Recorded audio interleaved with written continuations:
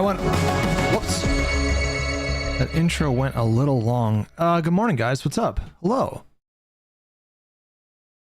Hello, hello. How's it going? Who do we got in chat? Greenblade, thank you so much for the resub for 55 months. GG Hippie Ben, ATX Extremes, King, Neo Soul, Paradarn, Battle Stove. Hot cheese. Cognition Lights. Fishy, what's up, guys?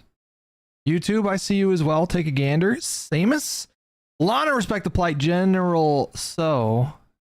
Samojo. General So. Squeaky. Coyote. Max. Carl Sagan's Ghost. What's up, guys? Hope the mental's doing better today. Yeah, we're doing good. We're fine. We're fine. Sometimes the internet gets a little noisy, if you know what I mean. Mighty Matt with 8 months. Caradarn, thank you guys for the resubs. Appreciate it. We're gonna figure out this fucking chat box situation though, or I will die trying. Because I'm at Streamlabs, okay, and then okay, so if I put the chat on the screen like that, it's just way too small, and I don't know how to make it. I mean, I guess that is fine. To be honest with you, that actually looks fine. But how would I make it skinnier, you guys? That's my question. I'm trying to make it skinnier. You see how it kind of goes wide across the screen? Like, how do I make it skinnier? That's the thing. Adjust the dimensions in Streamlabs. Okay, so I'm at Streamlabs though, and I actually don't see any. I don't see any settings in terms of like the resolution. I see custom HTML settings.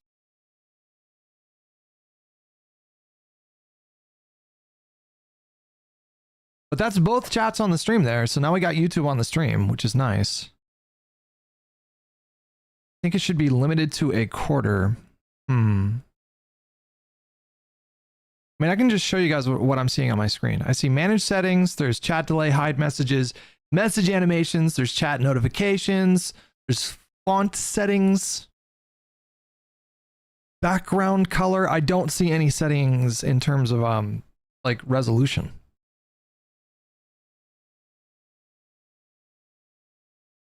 Econo Boy coming out as a socialist was not on my 2025 bingo card. Wait, he what now? Stop. I don't believe you. Did he tweet about it? What do you mean? What about in OBS properties? Well, I'm using a browser link for it.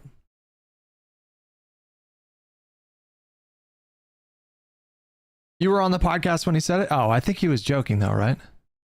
I think he was just playing around.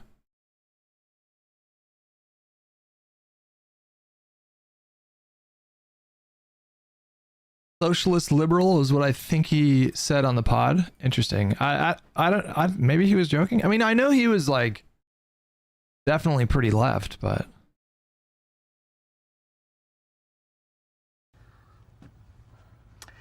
This is the worst. Oh no, now Twitch is upset that they have to share space with you dirty fucking YouTube people. Mighty Matt with 8 months, thank you so much. Appreciate it. This is the worst. Oh no, now Twitch is upset that they have to share space. Mighty Matt with 8 months.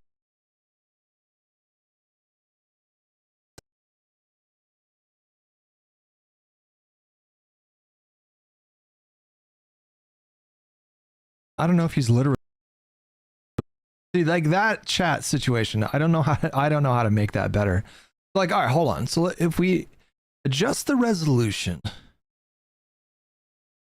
control audio for OBS. Like when I try to adjust the resolution to make it so like Greenblade75 asked me. Explain why Twitch chat is superior to YouTube chat. Twitch chat is like a raucous carnival of chaos, where every whisper is a scream and every blink is a wink into the abyss. It's a relentless torrent of inside jokes, memes, and emotes that surge through the digital veins like unholy adrenaline, a place where the collective hive mind thrives in its purest, most unhinged form.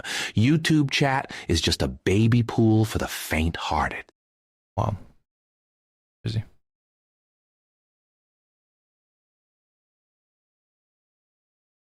The stream is cooked. It's lagging. McWi-Fi ass internet. I'm not really sure what occurred, but it looks fine on my end. I didn't drop any frames, so YouTube must be having some issues. Are we all good now on YouTube, guys? Are we all good to go? Is everybody good to go? Saw the Live and Learn episode. You did good pushing back against Econoboy. I think I understand what Econoboy is, what his point was. Because like, how do you navigate it in a way that doesn't lend credence to the completely false narratives that right-wingers promulgate about these kinds of events? And that, I think that is a balancing game. You have to figure out how to do it in a way where you're not just like, you have to figure out a way to do it in a way that doesn't, where you don't Anna Kasparian yourself, I think is what the challenge is. So if there's a big protest movement that pops up all over the country, you know, the big story there is that, oh my God, the country is, you know, you have thousands of people across the country that are protesting. Trump coming in there and terrorizing communities. And that should be the bigger story. And so, you know, what happens if there's looting? Well, I think the problem is if you overcorrect and you spend 90% of your time talking about how looting is bad, then I think you are just kind of playing into that narrative. And so at that point, it just becomes about consciously deciding like how much time you want to spend on something. But I think the reason why I got kind of animated last night is because I was speaking to a larger kind of cultural, I think, issue in progressive spaces, where if you acknowledge at all that rioting took place, or if you say that rioting is bad, then there's a really visceral negative reaction that you get from these people. And to be honest with you, it kind of reminded me of the conversations that happened during Israel. Like if I could make an analogy, or if I could draw a comparison, it's like if you criticize Israel a bunch and acknowledge that they were doing war crimes and blah blah blah, but you said that Hamas was bad, there was always pushback against that kind of stuff. I suggested a video talking about the messaging and the protests. Is it in the stream reacts?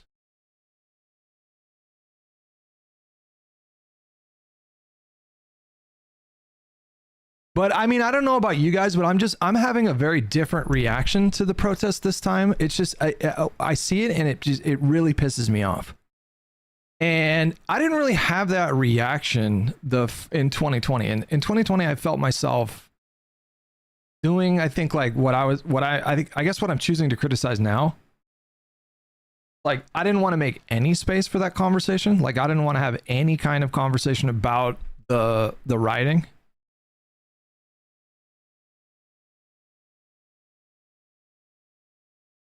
And it's just a different, I don't know if it's a function of me just getting older or the political landscape changing a little bit. But we were watching the protest, what was it, a couple days ago? And I kept on seeing it was like in city after city. I saw a ton of people that were marching peacefully. They were not like engaged in aggressive banter, I guess you might call it, with cops. You know, they were just marching. They were marching with flags. It's signs like nobody's illegal and stuff like that, you know, I saw thousands of those people, but then also in city after city, I kept on seeing these smaller groups of younger protesters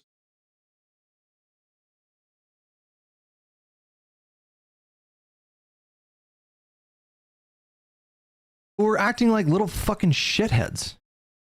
Like absolute little fucking shitheads. You had these cops that were just standing there. They weren't even fucking doing anything. You had these cops that were literally just standing there. It's actually their job to be there. Like the fact that cops are there shouldn't really surprise anyone. And you had these groups of young people that were doing chants like fucking NYPD, KKK, IOF. It's all the same. We saw younger people like bidding at cops and shit.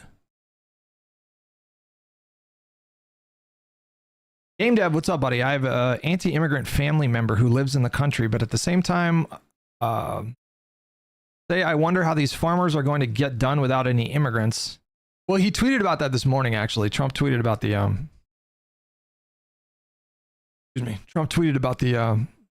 farmers. Did you see the video of the cops breaking their own windows? No. Do you have a link to show me? But I kept on seeing it was like Atlanta, Chicago, New York, Los Angeles, and then there was one more city, Philadelphia. And it was the same cast of characters, you know, dressed the same across all 5 cities. And they're fucking going nuts with these cops. They're going fucking nuts with these cops. And I feel like certain spaces online, they like lionize these kids. They treat these kids as though that's bravery. It's bravery to just act belligerently.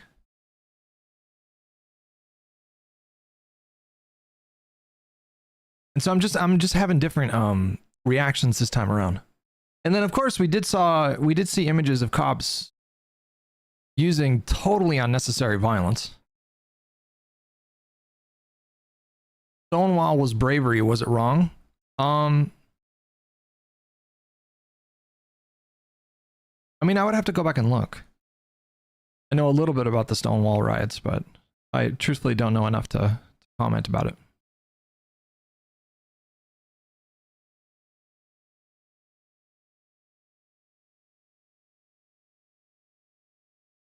But what I had read before, I had a positive impression of the Stonewall riots.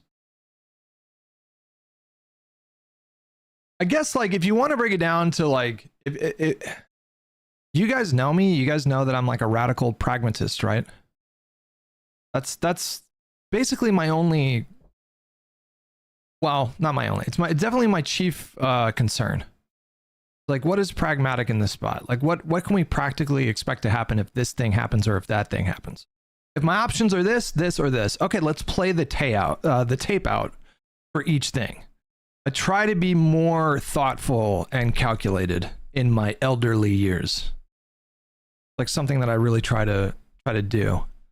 And so just from a purely practical perspective, let me just see where you guys are at.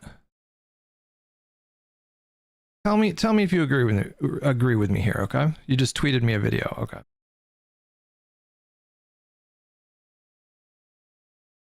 I don't see. My Twitter is not refreshing for some reason.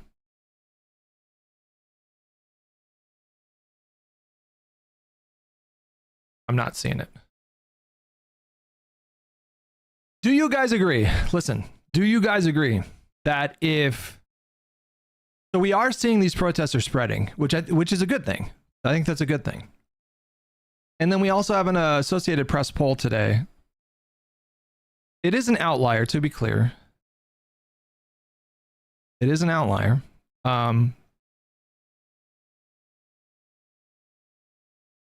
First of all, is the stream still good for you guys? Now I'm seeing what you guys are seeing. It looks like the stream did go down for a second.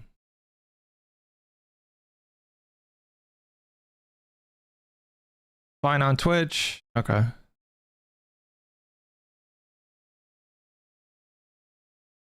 Okay, let's see if we're on the same page, and maybe we can sort of like, we can dive a little deeper into my thinking, okay? Tell me if you guys agree. Both YouTube and Twitch. Tell me if you guys agree.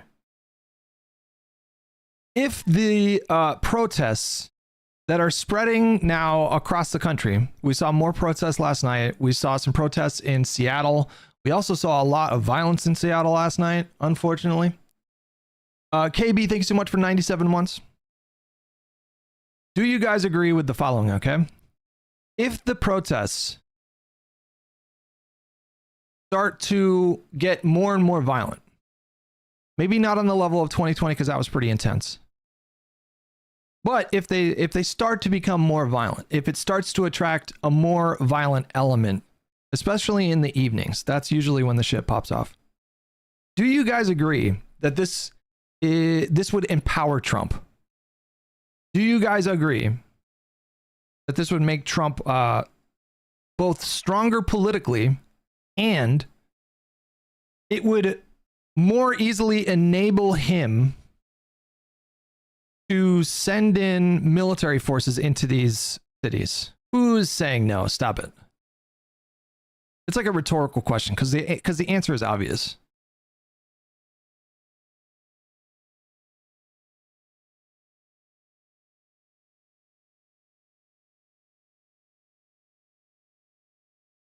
The answer is obviously yes. The answer is obviously yes. Number one, it gives him political cover. Because then you're going to get a situation where a lot of normies now are going to say something to the effect of like, well, you know, maybe you should send in the National Guard. And number two, I think he's provoking violence. I think he is provoking violence. I think with these shows of force, I think he wants violent people to show up and start lighting cars on fire and smashing windows so he can send more military in. And if we're taking it to an extreme, and I don't want to be too conspiratorial, but if we're taking it to a more extreme situation, he might have like larger plans of, you know, something resembling martial law. But even like, you know, let's just say we don't know for sure that he's going to do that.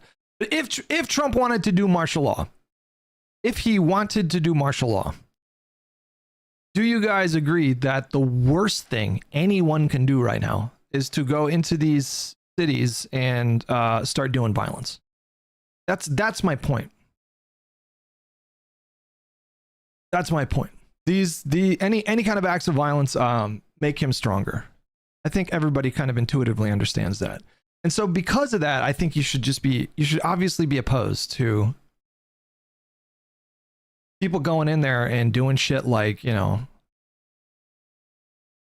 showing up to these protests with fucking makeshift shields and gas masks and throwing firecrackers at cops and trying to loot businesses and shit.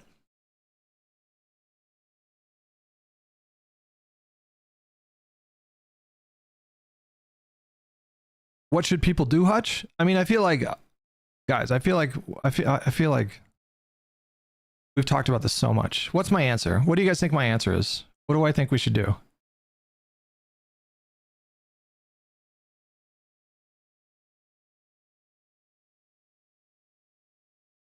Why are you continuing to conflate agitators with peaceful protesters? The thing is, I'm not. I'm not. And I think the fact that you have that reaction, I think that's something you should reflect on. I think you should reflect on that. I want you to ask yourself, why do you have that impression? Because I'm certainly not saying that. And this is the observation that I think I've been making here, is that you can't even talk about this stuff. You can't even mention the bad actors that show up and fuck things up without being accused of conflating the two, which I'm not.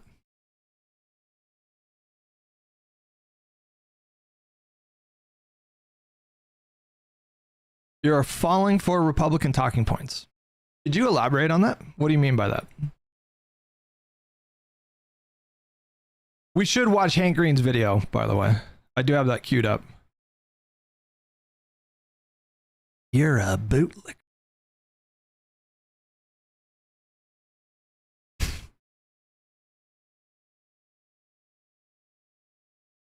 I had it queued up. Where is it? There it is. Okay. We should be talking more about what's actually going on. I would like to be talking more about that.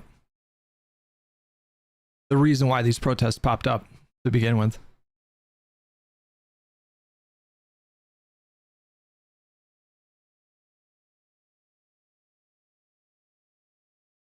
Donald was going to find a reason regardless, Hutch. I'm saying this as a pragmatic person. What's your take on Hans Zimmer's post about the protests? Wait, what? Hans Zimmer.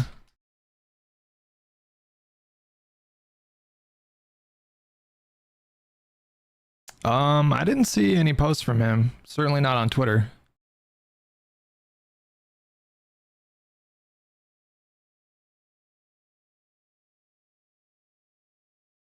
I guess the framing of the conversation itself is kind of flawed because we're treating like we're talking about this like and maybe I do it as well. Maybe I should be more careful with my language, but like we're talking about it like it's this collective, unified, monolithic group, and we're all like deciding to either do violence or not do violence, and that's actually not what's happening. That's not what's happening at all. These are individual actors making their own decisions when they go to these events and do things. And so you have some people that show up and they have no intention of being violent and they're really only there to criticize ICE. And then you have other people there that are just basically just like criminals that are just looking to steal stuff and they have nothing to do with the politics. And then you have another group that's like trying to make it about like a socialist revolution. We saw that literally in every city that we were watching last night. And they were for sure the most rowdy element in those crowds. And yet when we talk about the protests and when we talk about people marching, we all kind of like, I shouldn't project, but like sometimes I rhetorically will talk about it as though it's like one group doing one thing.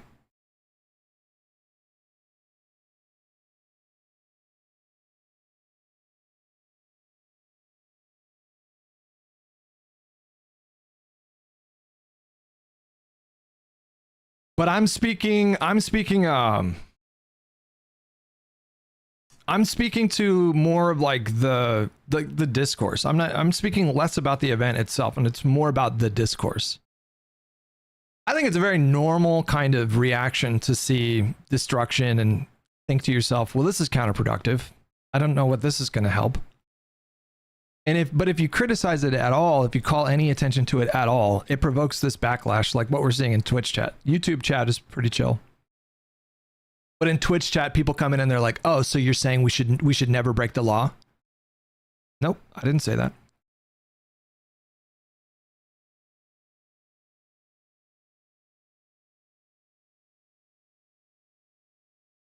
Yep. And while he was live streaming that, Hutch here was crying about 3 Waymo cars. This is what I'm talking about, by the way. First of all, I've never shed a tear for a self-driving car. But second of all, like 90% of the country, probably 90% of the country, they see the image of burning cars and they're like, okay, this is stupid. Really dumb.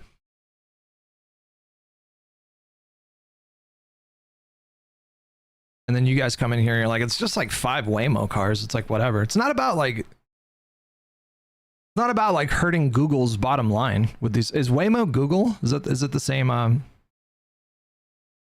Well, you know, we did a age demographic thing for Twitch and YouTube, and the age demographics are kind of similar for both.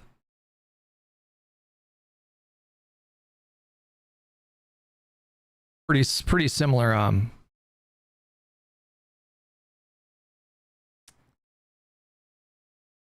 Age ranges. Kothelm. The political climate on Twitch is either Asmongold or Hassan. That's what you get in the chat. Ooh, that seems pretty accurate. Oh yeah, I saw this. We saw this yesterday. This is not great. Black woman attempts to drive to work. White leftist blocks her from leaving. Oh no, not going to work? But I have a kid. If I don't, and these people are having their children taken and their parents. What about my kids? I need to get a job. Then what happens to my kid? But you can if you could just move out the way. How is this a peaceful protest if there's nothing to do? No, it's not. How do you as white people feel about stopping a black woman from going to work? Oh no, not work. Oh my god. Oh my god.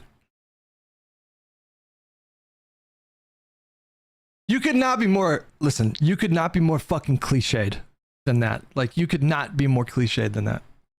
I care so. A white leftist with a man bun saying, oh no, not work. So you don't care about stopping black people from going to work?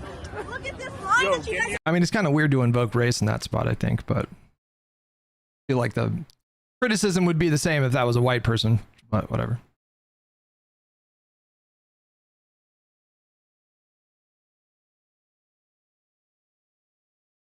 That account is definitely like a rage bait account. Yeah, for sure.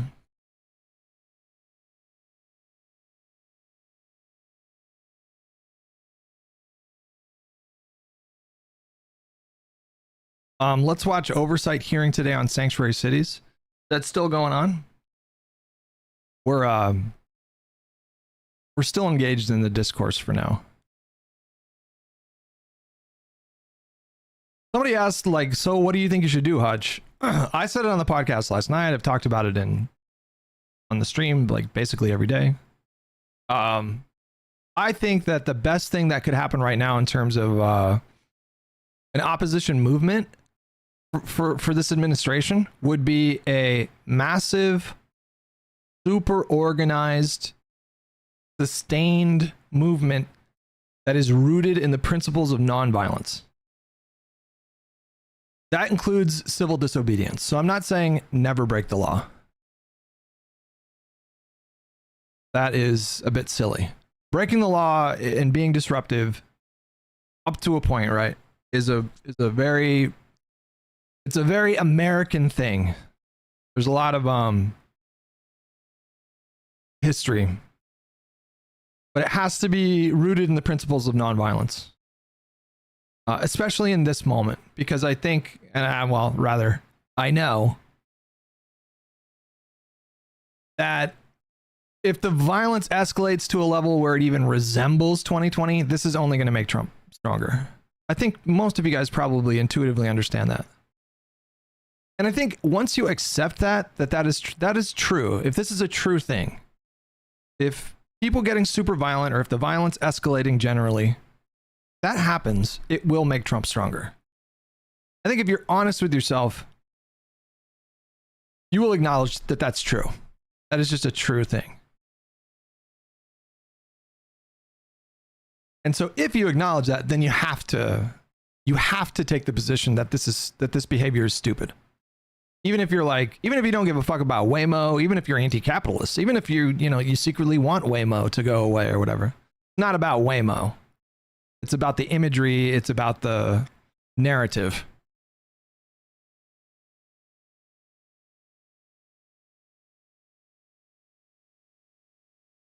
So what happens when you disavow the agitators and the right-wing media groups still group them together? The normies will still lap up the media narrative.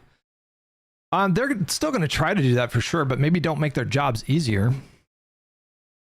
And so when I see just people with massive platforms, basically run cover.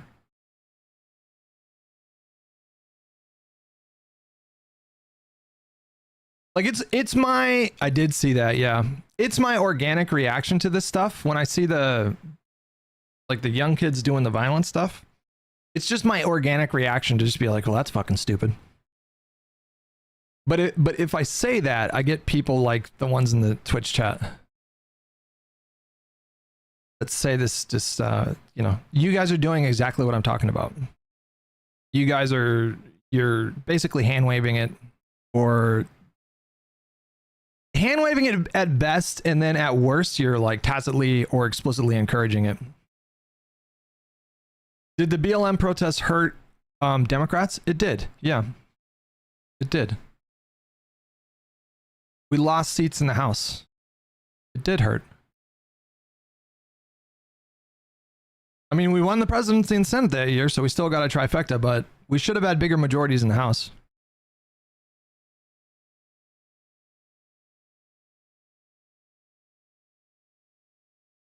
Isn't that said about every protest? Even the civil rights protests were looked upon negatively and had bad optics if you look at the polling during that time. I understand that, but we're not. There is a difference between like MLK's protest movement and the specific type of people that I'm talking about here. Not everybody. And ultimately, it was successful.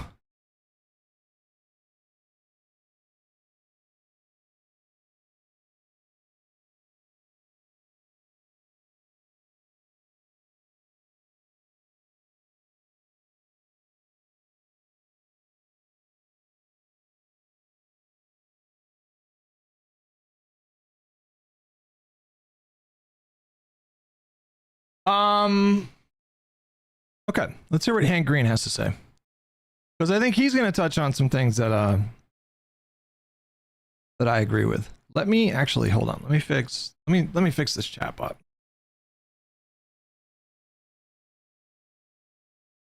I mean, I really don't know what else to say. Like, we don't need to talk about it at length. We really don't need to have these long, drawn out conversations. All it needs to be, it doesn't even need to be anything really, but like, if I like, let me just sum it up this way and just say like, if I say in passing, well, that's stupid.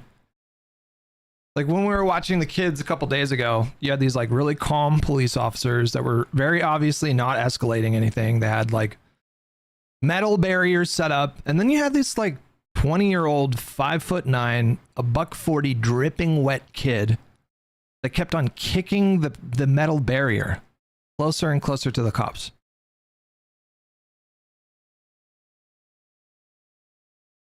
And the cop that they're confronted with is like fucking 3 times their weight. And he, like, they kept calmly pushing the barrier back where it was. He kept kicking it forward. They kept calmly pushing it back.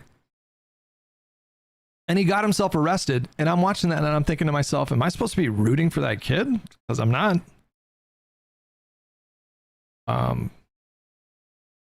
One thing to protest ICE, but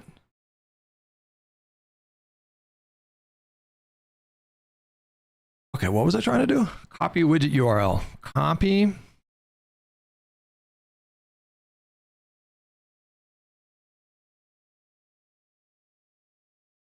I'll do it like that.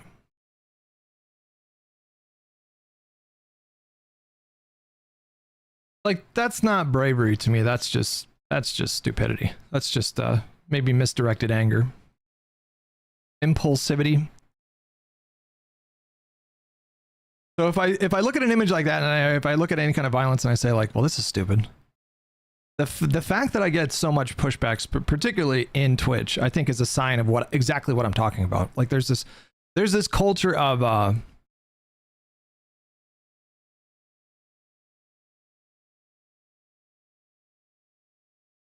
do I describe it? There's this culture of see, that doesn't look very good. So I don't know. We have to figure something out here. Hold on.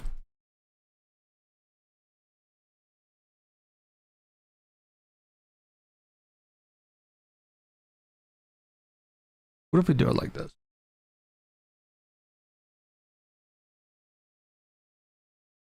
Make myself a little bit bigger.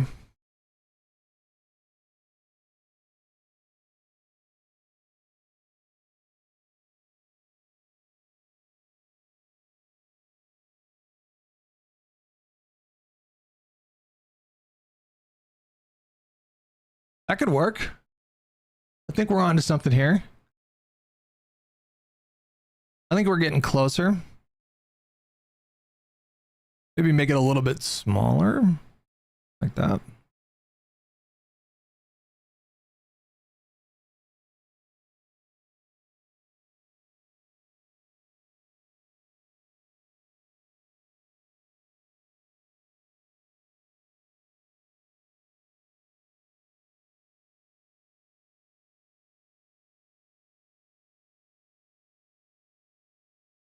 Yeah. I think that works. Okay.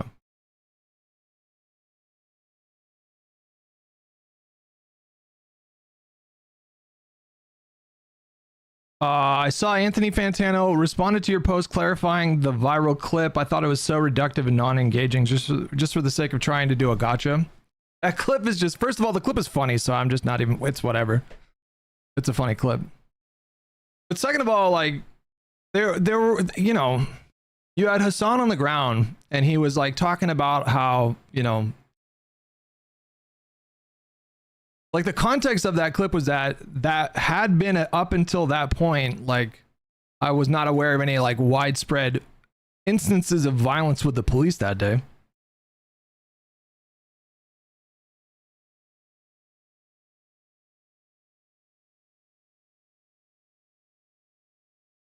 And then the crowd's given a dispersal order. And then they stay. So it's like, all right, at some point you should probably expect that they're going to move in, right? Like, I don't know. They're not just going to not enforce the order. And then also on the stream, we saw somebody threw a firecracker at those cops. Somebody threw a firecracker at the cops shortly before they moved in. And it's like, oh, what are we doing here?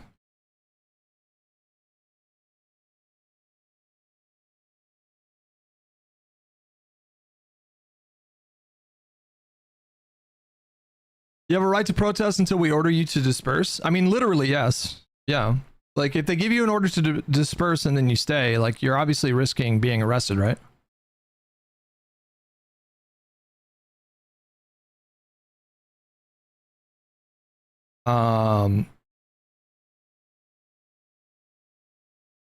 I saw that as well. Hassan blamed the Biden administration for local police arresting I saw that as well.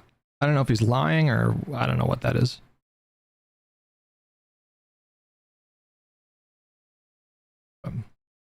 All right, fine. We'll get to it.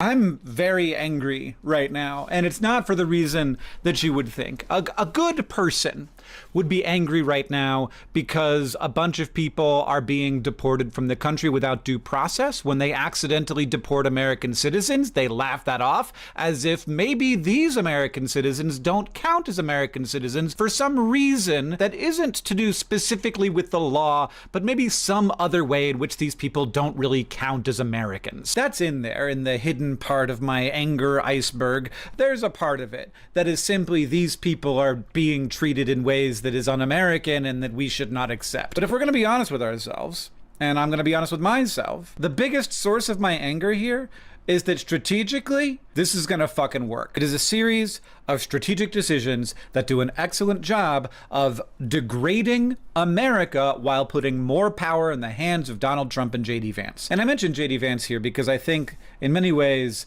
he loves this and is good at it. Now, Trump is also good at it. This is like the thing that they are the best at, is finding the rifts in American society and widening them in order to exploit them. So I'm not going to talk about whether I think like... hold on, wait, no, hold on. We have to harp on this just for a second, okay? Because I can't get it out of my mind. It's like a fucking splinter in my mind, okay? Midlife Maddie, did I say thank you for the gifted subs? Did I just skip you doing that? Thank you, buddy. I appreciate it. Okay, I just want to ask you guys a question, all right? If you're at a protest and you're given an order to disperse, the crowd is, and asked me, can you discuss why the progressive left doesn't understand a lot of small wins might be a big win? Well, Yehuda, the progressive left often gets tunnel vision, chasing grand, sweeping victories while scoffing at incremental gains. They forget that small wins, like policy tweaks or local elections, build momentum, like stacking bricks for a damn sturdy wall. But no, they want the whole castle now, ignoring how those little victories compound. Patience ain't sexy, but it works.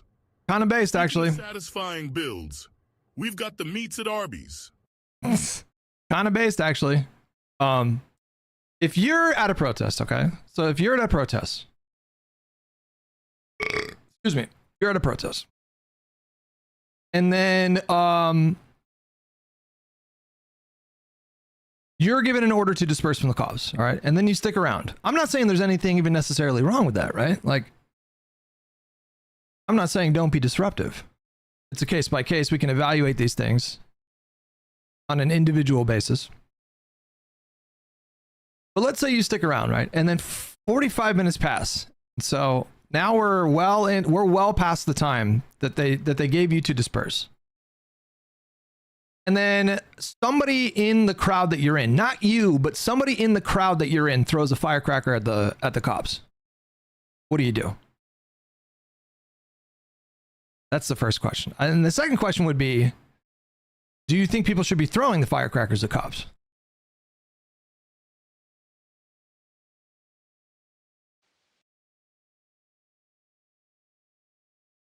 What the fuck just happened? What is this?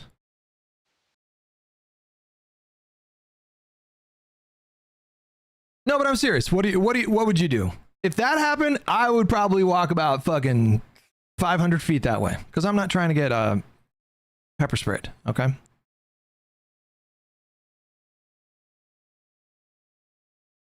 You go, whoa, take it easy, pal. At that point, if somebody throws a firecracker at the cops, 30 minutes after this, or 45 minutes after a dispersal order is given, they're obviously going to press in at that point.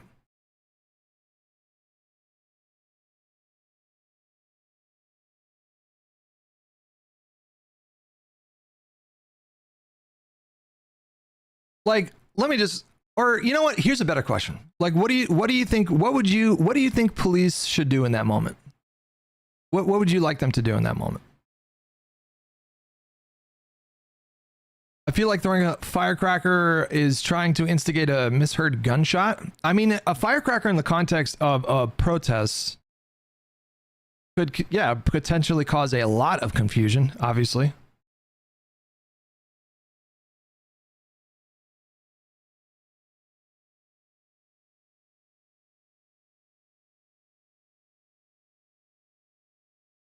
Don't stop warning them. Okay.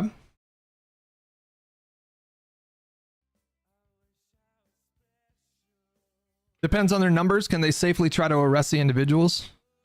I don't know. Actually, you know what? I don't know. I have so much to say about this. We could talk for hours about this.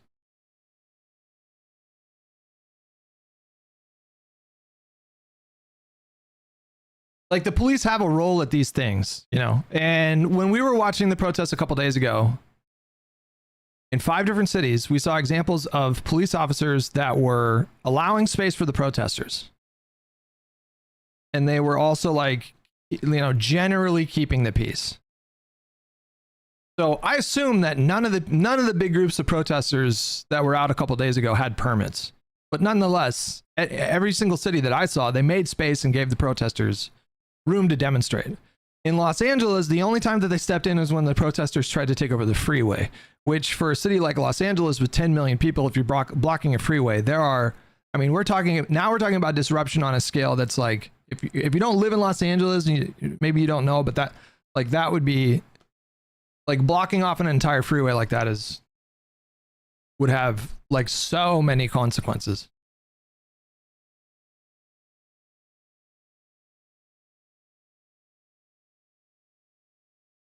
But we also saw these police officers like and the city like giving the space to demonstrate. And so the cops do have a job to do in those situations. It's part of their job is to prevent the situation from devolving into total bedlam, which would put individual people at risk and also the local businesses at risk. And so their job there is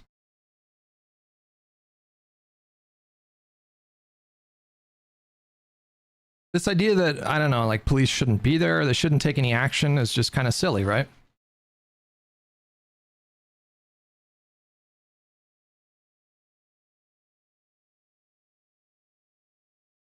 And at the same time, we can observe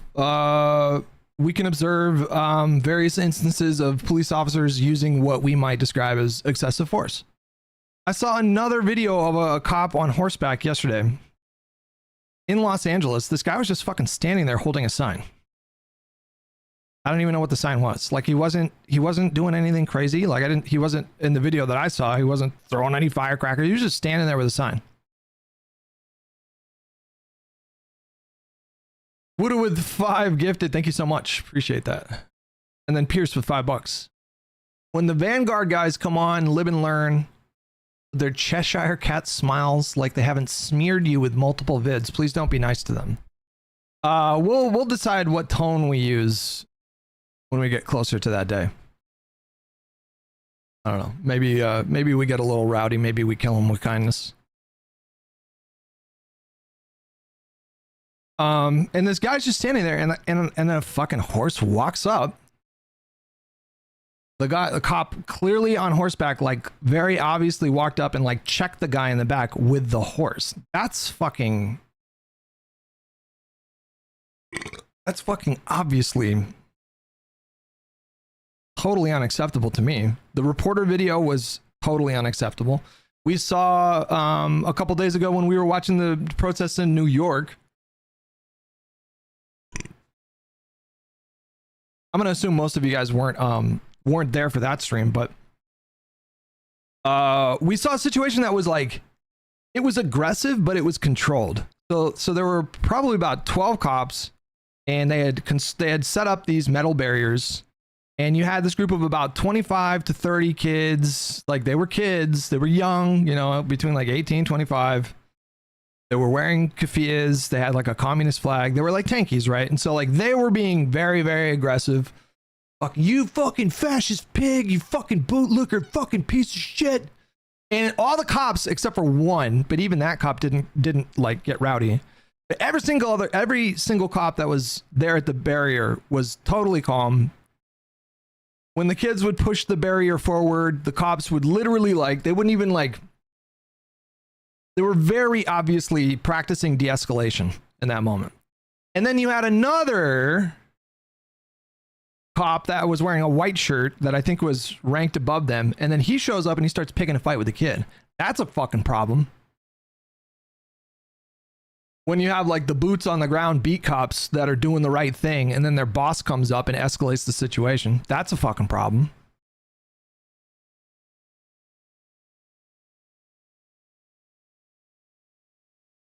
So you can and should identify when you see cops doing things that are abusive, I guess is what we would say. You should call that out. We should identify that. We should call that a problem, and then maybe even push for reforms, but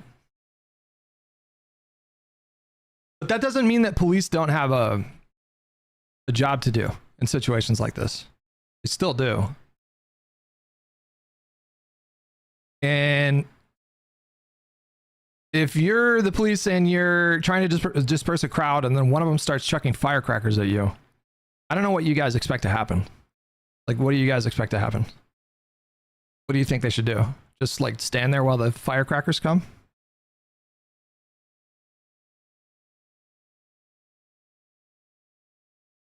Would you join an ICE protest? I'm going to go to the protest on Saturday. I'm going on Saturday. We're going to the No Kings protest. Actually, that's I guess, an anti-Trump protest, but I suspect it'll blend. I suspect you'll see a lot of anti-ICE signs. Dog says might be time for a new gig.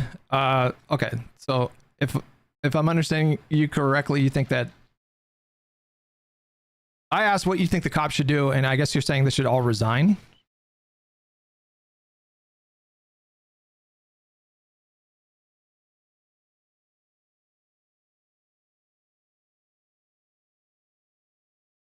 I'm really not worried about this, the one on Saturday. Number one, like when they're organized in advance, that's a different kind of vibe. Like when you have protests that pop up organically, like the ones, the anti-ICE stuff, and then it escalated because Trump started sending in forces. Those are like kind of organic protests. I mean, I'm sure there's some level of organization that's going on for some people, but those kind of protests are in response to something that is like acutely happening. And so there's a risk there. There's more of a risk there for like anger enraged to be sort of the thing that people are experiencing. But if it's a planned protest like the one on Saturday,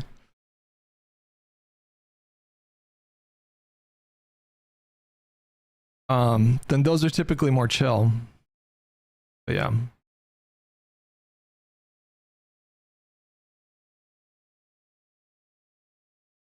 If you can't handle a firecracker, then you're in the wrong line of work. See, I think that's a really interesting way of,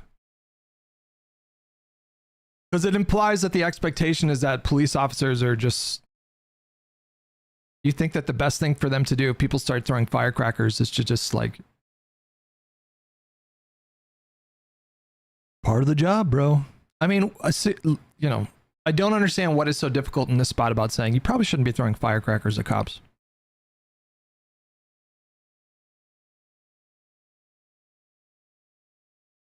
And again, if we're gonna rewind a little bit, I think anybody who is honest with themselves would acknowledge that doing that kind of stuff just literally strengthens Trump's position. It makes him stronger, gives him more political cover. It emboldens him to maybe send in more troops, to militarize it further, to escalate it further. It is literally doing exactly what he wants you to do. Oh, so let's do nothing. See, this is the other end of it. Like, so I say something like, hey, don't throw firecrackers. And then you jump to, so I guess we should do nothing. I feel like we're missing some stuff on the spectrum here.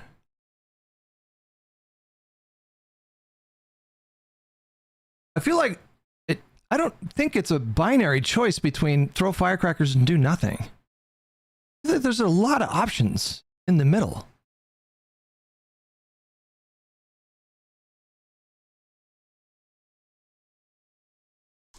The protesters can escalate as well. I think that's my point. I think that's my point. Because the endless commentary that we hear, the dominant narrative that emerges during events like these is like, it's always the cops that are escalating. The cops are 1000% the reason why the violence happens. And I'm sorry, but I completely reject that.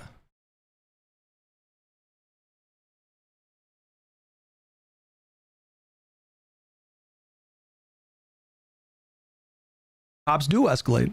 It happens. It's true. It's true. But not always.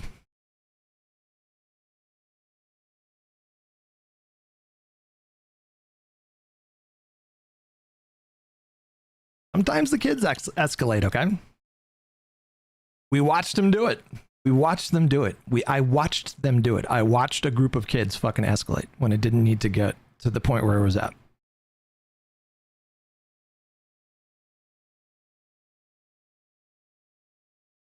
M. Jacko with 88 months. Thank you so much, buddy.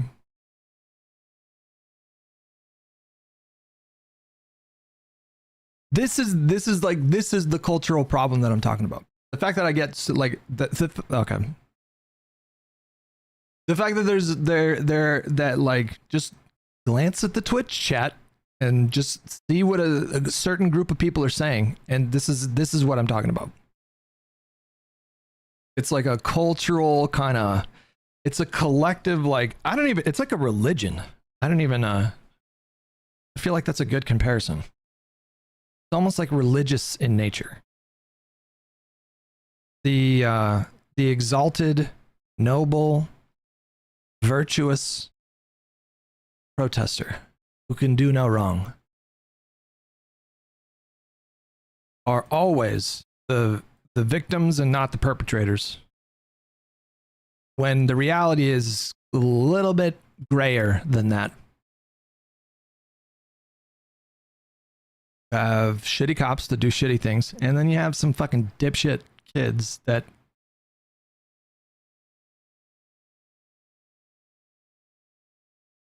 do stupid shit. I have to do with $5. You're getting stun locked by non-voters that represent a coalition that just get housed in the New Jersey primary. I don't get stun locked. What are you talking about?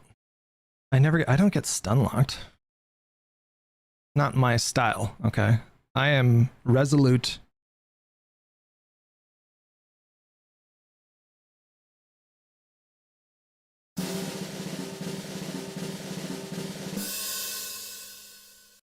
Firecracker. I am stoic.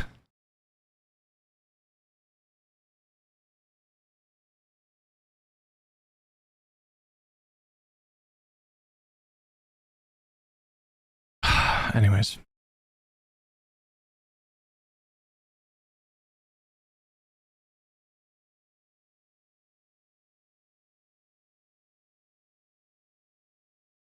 So the question always goes to like, okay,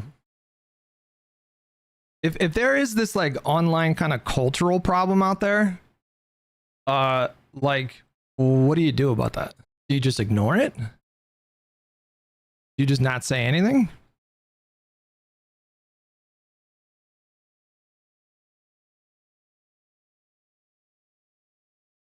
That doesn't seem like a good option. Just totally ignore it. Just don't say anything.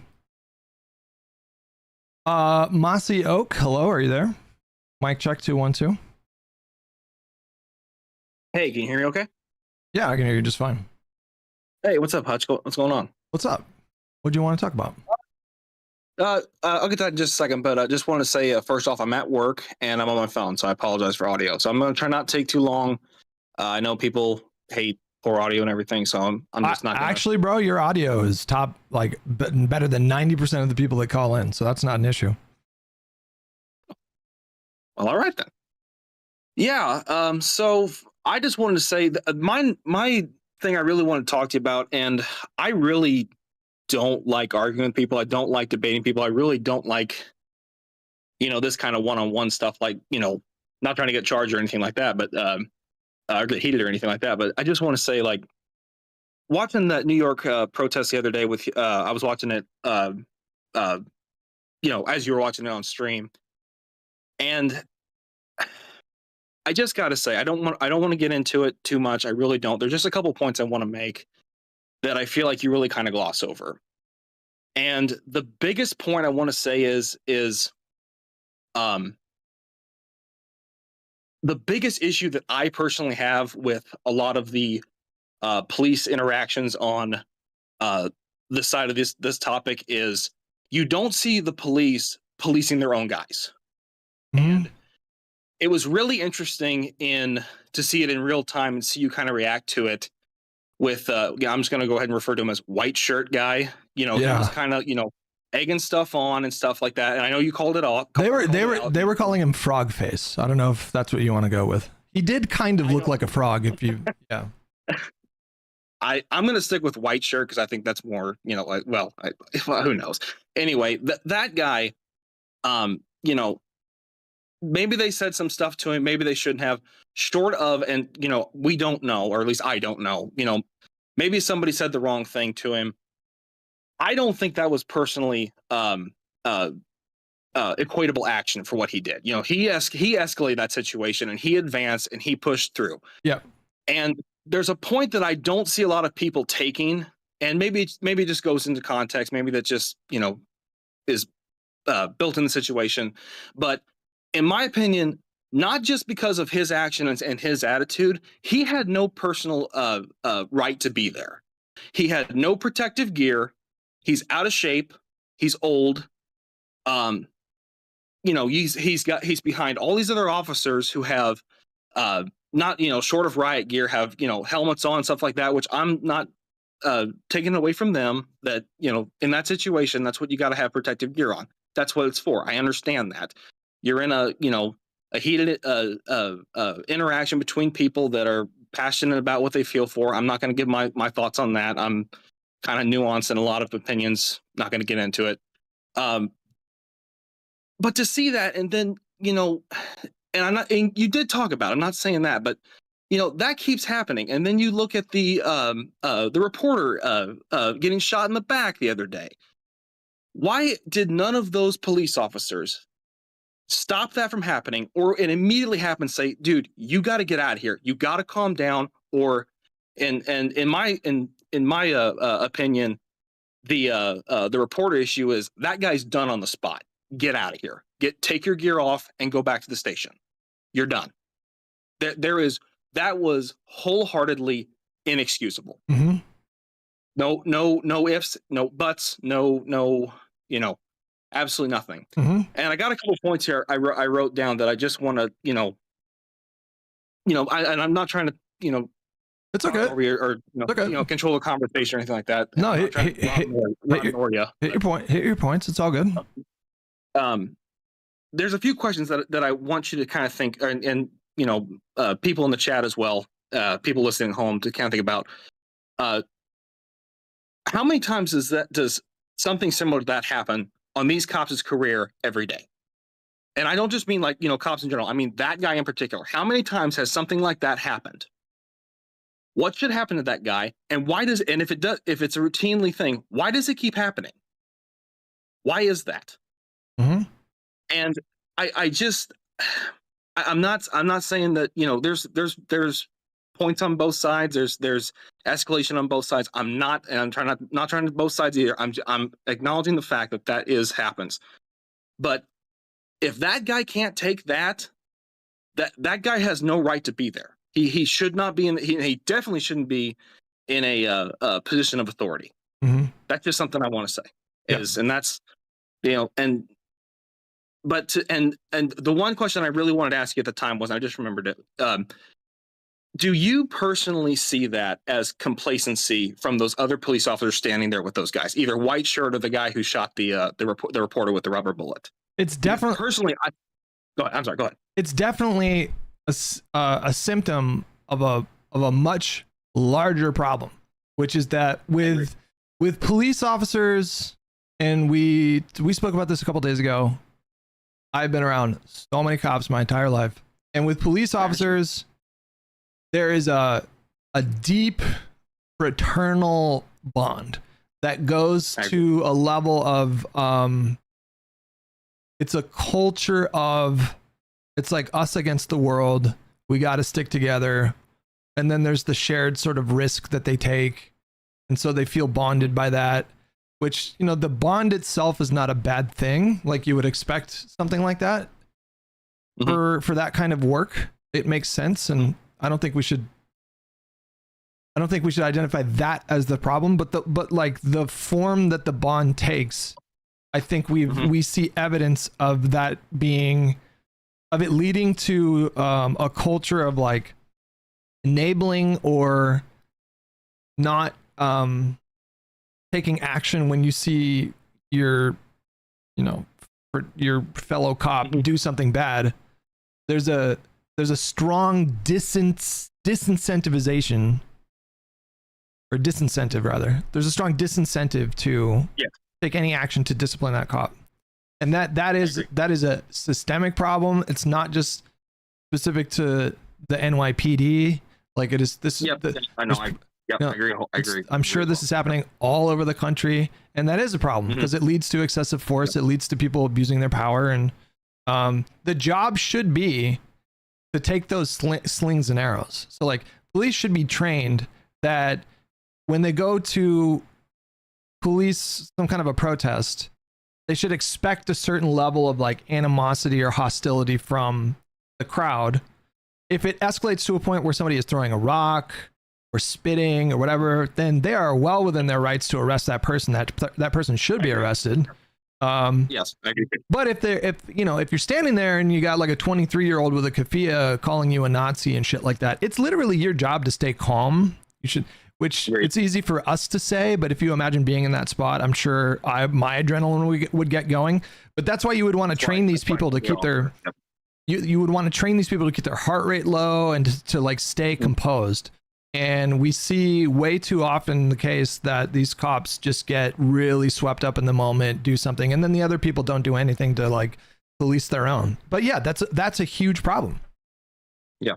I know it's very apparent. I just feel like it's been glossed over pretty significantly the last couple streams. And I'm not singling you out. I just feel like that needed to be said. Like I really did. Like I really don't get bothered that much, but something about that really bothered me, and it just, it's not a good thing, and you see it routinely when stuff like this happens. It's a glaring issue. I'm not saying I have the answers or anything like that. I just felt like it was something that needed to be talked about. I really don't know what you can. Does it require federal legislation? Like, I don't really know. Like, I feel like there has to be like reforms still need to happen. You know, this is kind of the big conversation. You're directly talking about what the issue was back in 2020. I mean, the issue started with George Floyd, but it was more about like those other people his other partners that were there that just watched him do it and did nothing. And so like, so. Truth be told, I kind of forgot that's been so long ago, and I don't know, I don't really remember 2020 for whatever reason, or at least in the riot aspect. I remember a few weeks ago or a few months ago, I asked what happened in 2020, what was the problem, and I genuinely didn't remember. I don't know if I was just so busy with work or at the point. I remember seeing it, I just don't remember it being on the scale that it was. It was a few different things that were going on then, but just a couple of things, global pandemic, but those happen like all the time. Well, and that's just something I wanted to touch on. The two things I want to kind of part, and they're both kind of rhetorical. You don't have to answer either of them. Is one thing I would ask you directly is, is it your sister that's a police officer? Yep. Okay, and a lot like my. And I know your dad and other too. Aunts, uncles, cousins, just a lot. Yeah. And so my only thing is, if this topic were to ever come up or you wanted to explore it, is ask them how many times in their careers have they seen reasonable discipline for action that was taken that was not reasonable. Just to be clear, I've had these conversations. I'm not going to divulge what I talk about with my family because that's just private. Yeah. But we have contentious conversations about this stuff. Yeah. And it causes division. It's like we definitely get into it about this stuff, and you have to be careful because it'll explode if you don't contain yourself a little bit. But I know unfortunately that's just how things are. Like, if it's that point of contention, I'm not saying to escalate or anything like that. I'm just saying if it's a point of contention and it gets to that point, there is a problem, and something needs to be done about it. The only other two things I wanted to leave you in the chat with is, you kind of mentioned earlier that there's the fraternal bond with other police officers like that. Do you think that is reasonable in these kind of circumstances, especially harping back to when you do see excessive force like that? No, obviously not. No, but the bond itself is that is going to happen, and that that itself is not a bad thing, but there needs to be top-down guidance, and there needs to be a top-down cultural kind of thing that's more ingrained about what is your purpose in terms of you're here to serve the community. What does that mean? And I think that should include, being there to keep somebody safe who is expressing their First Amendment right, even if they're yelling at you and saying awful things. It is your job. The way that you serve your community is by not reacting to that. Yeah. No, I know. And the only thing I'm saying is I won't take up any more time. Was the parting question I have for people to think about going forward is did the police make that situation safer or better for everyone? And that means everyone, not just themselves, not just in this case protesters or people that are being arrested or whatever. And largely, I'm kind of seeing that. There's just so many more instances that they're coming out, almost by the hour now, that a lot of times it just doesn't seem like that way. And that's I understand people's point of being, their understanding of the situation as it is.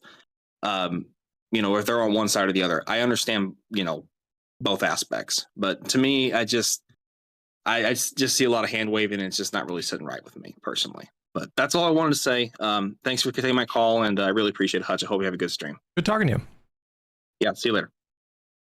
Bad Company with $5. The question should be, do Trump and Stephen Miller like or dislike when protests escalate and become violent? What overall outcome benefits them? Yeah. To the last caller's point, I saw like literal dozens, like 24 examples. Cause when protests pop up, I get really kind of emotionally involved with them. I don't know about you guys, but I spend a lot of time like looking at what's happening.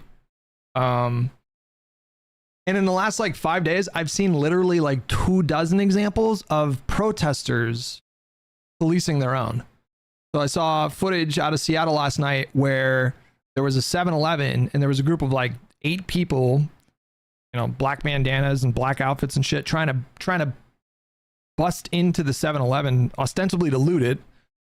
And then I saw a young kid wearing a keffiyeh ran in and literally made himself a buffer between these people that were trying to get into the 7-Eleven, and the owners were like trying to hold the door shut. So it could have gotten really bad. It could have gotten people could have gotten hurt. I mean, and this protester ran up and inserted himself in between them. That sounds very sexual. And then I saw numerous examples of there was like a large group of protesters, and then you had a row of cops that were like guarding a federal building, I believe. So they're acting as like, that's their wall. You can't get past this wall. And at the front of the protests, those are typically the people that are more lively. Those are typically the people that are more loud, more angry, and more opinionated or whatever. And so it's getting really aggressive with the protesters that are like right at the front lines there. And that situation could have devolved into violence. And we saw the same thing. We saw another protester ran up and just like put his hands up like this and just stayed calm the whole time. So you can see these examples of like protesters sort of policing their own. But, we basically never see ever examples of police officers stepping in if another cop escalates things drastically. And I mean, there's also nuance because like, okay, if you're a cop, right, you're standing there and your job is to just keep an area cordoned off and just generally keep the peace. And so you got your back turned here and you're just kind of watching things. And then all of a sudden you hear something happen and you turn around and you see one of the officers that you're serving with like has a protester on the ground and is trying to restrain them and blah, blah, blah. You don't have you don't have any context in that moment as a police officer. You don't know what just happened, but it's your job at that point is to keep your other officers safe in the like application of force while they're executing an arrest or something like that. And so then you run over and you pull out your baton and you hold it out and you're, signaling to people, do not come into this space while they're making this arrest. And so like, did that cop do something wrong in that moment? No, but it's horrible, like optically, right?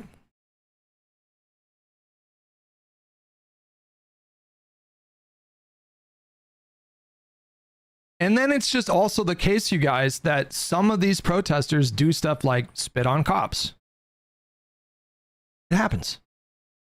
And so a clip will go viral on the internet and we just, especially when there's like especially in a moment like this, a clip might go semi-viral on the internet of a cop doing an arrest or whatever. And it looks pretty aggressive, but there's no context whatsoever. And so like, does everybody in YouTube, you guys are chill, so I think I know, but does everybody in Twitch chat think that if you spit on a cop, you should be arrested? Does anybody disagree with that?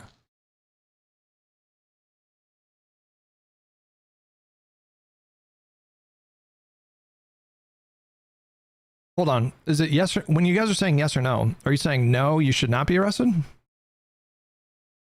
should be arrested, right?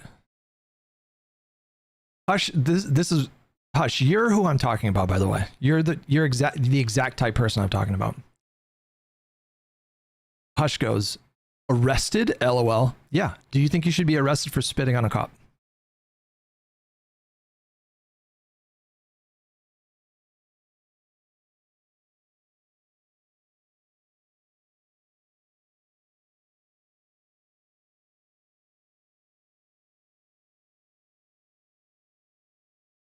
So there's just these complex dynamics that are all at play at the same time, where it's like, okay, the reason why they're there is valid. People's anger is valid. Trump is terrorizing cities that he doesn't like right now using federal force.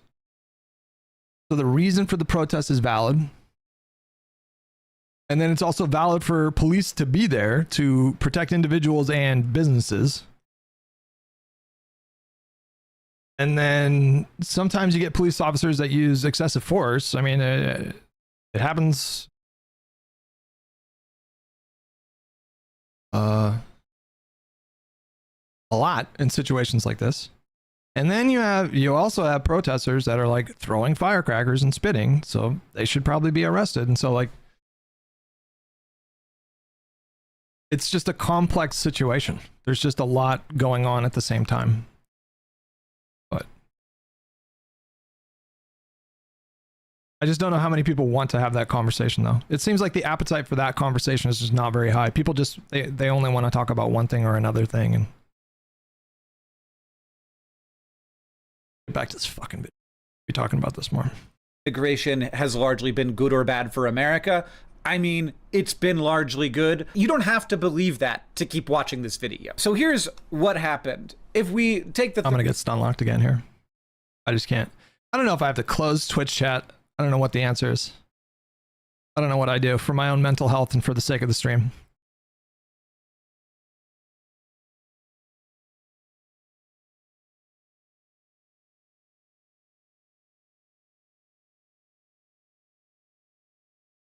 No, don't do follower only. Don't do that. Don't do that.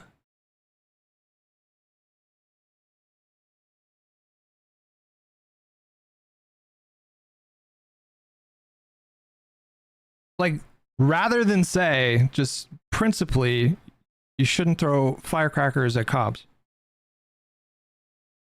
Here's another reason, okay? So you shouldn't throw firecrackers at cops because, number one, this is going to help Trump, for sure. 1,000%, 1,000%. But number two, would you agree that, here, let me ask you a different question, okay? Would you agree that if you throw firecrackers at cops, you're putting the rest of the protesters around you in danger? Would you agree with that?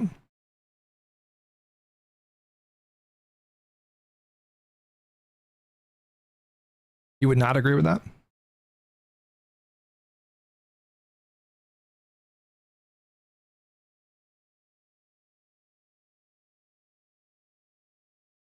Because at that point, they are going to disperse that crowd. And they are not going to do it. They're not going to ask you nicely to disperse. They're going to say you have 10 minutes to disperse, and then they're going to move in. First, they're going to try to clear the area with tear gas or whatever.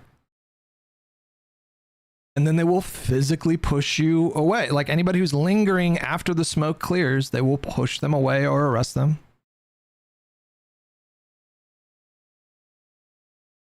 There are just these questions that I feel like shit, I'm gonna come. There are these questions that if you ask, it just there's not a lot of like.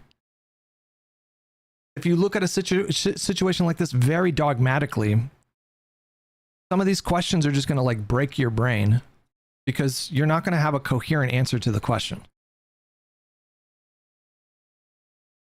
The answers that you give are going to make no sense, like what we're seeing in Twitch chat.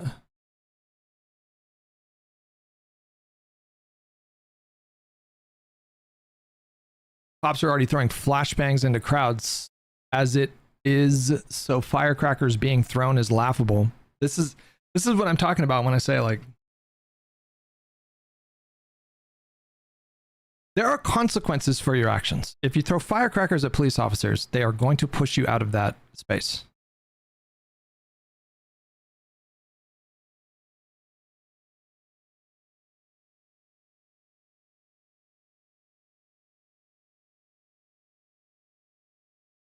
And if I'm in a crowd and somebody throws a firecracker, I'm going to get the fuck out of there. I'm going to move away. I'm going to be like, this is escalating to a point where I don't want to be associated with this. I am out of here. 30,000 foot view and stop looking at like each individual news story as it comes out. Here's the broader context. During the administration of the last president, who was a more... We're never going to get through this video. There was a lot I'm just going to go like this for the next like 15 minutes. Immigration. There were a lot of refugees or people who might be refugees who he said, yes, come into the country, and then we'll slowly... I'm just saying...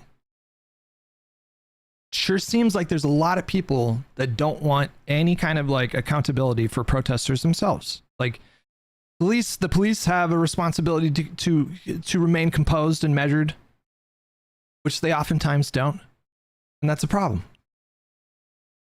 Similarly, the protesters have a responsibility themselves to not do stupid shit that's going to escalate the situation. And we see over and over that there are, unfortunately, not a lot, but it only takes one, that don't keep themselves composed and don't make good decisions, and then it affects everybody else. Because we don't have a lot of capacity for it, run you through the process of deciding whether or not you're a legitimate refugee and you stay in the country. I think there was a lot of problems with this way of doing things. It feels to me like fixing this or handling it or communicating it well was not on Joe Biden's list of priorities. We could talk about why that might have been. Maybe he was too old. The one Hassan was at that you watched, they weren't throwing flashbangs at the crowds that was throwing them. The ones throwing were above, while the cops were throwing flashbangs into the protesters that were directly across them. Do we even know? We only saw the one perspective from Hassan, and there was just a loud noise and then he ran away. But I really don't know like what was happening in that moment. I didn't see like a top-down view of things. To be running the country, but hey, all right, now the liberals are mad at me. Come at me. I'm not gonna pretend like I... Wait, hold on, what did he... This way of doing things. It feels to me like fixing this or handling it or communicating it well was not on Joe Biden's list of priorities. We could talk about why that might have been. Maybe he was too old to be running the country, but hey, all right, now the liberals are mad at me. Come at me. I'm not going to pretend like I don't feel that I was betrayed by all of the people who were involved in the decision to have Joe Biden run for president a second time. Whatever. You could be mad at me. It was a huge failure. So yeah, you got that, and it's going to be... He's not wrong about that. It's going to be a way for the right-wing party, who's traditionally anti-immigrant, to come at people and tell stories that are bad. Wait, what is this? California Democratic Senator Alex Padilla just crashed DHS Secretary Noem's press conference in LA and was forcibly removed. I'm Senator Alex Padilla. I have questions for the secretary because the fact of the matter is a half a dozen violent criminals that you're rotating on your heads off.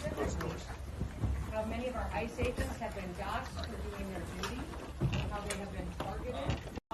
Jesus Christ. Things are heating up out there, guys. Let's actually look at J.D. Vance talking about this recently with Ross Douthat. I really do think that social solidarity is destroyed when you have too much migration too quickly. And so that's not because I hate the migrants or I'm motivated by grievance. That's because I'm trying to preserve something in my own country where we are a unified nation. So social solidarity can be destroyed. I mean, that's a bit of a contradiction. I mean, these people often... all reactionaries and most conservatives these days, they all want to like harken back to the good old days. This country became immeasurably stronger because of mass migration. Destroyed when you have too much migration too quickly is a thing that he thinks. And so you might then wonder at some of the mechanisms by which that occurs. And one of those might be a president and vice presidential candidate. All right, hold on. Hello, can you hear me? Mic check. Hello.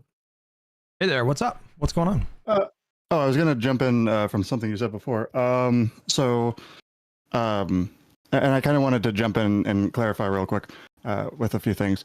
When you're talking about like spitting. Are you saying arrest them and just hold them temporarily and then just like release them at a later time, or are you saying like arrest them and then just also like charge them with like assault? I mean, it's really up to them, but like, I guess it's a case by case. I don't know. Like I could see cases where leniency would be appropriate, and then I could see cases where charges would be appropriate. Well, yeah, if it's like spitting and then they like chuck a firecracker at you, I'd probably expect like, assault charges or something. I'm just trying to think of ways like I personally, when I look at these kind of like riots, so again, I'll kind of do a little backstory. I'm the Wisconsinite from a while ago. So, and when I looked at... Wait, I'm sorry, real quick. Is Twitch down? Because my chat's fine, I think. Twitch, can you guys see me?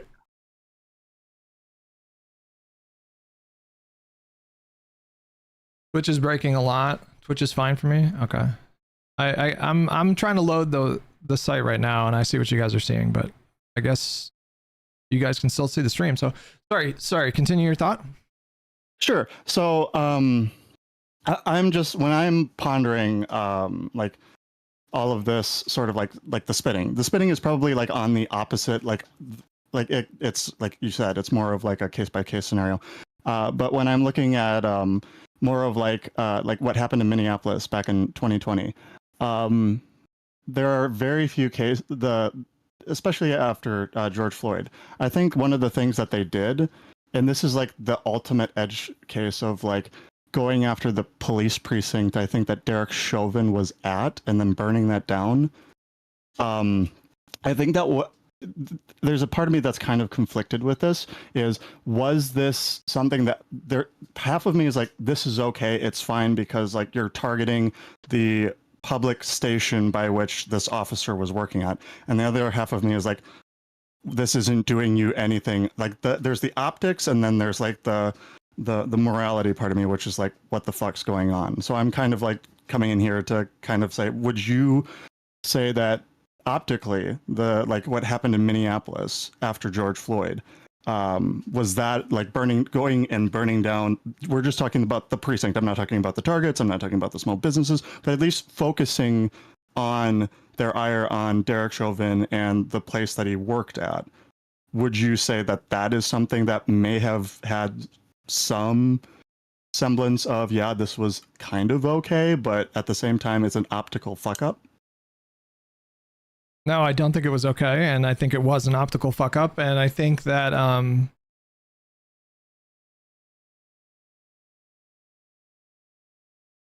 again, it's just like what the situation that we're in right now. I think that if your goal is police reform, like what is your goal? Is it just the expression of anger and rage? Then in that case, it's not about reform, it's not about policy, it's just about catharsis, which you can contextualize that kind of event and understand why people are chasing that feeling and why people are upset and rageful, which you should examine those conditions, but that doesn't mean that it was tactically smart. That doesn't mean that it was like morally correct. No, but there's just kind of like the thing of like, this is just kind of I don't think the department necessarily should have like been attacked. The only thing that I kind of think of is like, if the state is fucking with you, and if you had a reason to riot, if you had a reason to riot, would you prefer that they just go after like the state vehicles or like the private interests? Again, there's no they here. That's the thing that I think we keep missing here. This is not when we think of an event like when they burn down that police precinct, we're thinking about it in terms of like one group versus the other group. And I just don't think that's a very good way of looking at it. Like, for example, we know that there was one Boogaloo boy that was there that also participated in that event, specifically trying to incite a race war. But when riots like this happen, a lot of it is not fueled by any kind of ideology or any kind of response to a specific event. It's just the case that these sorts of events attract a particular element of people who are maybe antisocial or maybe are more prone to violence, and they're just looking for a reason to use that violence. Like, we know that these people exist and they are real. And so I'm not jumping into like say that these writers are like just or anything. Like I'm just saying for me, I'm kind of on like conflicted. At like the burning down of like the businesses, the rioting, the looting of like the private businesses, the Target, anything like that. That for me is like crossing the line. Like you shouldn't like these are businesses. What the fuck are you going to be able to do? Like what is burning them down going to accomplish in the end, other than to one destroy small businesses, which fire insurance and just insurance in general for businesses doesn't like cover anything. Let alone these people probably are living on paycheck to paycheck anyways. So you're automatically probably impoverishing these people from the get. What my thing is if you have a contention with the state, and if you're trying to enact change, and I don't like I look at the MLK thing. I understand his like he understands like the violence of the unheard, and I agree that he doesn't endorse it by any stretch of that imagination. But if your final step is rioting, which I don't think that necessarily was their last step, do you think it's okay then just to go, hey,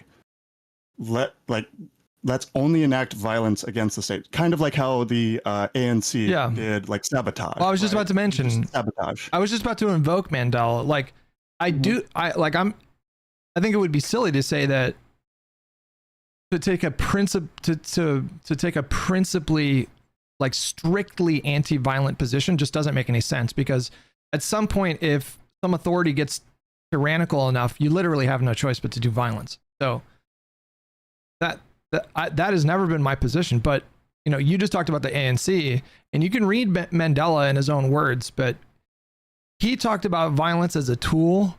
He talked about violence in the context of it being disciplined and directed. So if you have some sort of organized movement and you're engaged in violence against the state, and it's tactical and it's disciplined, then that's one thing. But I don't really have a good answer for like where my red line is in terms of like at what point do you do violence. I just I think I would probably agree with you more, because I think I heard you talking about this yesterday. The left, or basically the people who want to make change, like once we hit the 21st century, we basically like have like what I just call like the fast food mindset. We're very quick, we're easy, like we do things that are very easy.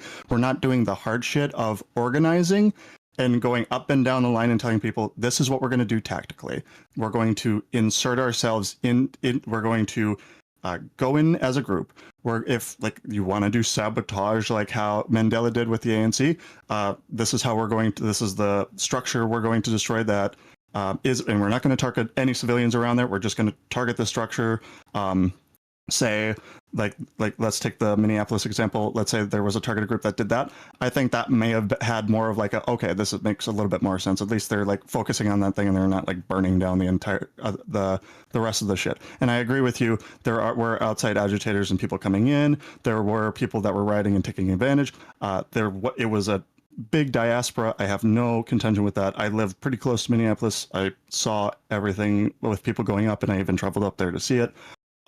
So what I am saying is generally if like they just targeted that thing and that was it, there was no outside pressure, they disavowed all that outside like rioting and looting, they just focused on that one thing after like what was like 5, 10, 15 years of, at least in my lifetime, I can't recall anything before I was born, of like police violence against the perceived police violence against Black people. A lot of it was well understood to be very bad, and others were like picked up things that weren't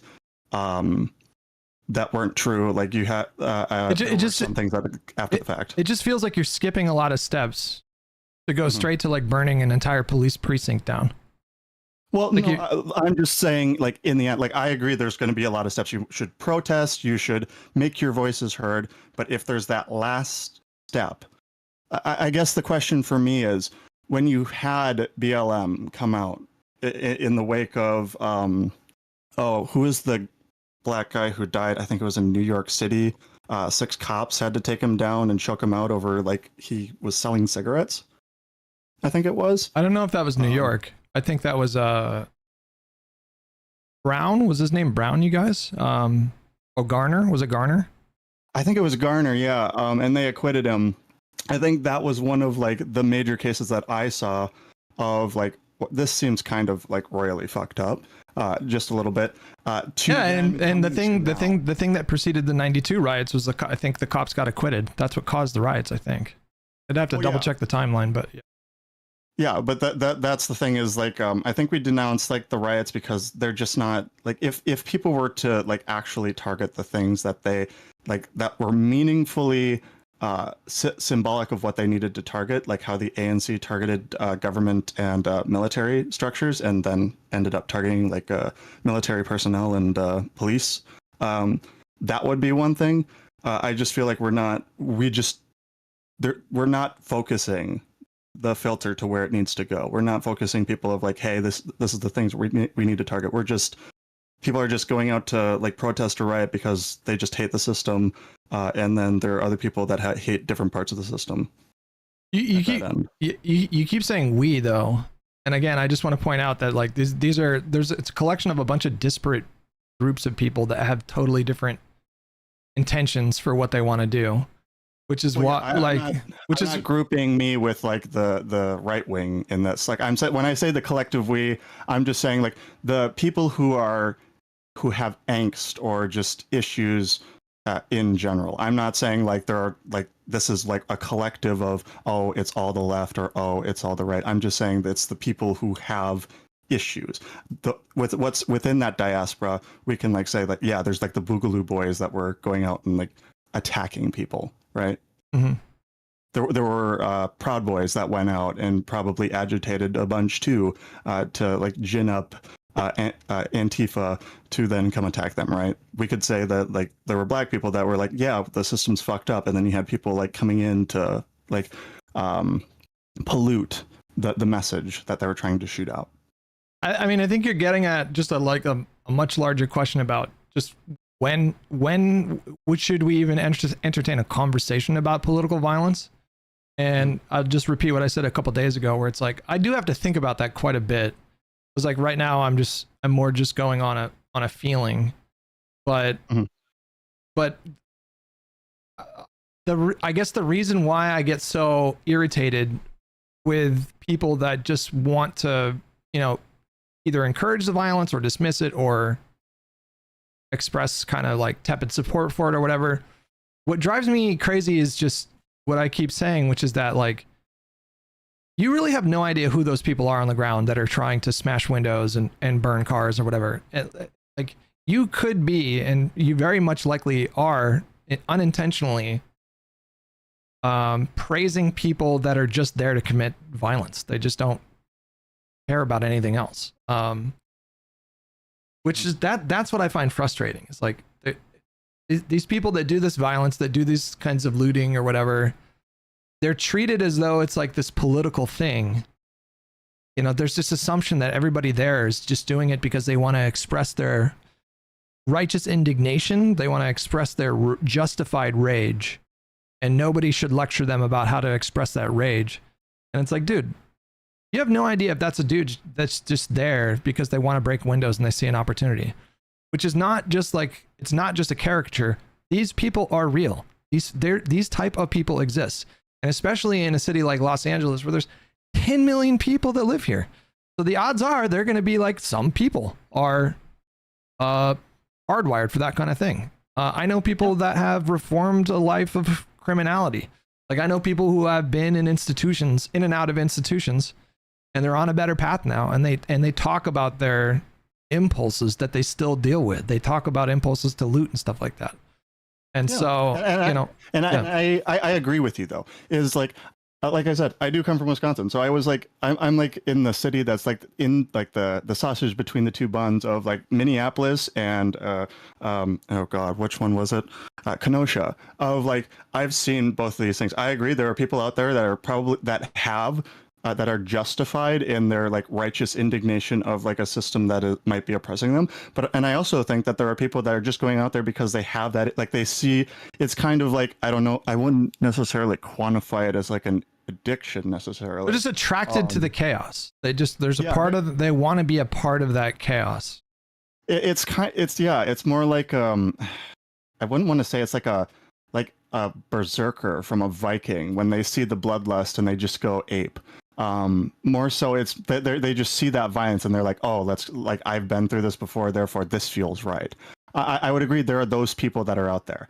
I'm not going to sit here and say that like, oh, the people who are all the people in Minneapolis, all the people in LA, all the people in the Summer of Love were out there. They were like righteously justified in their hatred of the system. What I am saying is those people, like probably a vast majority, were justified, and then there was a very big contingent, even though they're a minority, but a very forward-facing contingent of people that wanted chaos.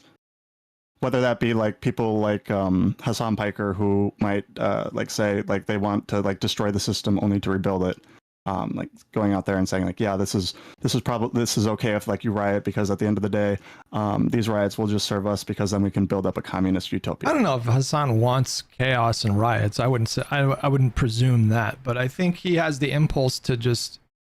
There's always the impulse to like exclusively contextualize the violence without really addressing it. Like there's always with those people, it's always like, well, you need to understand why the violence is happening, and nothing, and the violence itself doesn't really even matter. So we should, and we certainly shouldn't criticize the violence, because then it'll give right-wing people ammunition, I guess. But I don't understand why it's either or. I don't understand why you can't do both. Like contextualize the violence and acknowledge that it's not only like morally wrong, if we're talking about like looting small businesses who, you know, most small businesses are not swimming in cash.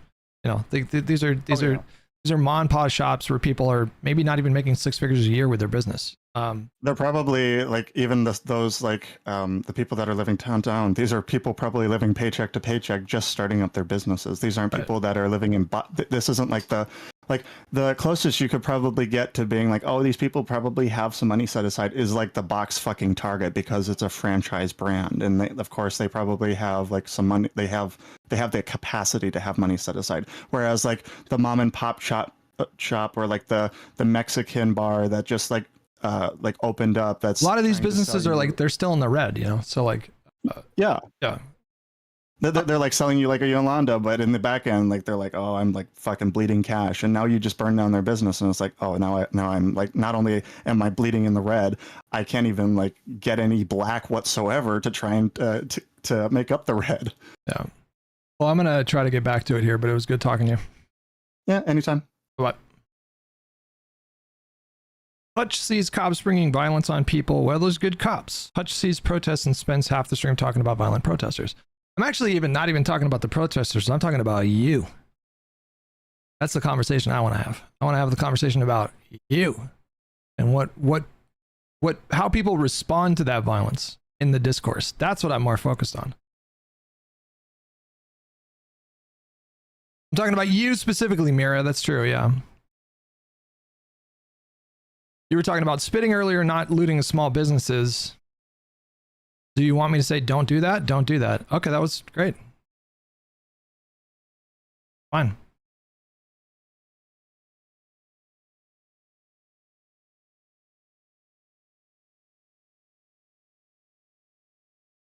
Okay, this time I'm serious. I'm fucking serious this time. Atlasars, thank you so much for 18 months. Grams with 13 months. Appreciate it, pal. Talking about how Haitian immigrants eat pets publicly, frequently, in the middle of an election. They're eating the dogs, the people that came in, they're eating the cats. Would that be one of the mechanisms by which social solidarity is decreased when there's too much immigration? Is it the immigration that is the problem, JD Vance? Or is it perhaps instead that you, a politician, one of the most powerful men in the country, are very happy to use it as a wedge issue to get more attention, to control the narrative, and to get yourself more power? Is that something that we need to like price into immigration? Like, hey, just so you know, we can't do too much immigration, otherwise assholes like me are going to use it as a wedge issue, tearing to some extent at the fabric of the country while making Americans afraid of people who are working here legally, trying to better themselves and the country so that they can themselves become American citizens, which is a story as old as America. It's just the kind of dishonesty that makes me very upset, because he never says that he thinks immigrants are bad in this interview, but then he will absolutely go on Twitter and say that Haitian immigrants are eating people's pets. And then when that turns out not to have happened, they just move on and ignore it, because the point is the narrative, it isn't truth. Anyway, that's a part of my anger here, is the dishonesty and the mealy-mouthed BS that these people get away with. But the bigger piece, the real reason for my anger, is that strategically this is gonna work. And here's the strategy. First, do deportations, but do it in a way where you have the least possible regard for people's humanity and also their rights. So suspend due process. Say illegal immigrants don't get due process. Now, how do you determine whether they are illegal immigrants? Just joining Hutch, how do you stay level-headed during this covering this shit? I'm losing my mind. I don't even know if I'm successfully doing that right now. In that process, I don't know, because you're not doing due process. When you accidentally deport American citizens, what do you do in that situation? You laugh about it. When the Supreme Court tells you you have to bring those people back, tell them you're not so sure about that. Kick off a little constitutional crisis. Every step along the way, do things that are like just illegal enough and just immoral enough that many people will feel that there is no alternative but to protest in force, not only protest to make their voices heard, but to literally try and stop law enforcement and ICE from doing what they have been told to do. At which point you have a rule of law problem. Can the person who has been told to do something in the chain of command not do their job because there's a person in front of them? At that point, you have that conflict, and you're very, very close at that point to a riot. You do your best to be as immoral and illegal about it as possible, to make it so that many people believe that the right thing to do is to stop an ICE agent from doing what they have been told to do. So you have two people who feel that it is their obligation to do opposite things in a physical space, and so you have actual conflict and that erupted in violence. Now, people will say they could just do it non-violently, just put on suits and march through the streets. But if you think that these policies and the suspension of due process is illegal, which, by the way, the Supreme Court does too, then it makes sense that you might physically try and stop a person who thinks they are enforcing the law from breaking the law. This is a situation that inevitably will create conflict, and in my opinion, this is a situation that is intended to create conflict. But here's what we now have. We have sides. You can be on the side that's seen this video, or you could be on the side that's seen this picture. And those are two different sides, and they love sides. This is strategically fantastic. It is excellent. Control the narrative, look strong, have our opponents look like they're defending violence and attacks on the country. The strategy is very good, but you can only implement. I feel like he's touching on things that we've been talking about at length for the last 2 days. This like hyper polarized reaction to the events that is exactly what I've been referring to this whole time. Implemented if you don't care about the rules of the nation, which include due process. I'm editing this video and I need to pop in here because I keep saying due process. The Supreme Court says it's important. It's important. You can't not do it. But I'm not saying why, and I need to say why. Because if you can grab somebody off of the street and deport them without checking to see whether or not they are in this country legally, then that's just kidnapping. And so it makes sense to me, if that's literally what the president is saying he wants to do, that some people would try to physically stop ICE from implementing that policy. The way that the president of the United States talks about this makes it pretty clear to me that he just wants to pick people up off the street and send them away without checking to see whether or not they are here legally or whether or not they are American citizens. And I'll let you listen to what he has to say on this topic yourself. Your Secretary of State says everyone who's here, citizens and non-citizens, deserve due process. Do you agree, Mr. President? I don't know. I'm not a lawyer. I don't know. Well, the Fifth Amendment says. I don't know. It seems it might say that, but if you're talking about that, then we'd have to have 1 million or 2 million or 3 million trials. We have thousands of people that are some murderers. Do you think it's weird at all that ICE agents, cops, National Guard are masked? I don't know how many cops. Did we see a lot of cops that were masked? The DHS agents, the ICE agents being masked is fucking crazy. And I think the polling that I saw a few days ago was that like 2 out of 3 Americans, I think roughly, don't think that they should be allowed to wear masks. And some drug dealers and some of the worst people on earth, some of the worst, most dangerous people on earth. And I was elected to get them the hell out of here, and the courts are holding me from doing it. I'm a little sick of being like, what's the Constitution say? And not, why does the Constitution say what it says? So I think it's important to say, if you don't have to have a process by which you deport someone, you can deport anyone. And that's not deportation. It's a blank check for doing whatever you want to anyone in this country. It's the kind of thing that if it were being suggested by a Democrat would be seen immediately for what a lot of people are afraid it is in this case, which is just a way to attack anyone you don't like in such an extreme manner that many people will simply stop criticizing this administration at all. I just think we need to take a step back and remember why we have laws in this country. It's not because somebody wrote it down. It's because they were good ideas. It is a good idea to not let the government punish someone without checking to see whether they did a crime first. And yet they seem to be trying to build this case that the courts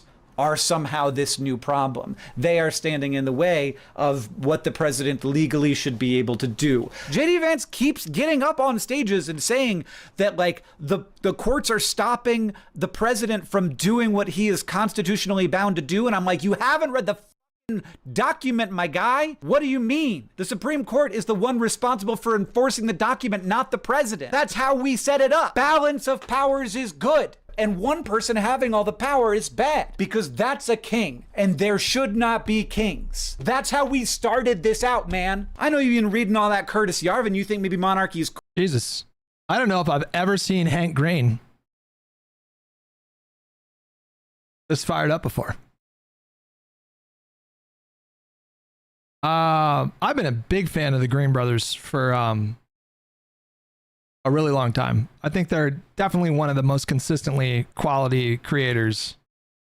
And they've been doing it for so long. Like I just have so much respect for them in what they do. I've never seen him like fired up like this before. Cool now, but it's not. That's not what we did.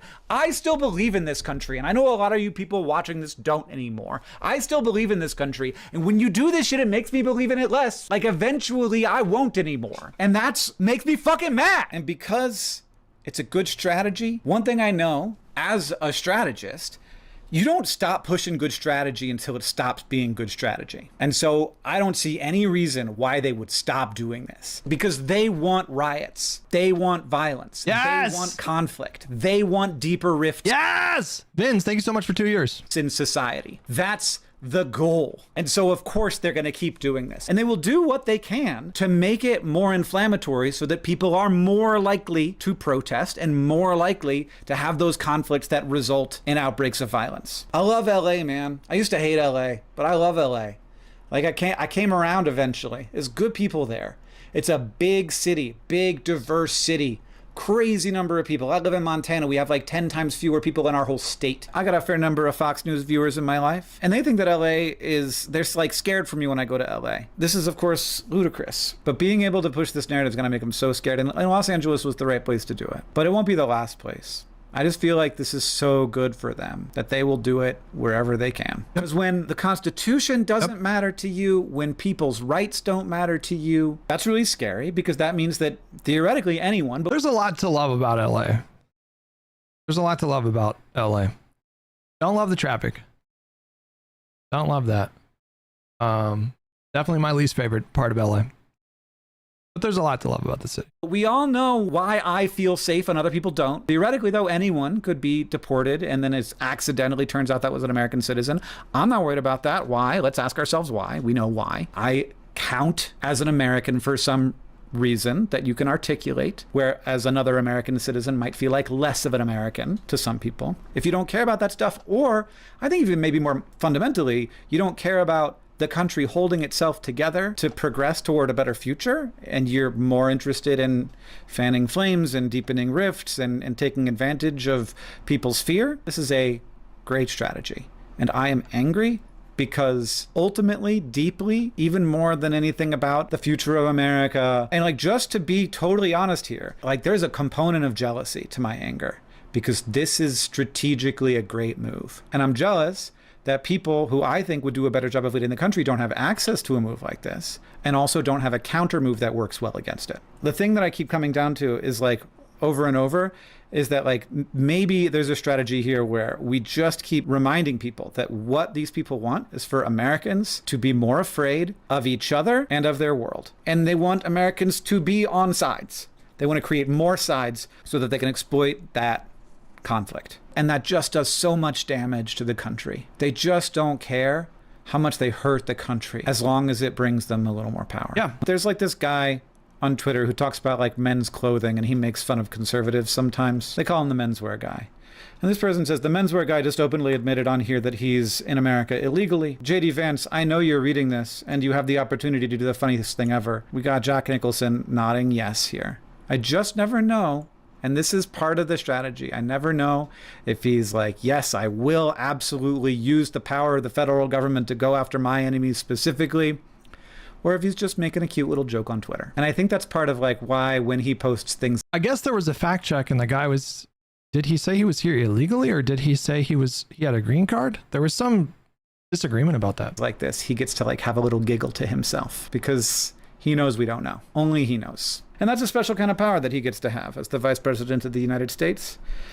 And I'm sure in his mind, the future president, if we let that happen. To wrap up my wrap up here, it is 24 hours after I recorded that video, and I'm feeling a little bit of less certainty about whether or not this strategy is as good as they think it is. I don't know if it is possible to show the peaceful elements of this protest enough that it breaks through to like the, you know, the sort of middle. It certainly isn't going to reach the people who are like only inside of the Fox News ecosystem, but like maybe it can reach a lot of other people with the reality that there's a lot of grandmas here, there's a lot of peaceful protesting here, and also there's a really legitimate thing to be protesting here. I saw a video on TikTok from a young man that I'm going to put in the description that if you have watched this video all the way through, I really think you should finish this content viewing session with his video. I'll try and find it more than just on TikTok because I know not everybody has TikTok, but oftentimes you can watch TikToks even if you don't have the app. I was feeling really hopeless yesterday. That was part of my anger. And watching his video reminded me that this is part of the thing that we're doing right now. Like, this is going to be a long process of Donald Trump being president and doing his best to accumulate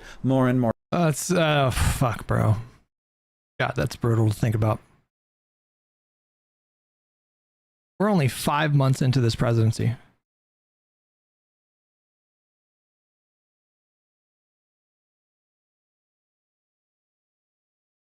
This is month 5, you guys.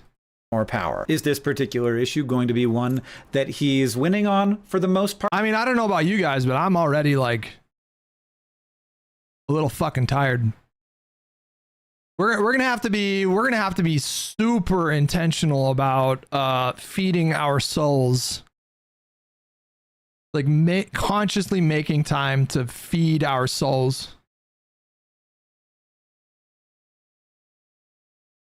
I had a black pill moment a couple days ago watching that fucking rally that he gave. Part for a while, probably, but the deeper story here is actually compelling, and I think has an advantage in that it also. I think you're talking. Yeah, this is so. Again, this is an outlier poll, guys. So I don't know how much. You have to wait for other data. Most polls have them, I think, closer to like 45%, 46%, but this is not great. A new AP poll has Trump at 39% approve, 60% disapprove. On immigration, they have him underwater by 7 points. On the economy, they have him underwater by 22 points. This is a really brutal poll. Which is why I think it's so frustrating right now that like it just seems like we don't have competent leadership right now in the Democratic Party, because this is the time to pounce, you know? This is the time to really pounce. Maybe like they should be able to, like a competent party, for example, should be able to wield the video of this senator being arrested and taken to the ground. Like, this should be a galvanizing moment, and it just seems like we're a bit rudderless right now. There's all kinds of chaos internally within the DNC. There's tension between Hakeem Jeffries and Gavin Newsom as far as how they should respond to what's going on in Los Angeles right now. It's just not, everything's just so messy right now. Which is just especially unfortunate right now because, you know, if we take this poll at face value, this is when you pounce. You fucking pounce on a moment like this. Your job is to like maximize, drive those numbers down even more is what the goal is. You know, we shouldn't be content with 39% approval. We want those numbers down to fucking 33, 32%. And if we had a competent, unified messaging strategy, we would have a better shot at doing that. And just right now, it's just fucking chaos. Vince, thank you so much for 2 years. Appreciate you, buddy. Is the truth. So watch this young man's video. I learned quite a bit from it. It's linked in the description. Okay, we'll check it out. These are LA's win conditions. That's it. So any municipal breakaways, Glendale just canceled its ICE contract. That's precedent because every city that follows turns protests into a policy cascade. So the goal is just to turn LA into the first domino, and it puts public pressure on Santa Ana, Long Beach, etc. to follow suit. The second win condition is any public moral awakening. NPR time to finally portraying protesters as concerned citizens and not just rioters. The goal is just to keep centering family stories, detain workers, union arrests, and make the morality too heavy to ignore because the public is starting to distinguish between federal cruelty and local compassion. The third win condition is lawsuits and oversight. So California's AG, their Attorney General Rob Bonta, just sued over unauthorized federal enforcement, right? Back this lawsuit with mass mobilization. This turns any narrative into legal leverage, but also cross-city solidarity. So San Francisco, Chicago, Boston, Houston, they all had their spin-off protests. If a synchronizing message emerges out of this, 5 to 7 cities chanting the same demand at the same time, it'll overwhelm the federal media control immediately, but there's key risks. I mean, you love to see this. This is organized thought. This is thoughtful consideration of tactic strategy, clearly laying out what he feels the win conditions are. I mean, this is just exactly what you want to see. And we're going to go through those. I would love if this was just like the default way of looking at these events. There is currently no unified demand. In the raids is vague. That is not going to work.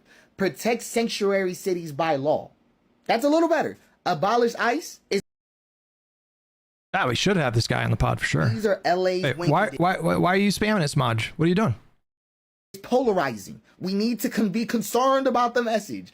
Movements without demands become media spectacles without memory. Any rally that is behind winnable asks like emergency citywide ICE moratorium, that's a way to fix that. That's the way to rally behind that, because that's something better to say than in the raids. Emergency citywide ICE moratorium. See what I mean? Get that narrative together. Then here's our other risk. Violent optics do persist.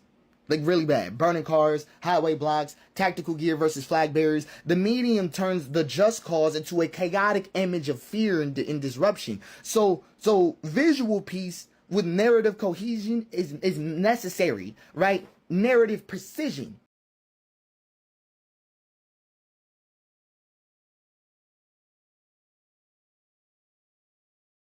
What do you Twitch chatters have to say now? This guy a fucking shitlib? You gonna call him a shitlib? Oh, violent imagery hurts the cause? That's crazy. Visual peace, protest art, grandmothers on the front lines, cultural symbols of peace. There's a way things need to look. This is what I mean by the narrative warfare. But here's another thing. So Trump framed the protest before the protest framing itself. Bro, even better. I'm not saying I want violence to happen, but like almost like even better than like no violence. I think optically is, imagine if the protests, and it kind of looks like that was happening, to be honest, but imagine if there was a large organized effort across the city, across the state, like, and then across the country of really focusing on a culture of, like, I'm imagining images and videos of protesters all over the country, like doing what we observed them doing a few days ago. So like, what if instead of burning cars and whatever, what if the dominant image and videos that were being spread around on social media was in city after city after city after city, protesters actually like pushing in and stopping violence? Like, what if we had like 36 videos of protesters like inserting themselves in a situation to stop violence, which again, we saw that happening I saw that happen in every city that we watched. What if that all of a sudden started to become a thing that people were talking about, a thing that people were centering on, you know? I'm not talking about Kendall Jenner giving cops Pepsis. Well, kind of. I guess kind of. That would be like a really cringe metaphor or whatever, but that I think that could be in, like, for example, you know, I spoke with my parents last night. They live in Nevada.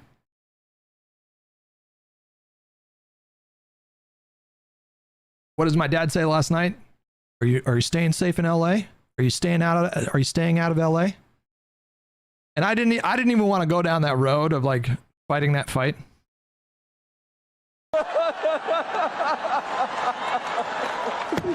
Damn. I mean, and there's really not much you can do about that, because if you're getting your media, if your media consumption is a steady diet of OAN, Newsmax, and Fox, you're just never going to see those images. But like, what if you could like hey mom, check out this, you know? It's like you send your mom like a fucking Twitter video or a YouTube video that's like a 6-minute compilation of protesters stopping other protesters from getting violent. That would be powerful, I think, narratively. Is a major risk. He's already calling it an uprising, open border insurrection, and seditious. So they see that as a test of strength, not justice. So if the story is about control, he wins. So the only way out of that kind of thing. LA had people stopping looters. I referenced that earlier. Who has that video? Can somebody help me find that video? Fuck. I'll just search prevent loot.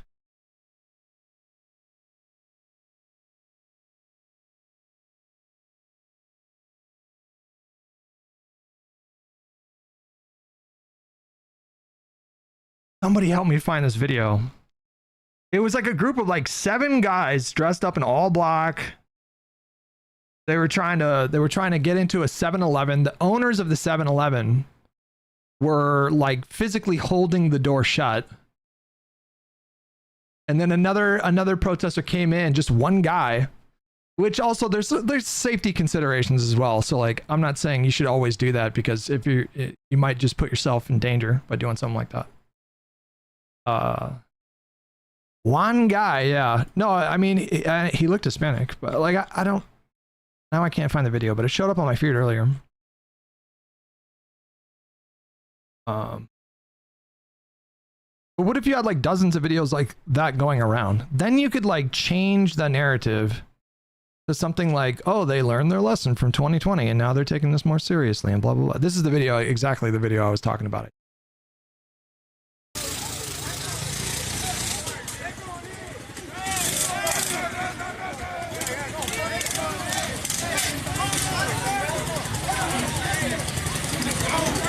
Like, look at this guy. He's fucking smiling and laughing. This guy is not there because of ICE, you know? He's just there to fuck shit up.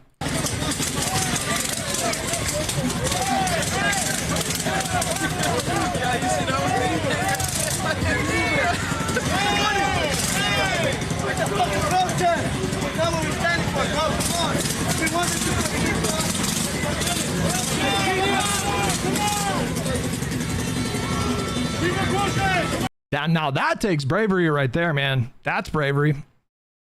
That's fucking bravery right there. They could have beat the shit out of this kid, you know? I mean, that's fucking brave.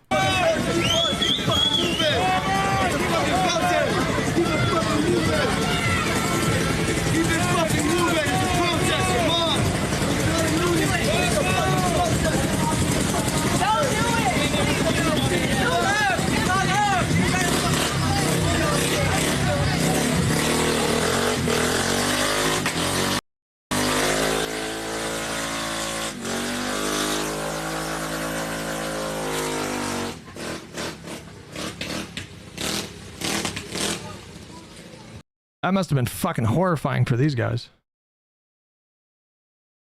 Is to reclaim the stage, publicly framing it as a moral emergency, not even a political one. Turn this into the next George Floyd level infliction by showing its human stakes, legal violations, and constitutional breach. Now, here's one of those things I want to say to black people. Our grief has already been militarized. They've already targeted us enough. We don't need to send our support, like physically on the ground. No. But they will come for us with this method. This is very key to watch. Very key to watch and to document. Please pay attention here. This is not, like, even though... Gato Diablo said peaceful protesters... What did you say? No, I can't find your message. You said something to the effect of peaceful protesters were...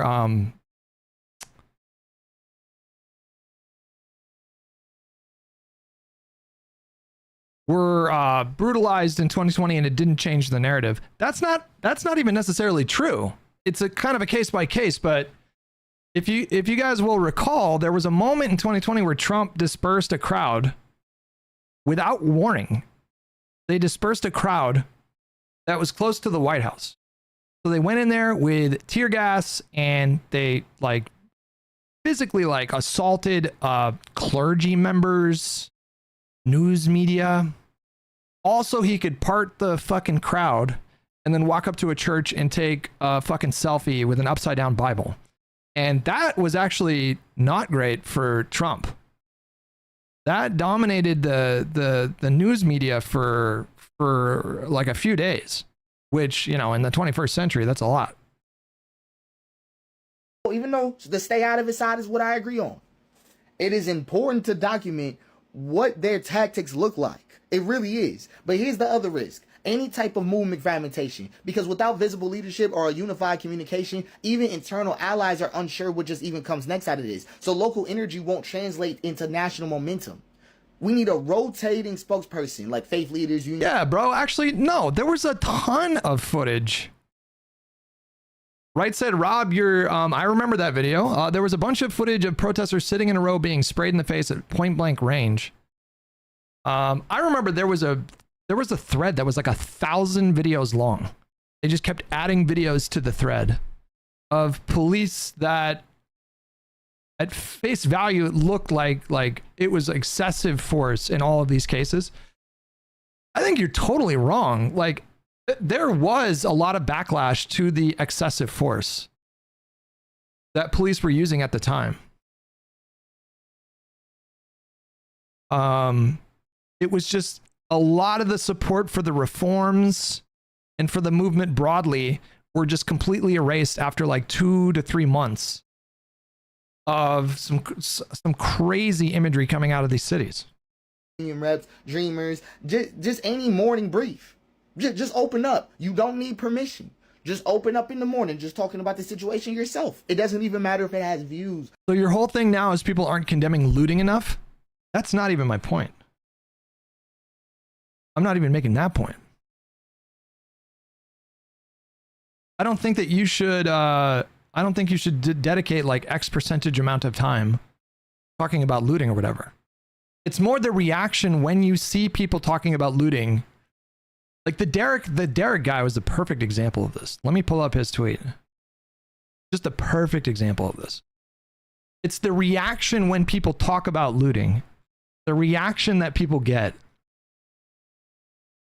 is just thoroughly unhinged. People like you come in my chat and get mad if you talk about how counterproductive the violence is. You get mad. Like, why are you even talking about that?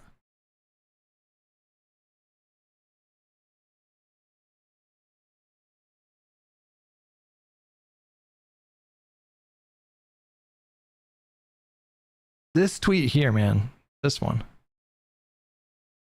This tweet pissed people off, you guys. This pissed people off. That's what I'm talking about. Why are people getting pissed off reading this?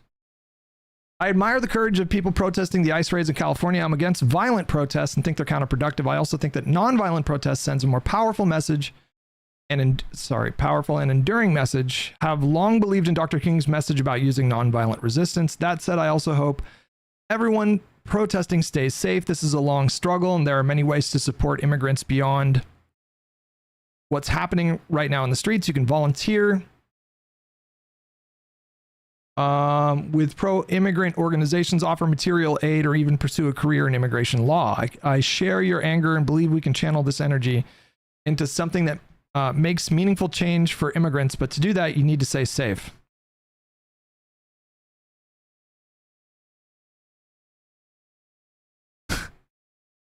Explain material aid, fascist. Come on now, white boy. Stop using Black American history to stick up for immigrants and for... Oh, wait, hold on. That's just a right-winger. There's a lot of right-wingers.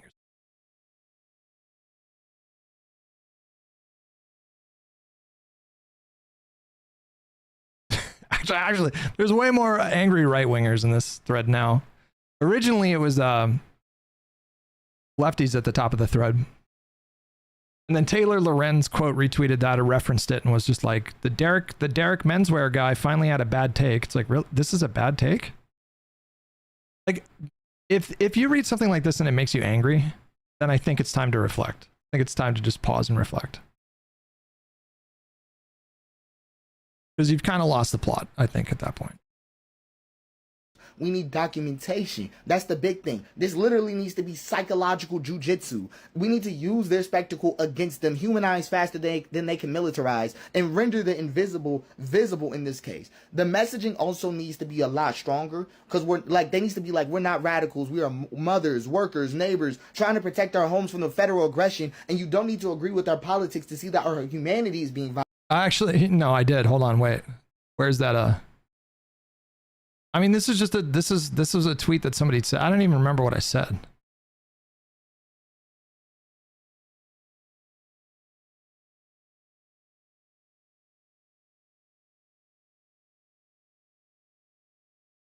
You're a white male who has faced little to no oppression in life. Do not tell oppressed people how to protest, especially from the comfort of your home. Fucking chud. First of all,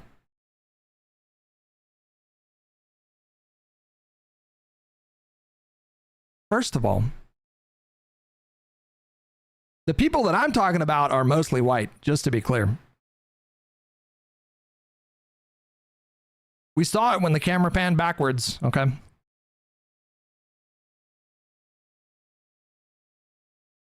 Objectively correct take. Objectively is an interesting word, I suppose. Violated. That's real. That's real, right? Because we need to stay in an anchor place. This is about LA, not DC.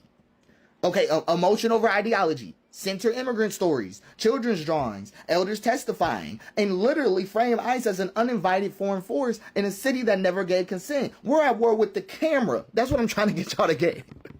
I'm trying to get y'all to get it. We're at war with the camera. It has nothing to do with anything going on over there. It's not even in the best spot. Like the whole riot. Not even in the best spot. But the camera's vulnerable. So, any public altars for detained families, candlelight visuals, overpowering riot gear, important. Any mothers in prayer. So you're mad that you're protesting wrong? First of all, hang on a second. First of all, if you're just coming in the stream now, maybe you missed the live coverage of the protests on Monday and Tuesday. But I said over and over and over again, oh, wow, look, these are great examples. This is a really good way to protest. They're being disruptive, but da da da da da. Second of all, when we're making a distinction between protesting and rioting, like, hold on, who said that? What's your name?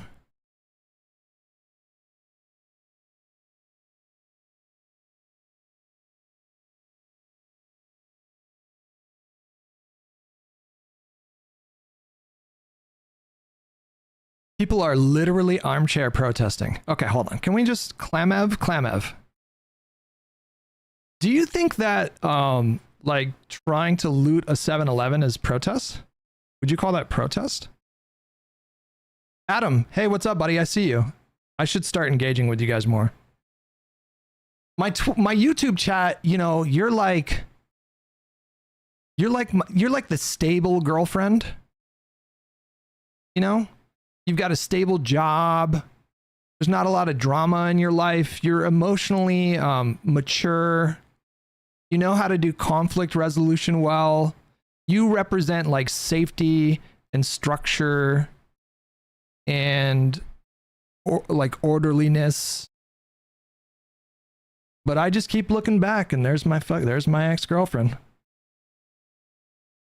Just relapsed after 6 months in NA, and something about that chaos just makes me want to throw it all away. That's what this is like. The Twitch chat is the recently relapsed ex-girlfriend who calls me for a booty call at 2 a.m. And I'm thinking about it, and I don't know what decision to make.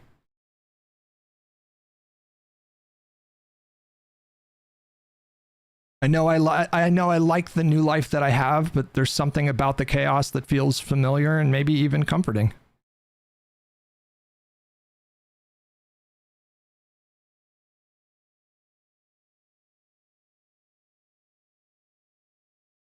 That's what the dynamic is right now. Yeah, that's true. That's true. Twitch chat just gives incredible head, you know, and you don't want to tell your new girlfriend. You've tried to gently nudge her, but she's just not getting it in the same way that the ex-girlfriend.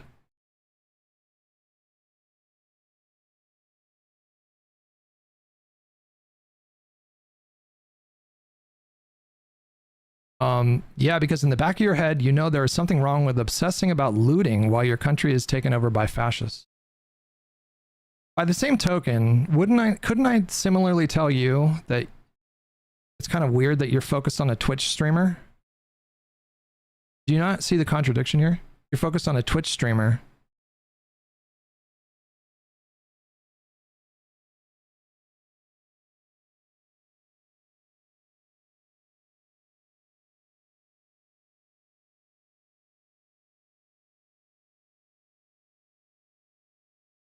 Gato Diablo is a sad case.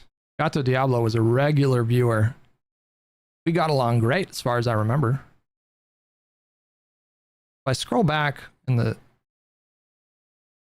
there's messages from 2020 here. I can tell you exactly what happened here. Hold on. There's a big gap in where the messages stop and when they start back up again. And I feel like I can tell you exactly what happened. When did you stop tuning in?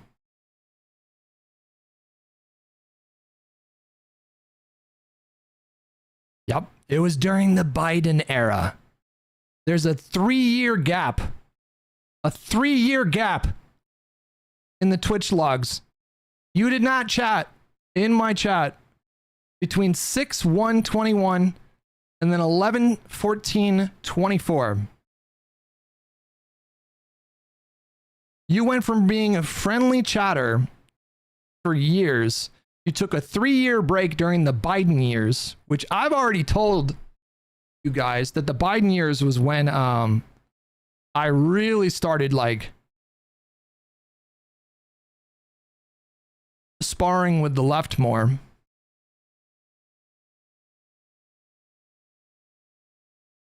The third thing you wrote after a 3-year hiatus was a clip to a website called Zionism.whatthefuck. Then you're complaining that I'm watching Destiny. Then you're making fun of me for not watching Destiny anymore after I cut ties. I know exactly what happened, bro. You broke up with me. And then you went to Hassan for a few years. And then you're coming back. And now you're like regularly in my chat accusing me of being too libbed up, I guess. I don't know.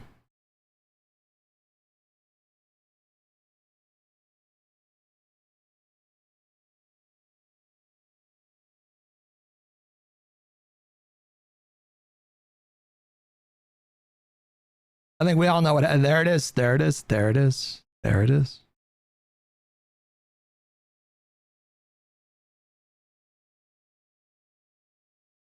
This is what confuses me about Hassan fans, because you understand that the reason why people talk about Hassan, you understand that the reason why people talk about Hassan is because he is insanely relevant. That's a sign of success. You understand that? That's a sign of success. That's a very successful streamer. That's a streamer that regularly gets tens of thousands of viewers. That's a streamer that can single-handedly drive discourse in one direction or another. And do you understand that if nobody was talking about Hassan tomorrow, he would freak out? Do you understand that? He would start freaking out.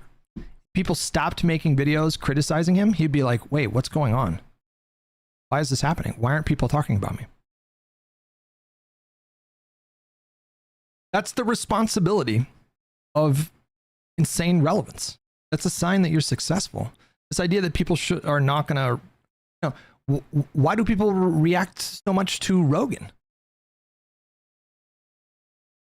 Why do people react so much to fucking Piers Morgan? Why do people react so much to, it's because they're driving the news. They drive the conversations.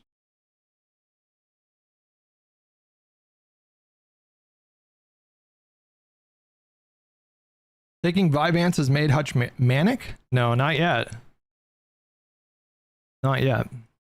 My diet's not great though. I gotta do something about that for sure. Pisco was defending Hassan last night on a stream. I mean, I don't really know enough about the details about that. Bro, why are you so obsessed with Hassan? I'm not. He just happens to make the news a lot. If it was somebody else, I'd be talking about them.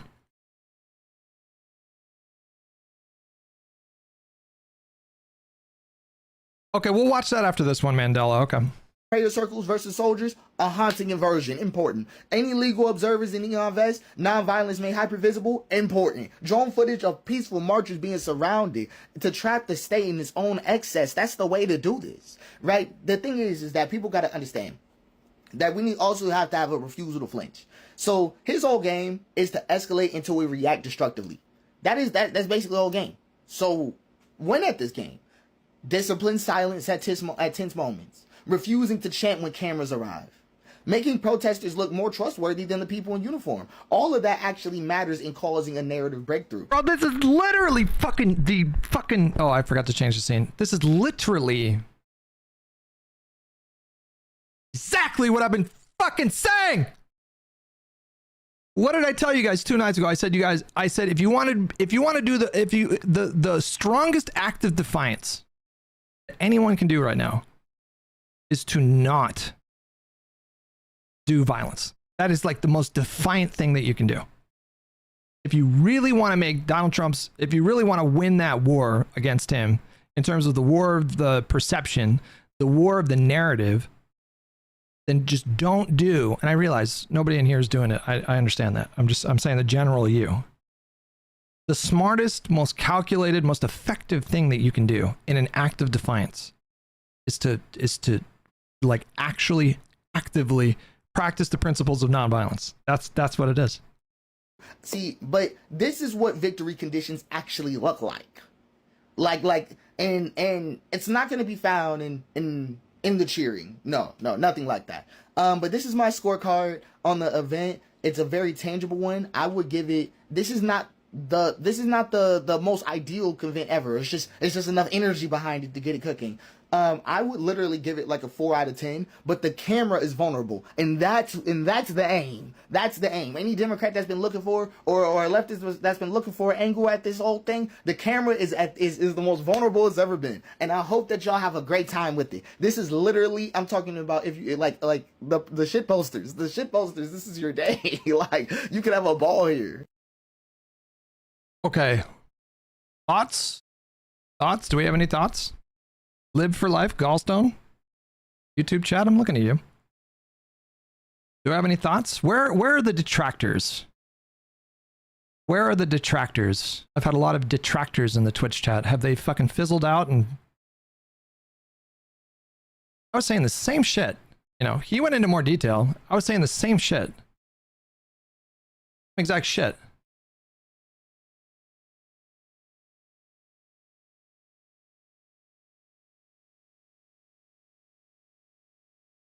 Nothing he said was objectionable, but you were not saying the exact same thing. I was literally saying the exact same thing.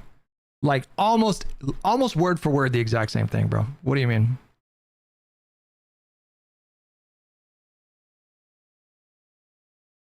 Maybe when you hear me, it goes through a filter. I think that's what's going on. You hear me and then it's like the Vanguard guys. They hear me talk and then it goes through a filter.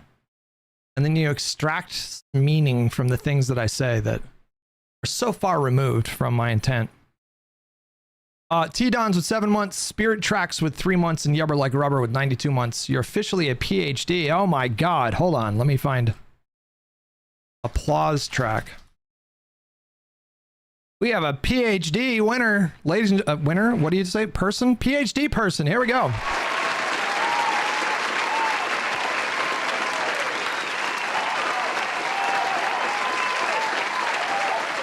Congrats, buddy. I'm proud of you. I'm proud of you. You done good.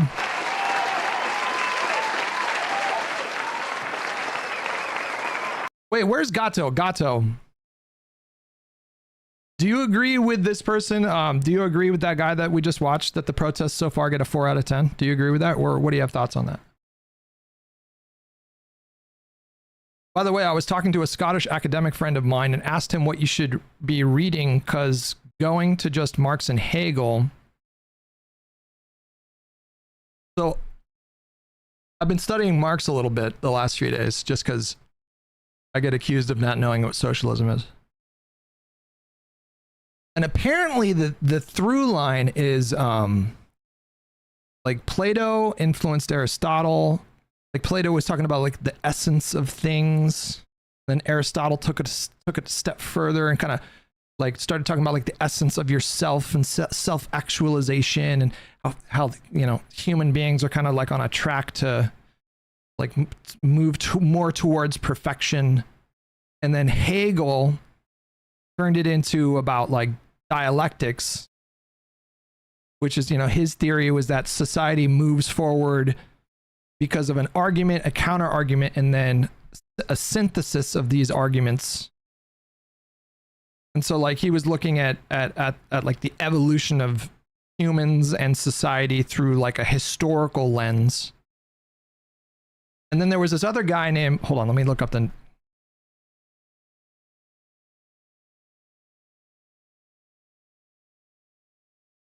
just had it a moment ago. Hold on. Ludwig Feuerbach.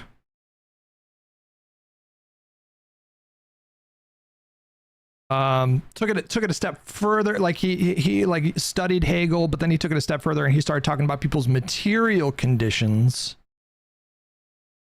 and how that drives, you know, the state of things. And then Marx like combined Hegel's dialectics with this Feuerbach guy's like emphasis on materialism, and then there was like dialectical materialism.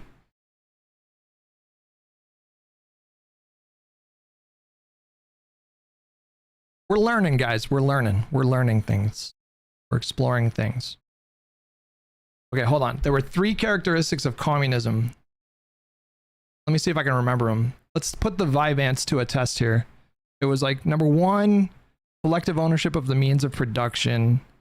Number 2, the elimination of class distinctions. Fuck! And then number 3, don't tell me.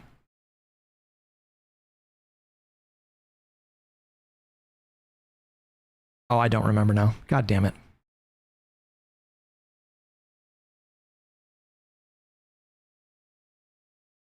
More like Feuerbach. Gotcha. Number 3, Vivants for everyone. More Padilla news. I looked at chat like 5 times. No, I did. Oh, hang on a second. I definitely remembered that on my own. Just, what was the third one? It was like the elimination of private property, or like when they talk about property, they're talking about industry, not necessarily like homes and objects and things. So it was like the elimination of private property, the collective ownership of the means of production. And then it was like the end of class distinctions. And then it was, God, what was the third one?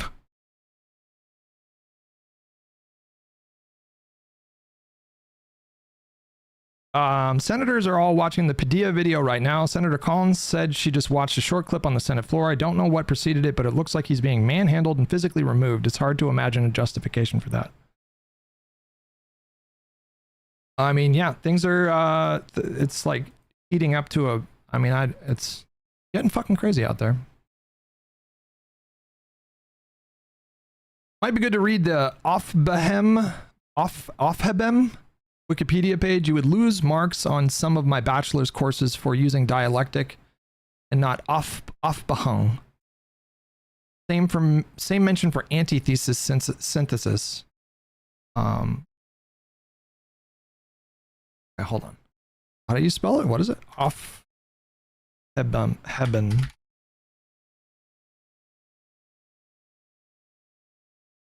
Is a German word with several seemingly contradictory meanings, including to lift up, to abolish, to cancel, to suspend. In Hegel, the term Aufhebung was the apparently contradictory implications of both preserving and changing, and eventually advancement, to keep or to pick up. The tension between these senses suits what Hegel is trying to talk about. In sublation, a term or concept is both preserved and changed through its dialectical interplay with another term or concept. Sublation is the motor by which the dialectic functions. Interesting.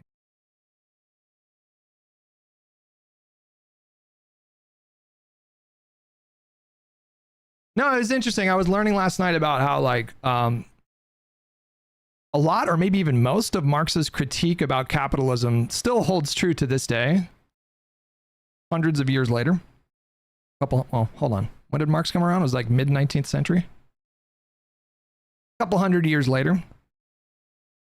But the major flaw was, I was learning about, okay, so there was a,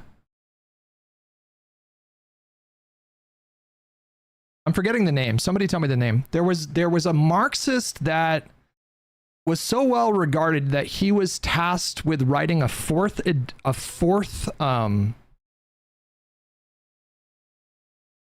book on Capital book, like using Marx's writings after he died.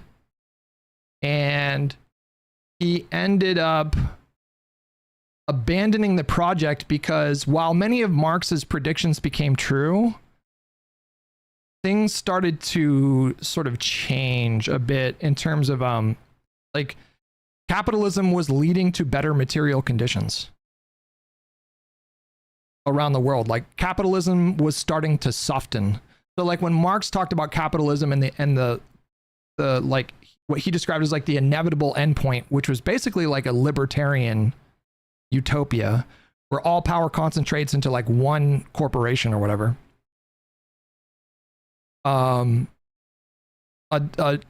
Marx was sort of short-sighted in that he didn't quite anticipate like governments regulating capitalism.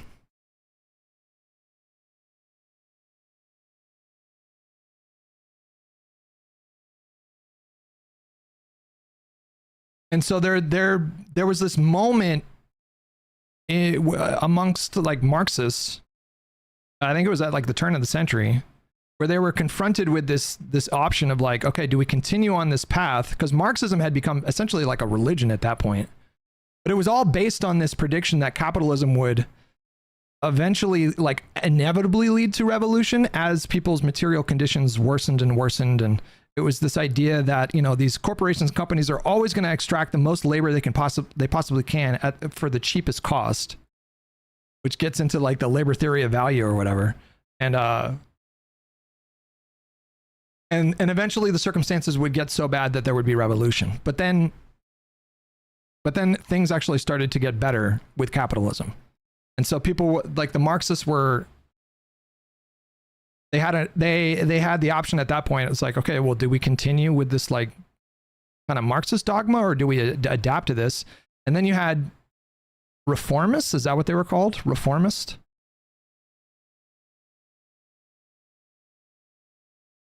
Who were no longer, they were no longer committed to this prediction that capitalism would inevitably lead to horrible conditions that would cause for revolution. And it was like a pragmatic response to like, okay, well, maybe that's not going to happen. So what can we do? And then like democratic socialism was kind of born out of that, which is this idea that you can work within the system itself to reformists as opposed to revolutionaries. Yeah.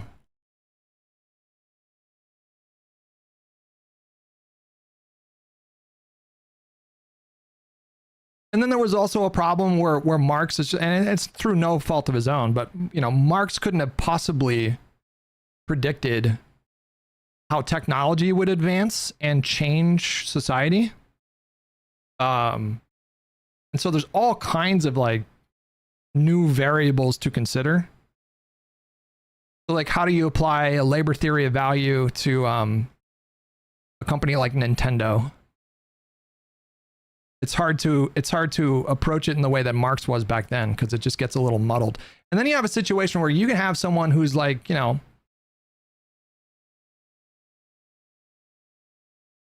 like an employee for a hedge fund or something like that, versus a man who owns his own taco stand. Like technically the guy who owns his taco stand, that guy owns the means of production. And the guy working for the hedge fund making millions of dollars a year, they don't. So it just gets it just gets very, the world evolved in a way that Marx couldn't have possibly foreseen. And so while many of his critiques of capitalism and the excesses of capitalism still remain true to this day, his predictions ended up just being completely wrong.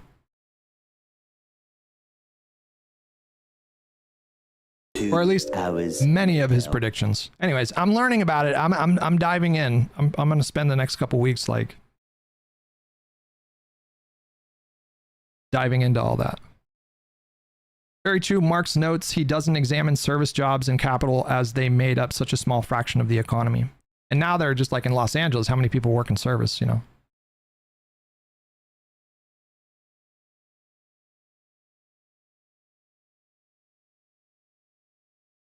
The burger stand guy would probably be petit bourgeois. Yeah, but I mean, like,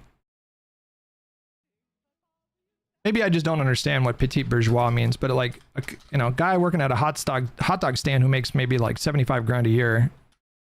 I don't even know what petit bourgeois means in that context. It's also known as the petty bourgeoisie. Refers to a social class that exists between the working class and the upper class. This group typically includes small business owners, self-employed individuals, and professionals, such as doctors and teachers. Historically, Marx viewed the petit bourgeois as a transitional class where the interests of the major classes of capitalist society meet and become blurred. Members of this class are often associated with the values of entrepreneurship, individualism, and careful management of resources. Despite economic challenges, the petit bourgeois continues to represent the model of past virtues. There was also an interesting critique of Marx where, you know, I was watching a video of this guy and he was talking about how, you know, what Marx envisioned ultimately was like a great democratization of like the means of production. And you kind of end up with a system that looks a lot like liberal democracy in many ways. But is probably in practice like wildly inefficient. Because if you have so like if you have a country like America with 330 million people, and now you've all decided that you're, you know, okay, it's so I guess, okay, we're communists now. And so like we all collectively decide, you know, what happens with this company or that company. How much do we manufacture of this product and that product and blah, blah, blah, blah, blah. And it's just completely unworkable to have 330 million people, you know, deciding on you know, a lot of these bureaucracies, they are confronted with, you know, 2,000, 10,000 things that they have to manage and consider and da, da, da. And so what do you end up doing? You probably end up electing people to represent you to make these decisions. And then it's like, okay, we're kind of a stone's throw away from liberal democracy at this point.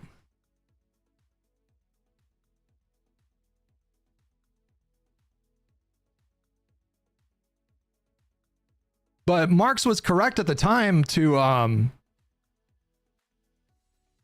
to point out like the conditions that were emerging when Marx was conceiving of all these theories were like unimaginable to us now. 14-hour days and children working in factories. And so it would have been completely like logical for him at the time to envision things moving along the path that he thought humans were moving. Because obviously if those conditions had continued without any kind of reforms, then I think he probably would have been right. Like there would have been, those conditions would have led to like outright revolution, right? But what he did, I guess what he did not see coming is governments actually doing things like setting up healthcare programs and doing the 8-hour, the 5-day work week, 8-hour work week, or a work day. Yeah.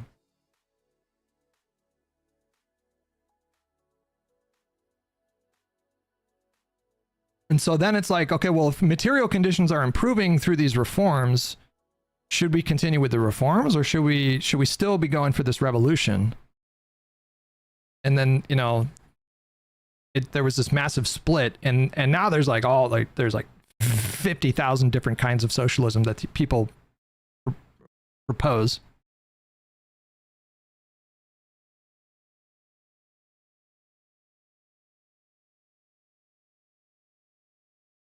Hutch is a reformist. That is the mode he thinks will change. The change will happen, and people like Bernie are the reformists. It's like that. All only read half the story, and they fear revolution, any kind of revolution, even non-violent ones. What makes it worse is an incrementalist reformist, which Hutch for sure is when we no longer have time to slow roll and pussyfoot. See, we just objectively evaluate the conditions completely differently. Because I can point to so many ways that the average, standard of living globally has gotten so much better in the last 100 years. So I'm just not seeing, I'm seeing a decreased, bit by bit, a decreased need for something like revolution. And you're seeing the conditions getting worse, which is just, that is like the big fundamental philosophical difference that we have.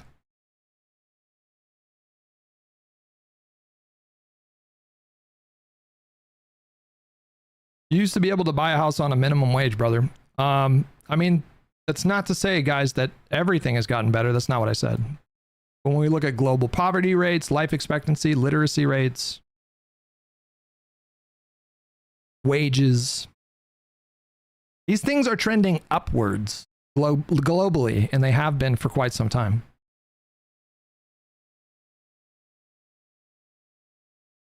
But I think like a libertarian would take, I think maybe you guys think that I'm going to the extreme of like a libertarian, which is like, oh, capitalism fixes everything.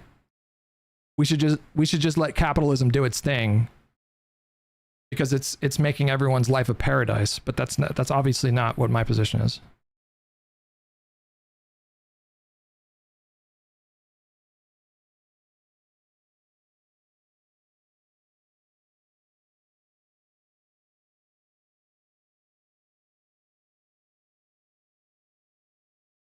I assume you're talking about climate. What are you talking about?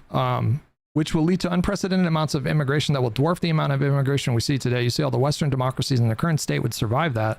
I don't know if you were referring to climate change, but we've talked about that a bit in the last few weeks, but we're seeing like free market incentives to green energy.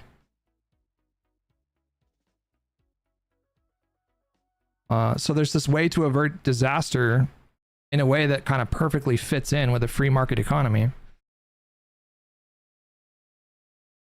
Senator made a statement live. Did he already make the statement?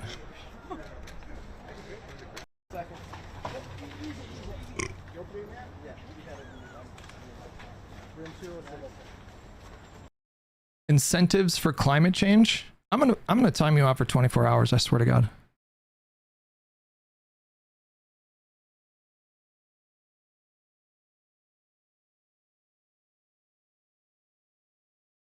You guys, bro. This is what I mean. You got the filter. You got the hut. We need a name. We need a name for it. What can we call the Hutch filter? This is an observable, predictable phenomenon. It happens every day. Sometimes in YouTube chat. I love you guys. A lot of the times in Twitch chat. Where you hear something and then it goes through your Hutch filter and then you somehow spit out some wildly distorted. It's not a filter. You're just constantly wrong objectively. Okay, so how do you explain somebody hearing everything that I just said over the last 10 minutes and saying, you think that we should do market incentives for climate change? How do you explain that? That's a fucking bananas thing to say.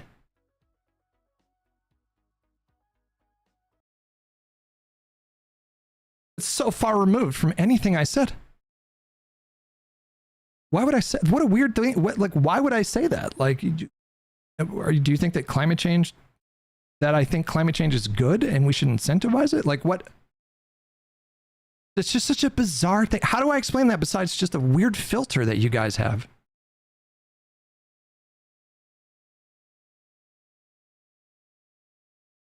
I mean, there's already a word for it. I think we call it cognitive bias, right? So like you have a particular sort of perspective on something and it's difficult to, and it becomes very rigid. And so if any like you call any kind of information you intake, it always kind of leads to the same. Zabzi, hello. Hello. Hey, what's up, buddy? Where I have to mute the thing. So really quickly, I do want to go back, and maybe, you know, this is past the time to go back really quickly. Talking about the self-policing of the protest and why, on the protesters' fronts, why the focus from the media side and why we're trying to get these like little wins when there's no point, right? My stance is that MAGA and what they do is they'll lie, they will use any disinformation. They don't care if you're peaceful. They don't care if you're not peaceful. Why are we trying to win these optics games when you have the sitting president calling just blatant disinformation, saying that they're eating the cats and dogs, and then even today reiterating basically the same thing by bringing up Springfield in his tweets even today. So I don't get why we have to focus on the self-policing and restraint within the protests. All right, I agree. Like overwhelmingly, the protests are peaceful, and that's great. You know, everyone enjoys peaceful protests. I just don't. Okay, I really just struggle. Okay. Okay, I take your point. Let's unpack that a little bit. So, like, the claim that you're making is that Donald Trump will successfully distort and change the narrative into whatever he wants anyways. Therefore, there should be no onus whatsoever on protest movements to organize and be disciplined. No, and I think you had the first part correct. Donald Trump will do anything in his power to distort the image of the truth. But there is earnest within the protest movements to self-police. You are seeing multiple examples of self-policing. You are seeing multiple protests around the city. I think we're up to 16 yesterday. Overwhelmingly peaceful. I agree. Right, and I would consider those excellent protests. However, no matter what, they're all being portrayed as violent, as undemocratic, as illegal protests. So I'm struggling to understand the focus on self-policing. I'm not advocating for violence, but I just, you know, there's this focus within kind of the left-wing space of, oh, let's make sure we curate our message and curate our optics wars. And it's tough for me to kind of digest, because like we are facing the right who just doesn't care about that because they're going to lie about it anyway. I understand all that. Okay. Do you, I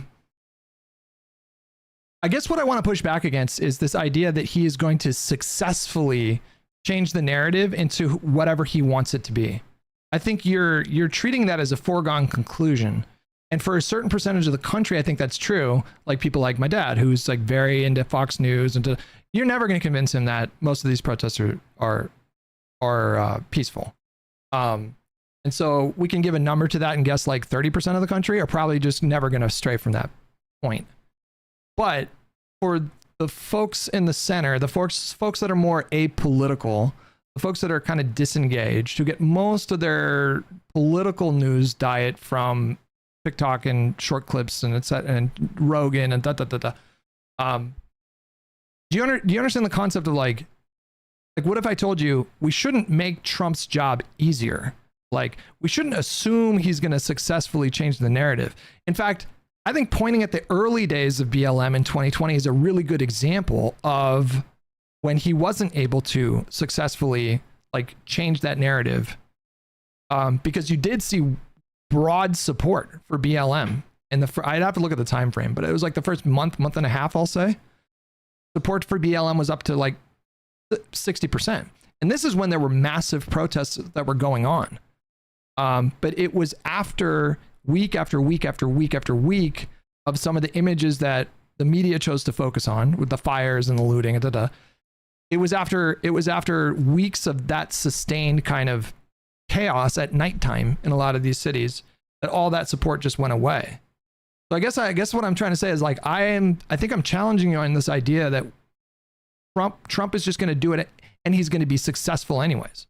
I don't think that's true. I think if you had tons of videos making the rounds of protesters that were stopping violence, stopping looting, that would be a powerful propaganda tool. It is, but I'm also at the point where, again, I'm not advocating for violence. However, there is so much pent-up anger. You have families being ripped from their homes, right? How are you going to 100% police all the within the protest? You can't do 100. You can't do 100%. But you seem to be saying, well, you can't do it 100%, so you shouldn't even try. No, it's not that you shouldn't try. It's just you're never going to win this optics war, and I feel like there's so much focus on optics. But why do you say that? You're never going to win the optics war. Why would you say that? Why would you just assume that?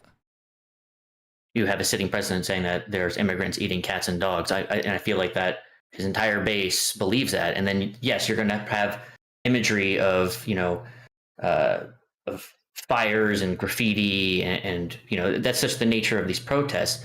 I'm not saying that it's okay. Please, but statistics, right? If you have a protest, especially with this much anger in all these major metros, there is going to be acts of violence. Yeah, of course. It's just how protests are. Yeah, of course. And I'm not saying that these self-policing clips where you see somebody trying to, stand up against opportunists and anarchists, those are fantastic. That's never going to win the media game. I don't agree with that. I don't agree with that. I think you're more black-pilled than I am. I think that would be powerful imagery. I think you can help.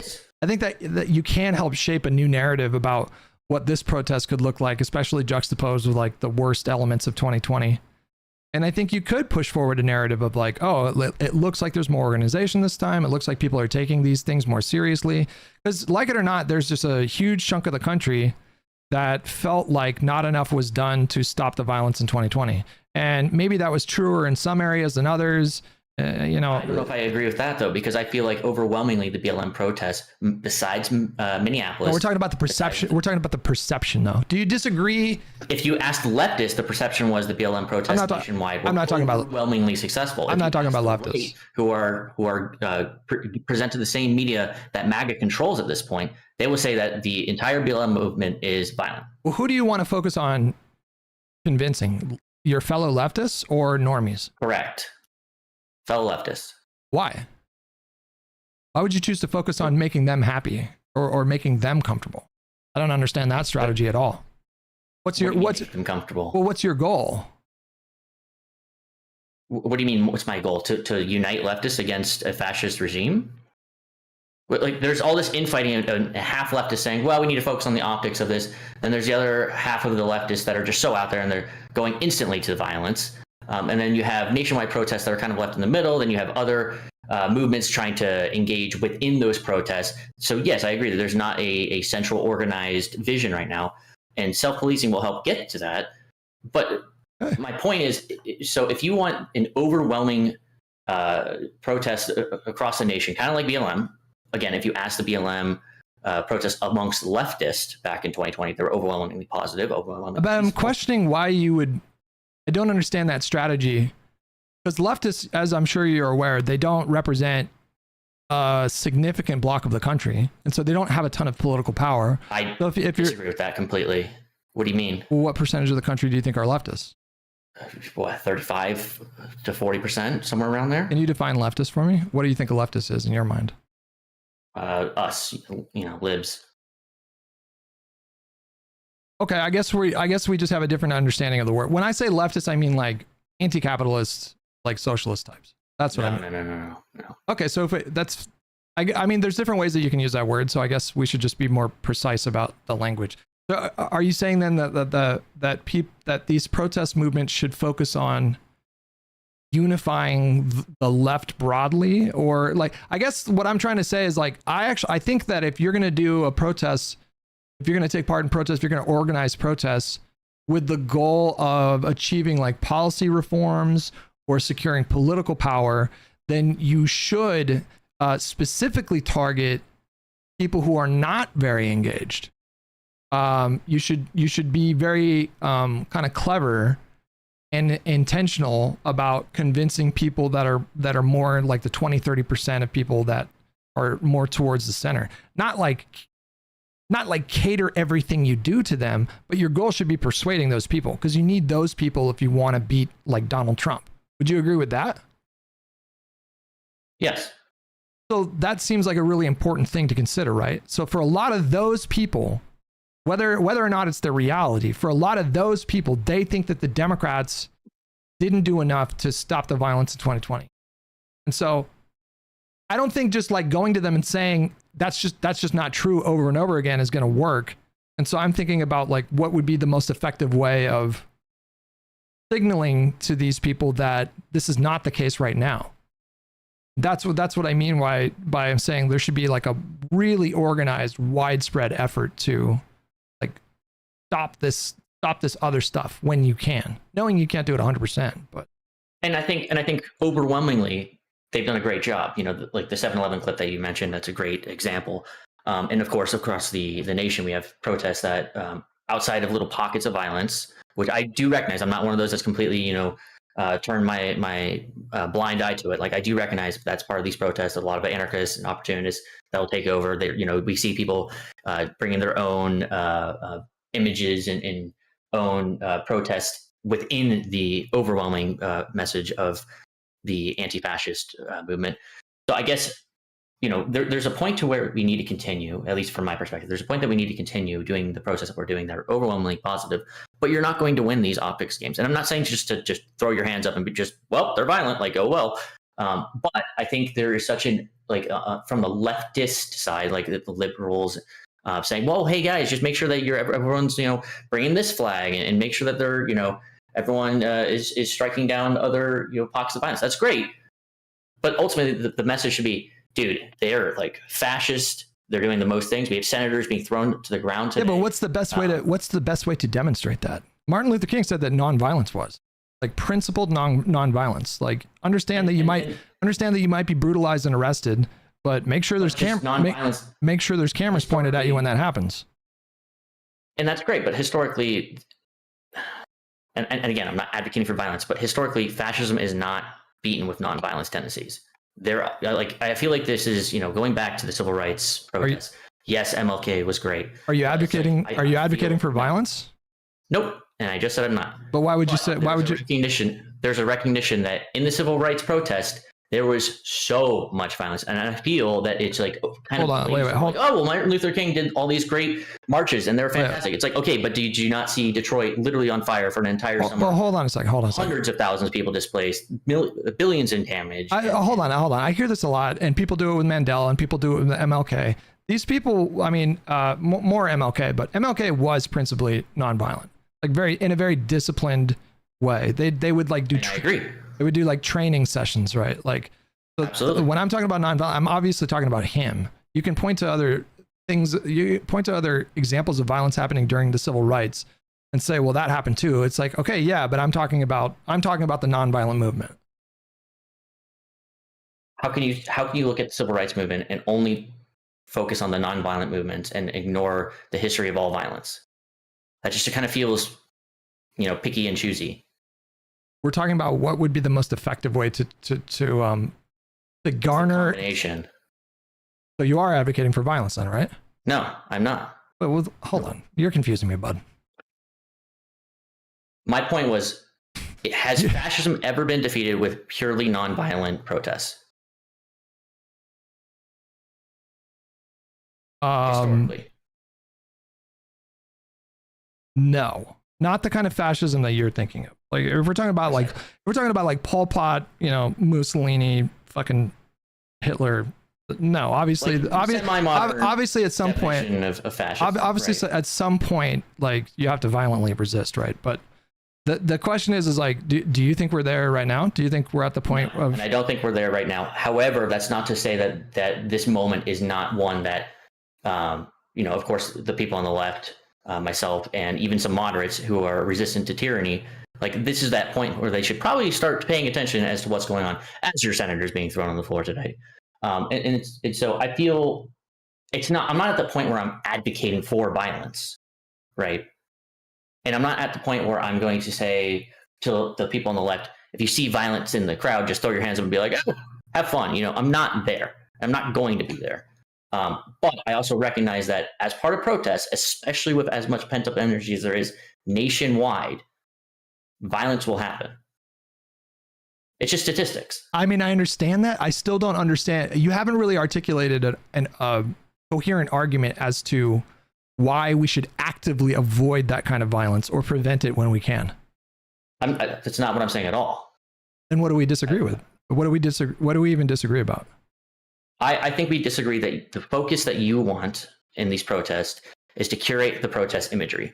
You want them to bring specific flags. You want them to peacefully resist you in a way that only you agree with. And you just said you don't even you just said you don't even disagree with me because you said you're not advocating for violence. So do you think they should be peaceful right now? I think they are peaceful right now. I think they're overwhelmingly peaceful right now. Okay, I agree, but I'm saying, do you think the movement should take steps to try to reduce that violence or proactively address the violence? They are, and that's why I don't understand the focus on it.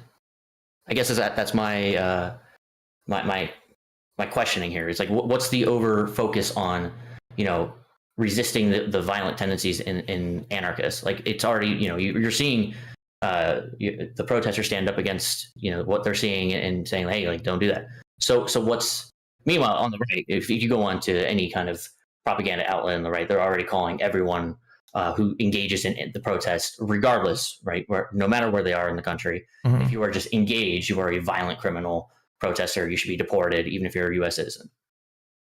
Are you suggesting that there's no space to be proactive and intentional about trying to reduce violence? To me, that seems like a really No. You're very confusing to me. Let me back up. I feel, again, I want to back up and say that I feel that leftists in the online discourse amongst the left are so focused on winning this optics game.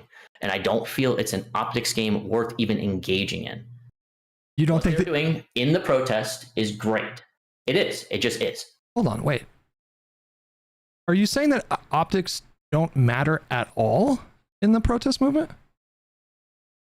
No, they do. I feel like this focus on, well, let's make sure it's peaceful. Let's bring these. Wait, hold on a sec. We really need to unpack what you're saying here, because you say you agree with me that the protest should be nonviolent.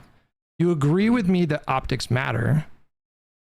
So I don't understand what your contention is if I'm saying that the whole optics portion is kind of guiding the protest more than the actual reason for the protest. No. Well, they both matter. And that's where I have my big disagreement. I feel like right now, you know, the people on the left are so, like, everyone wants to protest. You know, everyone has this urge to protest, and it's like half the people on the left are like trying to curate exactly what they want to do for messaging, exactly what they want to do. That's good though. That's a good thing. You see that as a bad thing, and I see that as a good thing. It is, but ultimately, what is the goal? To stand up against fascist tendencies, right? And how do you do that? Do you do that by telling everyone what flags they can and can't bring? Is that what they're doing, or are they suggesting that certain imagery? That's absolutely a point of discourse. That is 100% a point of discourse. I find it ridiculous. Are they demanding that people wave a particular flag, or are they suggesting? Yes, or absolutely. Hold on. Are they suggesting that if you couple imagery like the American flag with the excessive militarization, that could be persuasive. That is playing optics, and that's the point I'm getting at. Hold on a second. Okay. Do optics matter? To a point, yeah, absolutely. To what point? To a point where I think that it's reasonable to stay on the broader message, which is to combat a fascist movement, right? I feel like that is optically the goal. And you're upset that people are focusing on optics then? No, I feel like the overly curated focus on these optics is what is ultimately going to bring down the movement, right? I'm just, to me, the stuff that you're saying sounds a bit incoherent to me. I feel like there are some really glaring contradictions in what you're trying to get across to me right now. I would love to dive into those. So well, if you agree, so like optics, I think like saying that they matter, I think is actually understating it. I think optics are arguably like the most important part. People don't, and that's where they both agree and don't agree. Optics against what? Optics against a fascist, administration, a federal forces ripping people's families apart, right? Optics with the optics with the intention of being persuasive. That's the whole. Optics are about persuasion. That's what it's about. It's about getting a particular message across in a way that it will galvanize support for your cause. And so when you try and piece together exact imagery that's going to play into these optics, wouldn't you say that has the potential to make your entire movement look weak optically? No, not if you do it right. What's your definition of right? Being thoughtful, being organized, being strategic, being considering the practical implications of whatever decision you want to make, considering the perception that people have of your movement. That is how you can, if you put a heavy emphasis on that and you're disciplined on your messaging, you can be incredibly, we have so many examples throughout history of protest movements that were successful in persuading public opinion one way or the other. Because they understood that not just that optics have value, is that the optics has to be a focus of what you're doing. Because you agree that, these young kids that are showing up to protest ICE, you agree that they're not going to win like a physical fight against the military and the cops, right? I wouldn't even want to get into those hypotheticals. Hold on. Of course not, though. So civilians trying to fight against. Okay, so you can't. Marines that were deployed. Okay, so you can't win a physical confrontation with these people. So what's your next best option then? To organize, right? And that's the whole point. To persuade the general public. To cultivate political capital and then use it against your enemy. In this case, it would be the Trump administration and then local Republican governments as well. That would be like probably the next best thing, right? Because we're not going to win a war against the United States military, and a group of 200 like anti-capitalist kids that have makeshift armor looking like they're out of like a Rust game or something. Like they're not going to win like a physical confrontation with these cops. And so you have to figure out like, okay, how else can we define like a victory here? And it would be in the form of like, I guess, policy reforms, right? So if you can, right. So then you would need to really like chiefly focus on being as persuasive as possible. But I feel like you guys see it as a unacceptable compromise. Like you don't want to compromise. You don't want to take away from the thing that you're protesting about, which is these ICE raids and I guess the administration broadly. And you feel like it's taking away from that if you focus at all on making your message more palatable. But I'm saying you're actually taking away from your initial reason for protesting in the first place by not being thoughtful in that way, by being careless about what you want to do. I feel like there's a fine line, especially because ultimately the people that we're trying to engage with, right? The people that we're trying to expand a protest rank with are people that are opposed to tyranny. Correct? We can agree on that. And that's not just the people on the left, right? We would love for libertarians that don't tread on me flags to come out there because this is that moment, is it not? Yeah, I think more broadly, the protests are about fighting tyranny. Yeah. And so we're already there. I guess that's where I'm getting at. It's like, if we're talking about optics, right? The protests are overwhelmingly peaceful. You would agree? Yeah. Based on what I saw, I mean, I can only speak to the one day that I watched for 5 hours. I saw a ton of peaceful. I mean, it was aggressive, but not violent. So I guess that's my it's not a point of contention. I guess it's just my frustration. It's like the people on the left, yourself, not just you, but there's discourse about like what to bring to a protest in terms of what flags, what they're chanting. And I get the overall goal is to grow the protest. But I feel like with all this like infighting as to how to do it correctly, the overall message is being lost versus MAGA, who the entire time are just so steadfast in that these are criminals, these are violent thugs. But what's causing this fight? The cats and dogs. Like, what's the cause of this internal fight? Why is it even a fight? Why isn't everybody on the same page that you should be thoughtful about how you present yourselves in a moment like this? Like, do you agree, for example, like, it's either it's an anti-fascist protest or it's not, right? If we're at that moment where this is tyranny, you have your senator being thrown on the floor, being arrested. You have my governor calling for the vehicular manslaughter of protesters, doing the exact same thing that we saw in the protest that we watched yesterday, the Chicago protest, where they're marching through the streets, the New York protests where they're marching through the streets, even the LA protests after, not the freeway, but after that where they were marching through the streets. Those were good protests, and I've been engaged in a protest where I've been marching the streets. The police that are on hand kind of guide you through, and they'll block off the entryways to the highways, and they let you go about doing your constitutional right. Those are great. However, now you have the people on the right saying, nope, let's run them over with vehicles. And now and they've been so steadfast in making sure that everyone on the right is okay with violence. Okay. Except when that violence is from the left. Okay, so you understand that literally every single fascist dictator throughout history, a central part of their pitch, if not the like main thing that they were pitching themselves on, was they would identify a group, they would label them as like a criminal element, and then they would promise the people that they would return like law and order. And they're doing that to this moment, right? I mean, so here's my point though. If you have people that are like burning Waymo cars and smashing windows and these kinds of things, you get like, what happens is normies see that and then they become sympathetic to the strongman argument. So like I asked this question already, but do you agree that like anybody that is doing violence right now in these riots, or specifically in the riots, the protests or the protests, but anybody who's actually rioting, do you agree that they're helping Donald Trump? They're making him stronger by doing that? Yes and no.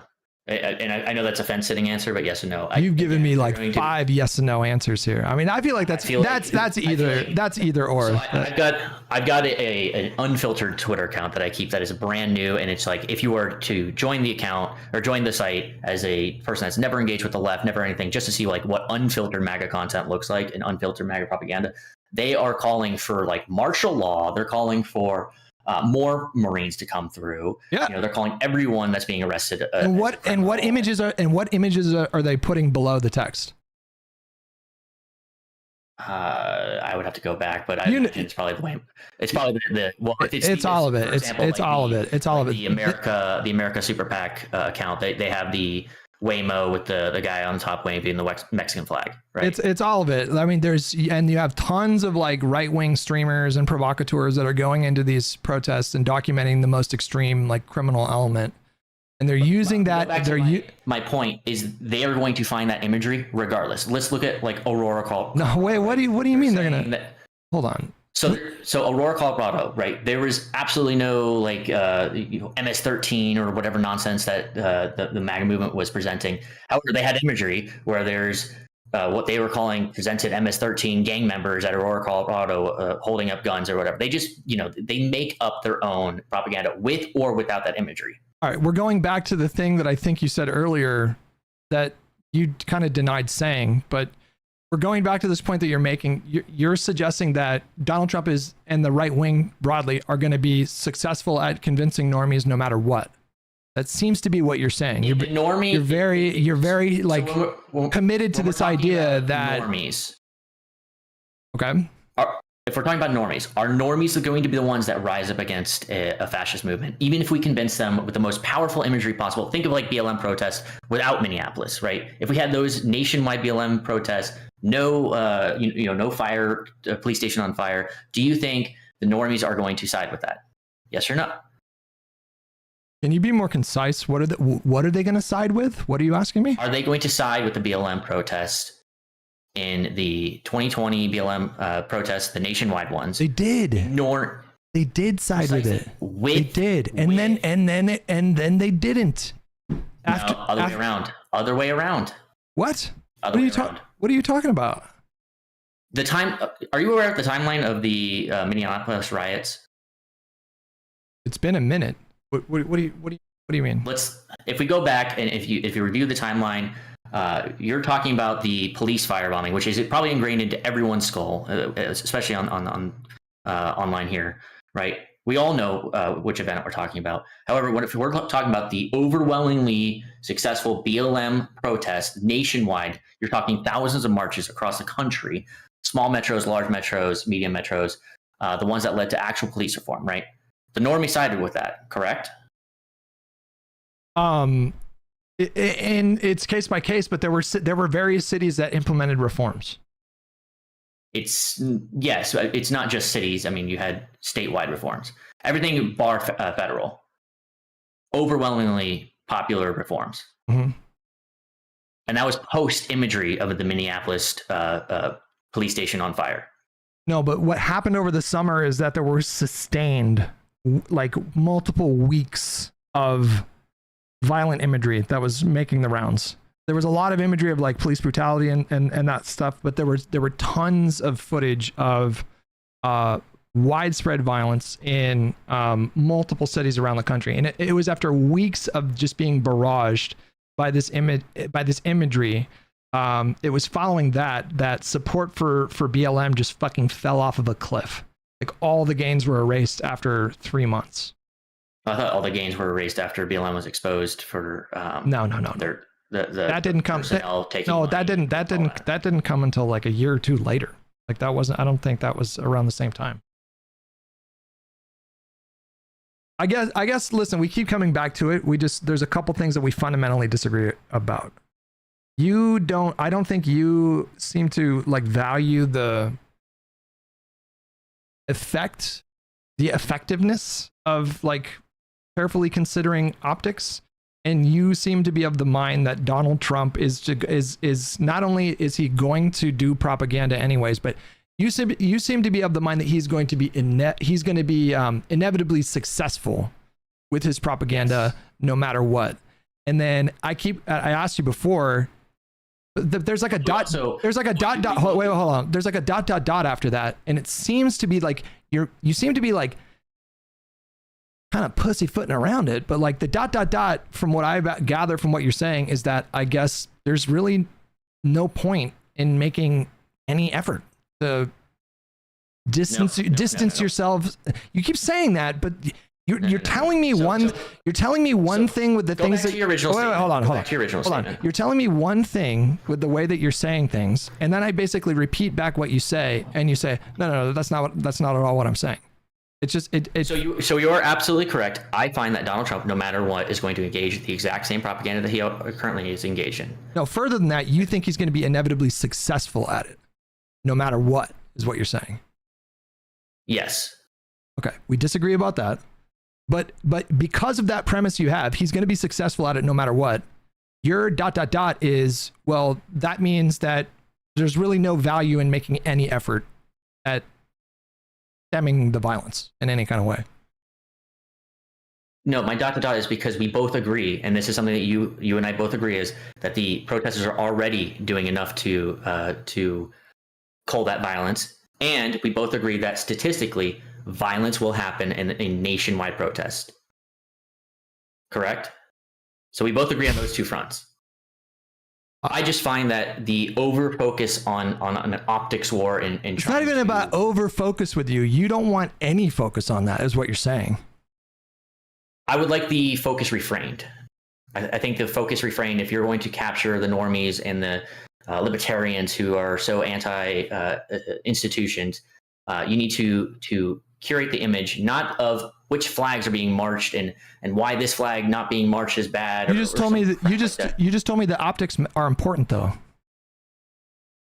Do you I find that the optics, the message, the underlying message is the most important things, and I feel like we have a disagreement as to like how you curate the optics. I guess I look at a larger holistic level. You're more focused on like a super organized central message, but if as we look at these current protests that are taking place, I mean, we can both agree that message is pretty loose, right?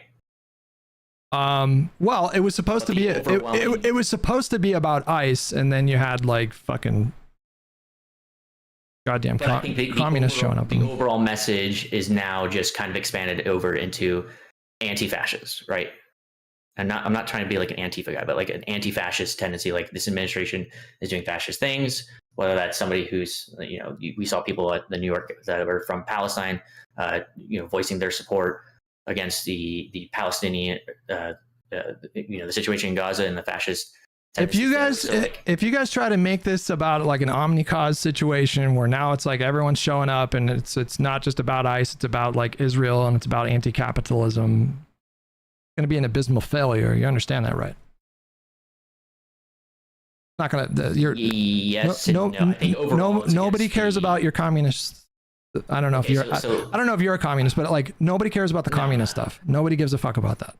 So what's going to happen then this weekend, right? Because this weekend is not an anti-ICE protest. The No Kings nationwide movements, these are not anti-ICE protests. So I guess what you're saying is like, oh, well, we want to central down these optically and get the messaging on right as to anti-ICE, which I agree, which would be great. But there's so many different problems with this administration that's kind of just culminating into a general anti-administration, anti-fascist protest. Correct? Okay, wait, hold on. Let me cut you off. Let me just get you to repeat, right? Like you did acknowledge earlier that optics to some degree are important, right? Correct. Okay, then let me just ask you, what do you think the protest should do optically? I think really like the same thing that they're doing. I feel like the way that they are being portrayed is fine.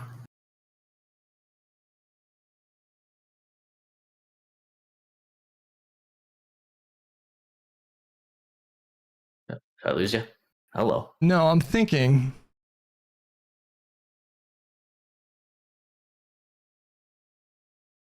The No Kings this weekend is going to be very interesting because it's not anti-ICE, in its basis. And you also have Trump saying that he's going to use heavy force against protesters. Let me. All right, hold on. I figured it. Let me be more specific with like my ask here. So first, do you agree that whatever protests happen, not just kind of vaguely talking about optics, but do you agree that these movements should have an intention to persuade people who are like what we would call like normies? Like, do you agree that there should be some consideration there about like persuading these people that this isn't some like massive violent revolution situation? This is a peaceful organized movement principally in opposition to the administration. Yes, I agree. Okay, great. So how should they do that? I think the focus of normies, or I guess what worked in BLM, right, was empathy. And I feel like right now that's kind of being lost maybe in the messaging with these protests. It's like the focus, at least on the specific anti-ICE movement. I'm not talking about the broader anti-Trump protest this weekend, as well as like as you saw like the Palestinian stuff kind of creeping its way in. It's specific on the anti-ICE, right? Right now, you have a government agency ripping families apart. You know, we can talk about its methodology all day. We can talk, but that is like underlying issue number one. Normies can be empathetic to that, but they're not empathetic to that if we're sitting here focusing about which flags we bring. I just find that very frustrating. Why do you think people I keep bringing up the flags and whatever? But yeah, but why do you think? Like, have you heard the arguments for why the American flag might be really savvy? I find them quite compelling. Have you heard what the arguments are? With the flag upside down and no. What, like the idea of like passing out American flags at protests like these? Like, have you even explored like why people are suggesting that? I just don't see how that would bring a normie into it, though. So you haven't even looked into what their arguments are? I've looked into the leftist argument. I just don't find. I guess I'm finding struggle. How is that going to connect with the normies that you want to then protest? Do you agree that? Okay, so if you have police violently engaging with protesters that are waving like a Palestinian flag and a communist flag and a Mexican flag, and not that I think you shouldn't wave Mexican flags for the record, I'm not saying that, but so if you have image of police moving in with like smoke grenades and making kind of violent arrests with people that have more like patriotic like imagery. Do you understand the value, the possible value there of that being more appealing to a normie? That was what the argument was. Like if you have an incident on camera where police are getting really violent with someone who's waving an American flag, that puts a whole new context to the situation for people that don't really pay attention to politics. That was what the argument was. I like Vosh was making the same argument as far as I'm aware. And that to me is like very savvy. I just don't know if that would link with. I mean, it's great in practice, but is that actually what normies care about? Is what, like, are they saying, "Oh, I don't want to engage with this protest because they have a Mexican flag waved," and then all of a sudden you have a American flag, and that's what's going to bring them in? I feel like that is. I mean, we're talking about normies. We're talking about normies, dude. We're not talking about you and me who consume political news every day. Normie would be more aligned with, the girl in what was it, Austin, that was shot at point blank for trying to walk home to their apartment. I feel like that is an imagery that's very powerful because it's a norm person. But now imagine if she was waving a flag. Now imagine if she was draped in an American flag. No, because if you drape him into an American flag, you're then sucking him into what looks like into the protest. And normies, if we're trying to get normies into that protest mindset, right? What is a normie? A normie is a normal person, a person that's not politically engaged. So if you're having police do violence against somebody who is in that engagement already, does a normie care? I think we're not treading any new ground here. I don't really know how to have this conversation with you. It seems like we have number one, I don't really understand a lot of your arguments because they seem quite inconsistent.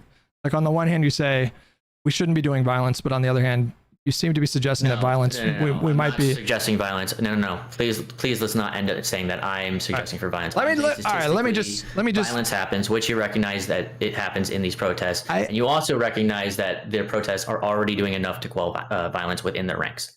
We both agree on that. Let me just sum things up one more, because here's where I think I want to illustrate what I think is your biggest inconsistency. Okay.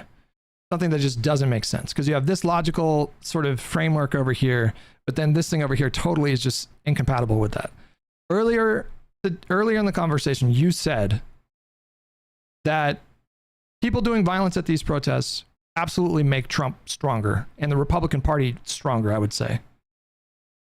Is that correct? Like you agree with that? Yes and no. No, hold on. So explain the no. Explain the no then. Explain the no then. You said you did explain the yes. So explain the no. Find the imagery regardless. Yes, in the case. How are they going to find that imagery if it doesn't exist? How are they going to find the imagery if it doesn't exist? That's the yes. The yes is the America, super PAC Twitter that has the picture of the Waymo on fire with the guy in the Mexican flag waving. That's your yes. The no is if you look at the Aurora, Colorado things, they just made it up and they found, pictures of immigrants with AR-15s. That's way less persuasive, especially in the modern age, especially with like community notes. Like there's, some people are going to fall victim to like literal fake news propaganda, but You know, there are some people. There are mechanisms scary to amount of people. right, but we also see like examples of blatant misinformation getting completely dunked on, even on a site like Twitter, with the feature like community note. So there are mechanisms to like fight outright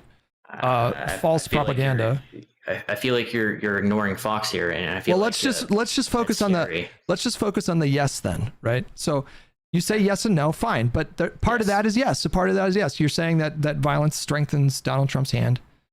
In my opinion, that logically means that if you want to increase your chances of success as a protest movement, you should place a heavy focus on practicing nonviolence and intervening if violence is happening, like actually like physically preventing it from happening. Yes. That is just like, okay. Yes. Okay. So we taking place. So, all right. Well, listen. I think that there's more that can be done. I think we've seen instances of protesters that are like doing the things that I'm saying. But I'm saying I think there's more that can be done with that. I think it can be way more of like a top-down systemic, like this is our policy. Like we want to see this happening all over the country. We want to see like a visible, focused effort on reducing this kind of stuff. Is it not happening all over the country? Because I mean, like the Chicago protest, did anything other than it was heated at the points that we watched, or the New York protest where the NYPD caused the violence? Did we even see anything where the protests weren't the ones that were stopping violence within their ranks? I mean, it was a very like small thing that we were watching. We were watching at one point for like an hour. It was in New York, and there were a group of like 80 to 90 like young people that were there, and they were absolutely trying to antagonize a violent situation. And so like I don't think you can prevent that altogether, but I feel like if a movement wants to be successful, they need to take steps not only like physically when they can, but rhetorically to distance themselves from that and say like, we have nothing to do with that. We do not co-sign on that. That is a destructive thing that we want no part of. Like any kind of effort to like put distance between that and what the movement is trying to achieve through nonviolence, I think is worthwhile. I think is optically advantageous to do that. But to what goal? Is it to the goal to bring the normal people into the protest? Yeah, we're going round and round here. I'm not going to keep repeating myself. We can have this conversation another time, but my patience is worn thin with you, young man. Okay. Love you though. Thanks for the conversation. Yep.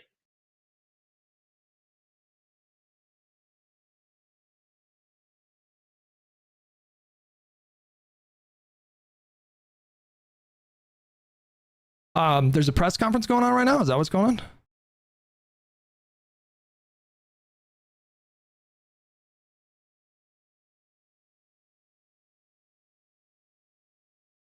Oh, this guy. Yeah. Sorry. Back to the original one.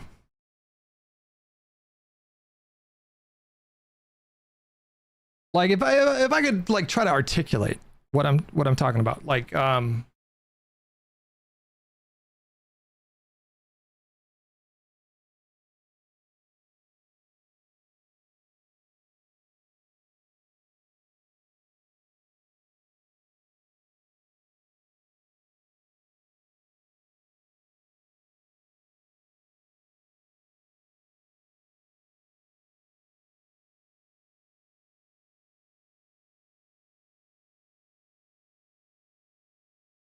stop being pretentious and condescending. You never admit when you're wrong.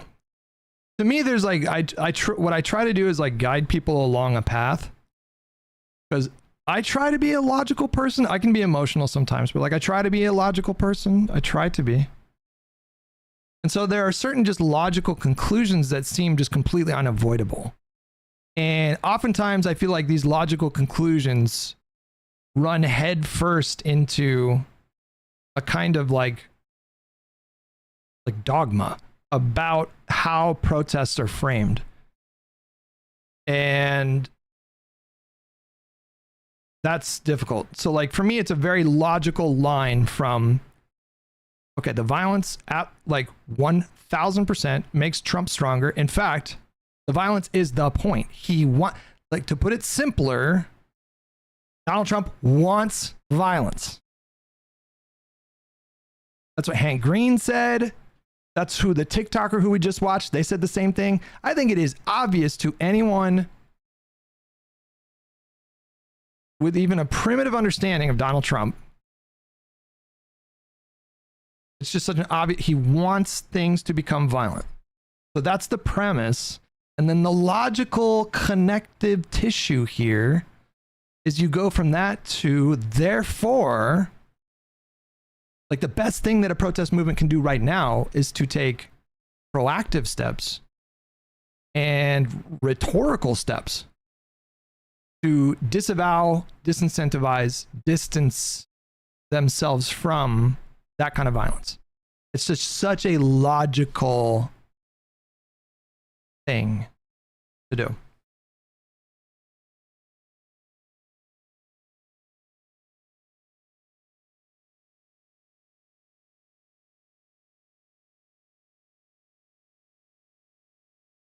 Do you agree that you can't 100% prevent the violence? So what needs to change from the protest that hasn't already happened already? I'm saying a much more organized, I'm saying the protest should be defined by the efforts. That if you want to win a propaganda war right now, like, the protest should literally be defined by this. You know, you have the reason why you're protesting, the ICE stuff and the No King stuff. But in practice, the movement should be defined by, like, when people think of a movement, a protest movement, they should think, oh yeah, this is the movement that is doing everything they can to like prevent that stuff from happening.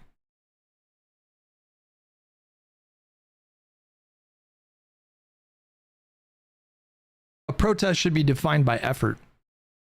Yeah, that's what I'm saying. How that effort is manifests.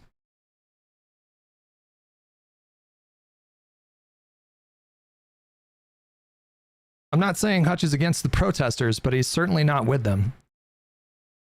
I want to fucking jump off of a bridge in Minecraft sometimes.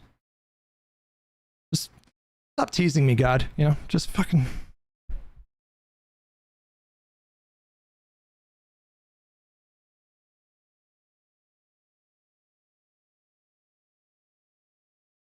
I think the difference between you and me, Lemon Chicken, is I see a group of like petulant kids that are fucking acting like idiots. And I don't think of them as protesters. I think of that as like, that's something else. When I think of the protesters, I think of the people out there like,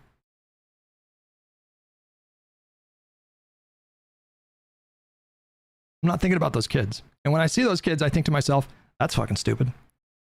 Fucking impulsive and stupid. It's like, they're young, I get it, but it's fucking stupid. And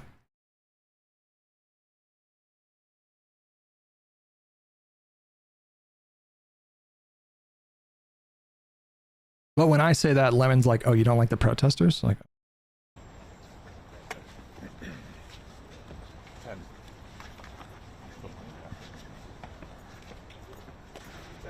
thanks for your time. Guys, line aside. We're right here already. Line aside, guys. Well, good afternoon, everybody. Never put your hand on me. Whoa, whoa, whoa. Good.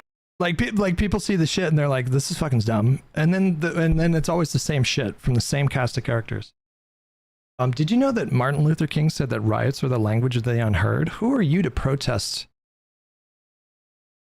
white man? Who are you to protest an oppressed people? Meanwhile, it's like fucking probably like 80% like fucking white, affluent, you know, kids with fucking affluent families.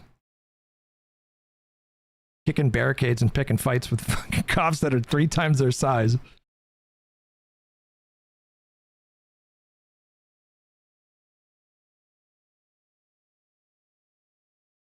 We'll tell, if you don't want me to focus on them so much, tell them to stop fucking coming in my chat and saying the craziest shit to me. Good afternoon, everybody. Senator Alex Padilla. You guys have some questions. I'm going to read a brief statement. I will not be taking questions, but allow me to read my statement. I'm here in Los Angeles today, and I was here in the federal building in the conference room awaiting a scheduled briefing from federal officials as part of my responsibility as a senator to provide oversight and accountability. While I was waiting for the briefing with General Guillot, I learned that Secretary Noem was having a press conference a couple of doors down the hall. Since the beginning of the year, but especially over the course of the I'll turn up the volume for you guys. over the course of recent weeks, several of my colleagues have been asking the Department of Homeland Security for more information and more answers on their increasingly extreme immigration enforcement actions. And we've gotten little to no information in response to our inquiries. And so I came to the press conference to hear what she had to say, to see if I could learn any new additional information. And at one point, I had a question. And let me emphasize, just as we've emphasized the right for people to peacefully protest and to stand up for their First Amendment rights, for our fundamental rights. I was there peacefully. At one point, I had a question. And so I began to ask a question. I was almost immediately forcibly removed from the room. I was forced to the ground, and I was handcuffed. I was not arrested. I was not detained. I will say this. If this is how this administration responds to a senator with a question, if this is how the Department of Homeland Security responds to a senator with a question, you can only imagine what they're doing to farm workers, to cooks, to day laborers out in the Los Angeles community and throughout California and throughout the country. We will hold this administration accountable. And we'll have more to say. We'll have more to say in the coming days. Let me say just briefly in Spanish as well. Soy el senador Alex Padilla y estuve aquí porque tuve una junta para recibir muy calmado, no me detenieron preguntas because there is a lot of concern. There is, we're not just a community. Just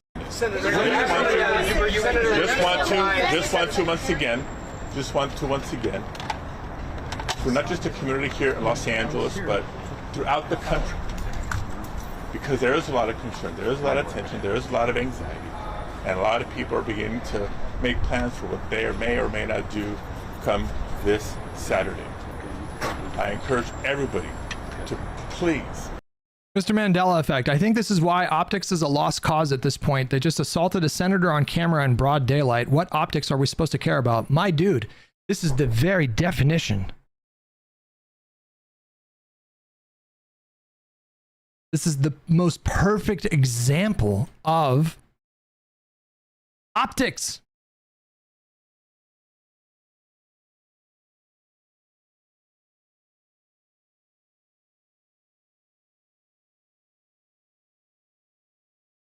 This is now a tool. This is now an instrument. This is now an opportunity. The imagery of that and the response to that event and the use of that imagery all has to do with optics. I don't understand how you can decouple the concept from this moment. When I looked at my feed shortly after it happened, it was like, I'm looking at it right now. Literally, I mean, it is everywhere on my feed right now. It's like 30% of my feed when I scroll down is the image of this guy in the handcuffs. That is optics. Peacefully protest, just like I was calmly and peacefully listening in that press conference and attempting to ask a question. Why did you? No violence, Senator, no vandalism. why did you- Please continue peacefully protesting, and that's all I will have to say today. Thank you very much. Can you give us any insight what you and the secretary said afterwards? Why did you come in and do that? Why did you disrupt? What did Kristi Noem have to say today? Have been absolutely imperative to us in helping us make sure we're running operations and really targeting these bad actors.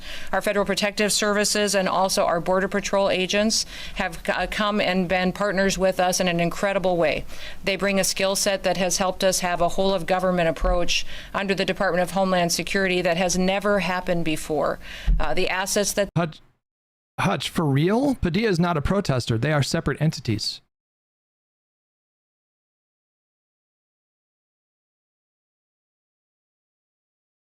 I need some emotional support right now, because I know I know a lot of you guys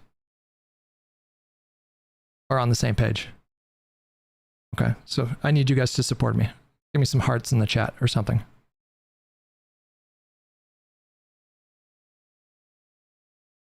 Ever since the invention of the camera, and then the video camera, and then the ubiquitous nature of like cell phone cameras now, I cannot stress enough how important optics are in the 21st century. They are everything. They matter so much. Polomoto with oh, I didn't mean that. I mean, sure, I'll take it. Yeah, actually, guys, I really need you guys to give me subs. That's what's going on right now. I'm in a really shitty mood and feeling really down on myself, and Jamerez with 9 months. Deceit with 5 gifted. Thank you guys. Thank you. Try My Milk 69, incredible name, with 5 gifted. Polomoto with 5 gifted. I cannot stress enough. If the Trump presidency has taught us nothing, you guys, is that like the information war that's going on right now, it is salient in a way that it never has been before. Optics have become more important, not less. They are so important in moments like these. Esme Abuela, thank you. Thank you for the money. And I get so confused because some of you guys seem to be taking the position of we should just cede that entire consideration to Trump. That's what you're saying, in effect. If you're telling me that optics don't matter because Trump's going to win no matter what you're saying is there's really no point in trying. That's what you're saying. We had Dobbsy in here saying, well, yes and no, but that's what he was saying. He was saying there's kind of no point in really like thinking about it too much, which to me is insane. What, like you guys are seriously saying we should just let Donald Trump just unopposed just shape the narrative however he wants? That's what you're saying?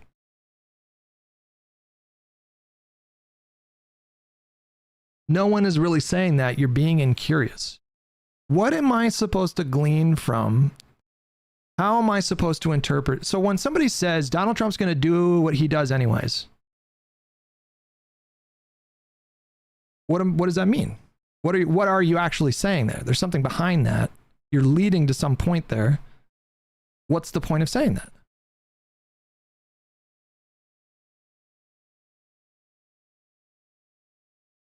Why would you say there's no, Donald Trump's going to do that anyways, if you're not saying that we should just not even really try or like spend that much time thinking about it?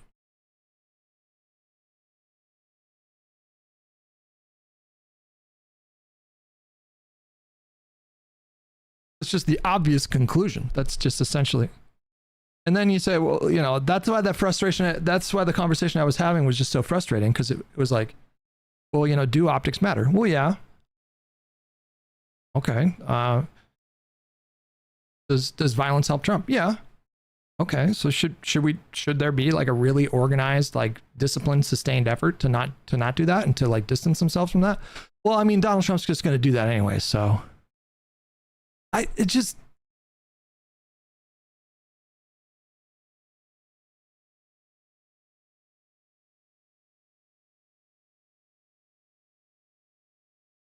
The point is that you need counter-programming to win the optics war, not doing the right thing and hoping that the truth will suddenly start to matter.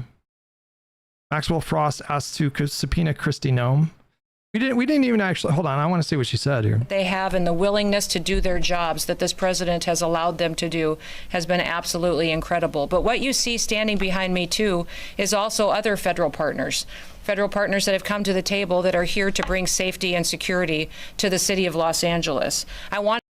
Fighting fascism is too optically disturbing? What the fuck? Okay, so this is the argument that, like, well, people should be pissed about this. People should be upset. Trump is a fascist and he's doing these fascist things, and I'm pissed off that they're not upset. And it's like, okay, you can be upset, that's fine. But at some point, when the emotion subsides, you should probably think, okay, so, all right, so what is the best thing to do, right? Like, I'm mad that they're not more mad. Okay, fine. Okay. What can I do, or what can we do to sort of evoke that out of them? It just be that should be like the next question you ask yourself. But instead, I think, like, if you just get focused on the fucking people should be more mad, there's no direction for that to go. It's just, you're just mad. That's it. You're just angry.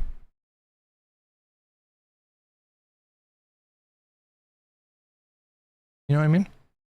You guys get what I'm saying? I want to specifically thank the Army. I want to thank the Marines, the National Guard, our soldiers, our military men and women who have shown up here to help make sure that we have security. Not only do they protect our country around the world, but they're doing it every single day here in the United States of America too, and doing it as service, public service to the people in this country, because they took an oath to uphold the law. We also have a U.S. attorney here who... Okay, I am going to ban you. I mean... I think I have to ban you. I don't know what else to do, because you're just going to say, Hutch, focus on the fascists instead of constantly poo-pooing peaceful protesters. Okay. All right, we're going to have a trial. We're going to have a trial by jury, okay? They're going to decide your fate. We'll put it to a poll. I'll even do Twitch poll. They're more radical, okay? I'll even do a Twitch poll. You can either, Lemon, you can either demonstrate that I condemned peaceful protests, like you just said. You said, focus on the fascists instead of constantly poo-pooing peaceful protesters. So you can either demonstrate that I poo-pooed peaceful protesters, or you can apologize. Lemon's in the YouTube chat. He's not in the Twitch. I'm going to let the crazies decide your fate. Ban me? Ban me? All right. Never mind. He took that power from you guys, chat. Who has been aggressive, has been making sure that we don't pick winners and losers in this country, that the rule of law will be followed, and that people who break the law and perpetuate violence will be brought to justice. They will be prosecuted. ATX Couch Potato, did I get you for the gifted sub? Bodymon with 23 months, thank you guys. The Department of Justice is here and has a presence in our Incident Command Center, as well as the DEA, the FBI, and their investigative teams have been fantastic with their leadership. And we also have the IRS here that's helping us track how these violent protesters are funded, what NGOs out there, what unions, what other individuals may be funding these violent perpetuators that are in these protests that take people who may be wanting to come and be peaceful, but instead turn these into very violent activities that go after law enforcement. That's just simply not acceptable. And I also want to thank our U.S. Marshals. They've been so great in helping us to secure facilities, but also operations, and also with transportation, that as soon as someone is arrested and brought into incarceration, that they are transported out and able to face prosecution and the consequences for their crimes. I want people to know that while these officers and these agencies and our military are here doing this work in these operations, that the people across this country are so grateful. They are so grateful for the work that is being done here in Los Angeles. They are setting an example for what is happening across the country in other cities and putting together a model and a blueprint for how we can continue to work to make every single community great again and safe again for our kids and for our grandkids far into the future. I've been in many different states with all the different components that I represent over the last 4 or 5 days, and everywhere I go, people stop me and say, tell everybody who's working in Los Angeles that is working to bring safety to those city streets and to those families and protect those small business, tell them thank you. Tell them God bless you, that I hope that they are safe and they have been suffering. The people that live here under the policies of Governor Newsom and under the policies of Mayor Bass, and they recognize that it's a huge disservice to the people who have to try to raise their families here. And to be clear, Donald Trump is overwhelmingly unpopular in the state right now. That these agents and that these law enforcement officers are working to change that and give them an opportunity to be successful and to live the American dream. Listen, many officers have been assaulted over the last several days. We did see before that assaults against law enforcement and ICE officers go up over 400%.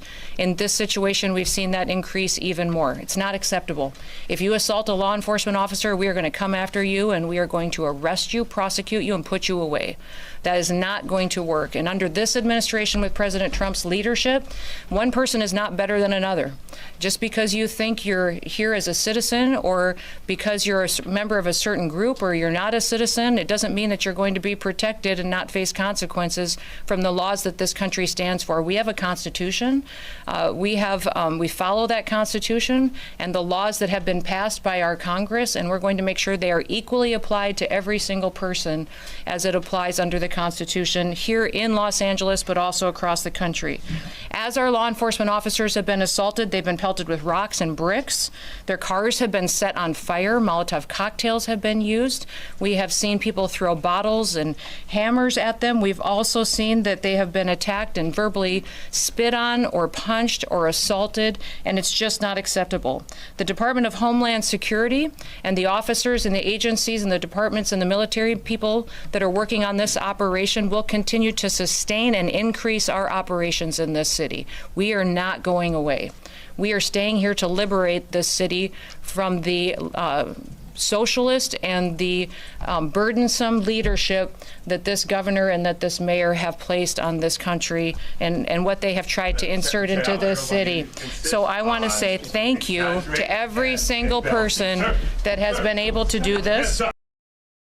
Also, I want to talk specifically. They escalated to violence so fast here for a fucking senator. To the riot. Like, he was being disruptive, obviously, but that's kind of the point. But for them to escalate it, like, and 20 seconds later, he's pinned to the ground and being handcuffed. Pretty fucking crazy. And to the politicians in Los Angeles. The matter is, a half a dozen violent criminals that you're rotating on your. I also want to talk about specifically how many of our ICE agents have been doxxed for. Mark Kelly had a few things to say about Padilla being taken to the ground. What happened today to Senator Padilla was outrageous. It was violent. It's a scary thing to see happen in the United States of America. Alex Padilla is a great guy. He is thoughtful. He is passionate. I feel like this guy is a dark horse for 2028, guys. He is just trying to serve his constituents in the best way he knows how. Very normie coded, this guy here. By doing the thing that is in our Constitution. Freedom of speech. Article 1. By exercising his constitutional rights. AJ Collins with 37 months. Thank you so much, pal. And his rights as a United States Senator to ask some questions of government officials. He was doing his job. His job is oversight. Oversight of the Department of Homeland Security. This is in a federal building. And this didn't happen in isolation. The Trump administration has arrested a mayor and a member of Congress and a labor leader. Nope. The other day, I'm dead. I mentioned the one highlight of this week, which was your grandkid. And the low light is, besides this, at the end of the week, is what happened at Fort Bragg. the other day. The President of the United States going to a U.S. military base and using soldiers as political props. That is not who we are as a country. And I have to say, Mr. President, what I saw today is leading us down a dangerous path. And we cannot retreat to partisan corners. Senator Schatz mentioned, other than you, Mr. President, I don't think there are any other Republicans showing outrage for one of their colleagues on the other side of the aisle being violently handled. Hutch sees a bald guy and sees a guy he can get behind. True. By law enforcement. We're bald by choice, just so we're clear. It's a fashion choice. This is wrong. Just so you know. This is not putting our country first. And I have to say, I hope we can turn things around here in the coming weeks. But in my lifetime, and certainly my time in public office and my time serving this country, I have never seen anything like I have seen this week. Were you a Delaney-ac in 2020? Who was Delaney? Who was that? Apparently, this was a bunch of people got kettled last night after curfew, and they just let them go.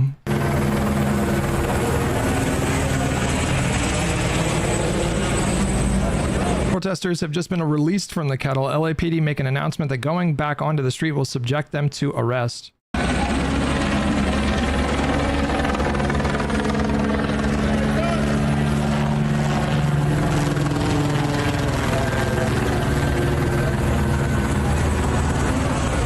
I mean, we're certainly seeing like individual instances of cops using too much force, but I feel like we saw a ton of examples of police in all 5 of those cities not escalating.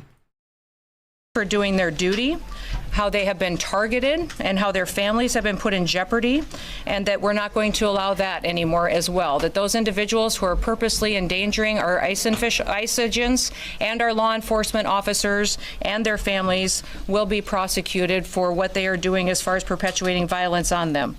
I want to know that the American people are grateful for our law enforcement officers. We will always respect them, and that President Trump is thankful for the leadership that has been shown by all of these agencies. In fact, President Trump did she say ICE agents? Is that what she just said? Call in, and I did visit with him today, and he also visited with all of these agencies here this morning and thanked them for what they are doing to make sure that they are protecting the United States of America.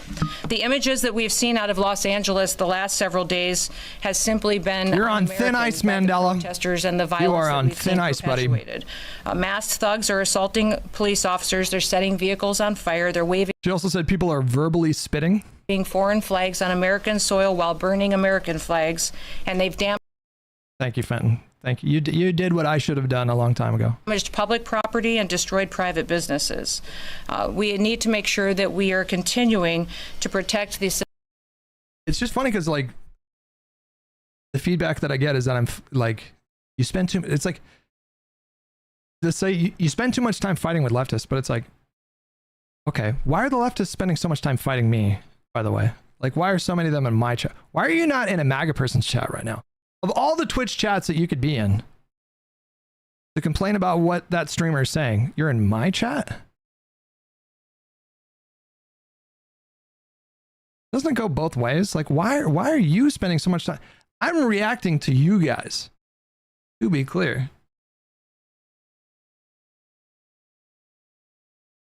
I don't know what my baldness has anything to do. Again, the baldness is a choice. We all know this. Citizens that live here and want this community Not relevant. to be safe. Let me give you just a few examples of those who have been rioting that many politicians like Gavin Newsom and Karen Bass are defending. There was a Vietnamese illegal alien who committed a mass shooting at a graduation party in 1994 that we've been able to take off the streets. fucking insane to suggest that Gavin Newsom was defending a mass shooter, but a Filipino illegal alien that was convicted of an assault with intent to commit rape that we've been able to bring up into custody and incarceration. You see behind you some more profiles of individuals that have brought into custody through the operations we have here. A Mexican illegal alien convicted of willfully cruelty to a child, and on and on and on. Those individuals and those criminals are now off the streets of Los Angeles because of the activities that have been conducted here in the last several days and will continue to operate for days to come. When these riots first began on Friday night, a federal law enforcement building was surrounded by over 1,000 violent rioters, and it took Los Angeles Police Department 2 hours to respond.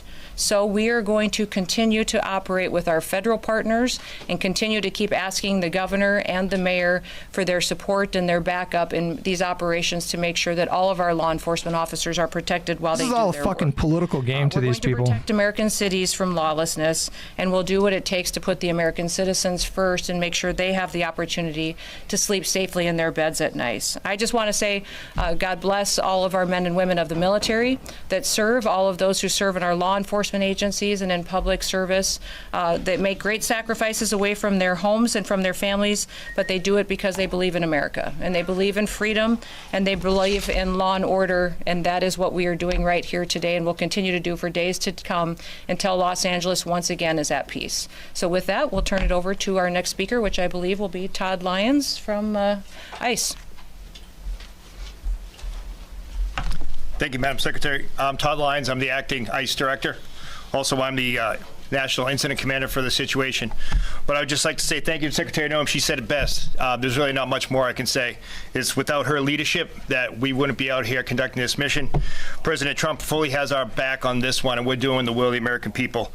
I want to thank the brave men and women of ICE, HSI, ERO, our attorneys with the Office of Public Legal Counsel, because without them, this would not be possible. They put their lives on the line every day. You also see my fellow agency heads here with me and many that are not up here on stage. The men and women of law enforcement have been putting themselves in harm's way every night since we've been here in Los Angeles. What we've done here is taken a whole of government approach for this immigration mission. You know, under the last administration, there was millions upon millions of people that we don't know who came into this country. They were let in, that now have turned violent criminals. Also, we have known suspected terrorists and gang members. Since January 20th, we've been making arrests in Los Angeles and all around the country. But specifically, we've focused on gang members, human traffickers. Oh, we got a spicy moment. William, shut up. Just shut up. No, you don't. No, you're not going to tell me to shut up. Let's. How do you get him in order?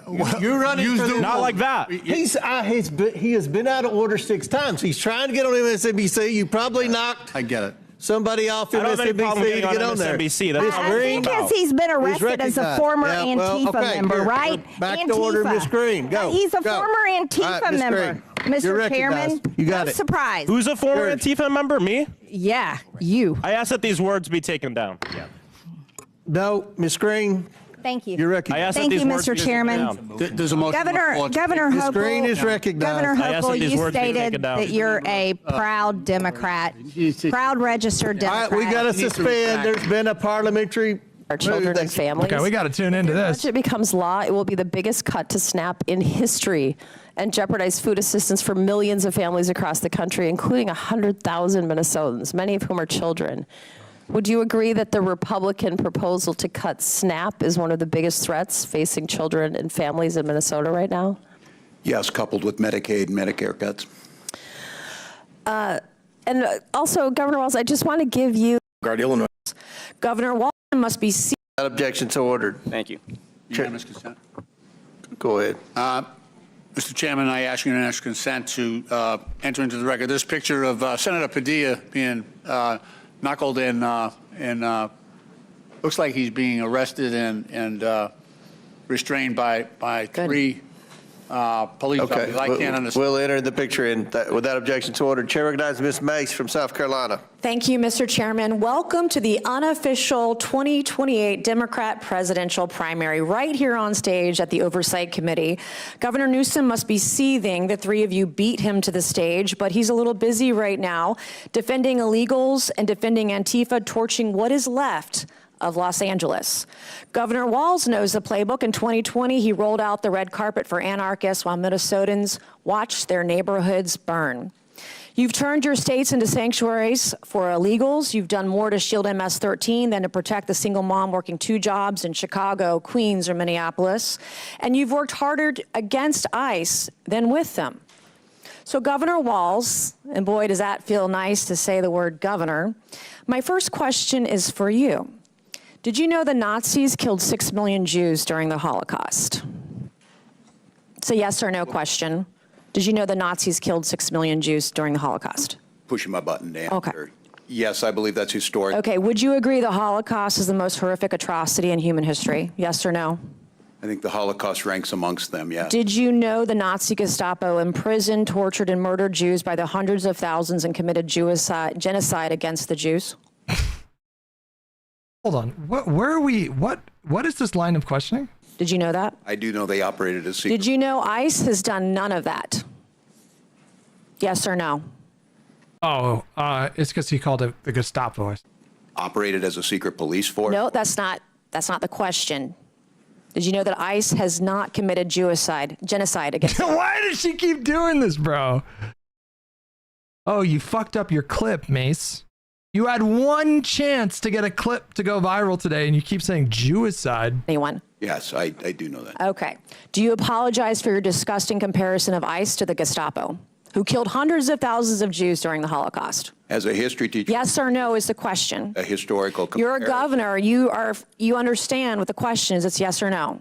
Will you apologize for what you said about ICE, comparing them to ICE to identify who they are when they operate, to not use unmarked. Okay, Mr. Chairman, this governor or honorable can't answer the question. Do you believe the Nuremberg trials were a good exercise in holding the Nazis accountable? Yes or no? I think Vishy with a gifted sub. Vishy, thank you, buddy. think due process. Okay, so are you calling for ICE agents to be brought to a tribunal under the threat of death by comparing them to the Gestapo? Everyone is afforded due process. What don't you understand about yes or no? Like, what can't you comprehend about yes or no questions? I Do you understand still want being to a governor abolish is a ICE? different Do you job. still want to abolish ICE? Yes or no? Said I wanted to abolish ICE. Didn't you march in a rally calling for ICE's abolishment? Not that I can recall, Congressman. Well, according to widespread media reports, you did. And the media is always correct. How do you rate Kamala Harris's job as border czar? I want a number between 1 and 10. How was she as border czar? I wouldn't have a way to measure that. I was not in the administration. Weren't you her running mate for vice president? As in the campaign. And you wasn't part of the can't rate her role as border czar on a scale of 1 to 10. Was she great at 10 or was she a 1? Terrible. I think her proposal that she put forward to make sure we had the bipartisan immigration. It wasn't bipartisan. Did you ever personally speak with Kamala about Joe Biden's cognitive collapse? Oh, God. Here's not with the gifted sub to Jewish. Okay. Okay. We're skating on thin ice here, guys. Call, Congressman. Not as her running mate for vice president. You never once talked to her about the president I don't know if do we need to moderate that. and why she was nominated instead of him. No, not that I can recall. What kind of operation were you guys running over there? I was more concerned with Donald Trump's cognitive. Thank God he's things that we were. he's president and J.D. Vance is vice president and not you. Have you ever served in a combat zone, Governor? I have not, Congresswoman. Okay. Are you still friends with school shooters? I have never been a friend with a school shooter. Didn't you say you were friends with school shooters on the debate stage? Oh, Congresswoman. Yeah, I is think that's very bullying evident. is As a teacher and a bullying parent. is my mom was a teacher. I'm a high school dropout. We can talk about that later. Is bullying okay? Is bullying okay as a teacher? Is bullying okay? Yes or no? Is it okay to bully somebody? I think yes there's or a no? time to push back at a bully. So yes, I do think there's a time. So you think it's okay to bully others? I think it's okay to bully the bully at times. Well, you're showing that the Democrat Party is the party of violence. Were you at Tiananmen Square? Have I been to Tiananmen Square? I have. Were you at Tiananmen Square? I have been at Tiananmen Square. When were you there? Oh, as I recall, January of 1990. Okay. What is a woman? Oh my fucking God.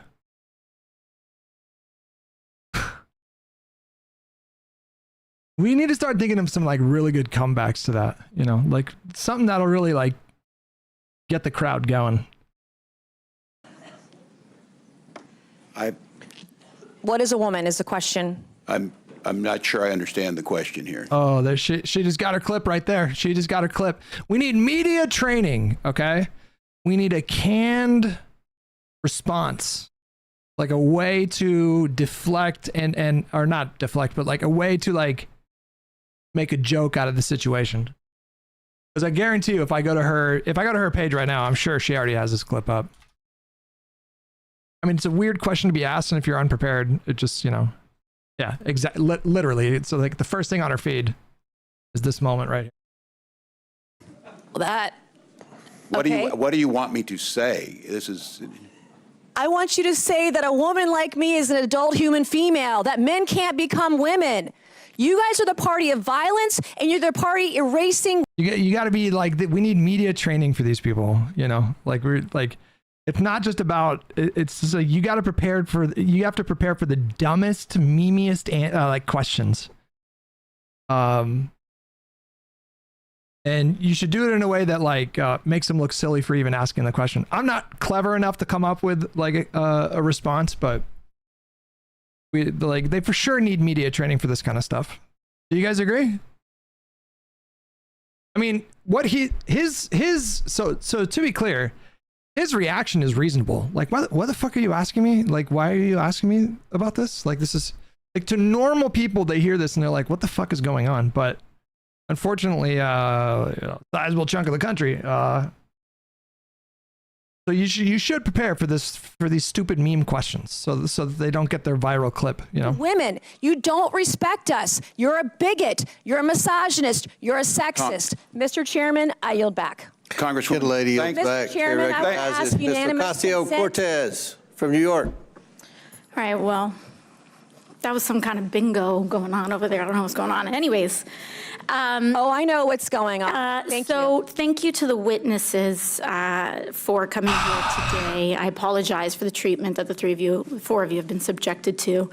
And Governor Walz, I just have to say, I know you're getting a lot of grief from the majority here, but you know, we are talking about individuals who have cheered on an individual who issued a Nazi salute from behind the presidential seal of the United States of America, who have cheered on the pardoning of individuals who attacked the United States Capitol and flew a Nazi flag and the flag of the Confederacy, traitors to the United States, sworn enemies of the United States of America, through the capital of this nation. And now they want to act offended because someone has the courage to say, if it walks like a duck and it talks like a duck, maybe it's a duck. So I want to thank you for not wavering to their bullying, which is unconscionable and sad to see. So I just wanted to let you know that, Governor. Thank you. Thank you, Congresswoman. To the three of you, Governor Walz, Governor Pritzker, and Governor Hochul, you three have each sworn an oath to uphold and defend. Oh boy, we got Creed in the chat again. Creed's always a fun Discord call. Should we shoot the shit, buddy? You got a second?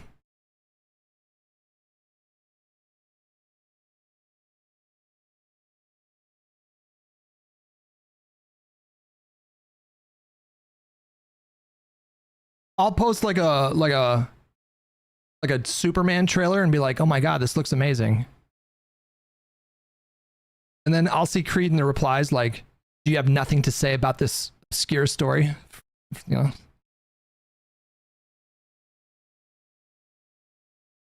You have nothing to say about Gavin Newsom getting dinner during, just like something's completely unrelated. Like 50% of my posts. He's very dedicated. The Constitution of the United States of America, correct? I'll start with you. Yes. Yes, ma'am. Yes, I have. And I imagine that also includes the Fourth and Fifth Amendment protections for due process and the rule of law. It does. Sure does. Yes. And that means protecting your people in your states, U.S. citizens and every individual, because that is what makes America great, that we are a land of the free and of rule of law, to protect them from infringements of their civil liberties, correct? Now, what we are seeing is a pattern where ICE is breaking the law.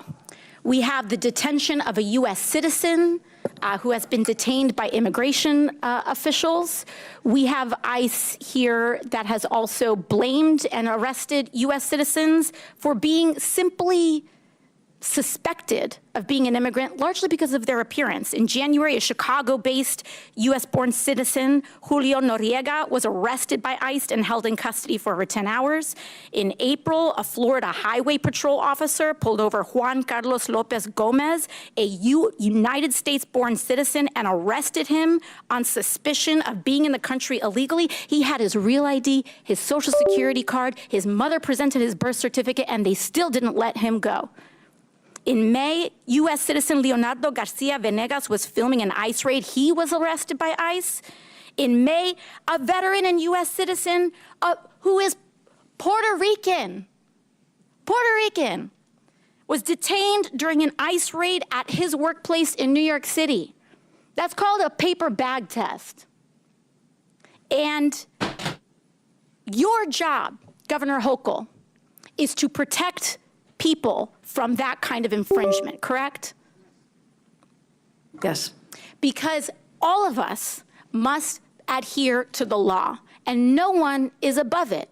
So if a U.S. citizen tries to break the law, or if an ICE officer tries to break the law, your job is to uphold the law, correct? We absolutely uphold the laws of the United States Constitution and the Constitution of the state of New York. And sanctuary states are about U.S. citizens as well, having sanctuary against the attacks on our constitutional rights from illegal search and seizure. There is nothing preventing ICE from issuing a warrant and you having complete compliance with their request. Correct, Governor Hochul? We comply in cases where there's been criminal activity alleged. Yes, we always do. But we're not involved in civil immigration enforcement because our state police that I control have to deal with other crimes that they're solving. And apologies, I just have 10 seconds left. But when they say illegal versus legal immigration, they are trying to end legal status in the United States as well. I got you, Vishy. Oh, correct, Governor Pritzker, with the end of TPS. When did he go? Making people undocumented by removing legal status, ending legal status, and then having the audacity to call them illegal when they were here documented, correct? Taking students' visas away from people, taking their legal right to be in the United States away from them when they've been granted maybe years earlier to stay. So I don't want to hear about how this is about illegal versus legal immigration. They are attacking legal status and removing legal status. The Republican majority is anti-legal immigration in the United States. And I want to make that very clear. And I yield back. Sure, now, Rick. Nimble. Holy shit, I'm gonna come. Hi. Hello. Hey, I just want to say, good job keeping your cool on the Live and Learn show yesterday. That was really frustrating to watch, and I could tell that you were really frustrated too when you were trying to talk about the difference between dealing with far left people on our side and how to correctly talk about them and engage with them, and you kind of just got fucking ridiculed for it for 15 minutes. Did I get ridiculed? Chat, was I ridiculed? It seemed like it. I mean, I don't know. That's what it sounded like to me. It didn't seem like anyone was really taking you seriously there, but especially not chat, but also like Econoboy and Pisco and whatever. I don't think Pisco said much. Josiah didn't really say much either. It was just, and I didn't feel like I was getting heated with Econoboy or anything. It's just, I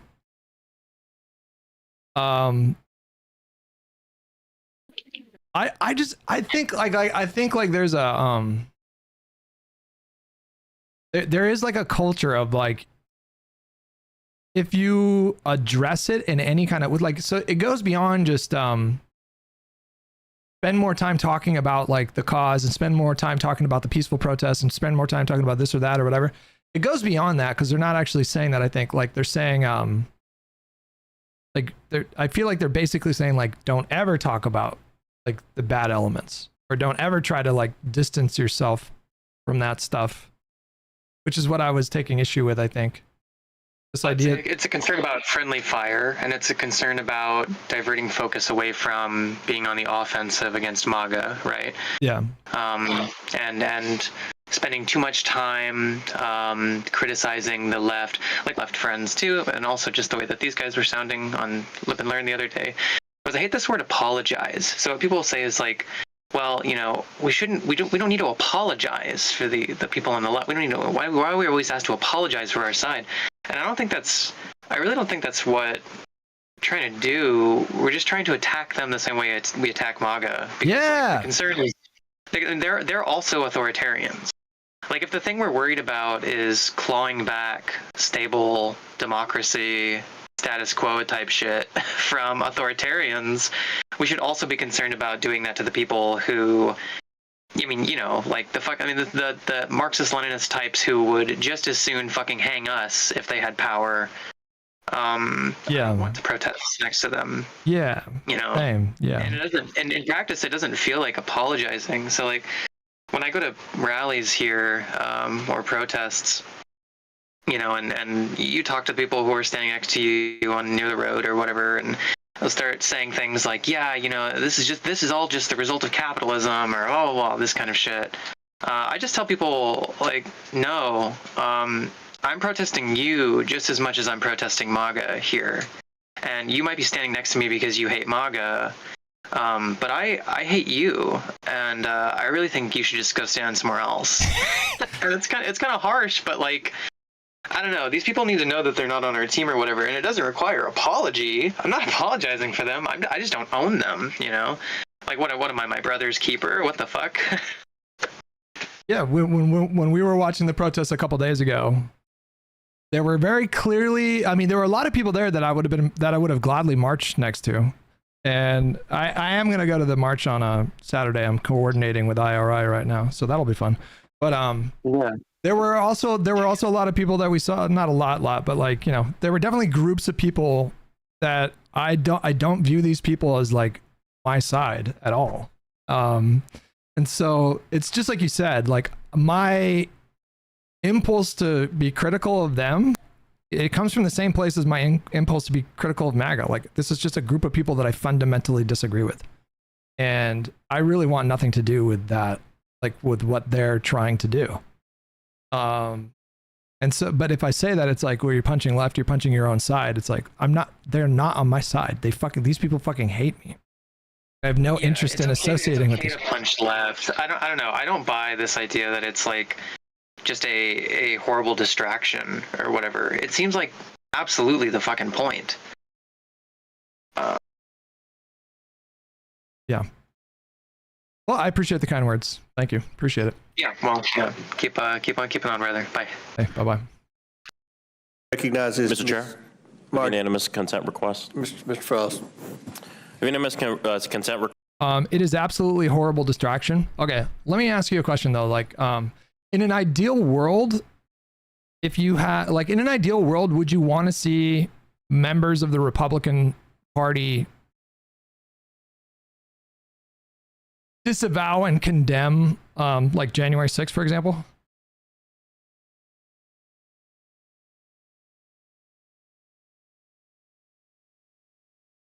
Like, would you think that that would be like a good thing if they did that?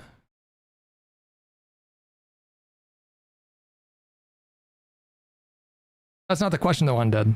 Would you want to see that? Like, would you want to see them do that?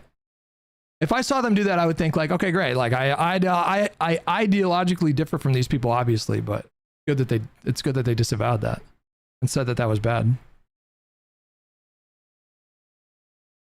I'm not interested. I'm not sure if you're interested, but the LA mayor is going to be live soon. I am interested in that actually. Holy shit, I'm gonna come. We keep going back to that one. LA mayor.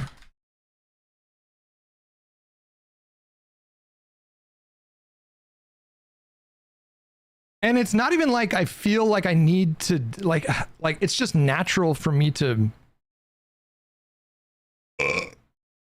It's not even like about optics necessarily when I criticize certain elements. All right, listen. Okay, listen. It's just I see it and I like I literally fucking disavow it. I'm just like this is fucking stupid.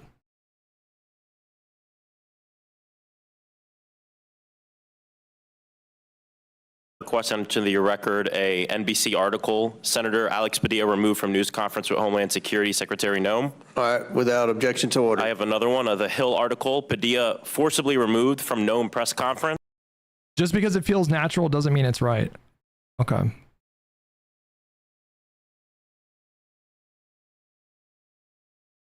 Is it ever appropriate to disavow like violent little authoritarian lefties? Is it ever appropriate? Is it ever a good time to do that? Is there just never space for that? This is, I feel like, the source of the argument that I was having with the Econoboy last night. Like, it seems like there's just, is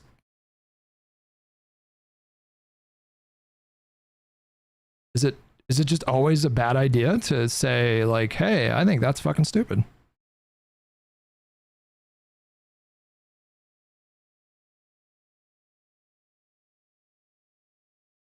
It's just about, so it's just about power. I don't really understand that logic at all.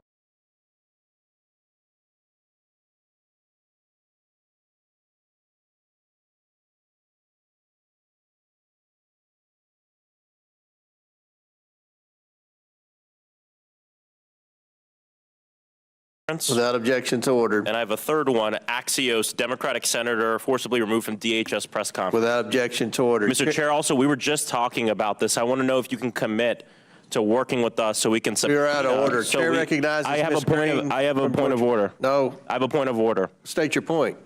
We need to subpoena That's not Secretary a point of order. Noem. Chair recognizes We just Ms. talked Green about this no, earlier. Not a point. We talked Thank about you, Mr. Chairman. Reclaiming my time. Reclaiming my time. Thrown to the ground.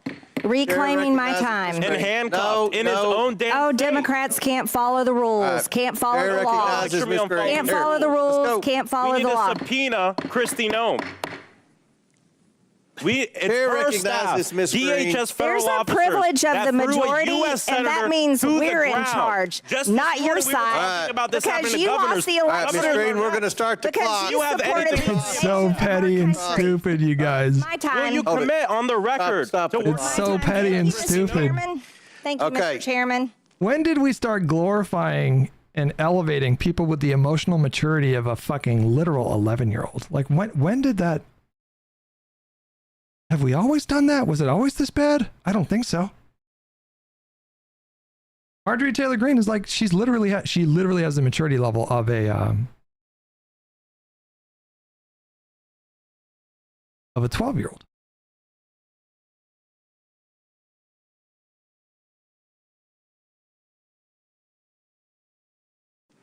You're out of order. Chair recognizes Ms. Green. Will you commit on the record to subpoenaing Kristi Noem because a U.S. senator was just thrown to the ground and detained in his own... Democrats can't follow the rules. Can't follow the law. Can't follow the rules. Shut up.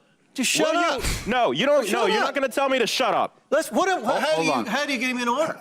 You're running for the not like that. He has been out of order 6 times. He's trying to get on MSNBC. You probably knocked. I get it. Somebody off MSNBC to get on there. I think as he's been arrested as a former Antifa member, right? Back to order, Ms. Green. Go. He's a former Antifa member, Mr. Chairman. You got no it. surprise. Who's a former Antifa member? Me? Yeah, you. I asked that these words be taken down. Yeah. I've been reading Tim Miller's book. He talks about how Palin was the beginning of the end because she made it cool for Republicans to act like children. I mean, that was a major turning point. How many of you guys are old enough to remember that, the Palin stuff? That was so that was a big deal at the time. Like, Obama was ascendant and he was this really exciting, but you also had like the Palin stuff that took up a lot of oxygen in the discourse. Like, she was super relevant. because she would just say these really fucking bizarre. Like, she gave a now infamous interview with Katie Couric, and Katie Couric asked her about what news she reads. Like the line of questioning was about like, how do you stay informed, basically. And so she was asking her, like, you know, how do you keep up on the news? What do you read? And she stumbles a bit, and I think Katie Couric like repeats the question, like, okay, well, just give me just one news outlet that you read. And she just goes, all of them, really. I mean, it was just, there were so many moments, there were so many like viral moments, if we can call it that, back in 2004, because this is like MySpace was a thing, but not really social media broadly. So like all the viral things that are viral now were like viral on the news back then. But she was asked a question about foreign policy, or 2004, yeah. 2008. What did I say? Did I say 2004? Yeah, it was 08. Yeah, sorry. So I did get the timeline wrong. So like social media was not as big of a thing back then as it is now. It was a thing, but not as big of a thing. She was asked about foreign policy, like what makes you qualified to negotiate with Russia? And she said that she could see Russia from Alaska.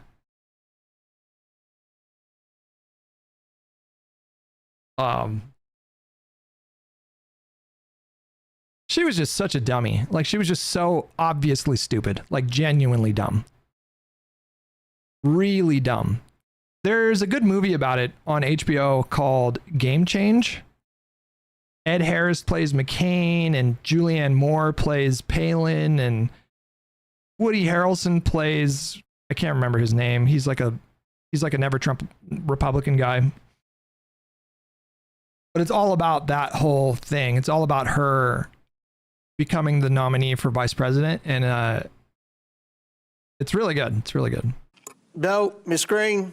Thank you. You're recognized. Thank you, Mr. Chairman. There's a motion. Governor Ms. Hochul, Green is recognized. Governor I asked Hochul, that these you words be stated taken down. that you're a proud Democrat, proud registered All Democrat. right, we got to suspend. There's been a parliamentary move. They said they weren't going to do that. What's the? Just ask her to strike what she said. What?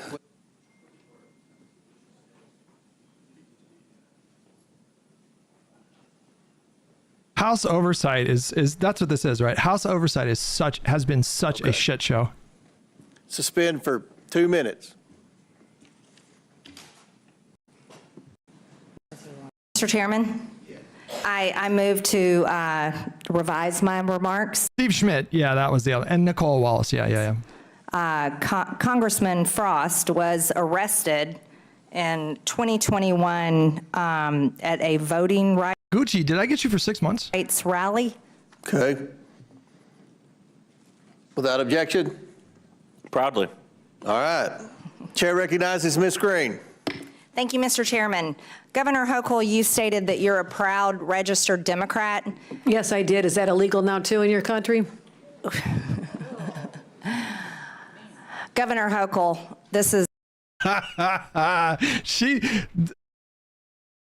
This is just shit. Like, Marjorie Taylor Greene is just the fucking embodiment of mediocrity manifests. She is so unremarkable. She is not sharp. She has no idea how to respond when people jab at her that way. She is just such a fucking dunce, like an unbelievable lightweight. And so, like, she just does this awkward, like, labored... Proudly. That was her comeback. Governor Hochul. Right. Chair recognizes Ms. Green. Thank you, Mr. Chairman. Governor Hochul, you stated that you're a proud... And she looks weird. Like, she looks like a monster in a Roald Dahl book.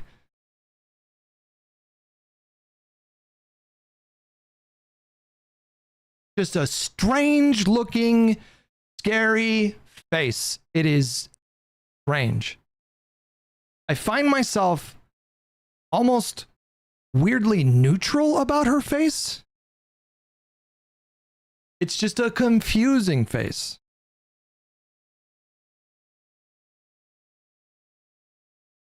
I don't know what it's just confusing. It's just a proud registered Democrat. Yes, I did. Is that illegal now too in your country? Governor Hochul. Guys. You're a proud registered Democrat. Yes, I did. Is that illegal now too in your country? Governor Hochul. What is this? Guys, bro, she's just, God, she is so out of her depth. This is not a laughing matter. You also stated. Then why'd you laugh? That seems a bit of a contradiction. Is that illegal now too in your country? Governor Hochul, this is not a laughing matter. Oh my God, you guys. You also stated that you swore an oath to uphold the laws of New York. And one of the laws that you have upheld and proudly kept in place is the executive order signed by former Governor Andrew Cuomo that directs that no state officers or employees, including law enforcement officers, shall disclose information to federal immigration authorities for the purpose of federal civil immigration enforcement unless required by law. And because of your state's policies of paying for flights of illegal aliens, we ended up with Jose Ibarra in our state of Georgia. And, you know, I'm a mother of 3 children, and 2 out of my 3, I have 2 daughters. And you're a mother, is that correct? Yes, it is. Yes, and I think you've got 2 children and you have 1 daughter, is that right? That is. She's about to ask something wildly unhinged. Get ready for it. Here it comes. She's about to ask something like, how would you feel if a 45-year-old Guatemalan man raped your daughter? She's about to say something so wild here. I'm predicting it right now. Correct. And so you and I are both mothers, and there's one mother that I wish could be here today and could talk to you instead of me, and that's Allison Phillips. That's Laken Riley's mother. And we talked about Laken a few minutes ago, and you know, there's a really special We're bond close, like between mothers. We're kind of close to it, you know what I mean? We're kind of, I mean, she's essentially, yeah, that's what she's saying, right? Like daughters. And we speak with our daughters daily. We speak with our daughters all day long. We speak with our daughters about every single thing that's happening in our lives and every single thing that's happening in their lives. And I want you to know the last time that Laken Riley and her mother, Allison Phillips, tried to talk to each other, and that happened to be in the morning when Laken was getting ready to go out and go for her morning jog. And on the morning of her murder, at 8:55 a.m., Riley texted her mother and said, "Good morning, about to..." This happened in Georgia, by the way. I don't know what this has to do with Governor Hochul. Happened 1,000 miles away, seriously. Go for a run if you're free to talk. And I can tell you that's something I do with my girls, and they text me, and I'm sure you and your daughter text each other as well. But she didn't get her mother, and then Riley called her. She can't even like fake the empathy in the spot, you know? Like you would expect somebody who is talking about something so tragic. And it is tragic. The tragic murder of a young woman is horrible, right? But like she can't even feign empathy. It's all just such an obvious cynical weaponization. Like, what does she expect? That Governor Hochul is like rooting for this young woman to be murdered? This is the caricature that Republicans draw up of Democrats. You know, when I say that these kind of Republicans, specifically the kind like this monstrosity of a woman, disgusting beast, let's just call it what it is. When I say that these people think that Democrats literally want to like murder your daughters and destroy religion, and they mean it. They fucking literally mean it. They're fucking serious. They think we want to like murder young women. these religious fanatics.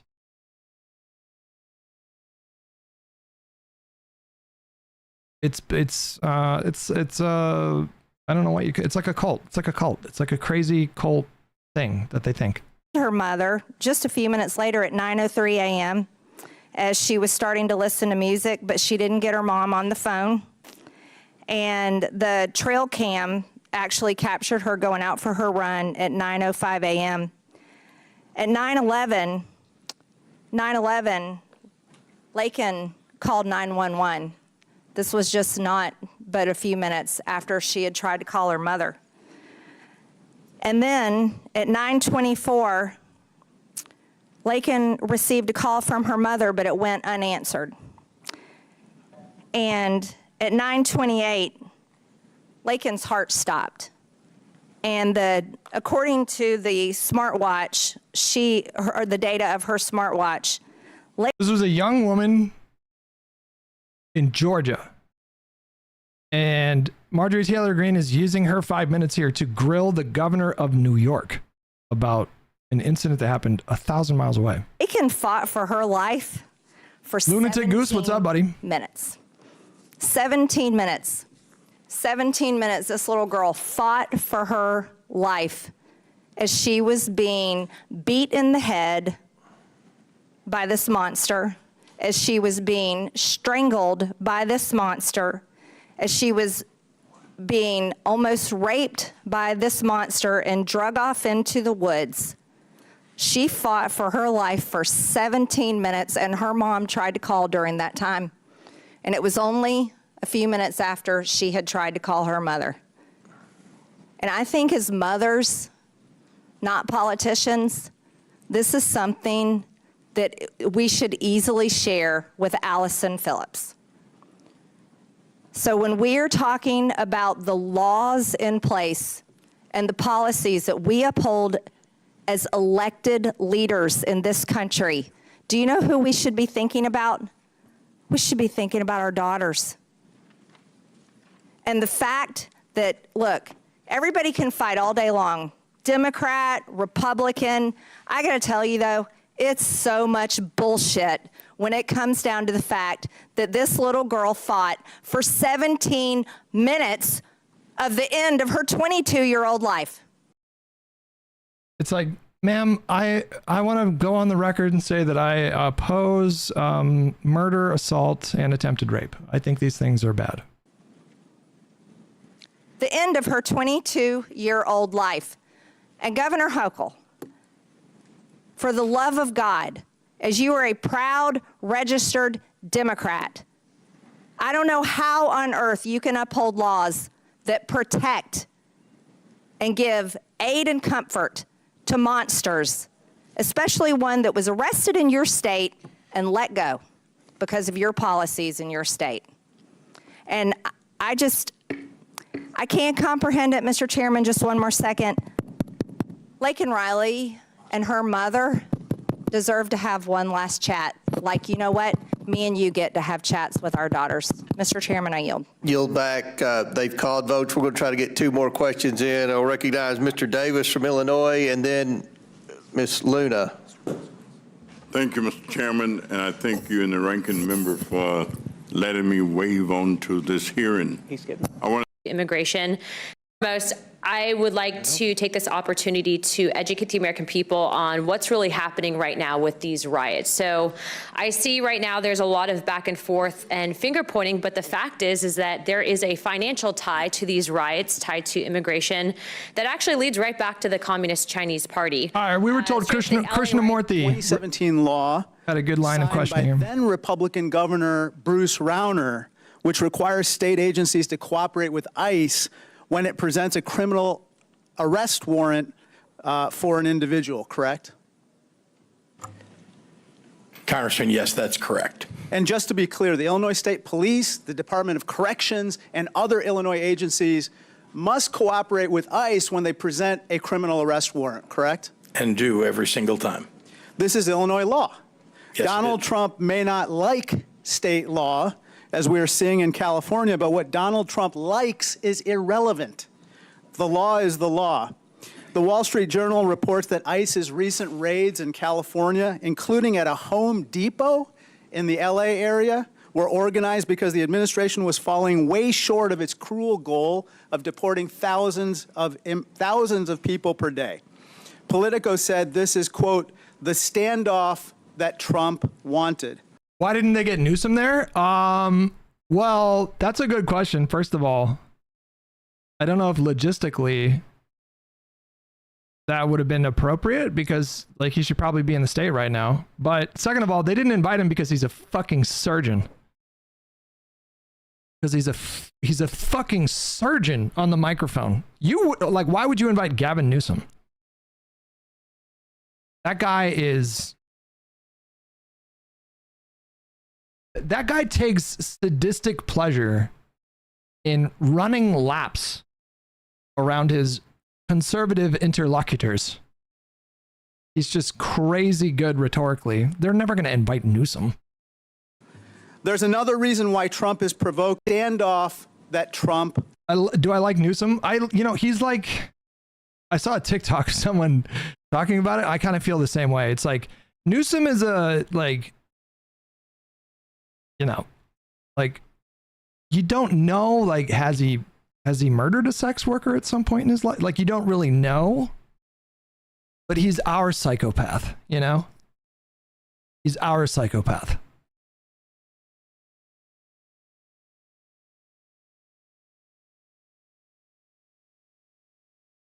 Like, he could be a serial killer. Truly, he could be. I could see it. It's possible.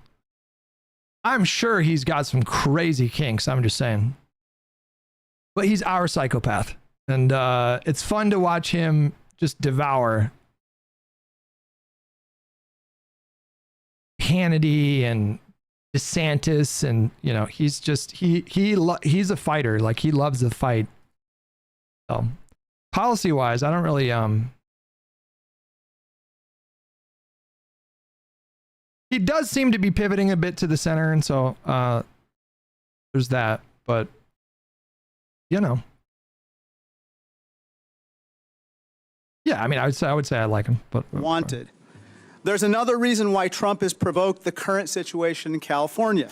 He doesn't want to talk about what he calls the big, beautiful bill and what I call the large, lousy law.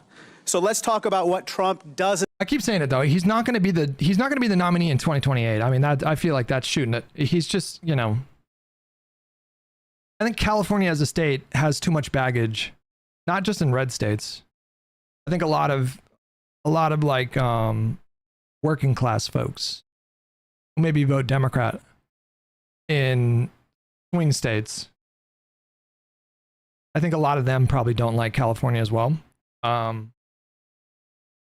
But if he were to secure the vice presidency, then he could use that as a springboard. But I don't think he could. I don't think he could jump straight to the presidency. I just don't know who would pick him. Like, usually you try to pick a VP who's going to fill in some gaps, and like, what possible gaps could Gavin Newsom fill? Trump picked Pence because he wanted help with the evangelicals. Kamala picked Walz because she thought he'd help with like probably white voters, white kind of normie voters. Obama picked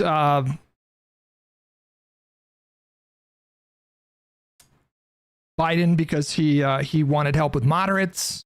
Biden picked Kamala because he wanted help with black voters. It's like there's always some gap you're trying to fill. I mean, it's kind of debatable how important the VP is, but I mean, Trump picked Vance this time around because Elon wanted him to do it, but I don't know what gaps he was trying to fill. But it's hard to imagine somebody picking Newsom as VP. Like, unless for some reason Democrats were struggling in California, that would be like the only reason. But doesn't want to discuss. Clinton picked Kane because, because he probably appealed to moderates, to be honest.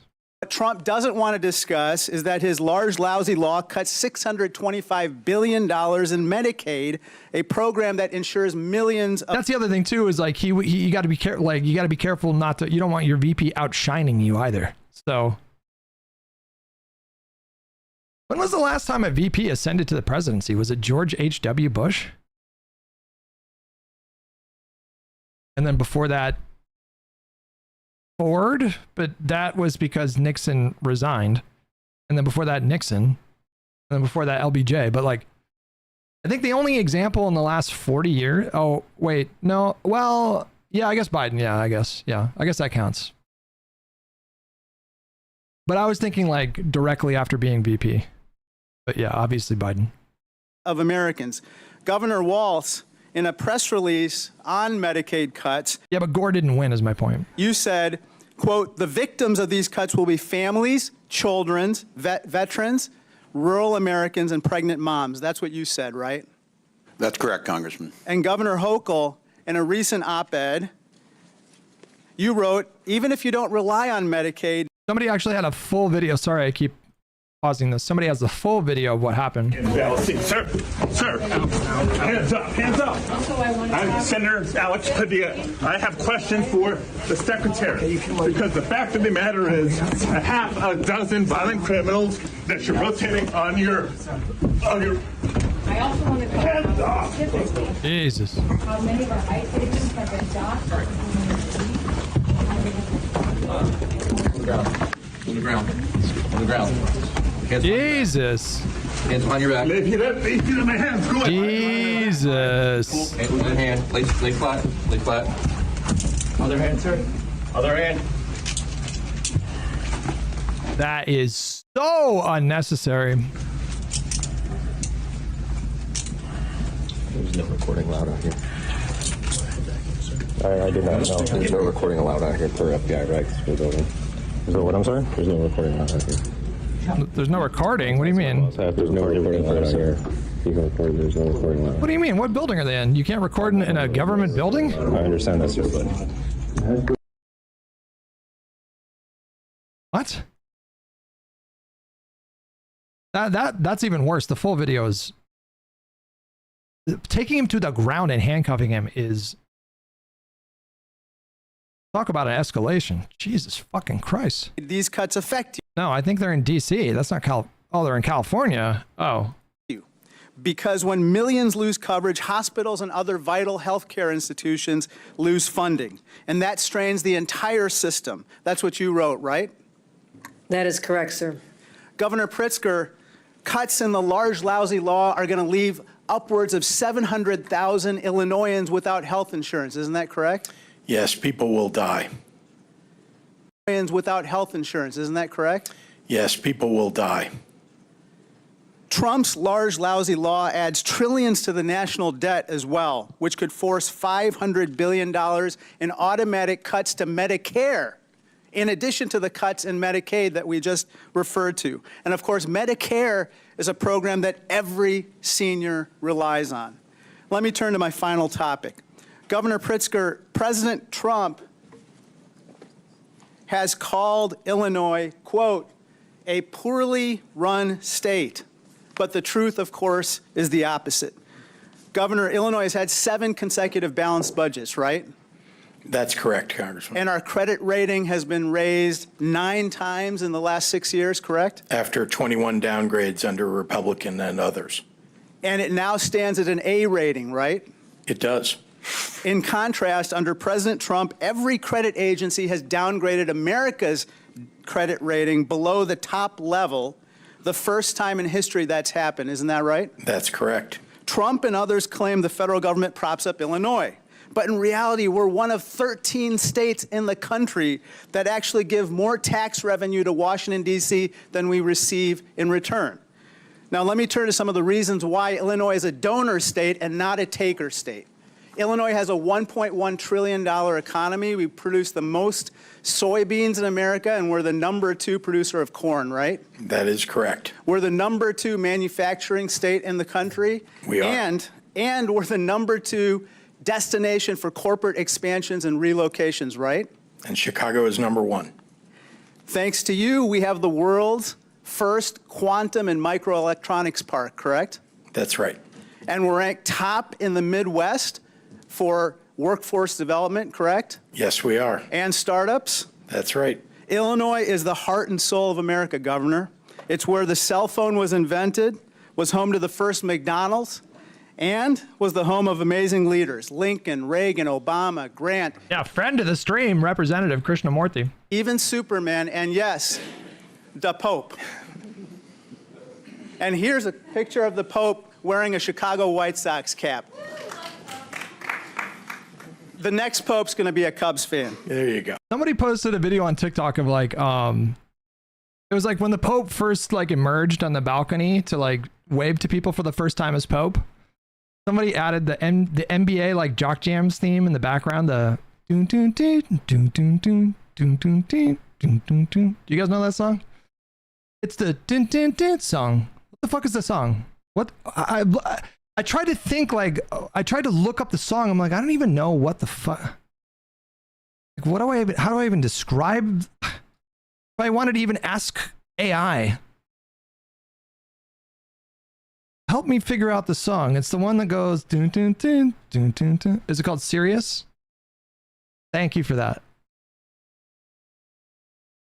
I got to be careful because of the DMCA stuff, but.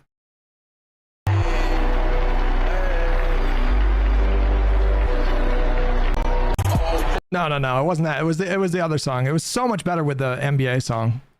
Illinois has terrific jobs, people, and pizza. Some may say God is not on that our one, side, Governor. But the problem is there's a thousand Jock Jam songs, you know. Alan Parsons Project Serious. That was that one. It's so funny. Proud to be from Peoria. I'll always stand up for Illinois, loud and proud. I yield back. Chair now. All right, apparently there was a spicy line of questioning. Let me find it. Is it her? No.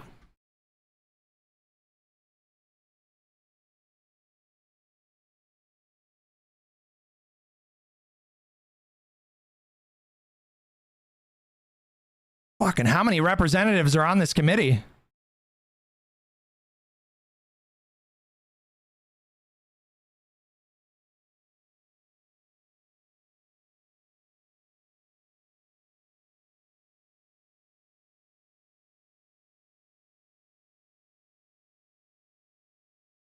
Hold on, let me find it. 1 second.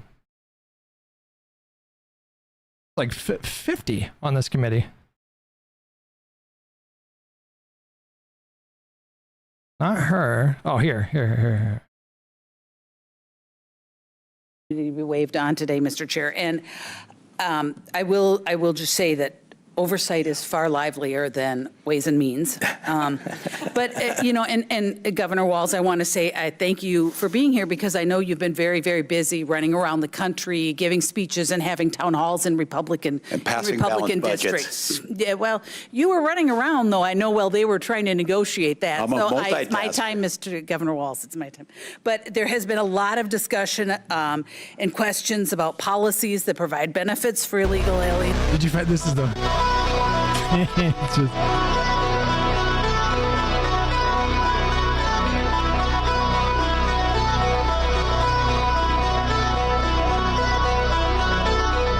There was one that was better because they were like the beat dropped or the fucking the beat dropped like right as he waved. It was like that song, boy, that gets the fucking heart going, bro. I've just been transformed back to when I was 8 years old. I played basketball when I was a kid, and they would play the same music. They would play the same songs. It's like the NBA warm-up songs. That song always made me feel like I was ready to fucking slam dunk by the age of 8 years old. That song, there's something about it on a primal level that activates your adrenaline. It just, I'm ready to fucking, Can you dunk? No, I'm 6'3" and I can't dunk. I can jump about a foot, probably get about a foot of height. I can't even touch the rim. And I understand, Governor, that you're going to say Minnesota is not a sanctuary state per se because the legislation was not passed. And just a yes or no question. Ranking Member Lynch had mentioned that there was a bill that was introduced for a sanctuary state this year in the Minnesota legislature. Would you have signed that bill? Did you support that bill? Oh, thousands of bills introduced. What position did you play? What do you think I played? Of course, they made me center. Of course. They let me play point guard one time, and I made a 3. I made a 3-point. No, I played. I definitely played, you guys. I was just on. I don't know how you guys did it, but basketball, it was CYO, so Catholic Youth Organization. I don't know how you guys did basketball, but there was the A League, the B League, the C League, the D League. I was in the fucking D League.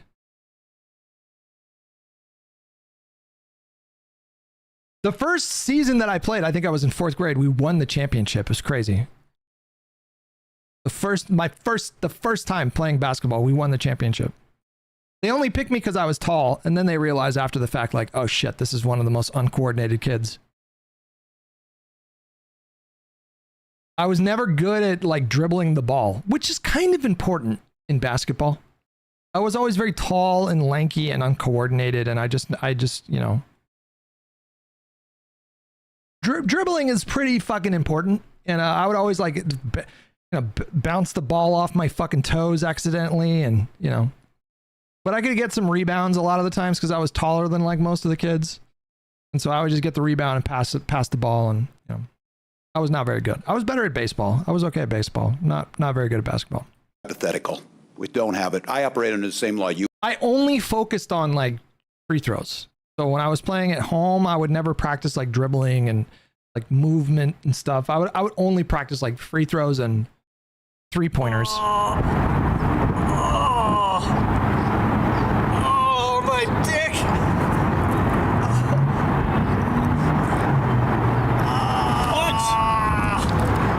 I was okay at baseball. I pitched. There was one season where I pitched, and I was pretty okay. Like, it's actually kind of a cool core memory. The first game I ever pitched, I'm fucking nervous. I'm excited. Because pitching is like, you're a part of every fucking play. And the first time I pitched a game, I struck out the first 3 people and I was like, oh my God, I'm a prodigy. I'm incredible. And then I was just kind of okay. But with baseball, you got the long arms, you know, so you can throw the ball like pretty far, and yeah. Baseball's fun. Baseball was always fun to me. I just like the culture of baseball, you know, sitting on the bench with your buddies. When your team is doing at-bats, like shooting the shit, fucking chewing sunflower seeds. Just felt very fucking American, you know? You operated under honest. Thank you, Governor Walz. But Governor Walz, we all know that you probably had some opinion on that bill. You're just choosing not to answer because the answer was probably yes, you would have signed that bill if it had passed. So, but like Mr. Emmer, Mr. Crane, I think Mr. McGuire, a whole bunch of them mentioned the policies that Minnesota has. What year was this, bro? 1984. I started playing baseball, and I played baseball 2nd through 10th grade. So 2nd grade, I was 8 years old. Would have been 1991 was the first time I played baseball. So yes, I understand, not a sanctuary state per se, but the policies are certainly making it into, I think, as I recall, they mentioned driver's license for all, they mentioned the free tuition for illegal immigrants, they mentioned the Medicaid benefits, you know, so you in essence create a sanctuary state. You know, the sheriff supported the driver's license bill. The hospitals and others. Governor Walz, I am certainly aware of that. I served many years in the legislature. I still keep I have many friends there. I understand that. But in essence, they are creating a sanctuary state in practice. And so we are going to talk a little bit about the legislature because just earlier this week, both chambers of the Minnesota. The irony is that sanctuary policies actually help police better protect the communities. Without sanctuary policies, you have incidents where people are more reluctant to report crime because they're afraid of some kind of immigration enforcement. And so they may suffer assault or sexual violence or property theft or property damage or whatever. And they don't want to call the cops because they're afraid that ICE is going to show up at their door. And so with sanctuary policies, the police can actually do a better job of protecting the community. And I think the data that we have, though, I think it is limited, and I think it's limited. We do have some data to suggest that sanctuary policies are, at minimum, they have comparable levels of crime, reported crime. But some of the better polls, or some of the better data demonstrates, or more, I guess, more favorable towards sanctuary cities, demonstrate that the crime rates are actually slightly lower in sanctuary cities. But to the Fox News watching boomer, they hear sanctuary city and they think it's just fucking bedlam. You know, that picture of the dude holding the Mexican flag on top of the burnt Waymo, they think it's just that 24/7. They think sanctuary policies mean literally just like, it's just lawlessness. Come here, be illegal and do crimes.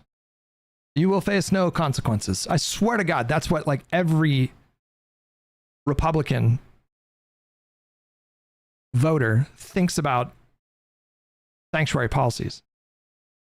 It's just fucking Mad Max 24/7. LA is, yeah, it's gone. It's literally gone. Somebody nuked it earlier, I think. I heard a loud pop. It got real bright for a second. The house shook. Fucking sanctuary cities, bro. Minnesota legislature passed HF1, and you're probably familiar with it. I don't. There was an undocumented Guatemalan migrant who dropped a Tsar Bomba.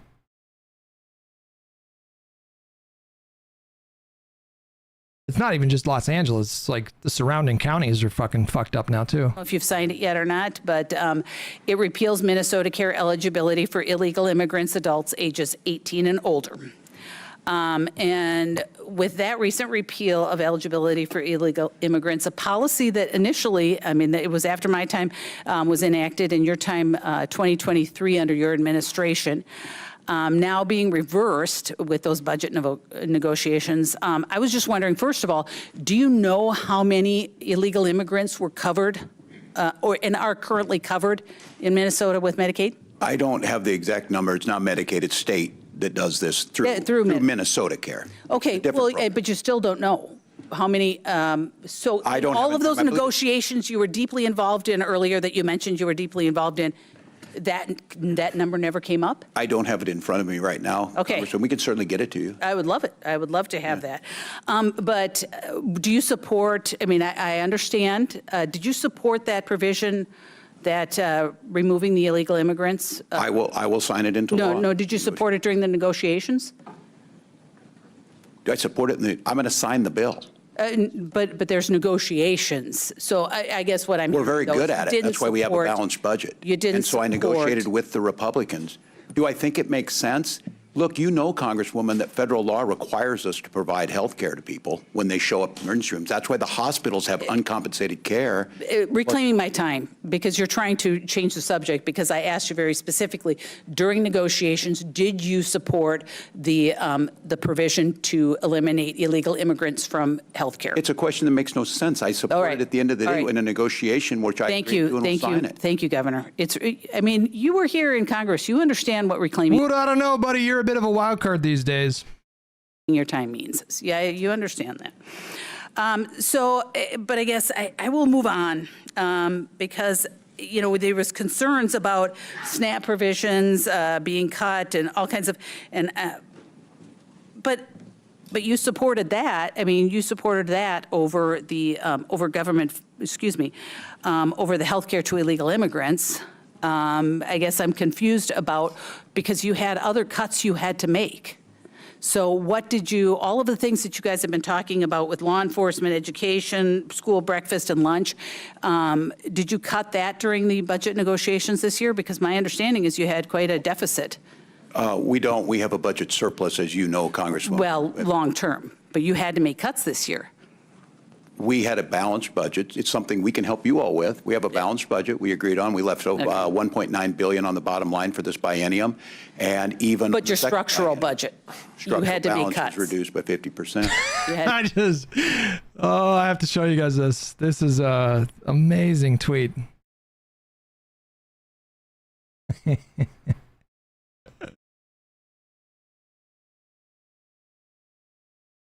Oh, that's a S tier tweet right there.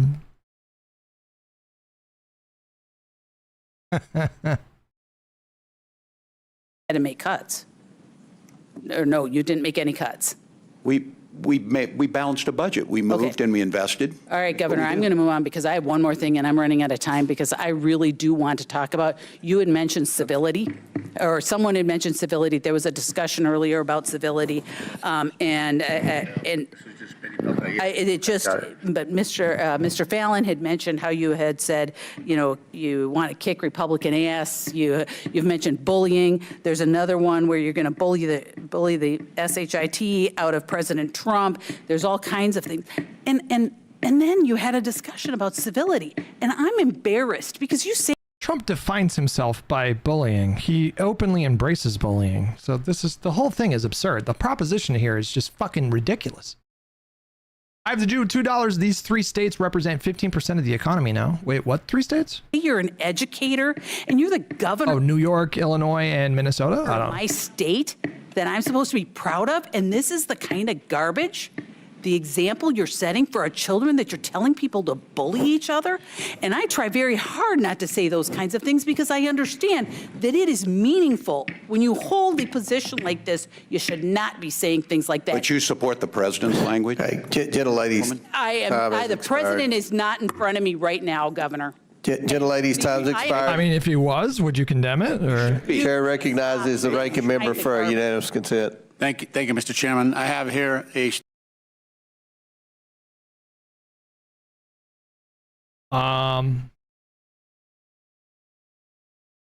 Woulda? Mic check. Mic check. Can you hear me? Yeah, I can hear you. I just want to bring up 2 things. The first thing is, how are you? That's not the first thing. I just want to check how you're doing. I'm doing well. How are you? Good. So we were talking, someone called in earlier. I was at work, and luckily they let me actually listen to you at work finally. They got rid of my safety stuff at work.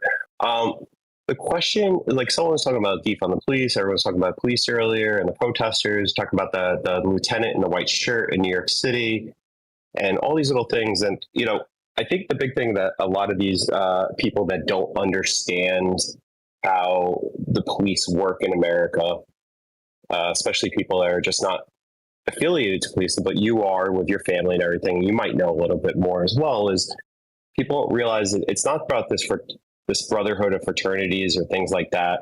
It's honestly just the police unions. The strongest police union one of the strongest police unions in America is the New York City Police Union. All forms of it, the sergeants, the correction officers, the lieutenants, the detectives, all these unions, I forgot the word they use for just like they call it like peace officers, which are just like patrolmen. Mm-hmm. That's where this breeds from. So like my big thing is like people don't understand, and I think I mentioned this to you before, is like it's not defund the police, it's reel in the unions. Because if you reel in the unions and how much power they have and what they tell these police officers basically on the side what to do, it's, they're protected from internal review bureau or whatever, the people that are cops for the cops. It keeps them from doing their job as well because of all these protections of their jobs and things like that. So when you have cops like the guy in the white shirt that they were calling like a pig and all that stuff, when you have that, he has basically free reign because these unions are basically their contracts are like ironclad with the city, that the city can't even attack these guys unless it's literally there's an Asian American cop that was in one of the projects in New York City where he was in a dark in the projects and the lights were off because the project stuck in New York City and he shot someone by accident. And yeah, that guy actually, I believe he did actually get sentenced to jail if I am 100%, if I'm remembering it correctly, because that was a fatality, even though he got scared and he shot his gun. Mm-hmm. So I think it was like, that's where I see people saying it over and over again, defund the police. And it's honestly, it's real in the police unions. And then also to a degree is real in basically all the civil worker unions. I'm not saying like get rid of unions in America. I have a lot of family who are also police that are longshoremen, which are some of them, and teacher as well. Just thinking about like my whole family. those are some of the strongest unions in New York City area, the teachers, the longshoremen, and the police unions, as well as fire department.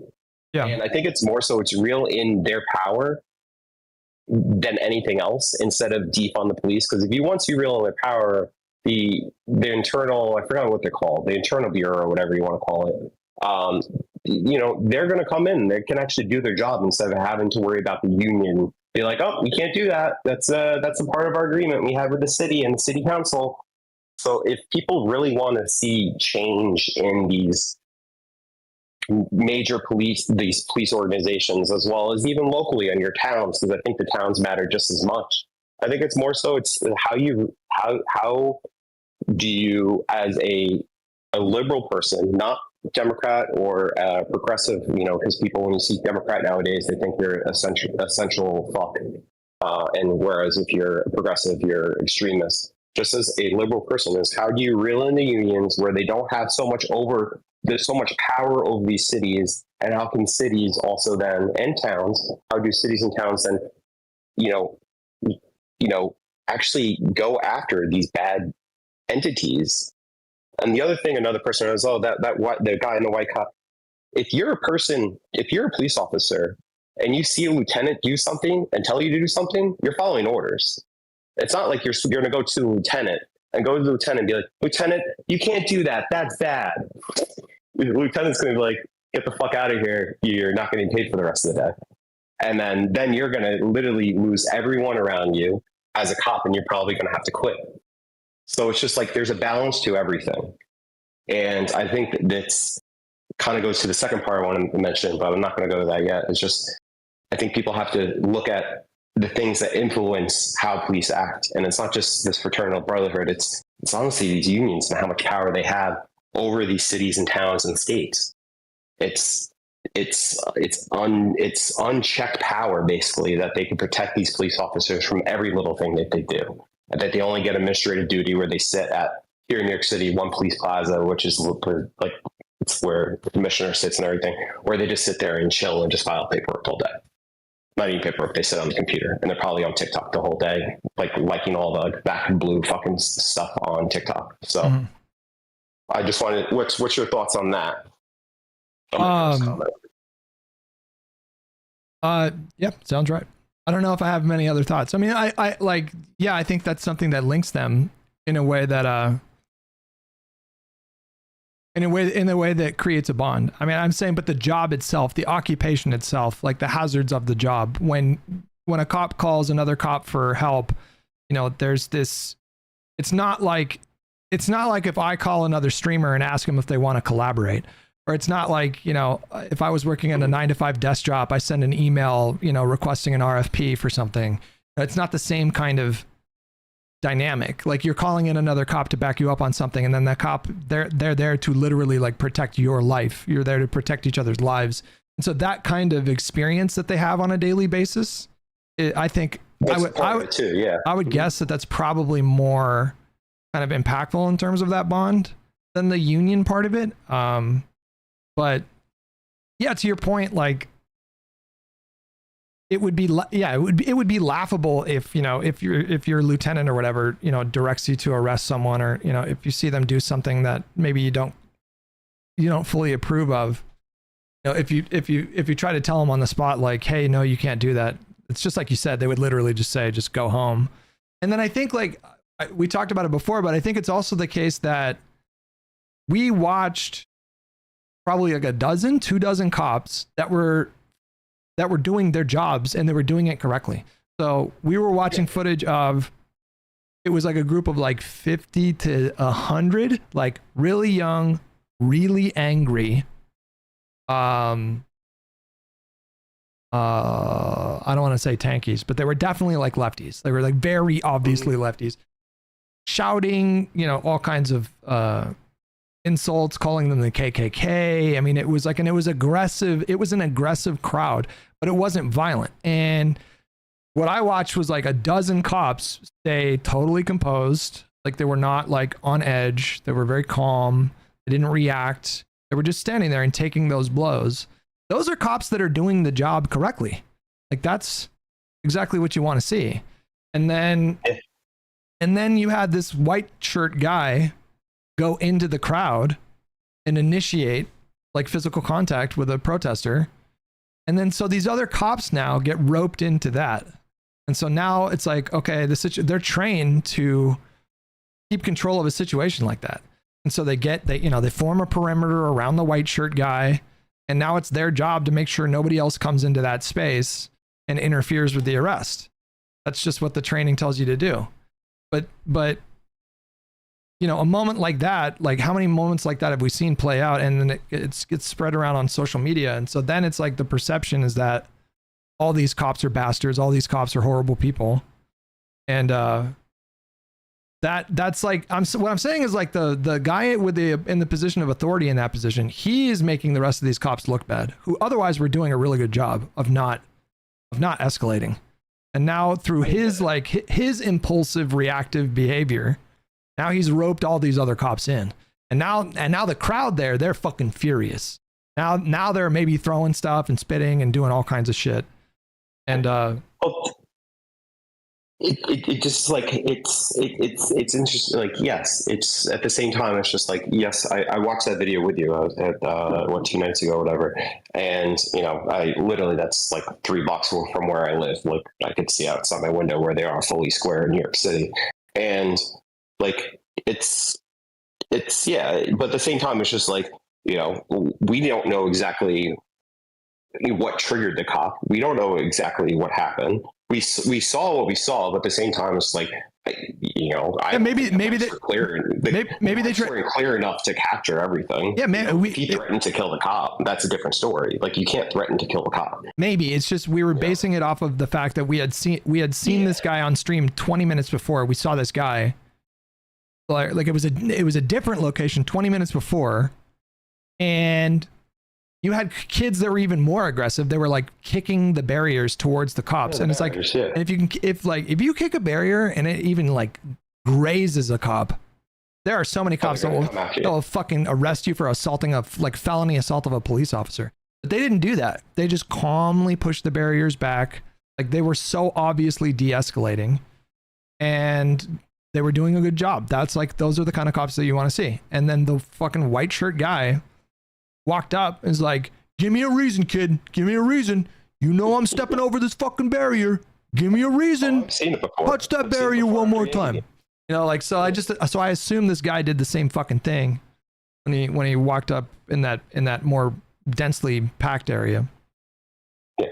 But you agree with me. It's like, if you're a patrolman and you see a lieutenant do something, you're not going to tell like, that's bad, because you're going to be marked as the devil, and they're like, no one's gonna, you're not going to get protected on patrol, and then your life's at risk. And that's the thing. It's just like, you know, you have to also value your life as much. I get like everyone's upset at cops and everything, ACAB this and all the whole 9 yards, but like, there's so much more happening all at one time in every situation. You can't just focus on one thing and be like, that's why I'm just like, I'm getting tired of hearing people say deep on the police. It's just like, no. I don't know. Is anybody even saying that anymore? I feel like nobody even says that anymore. Earlier, people were saying in chat, and I was just like, no, it's not deep on the police. It's stop saying that, because like, that also incites people on the right. It's like, you don't want to protect our civil servant workers. You're a horrible human being. And it's just like, no, it's just like, you know, we think we could allocate the money better. So that's why I think it's like, you know, honestly, I think if you want to get more people to align with you, especially the moderates who tend to sometimes vote either or other, you know, if you want a moderate to vote with you and to go in your left-leaning ways, but they might have people that work as a police officer, you know, you don't want to get like, oh man, you know, these people don't want to put my husband's life at risk, I'm going to vote Republican. No, it's just like, come up with another slogan, come up with another thing that you could present and be like, hey, this is what we actually need. You know, have a slogan that's like refit our police. Do something like, I don't know, just something like that, where it's just like, you know, that is so triggering to people, right? Because right now it incites people and it triggers people. Yep. You know, and that's the thing. It's just like, it's, you know, I did the Tangier earlier today for the Arby's guy. It's just like, it goes to my second point, which I'll then rope in right now. It's just like, there's a lot of people on the left that are much younger than me. I'm 36. Different generations, I get it, and now I feel like I'm you know, like my parents, or like the younger generation don't get it. It's this, you know, I think it then goes to this instant gratification from social media. It's just like TikTok and Instagram Reels and YouTube Shorts. And this instant gratification where it's just like, if you don't want to see something, you just block it. And it's like, then you get your whole, what you want to see and everything, instead of actually confronting things, having conversations and discourse like what we used to back in like the 50s and 60s with, you know, and actually having these sort of things. And it's just like this instant gratification through social media is actually what I think is going to hurt the Democrats more and more and more, because it's just like, they don't want to make these small wins. Or the it's not the Democrats. It's it's the progressive left. Sorry, the progressive left don't want these small wins. They don't want these small wins to add up and add up. They don't care about states. They want you know, they want Roe v. Wade. They want it canonized. They want the whole 9 yards. They want it now. But the thing is, like, I'm right there with you. But like, we got to find a way to get there. We can't just be like, we want it now, because like, if you're going to lose, like the way I look at it is, if we'll just use Roe v. Wade. If you really want Roe v. Wade, you want women's rights, I'm right there with you. My mother brought me up on that big time, women's rights, right? Well, I don't mean to be rude, but let's wrap things up a little bit, because I'm gonna close out here pretty soon. I want to make a different point. My point is basically, it's just like, you got to lay the blueprint to get there. You can't just get to the finish right away. Yeah. And this instant gratification that people are looking for, that, you know, and I think that's why the reason Twitch chat has been literally crashing out every single day. I'm starting to sound like them. But like, the reason they're doing that is honestly, it's just because of that. It's this instant gratification. It's just like, take a step back and see how you could build your way to whatever goal you want the progressive to go that way. And it's honestly, it's demoralizing to see that these people just are so stuck on one thing and they can't think outside of that, because it's just like, you're just like a horse in a race with the blinders on. Yeah. Unfortunately, you're never going to be able to turn them. And it's sad. It's really sad. So I'll let you be. All right, man. Have a good rest of your day. All right. Take it easy. All right. Bye-bye. This is, okay. So I just found the video that we were watching. So what do we observe, right? Like, we observe what look to be normies back here, right? They're not, they're sort of dressed like normies. Jesus was an immigrant. Viva la raza. This looks like what we might call like normal people, okay? Right here on the right. And then what do you have like right here? You have people that are very clearly there for more than just ICE. Like, these are people that are signaling with their clothing and with their behavior that they're interested in a more extreme form of agitation. Okay. And you have these cops right here, like, look at their demeanor, like very calm, very calm.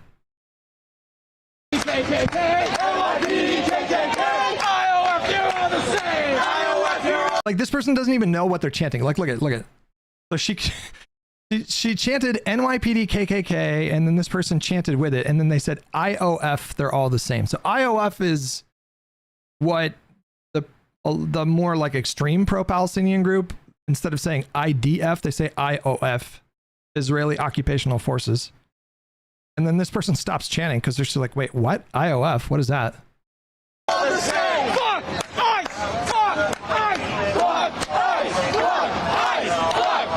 And they're just standing there. They're not doing anything. They're just standing there, right? Fuck ICE! Fuck ICE! Fuck ICE! Fuck ICE! Fuck ICE! Fuck ICE! Fuck ICE! Fuck. Like, this guy's not. This is like, they're obviously being very aggressive here, and they're just not getting a reaction from the cops. Like, this is exactly what you want to see from cops, right? Like,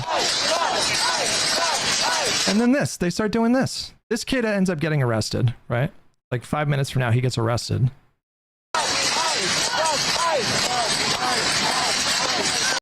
Look at that. Like, they're kicking the barrier, and you're not seeing these cops rush forward to make arrests. This is them actively practicing de-escalation. So protesters are continuing to barricades in the direction. He's like, look at this guy. Look at this. He's like genuinely trying to like plead with the guy. Like, calm down, calm down.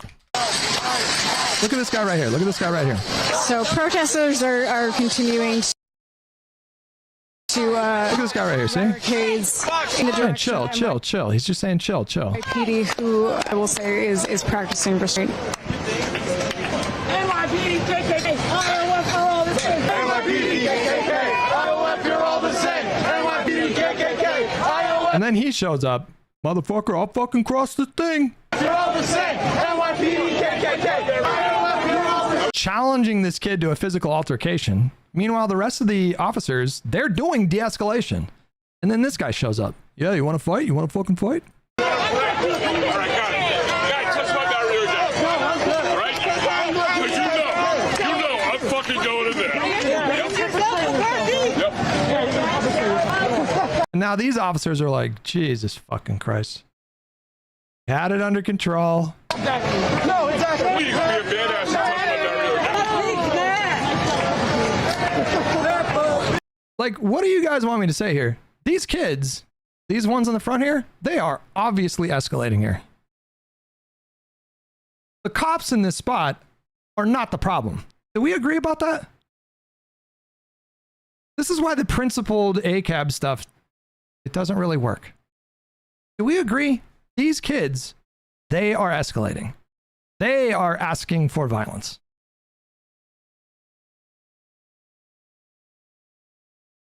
This guy wants to be a badass. I feel like he's probably young, super impulsive, not really thinking about the consequences of his decisions.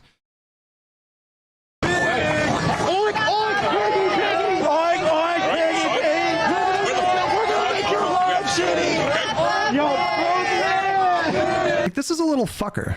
Like, this is a little fucker. Okay? This is stupid. Fucking stupid. This person right here, this is am I supposed to take his side or the cops here?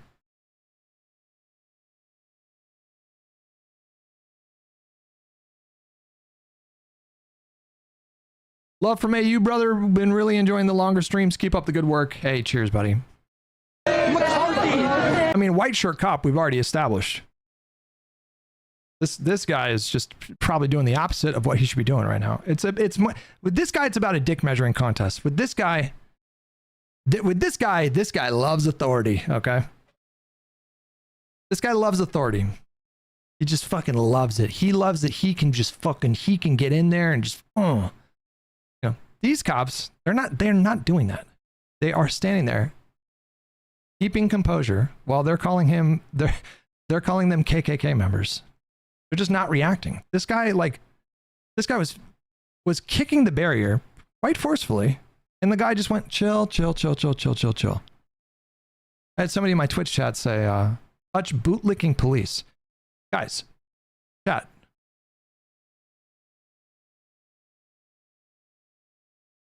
Chat, can I get some backup on this? Are these four cops here, and some of the cops are out of frame, are they not doing their job pretty much perfectly right now? Peppa Pig! Kill yourself! Kill yourself! Kill yourself! Kill yourself! Kill yourself! Kill yourself! I'm sorry. I'm gonna back the blue on this one.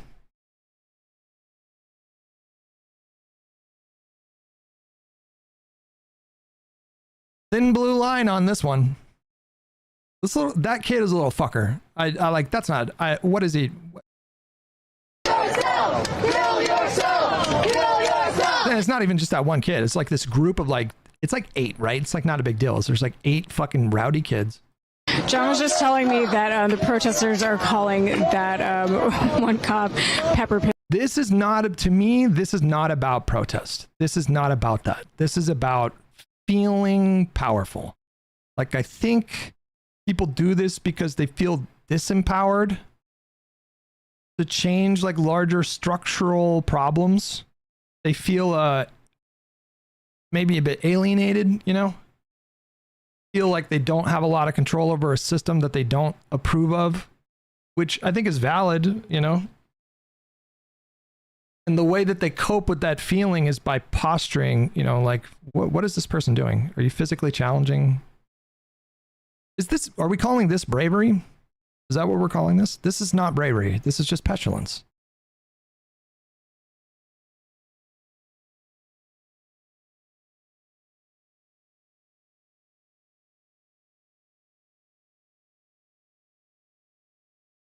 Just standing there, Hutch. What the did you?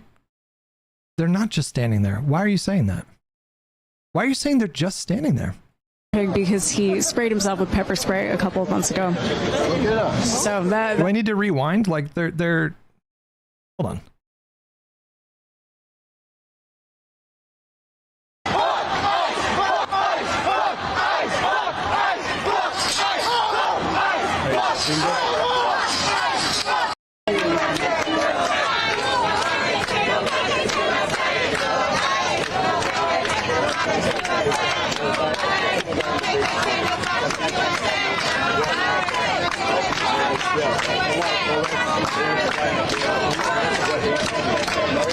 Did we miss the arrest? That guy that just walked that way? Coming down. At one point, the kid gets arrested.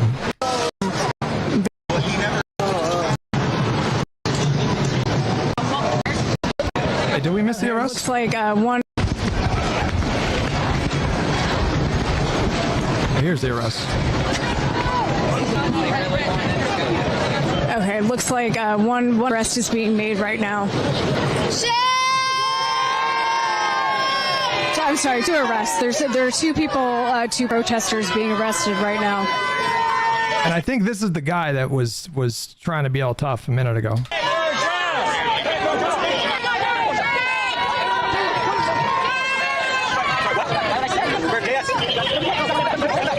It is, yeah. It's the same guy. Yeah. Like, am I supposed to take this person's side here? What do you guys want me to say?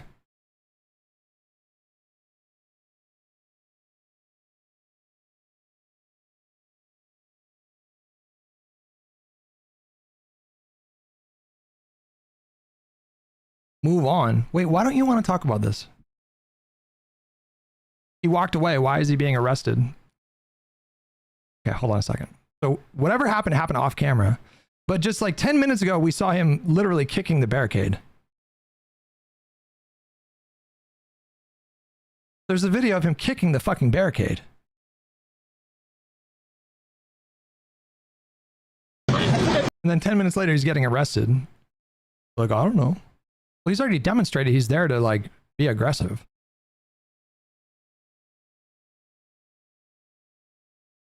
I think I'm actually starting to miss the Israel-Gaza discourse over this. I think it's because the conversation makes people uncomfortable. Because I think there's a dogma online about like the police in this spot. I think that's what's going on. There's like a really firmly established narrative. The police are the Gestapo. They're the KKK. They're just itching to beat the shit out of protesters. And then you show people, and then we see footage of cops that are not itching to beat the shit out of protesters. In fact, we see footage of protesters. They're kicking barricades 3 feet away from a cop.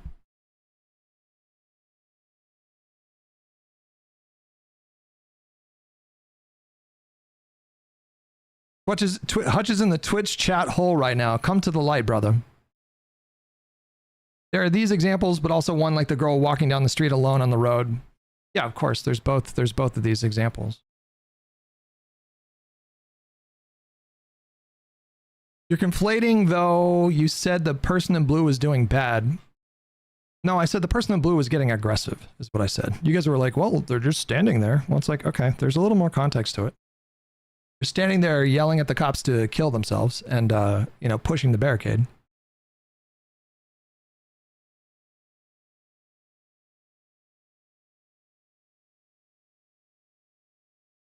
I tell him I say hi as well.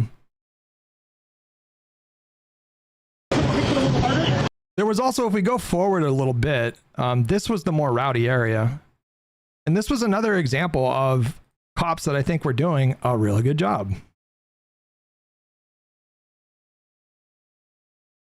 You have this major intersection here. I'm not familiar with New York, but bustling intersection. And the cops are keeping the flow of traffic open, but they're not arresting the people that are there protesting, which I'm sure these people don't have a permit, but like, they're making space for them. They're allowing them to protest. And then they're standing there. And It's the same. I mean, dare I say? Well, we see the Kafia squad again at the front of the barrier.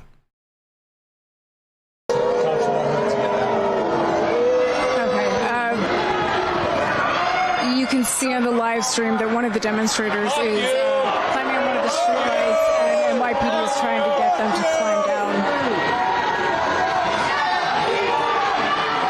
I can't fully see what's happening right now.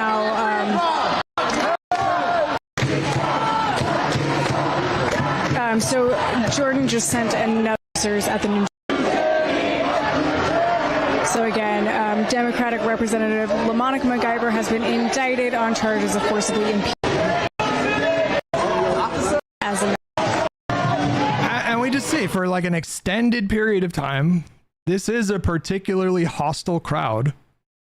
And you have dozens of police officers practicing restraint.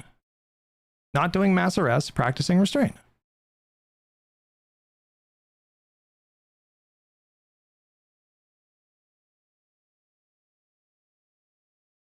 It doesn't look hostile. Oh my God. The filter. It's the filter. It's the filter that I'm talking about. It's the filter. Fucking filter, bro. There's like a blockage, like between your eyes and the neurons in your brain.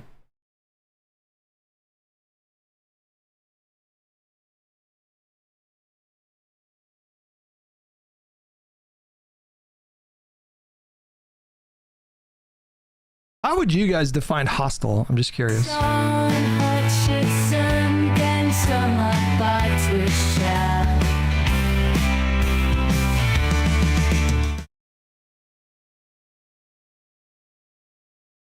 think Hutch would be a good cop. I'd have to be a lot more physically fit, to be honest with you. When you have a mod saying fuck the police, it's hard to understand what is your point. Well, I don't tell mods what they can and can't say. I'm not going to demod someone because they have an intense reaction to something.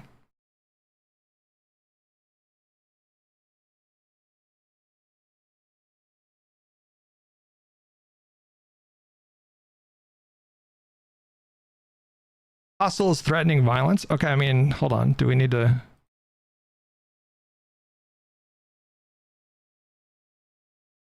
Like, can we just agree on a baseline of what is hostile? Like, can we get a baseline for what's hostile?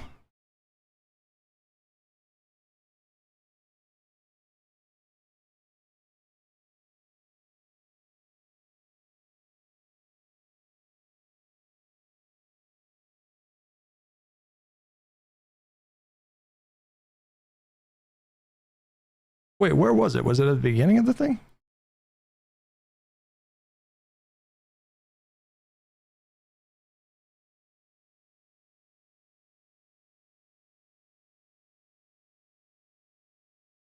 Wait, why did I lose it? I just had it a minute ago. Closer to here. Okay, I think, yeah, here we go. 2 hours later. Would you guys call this hostile? Is this hostile or are they just standing there? It's not hostile? This is not hostile?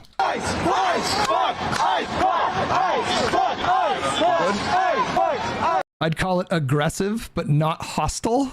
You wouldn't call it hostile? Okay.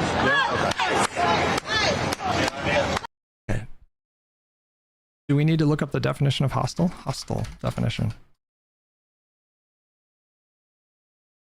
Unfriendly and antagonistic. Would you guys call this antagonistic? Not the chant, whatever. It's like people can chant whatever they want. I'm talking about kicking the barrier.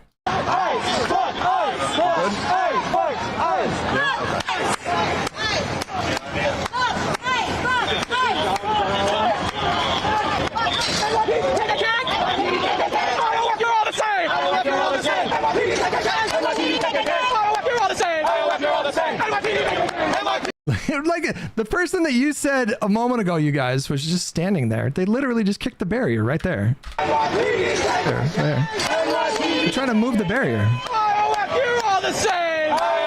And look at this guy. Like, are we really doing this? Are we really fucking doing this?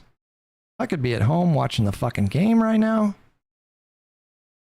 Just stop touching the fucking barrier. Do your little chants, but stop touching the fucking barrier. Look at this guy. He's like, are we really doing this?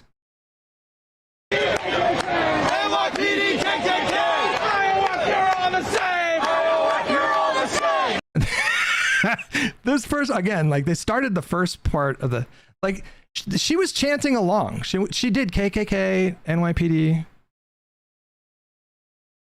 And then they said, IOF, they're all the same. She's like, what what are we talking about? NYPD, KKK! NYPD, KKK! You're all the same! I fully believe that the people back here, I was like, what is IOF? What are we talking about? NYPD, KKK! NYPD, KKK! IOF, you're all the same! I don't want anything to do with this. I don't want anything to do with this. I'll tell you, I am going to go to the protest on Saturday. I'm not getting within 100 feet of people doing this stupid shit. It is so stupid. I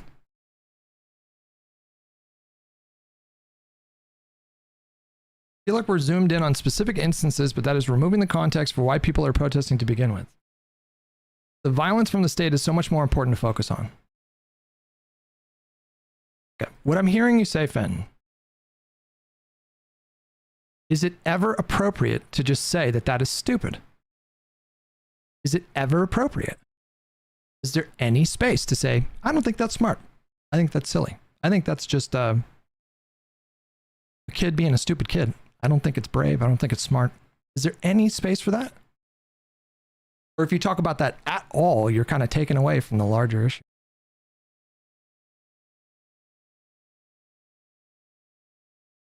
To be fair, Fenton, would I be spending this much time on this if I wasn't getting so much pushback in chat? I'm responding to people in chat.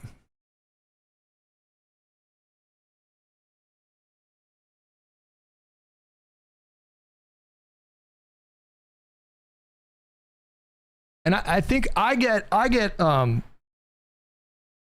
little what you guys are doing is like, you guys are sending me these, like, not everybody, right? But like a lot of people, YouTube chat, you guys are good. But what you guys are sending me is like, you're sending me these vibes. It's almost like you're telling me like, hey, come on, you're not allowed to like talk about that. We don't talk about that. And then I say, well, why not? And then you say, and then we go back and forth and back and forth and back and forth. Nobody is saying that you're not allowed to, but you kind of are, though. You kind of are. Kind of are. Otherwise, how did this even turn into a thing then? Like, why is it even a conversation? What if I just said, that's fucking stupid. I don't think that's smart. I don't think these kids are making good decisions right now. And then, you know, why don't I just say that? And then it just be a thing that's out there and it's like, oh yeah, they're not that great, you know. Instead, I get this whole like, this pushback. It's like a culture of like,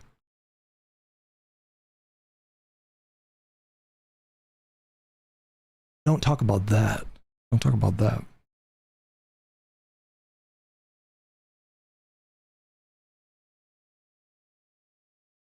There's dumb agitators at most all protests. What's the point here, Hutch? Let's get real. Move on to the news. You know what this is reminding me of? NYPD, KKK, Hutch's chat, we are all so gay. NYPD, KKK, Hutch's chat, we are all so gay.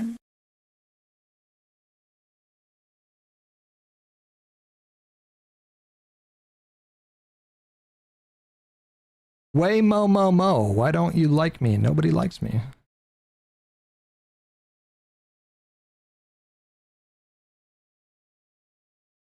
Why are you yelling at YouTube chat right now? YouTube, no, we're good. YouTube chat, we're good. You are correct, but shut the fuck up because we shouldn't care about it. I think we should care about it. I think we should care about it.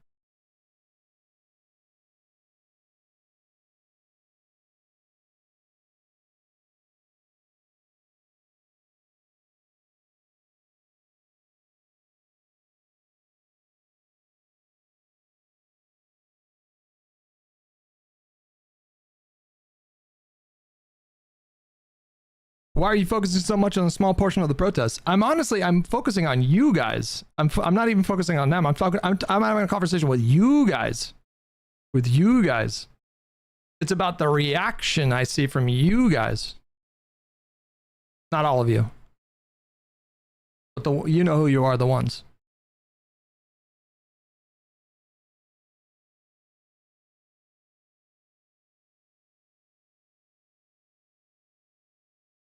I don't think me saying what I have to say about these kids should even be, I don't understand why it's even provoking a reaction. Then I get these crazy things like, well, it doesn't look that hostile to me. 2 seconds later, kill yourself, kill yourself. Chanting kill yourself and kicking the barricade. And you're like, well, I mean, hostile, I don't know, it's heated. Like, I don't know. That's First Amendment. That's not really an argument against anything now, is it? Dabsy, you could use that argument for anything, to deflect criticism away from anything.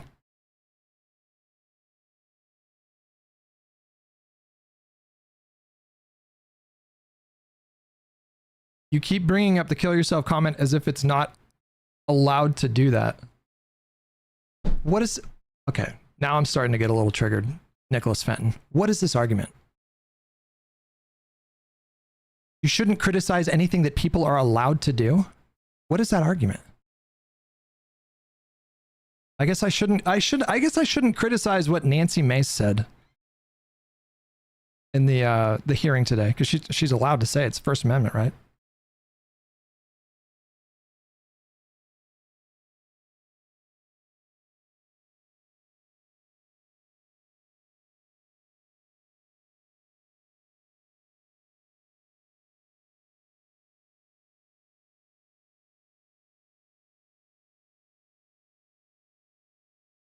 Yeah. Yeah, hey, wait a second, guys. Hang on just a goddamn second. I have a First Amendment right to say that I think these kids are fucking silly, stupid little kids.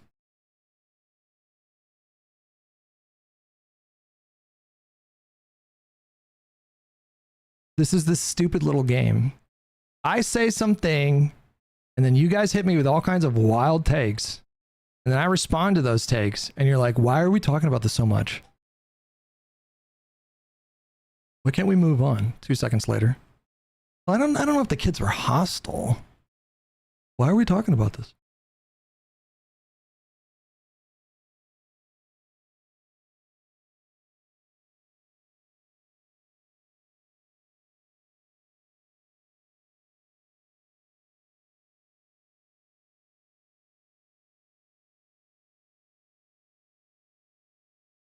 Justifying NYPD violence.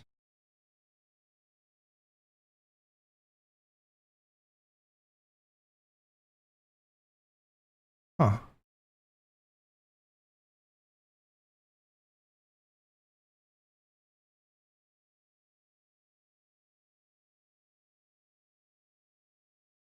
Oh, I keep forgetting you guys are seeing both takes on the screen here.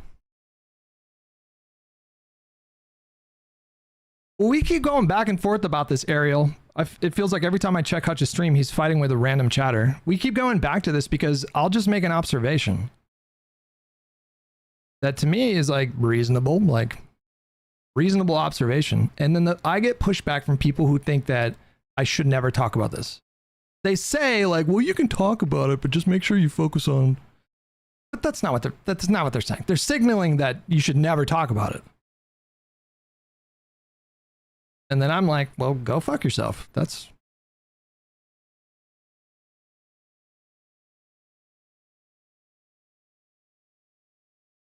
Is now the time? Yes. I don't know. Yes, I don't know. Feels pretty appropriate to talk about when it's happening. Seems like a good time to talk about things.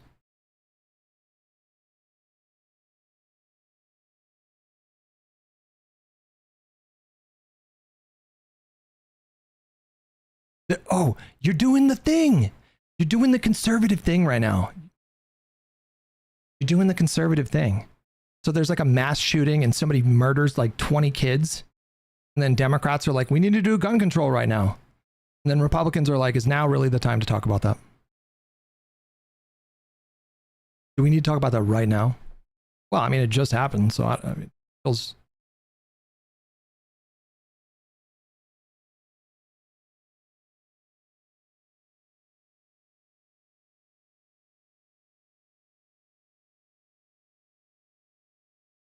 Why are we trying to justify kids being shot, though?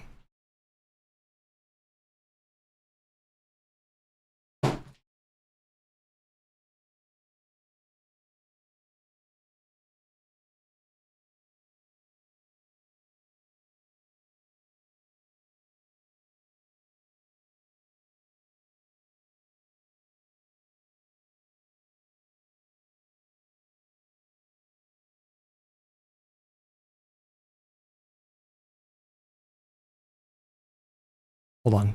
If I read it wrong, I read it. Hold on. Hold on. Where's the thing? What did it say? We aren't... Okay, that's on me. My poor headphones. My poor headphones. We aren't trying to justify the kids being shot, though. Wait, I don't understand. I actually don't understand that. Your observation are that dumb protesters... hold on. Your observation is implication. That's the issue. Excuse me. Your observation that there are dumb protesters is implying that the NYPD response is justification. I think if you like spit on a cop, for example, or if you kick a barrier over and over again and they tell you to stop kicking a barrier and then you continue to kick the barrier, then I think an arrest is justified. Yes.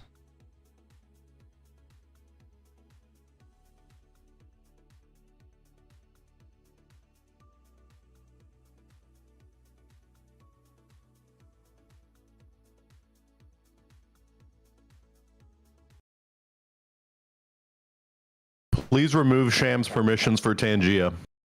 Please remove Sham's permissions for Tangia. I think he does remove Sham's permissions for Tangia. I think he does a pretty good job. Please remove Sham. I'm protesting right now. Shut the fuck up. Please remove Sham's permissions for Tangia. Just back off the barrier. Take a couple Don't make steps. me say it. Just take Don't make me say it. Just take a couple steps back. Don't you make me say it. Just chill out. I'm gonna say it. I'm de-escalating. Just. I can't say it because it's TOS. But I'm gonna say it. Don't say it then. But technically, you have a First Amendment right. First of all, I expect you to play Dune with us tomorrow. I'm not doing a new server. I've dedicated 70 hours to my character. You're crazy. I'm out there soloing it. I'm just, I'm collecting my resources. Even for Sark? I'm not starting a new server, man. It's just like that's 70 hours. I just fucking He brought you into this world, young man. You will go on a new server if he goes there. I will think about it. That's a really tall order for me, though. I've got plans. I've got schemes. I just constructed an assault ornithopter with rockets. Do you have any idea how long it took me as a solo player to do that? Do you have any idea how many times I had to go into the irradiated zone to go get slabs of zvivium? Don't speak to me 2 about hours grinding a later. game right now in a time like this. And it does feel like you're saying never talk about it. Here's here. If you want clarification, that's what it feels like. If you want clarification on how I'm feeling about this, this is how I'm feeling. It would be like if we were playing. I'll use the new Dune game as an example. We're playing the new Dune game, and for every time I go like, this game's really cool. It has a lot of stuff. The rest of the time I'm going like, Man, this shit sucks. It's like for every minute that I'm complimenting, then I'm giving 10 minutes where I'm like, this shit is fucking horrible. The graphics are not even good. It's so generic. It's boring. It's the proportionality. The ratios feel off here. That's why it feels like no, but I get pushback. So much focus. But I get no. But I get pushback as soon as I say it. As soon as I observe that these kids in this case are clearly the instigators here. As soon as I say that one time, we're off to the races. Because I got fucking 10 people in Twitch chat. They're like, you fucking bootlicker. Oh, so now you think it's okay to just murder protesters? And they say stupid shit like that. And then we're down that fucking, now we're doing the thing. Well, when they say now we're on the merry-go-round again. When I say it, it's based. When they say stuff like that, they're wrong. When I say it, I'm correct.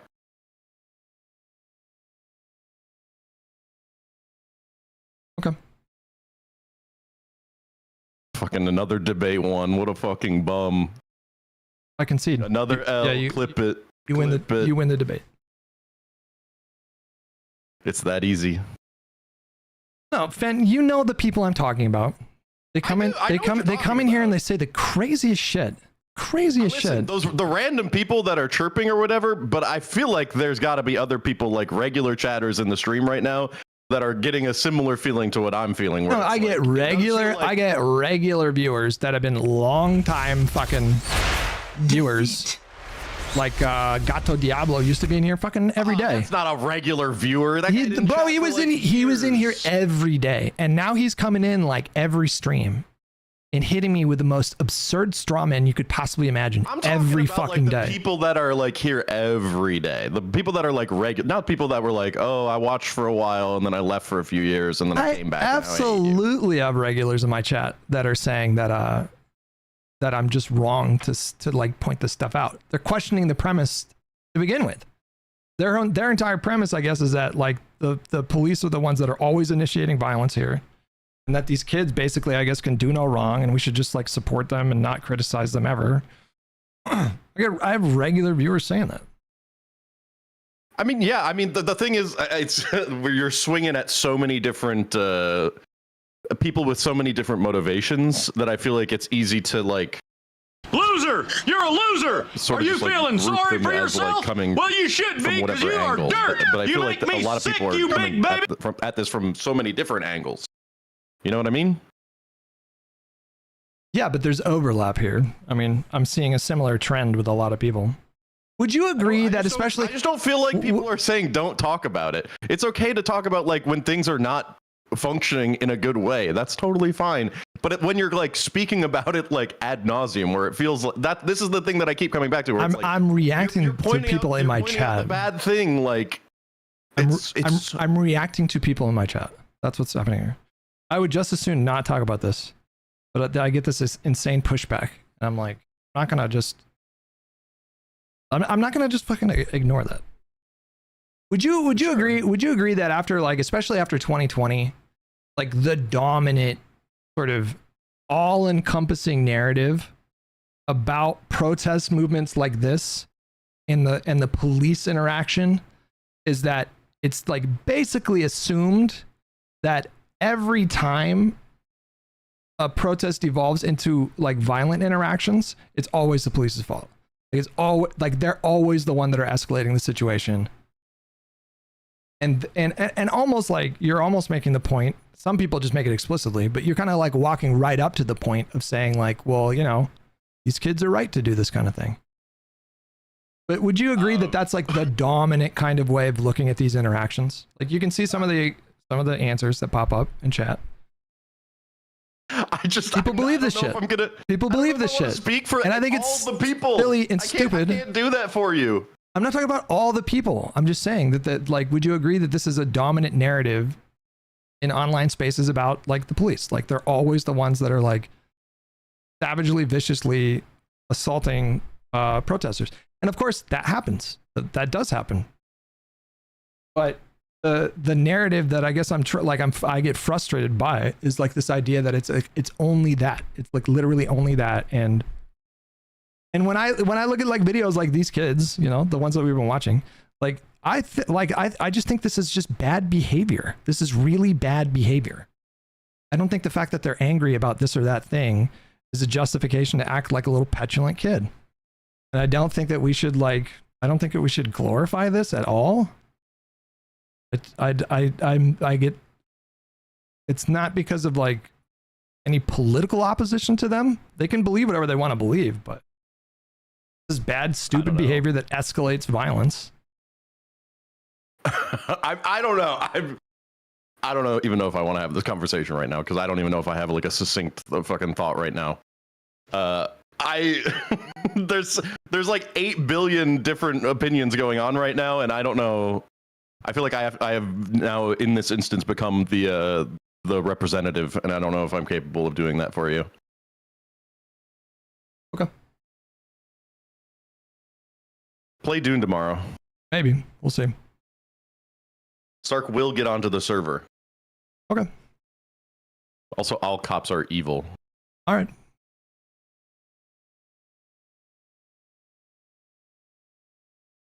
And you're bad at Halo. Okay.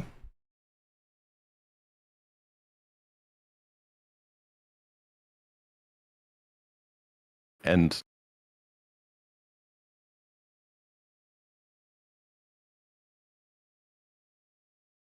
hold on. Okay.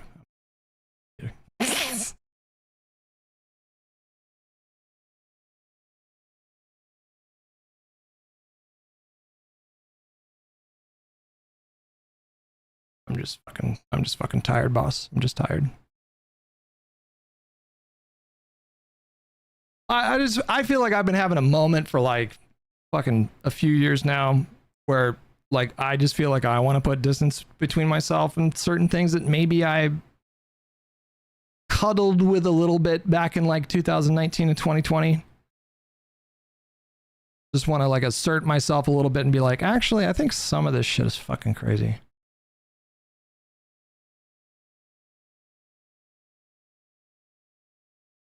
So now there's like a tension, you know? There's like a tension.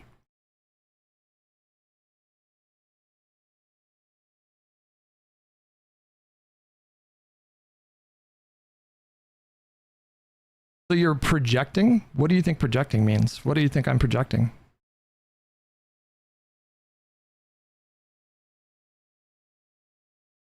Like with the YouTube chat, it's like a new kind of audience.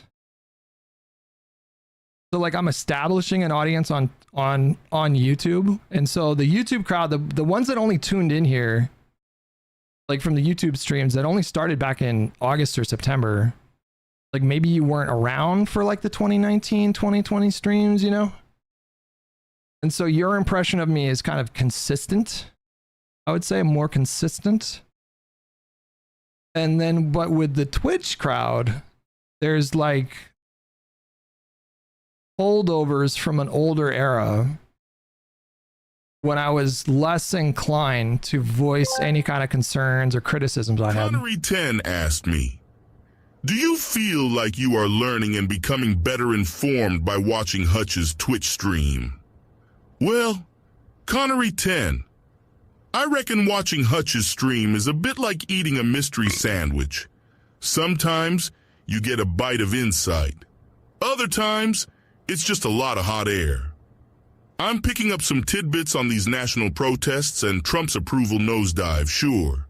But half the time, it's chat chaos. Still, it's food for thought. Speaking of food, we have the meats at Arby's. It always ends with the Arby's plug. No, I don't think I'm generalizing too much on Twitch, but now there's this like tension. And it's like, it's been there for a while. And I don't really know what to do with that as a creator, you know? There's like a tension on one platform, and then there's more of like, Jenny says that she only just started tuning into the streams like a month ago. So you have a pretty like consistent view of me or whatever. But there's this, it's like, there's so much later. There's so much like, there's so much animosity on the Twitch chat from some people, not everybody.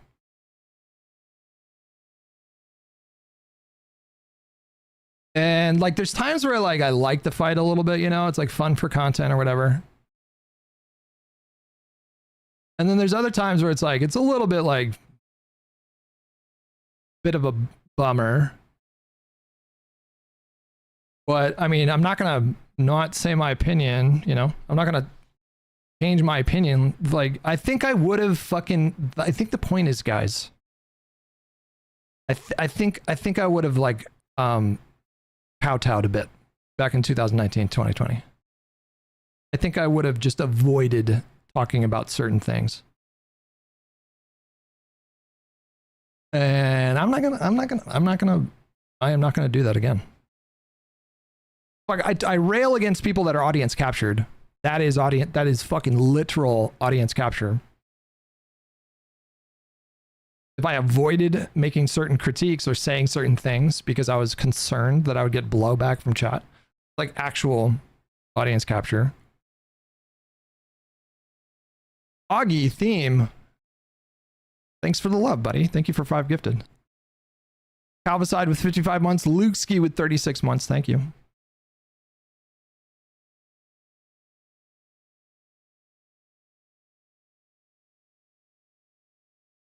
Your audience captured by your haters. Well, that's the pitfall.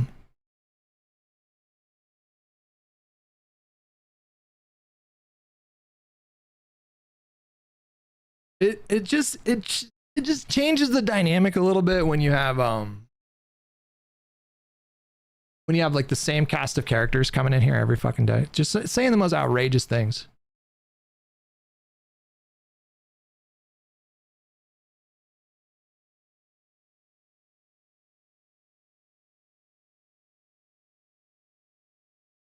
IRI, man, he just does a... IRI is just fucking scorched earth with it. He's just like, I just fucking ban people for saying stupid shit.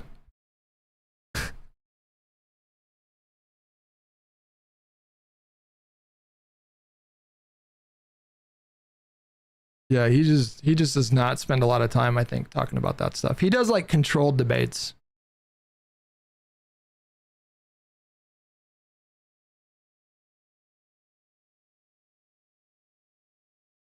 Just remember to focus on the good stuff too, man. I mean, that's good advice.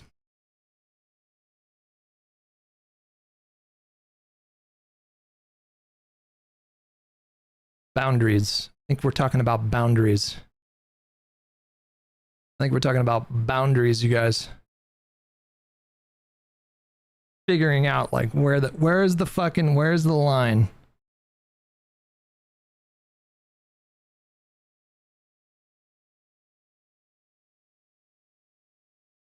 Because psychologically, when you see people, you know, it's one thing to like laugh it off in the moment, but just every fucking day, just imagine every day you have like this dedicated crew. I should ban them. I don't know what I'm doing, but like you just have like this dedicated crew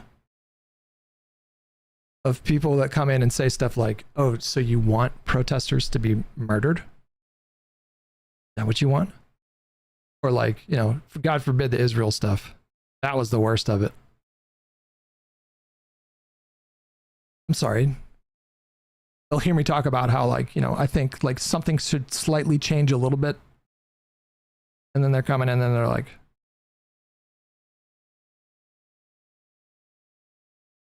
so I'm sorry, you want to go back to chattel slavery? Is that what you're saying? And I'm just like,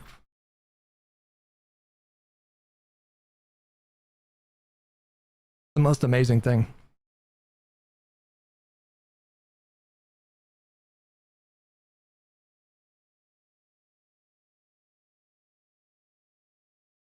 Better to challenge those ideas because it's gotten to the point where they think it's a baseline position. The only thing they're good for is agitating, not making meaningful changes. The hard thing because you don't want to ban people with differing opinions because then it's just an echo chamber, but weeding out the troll people that just want a rise out of you, I think is different. Yeah, I think that's I think that's exactly the it's like, I definitely don't want to ban people because they disagree with me. That's not generally something that I want to do. What do you say, Bishy? If someone says something unhinged, address it and then ignore any message after that if they say the same thing. Yeah. It's just a part of it too is like it kind of becomes the content. Like I feel like a lot of political streamers and content people, well, particularly streamers, like interacting with chat. I feel like it's a kind of a through line for like a lot of political streamers is like that becomes the content where you're sort of going back and forth between people.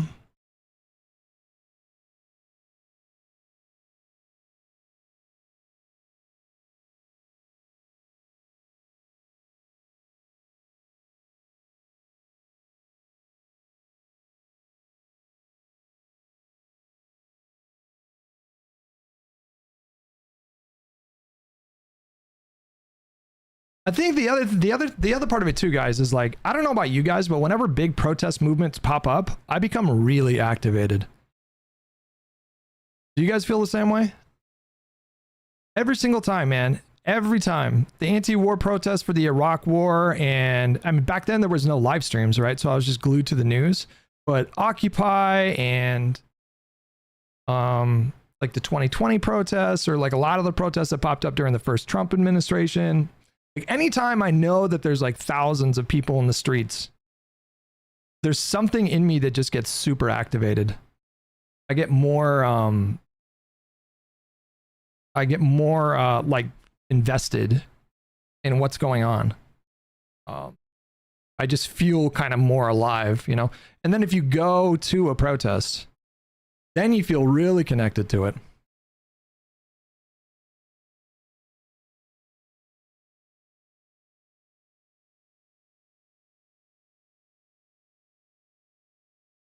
That's your ADHD? The fuck does that have to do with that? I don't even know if I can tell you what ADHD is. I don't even.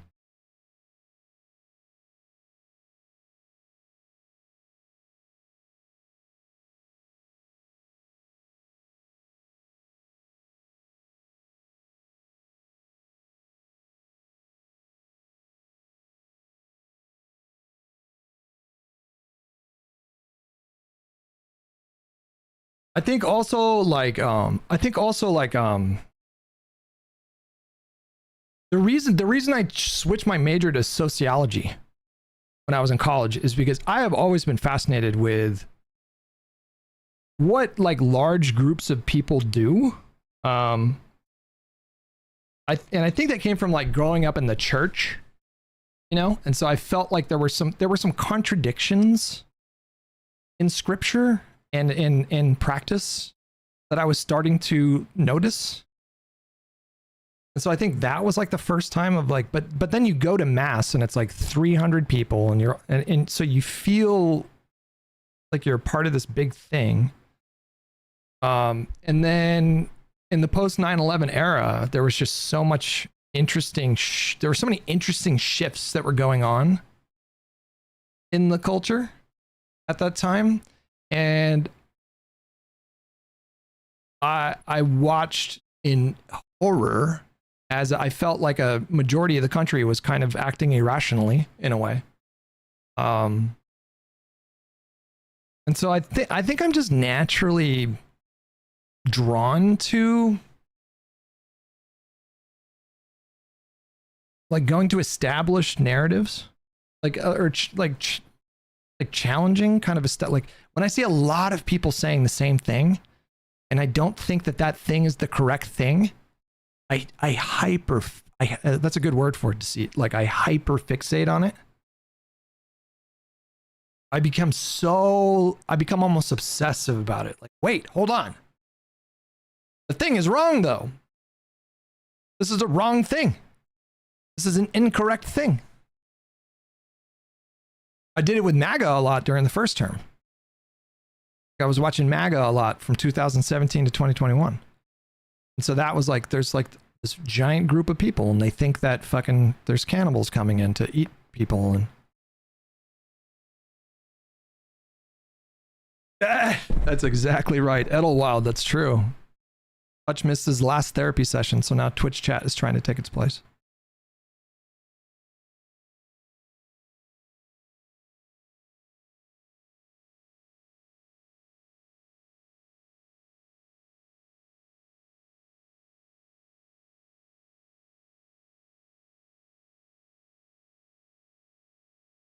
How were you a sociology major and you still ended up becoming such a lib? I don't know, bro. I was studying. They had us reading Marx.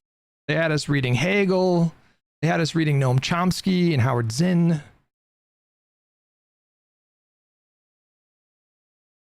I was very much steeped in that kind of literature and philosophy. And do you know what changed, bro? Let me answer that question, actually. How did you end up becoming such a lib? Donald fucking Trump. Donald Trump was literally...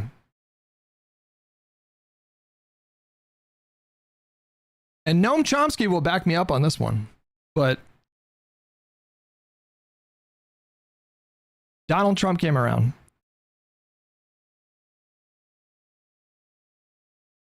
And just fucking put the fear of God in me about like, wait a second, hold on. I don't feel like anything is secure right now, you know? Like, I never really had a point at any, I don't know about you guys, but I never really had a point where I felt like the country was in trouble. Like, even when George W. Bush was president, even when we were doing the war thing, I never worried about, like, wait, is America gonna like fail as a country? Like, are we actually just gonna be like, is it just gonna fail? I never had that thought until Donald Trump came along. And so to me, the urgency was really, really high with him, like really high. And so when I see people who I would say are not really like properly identifying how dangerous this is, it makes me nervous. And so I just focus on it. But wait, like, why are you saying that? Wait, what? And then that gave way to like, wait, why would you not vote for the Democrat here? And so then that invites a discussion about like, well, you know, Barack Obama was a fucking war criminal. And so then these like narratives come out, you know.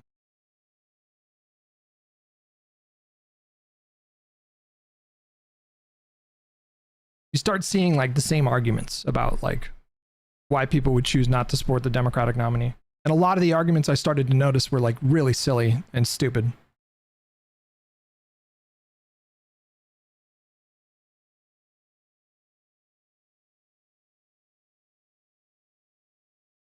And so then that caused like tension, I think. Like tension. I'm talking about tension with ideas like the stuff about Biden. Like about a lot of the criticisms from the left about Biden, you know, a lot of it was valid. And then a lot of it was just fucking stupid. Just really stupid. And so I would just focus on it. And I started seeing people like, well, he could have done the $15 an hour minimum wage if he just used his leverage and threatened Joe Manchin with criminal prosecution. And I'm like, wait, what? What? What did you just say? And so it starts with that. And now I'm like, wait, hold on. That is a horrible idea. What are we even talking about? And then it goes from there.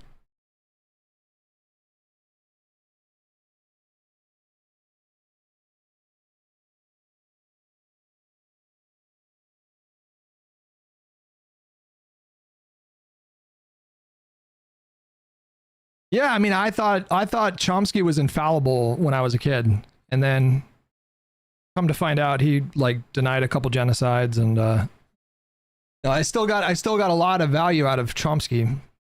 He was probably the most influential thinker for me, was Chomsky.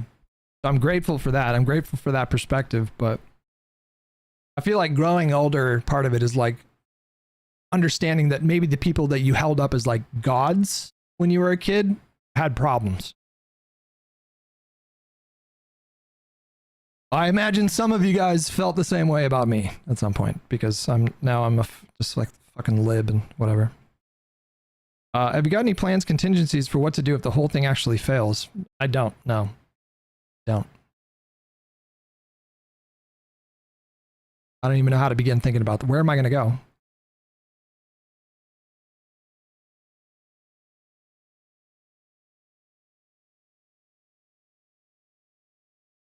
I almost got citizenship in Italy, but then the parliament changed the rules literally like 2 months ago. And so now I can't get citizenship. Yeah, I was a fan of Noam Chomsky at a point too. I think a lot of people have fallen out of love with the guy, especially with the war in Ukraine.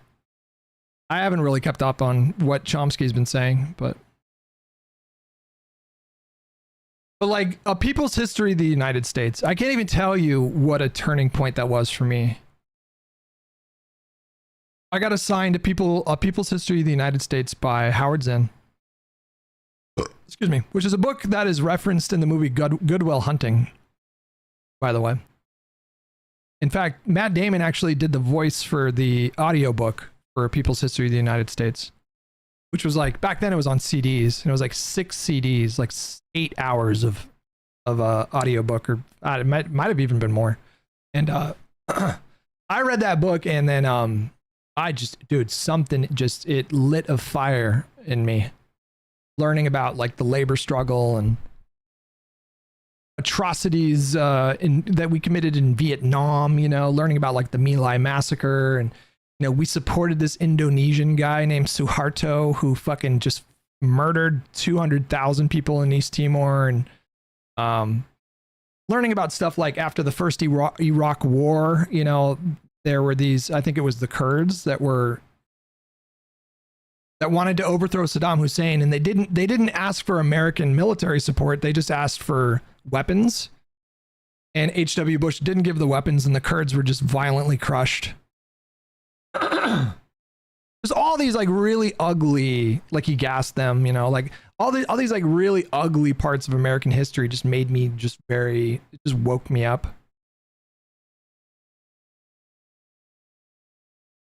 And to be honest with you, I feel like if I had gone through like my formative years, you know, 18, 19, 20, 21 or whatever, now, you know, I'd probably be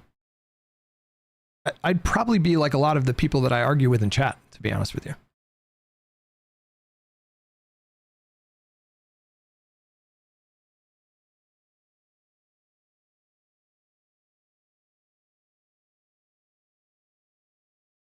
I probably would have watched Hassan. I probably would have been like the kind of people that I get really triggered by now.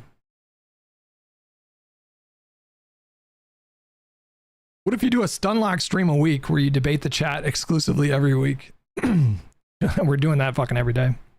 I probably would have been a Hassan fan. Yeah, probably would have been. Yeah. Have you seen that loads of servers are down right now? A cyber attack, perhaps? Like, is Dune working though? No, I didn't see anything about that.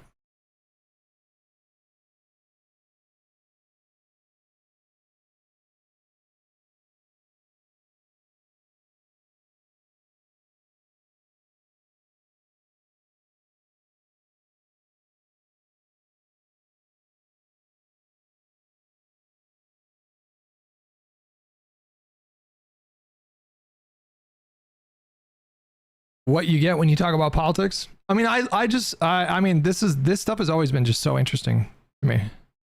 Politics is just, as soon as I discovered, again, it was like once I read A People's History of the United States, I was just off to the races. And then at that point, I was just devouring books, trying to learn as much as I could. I focused a lot on like 20th century history. I just felt this like intense thirst for historical reference, like knowledge.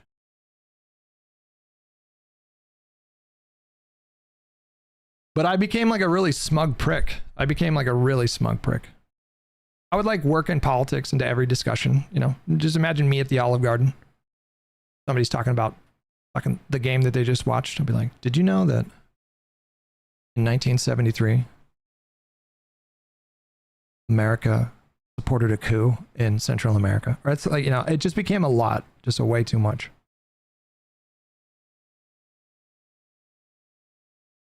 Did you know that Jesus was probably black? Did you know that? I would like stuff like that, you know. Really just, I felt like antagonistic towards the world Like, you don't know what I know. If you had my knowledge, maybe the world would be a better place.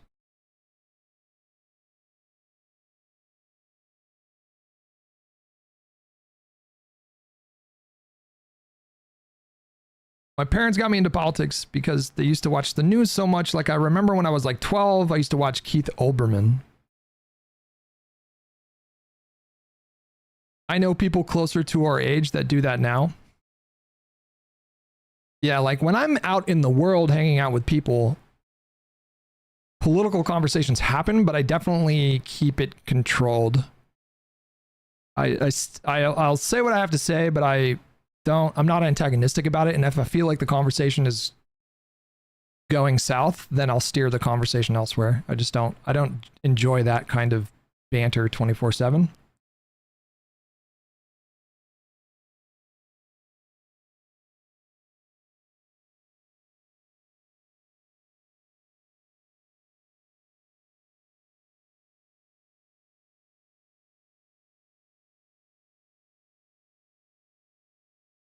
But it is interesting. It is interesting. The dynamic around this stream has shifted quite a bit.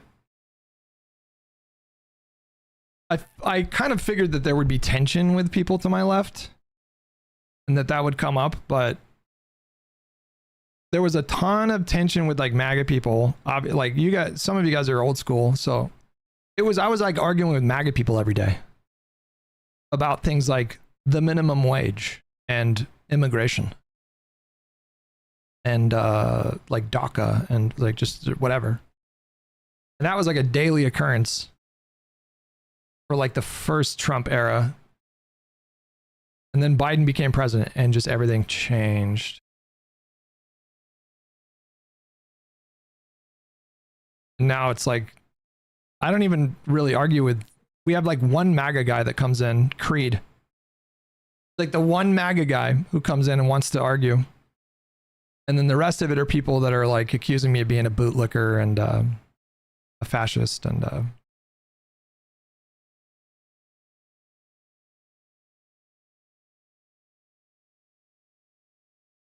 I'm very surprised you're reading chat.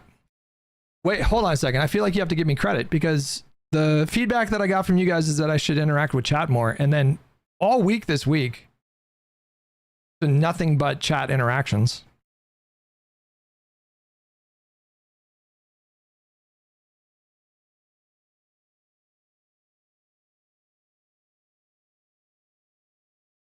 Intensely reading chat. Now I'm reading chat too much. Listen, you got to pick one. You can't have both.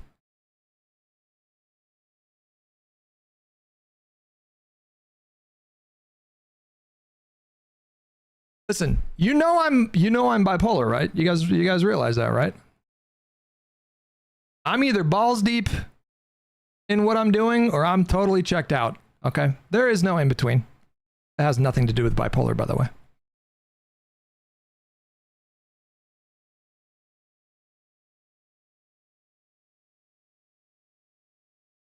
Trump kind of ruined politics in the sense that he made it mainstream and lower the quality of discussions and commentary. The bar is very low. Have you read Ezra Klein's Green Lantern Theory of Politics article from like 2011? Nope. Now I'm curious.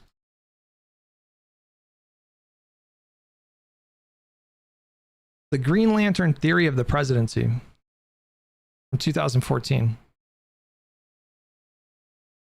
Presidents consistently overpromise and underdeliver. What they need to say to get elected far outpaces what they can actually do in office. President Obama is the perfect example. His 2008 campaign didn't just promise healthcare reform, stimulus bill, and financial regulation. It also promised a cap and trade bill to limit carbon emissions, comprehensive immigration reform, gun control, and much more. His presidency, he said, would be change America could believe in. But it's clear now that much of the change he promised isn't going to happen. In large part because he doesn't have the power to make it happen. Why can't the president be more like the Green Lantern? Oh, I see where this is going. Oh, I already fucked with this article. Let me tell you what. This article speaks to me.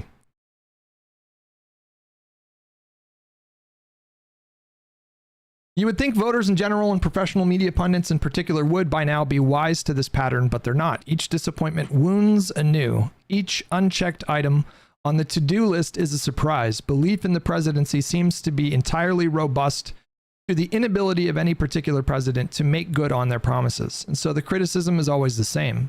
Why can't the president be more like the Green Lantern? This is the thing I've been saying. I've been saying just do the thing. Like there's this theory of just do the thing. It is prevalent in politics, in political discourse at least. There's so many people that are just like, hey, just fucking do the thing. What is the Green Lantern theory of the presidency? According to Brendan Neon, the Dartmouth political scientist who coined the term, the Green Lantern theory of the presidency is the belief that the president can achieve any political or policy objective if only he tries hard enough or uses the right tactics. Jesus, why am I just now reading this article? I feel like I've been railing against this for fucking just screaming into the void. In other words, the American president is functionally all-powerful, and whenever he can't get something done, it's because he's not trying hard enough or not trying smart enough. Nehan further separates it into two variants, the Reagan version of the Green Lantern theory and the LBJ version of the Green Lantern theory. The Reagan version, he says, holds that if you only communicate well enough, the public will rally to your side. The LBJ version says that if the president only tried harder to win over Congress, they would vote through his legislative agenda. In both cases, Neon argues we've been sold a false bill of goods. This is so true, bro. This is so unbelievably true. I've been identifying that as like a big problem for a few years now. There's this belief that, and I don't know if it's like a lack of like civics education, just literally just people maybe don't quite understand how bills get signed into law and this sort of thing.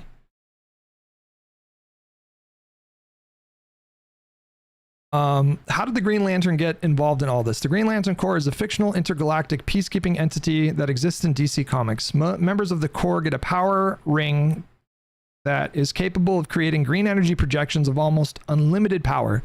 The only constraint is the willpower and imagination of the ring's wearer. There was a long period of time when the ring was ineffective against the color yellow. But in more recent comics, that's just the parallax sphere anomaly at work. And with enough courage and willpower, the ring works just fine against the color yellow. In 2006, Vox executive editor Matthew Iglesias, responding to an argument for bombing Iran, coined the term the Green Lantern theory of geopolitics. Quote, a lot of people seem to think that American military might is like one of these power rings. They seem to think that, roughly speaking, we can accomplish absolutely anything in the world through the application of sufficient military force. The only thing limiting us is a lack of willpower. What's more, this theory can't be empirically demonstrated to be wrong. Things that you or I take as demonstrating the limited utility of military power to accomplish certain things are instead taken as evidence of lack of will. Thus, we see that problems in Iraq and Afghanistan aren't reasons to avoid new military ventures, but reasons why we must embark upon them. In 2009, Nehan, commenting on an argument Iglesias was having with writer Matt Taibbi, extended the idea to arguments in, quote, which all domestic policy compromises are attributed to a lack of presidential will. That's the literal answer anyways. The more philosophical answer is that comics, primarily out of the Marvel and DC universe, increasingly serve as a kind of shared American mythology, and so writers turn to them as vehicles for communicating abstract ideas. What's wrong with the Green Lantern theory of the presidency? Basically, it denies the very real and very important limits on the power of the American presidency, as well as reduces Congress to a coquettish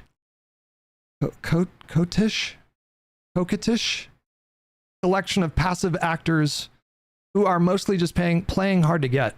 Quote, the founding fathers were rebelling against an out-of-control monarch.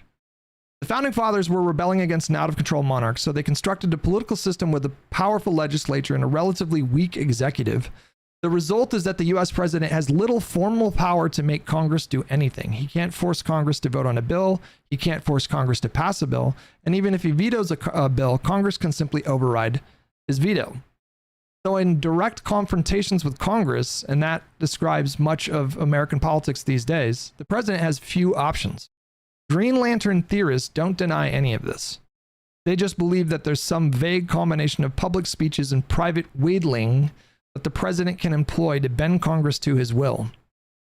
We know what this is about, guys.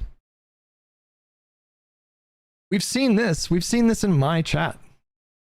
Just do the thing. Manchin won't vote for your bill? Just force him to vote for it. Find a way. Get creative. What we normally hear is vaguely just like use the bully pulpit. That's so crazy, this article. I should have read this article years ago. He's a better writer than I am, so he's organizing his thoughts in a way that I couldn't. He can't the Green Lantern theorists don't deny any of this. They just believe that there's some vague combination of public speeches and private wheedling that Ron Fournier, a prominent Green Lantern theorist, offers a fairly typical prescription for presidential success. Quote, he could talk to the media and the public more often and with a more compelling and sustained message. We've heard this before, bro. I've heard this from people. Just go on a tour and, like, use the bully pulpit. He could build enduring relationships in Washington rather than being so blatantly transactional with his time. He could work harder and with more empathy on Capitol Hill to find win-win opportunities with Republicans. The problem with this is that the Green Lantern theory isn't just false, it's often backwards. The basic idea is that more aggressive and consistent applications of presidential power will break down opposition. But political science research shows the truth is often just the opposite. When the president takes a position on an issue, the opposing party becomes far more likely to take the opposite position. In a clever study, political scientist Frances Lee proved this by looking at non-controversial issues like whether NASA should try to send a man to Mars. She built a database of 8,600 Senate votes between 1981 and 2004. Typically, these votes fell along party lines just a third of the time. But when the president took a clear position, the likelihood of a party line vote rose to more than half. In other words, when the president pushed on an issue, the opposition party became more likely to oppose him. The reason is simple. Elections are zero-sum affairs. The more the American people perceive the president as successful, the less likely they are to vote for the opposition in the next election. If you're cooperating, then it suggests to the public that things are working just fine, explains Lee. And it undercuts the whole logic of your campaign against the president or the president's party's continuation in office. The Green Lantern theory also infantilizes Congress. Take this Maureen Dowd column, in which she argues that it's actually the president's job to force Congress to behave, as if the most powerful and democratic branch of the American government is just a bunch of petulant children waiting for discipline. Quote, it is his job to get them to behave. The job of the former community organizer and self-styled uniter is to somehow get this dunderhead Congress, which is mind-bendingly awful, to do the stuff he wants them to do. It's called leadership. This kind of thing both lets Congress off the hook and confuses Americans about where the power actually lies in American politics, and thus about who to hold accountable. But what about LBJ? What about him? The LBJ story misses the fact that he had huge majorities in Congress. I've said this so many times as well, man. I feel like I'm just... How many times, chat, have you heard me say? People would be like, why can't Biden be more like LBJ? Well, LBJ had like a fucking 68-seat majority. He was benefiting politically from Kennedy's assassination, and the public was unusually supportive of government involvement at that time. If we attribute all those successes to arm twisting, then LBJ looks all-powerful. The other problem is that Washington of the 1960s bears little resemblance to the Washington of 2014. As you can see Who recommended this article, Ryan? I feel so seen. Yeah. Who recommended this article? Thank you. Like I read this and I feel less crazy. Which one of you said that? We got to make you a mod. We got to make you a VIP. I need more article suggestions from you.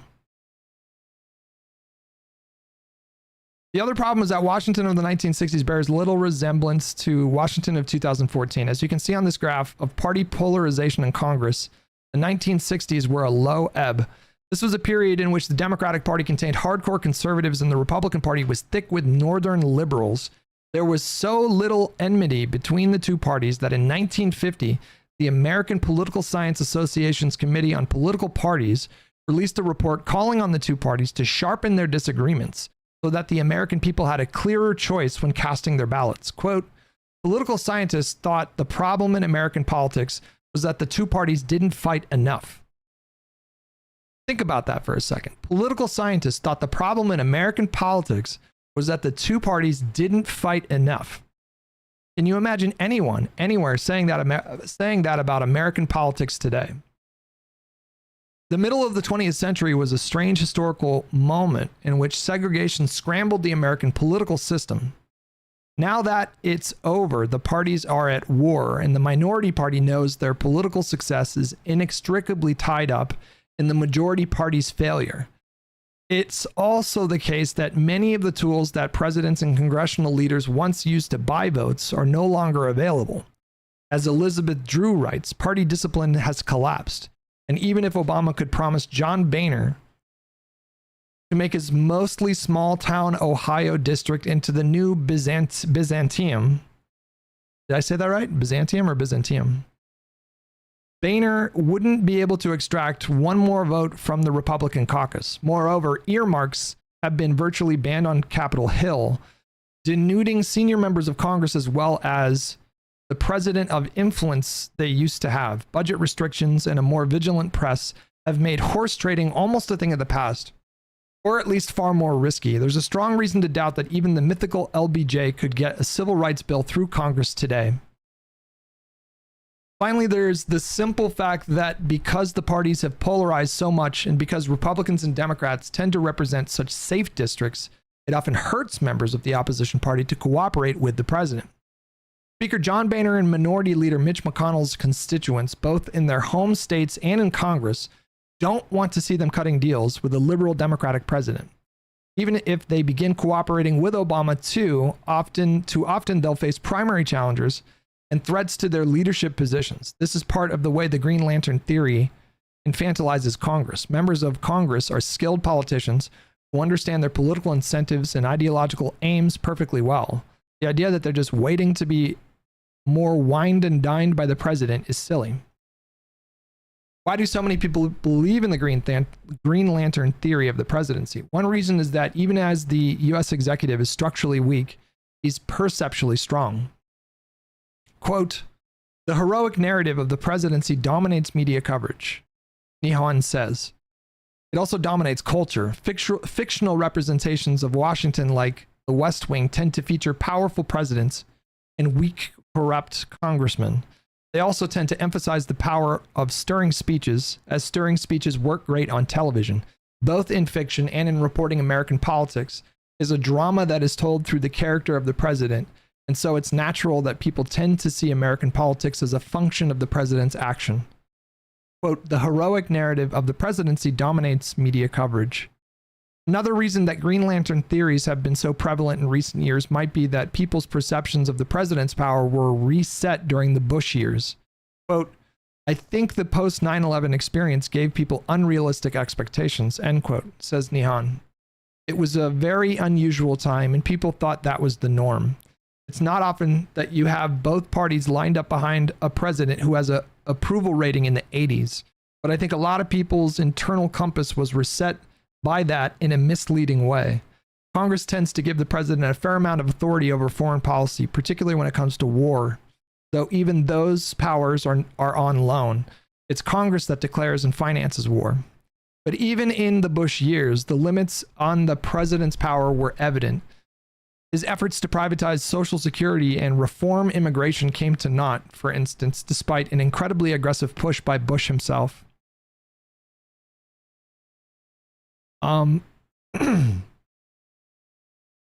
Another way you know the president is not the Green Lantern. The Green Lantern could totally be Spider-Man, particularly a child Spider-Man. For what? Not, hold on. So the caption is, doesn't this let Obama off the hook? For what? Not doing things he doesn't have the power to do? Obama can do a good or a bad job within the actual limits of the presidency. The problem with the Green Lantern theory is that it focuses so much attention on the presidency that it lets everyone else off the hook, and thus makes it harder for voters to hold elected leaders accountable. I feel so fucking seen by this article right now, you guys.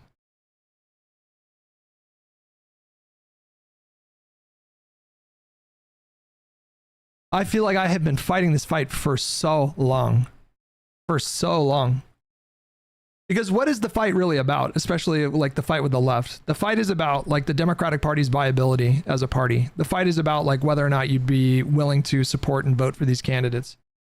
And so in order to, you know, many times you'll hear the answer is no. So in order to get to that answer, you have to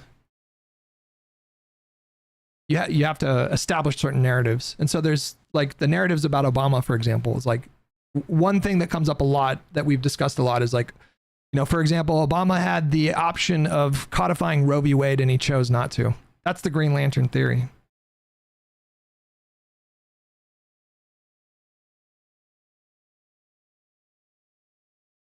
I'm reading an article from 2014, but it's just as relevant today.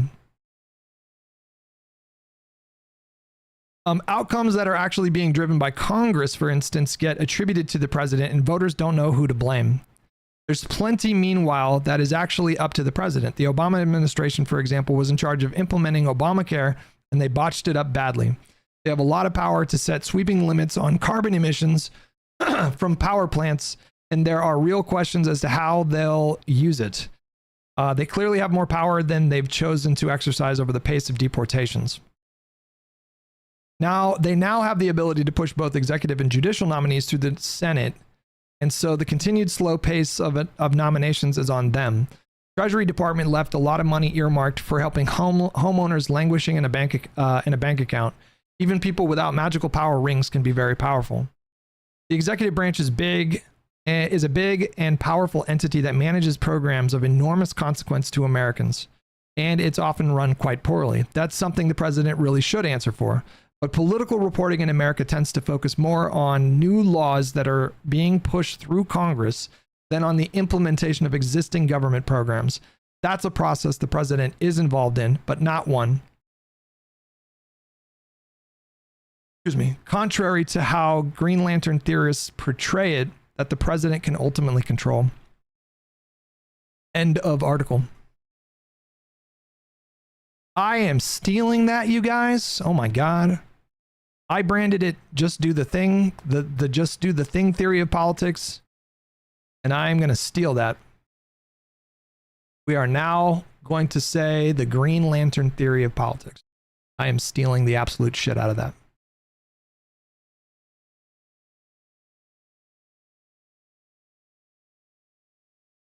Because that's really, at the end of the day, that's really like the justification.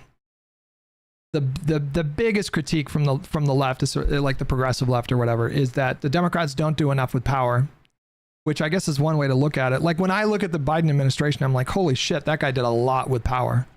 Like I have a completely different take from that. But when they think of the Biden administration, they think of failures. So they think of the failure of the $15 an hour minimum wage. They think of the failure that the Build Back Better bill didn't pass in its original form, and you know it was like cut to like a third of its original budget, and that kind of ties in perfectly with the Green Lantern theory, right? Fixer with 131 months. Thank you so much, buddy. Tomahawk with 69 months. People like to hear the lofty goals, even if they know it would never happen. That's true as well. Yeah. We've talked about that too. It's like What would a realistic candidate sound like when they're pitching their agenda on the stump? They'd be like, well, guys, to be honest with you, I would love to raise the minimum wage, but let's be honest. Look at the Congress. I mean, come on. At most, we're going to get an 8-seat majority in the House. We might not even win the Senate, so let's just keep our expectations in check. Imagine somebody making that pitch. People would hear that and be like, ugh.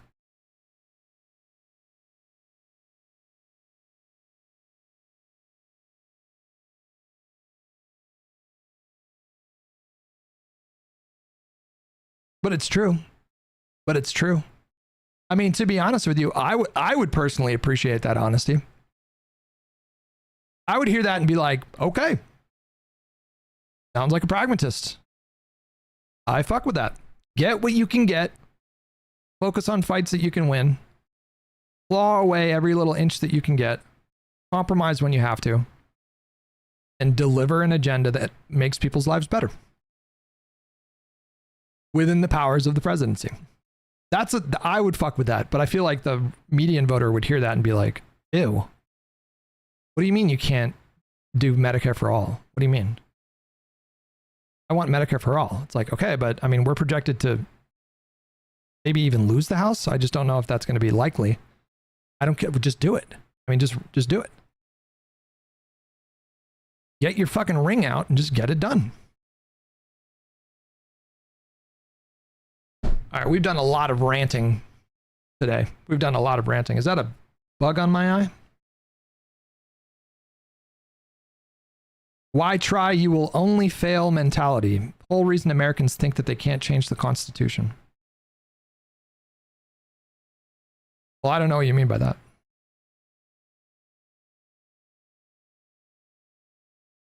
You'll be crucified if people recognize Iglesias coined the Green Lantern name. I don't care anymore. It's war. Okay.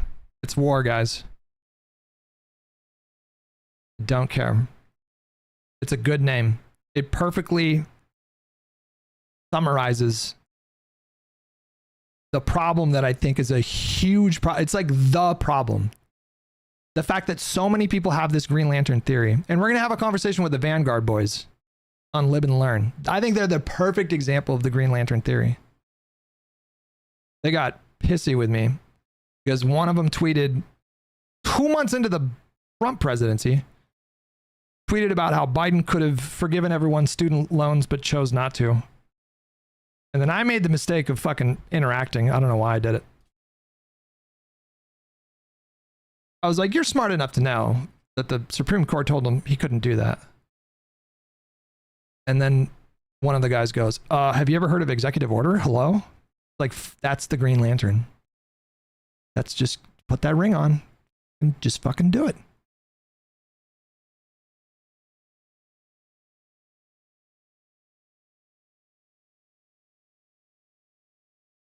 But people don't want to hear that. They want to feel inspired. They want a leader that's going to fucking give them a speech and rile them up. And we're going to do universal health care.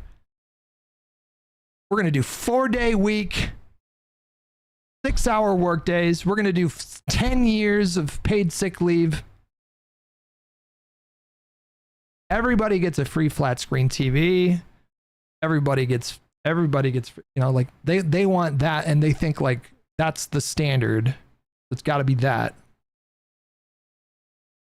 People don't like pragmatism. It's not sexy. People just don't like hearing that. People don't like hearing, here's what we can't do. Here's what we just don't have the votes to do. They don't want to hear that. People hear, if people hear that and they think like, figure it out. You're the fucking president. Just figure it out. I think another bigger issue with the Green Lantern theory is that people think the president ought to have that kind of power instead of the proper constitutional order that puts Congress. That's the other thing too, is like now there's like a really growing segment of the country across ideological lines, by the way, that think that the president should have that kind of authority.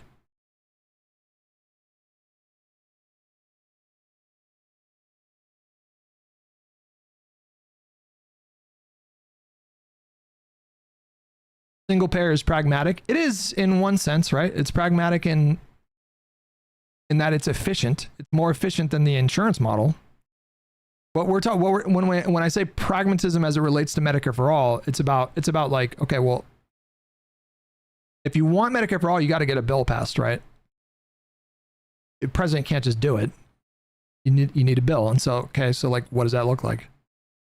How do you get a bill passed? And as soon as you start exploring that, it's like, this is fucking hard.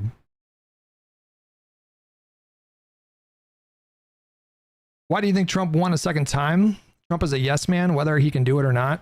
Yeah, he's like the perfect example of like, he ran on.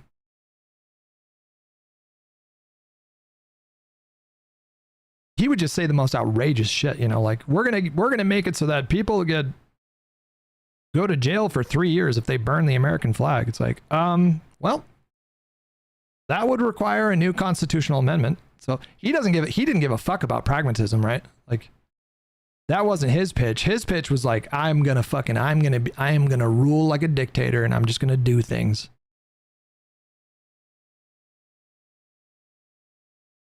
And a lot of folks on the left want that, but like left. They want it to be a lefty doing that. So then we have conversations like the one we had last night on Live and Learn, where it's like the conversation went to one about, you know, how much should Democrats lean on the power of the presidency and kind of maybe emulate Trump in a way? I have to ask, doesn't it feel as though Trump is just doing the thing to horrific effect with executive orders? I mean, yes, in some ways, but I would argue that these things are very bad. Very, very bad that he's doing them. He is eroding the checks that the judiciary, like he's trying to erode the power of the courts to constrain the presidency, which is just, that's a bad thing.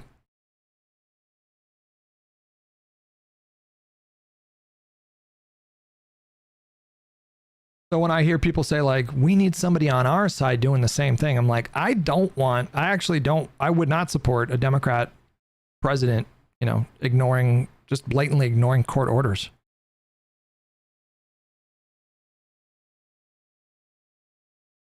We couldn't get single payer having the House, Senate, and presidency. Single payer is not a Democratic Party position, never mind Republicans. I mean, we were not even close to single payer when Obama had the bigger majorities in 2009. We're not even close.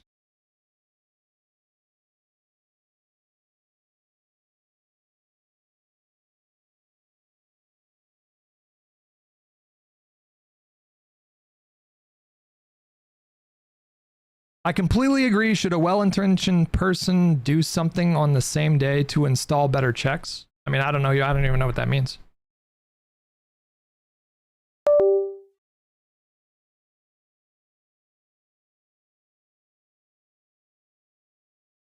It's bad enough when Trump tries to like erode the power of the judiciary or Congress or whatever. But if it starts turning into like a tit for tat thing, you guys,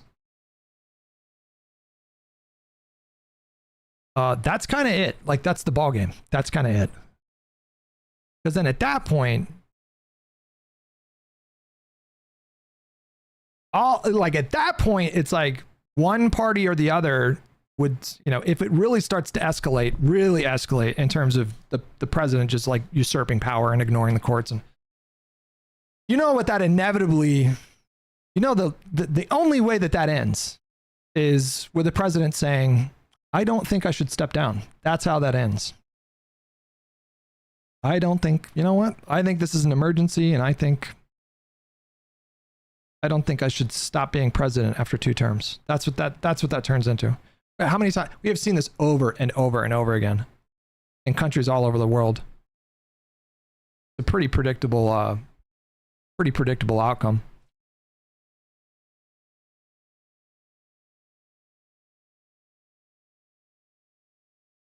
So what is the theory of how you build a legislative majority to work with? Is it just following the voting public and hoping eventually it pendulums to a supermajority? The Green Lantern theory just refers to what is possible in the moment. So how do you build a foundation if you don't offer proposals, even if you can't implement them at the time? Can you shift the populace over time with good policy proposals, stump speeches, attacking the other party, or obstructionists even in the party, open to ideas? I mean, that's a great question. I don't think I'm qualified to give you the answer there. I think if we want to single out one particular case like Medicare for all, okay, like let's say we have the goal of getting Medicare for all.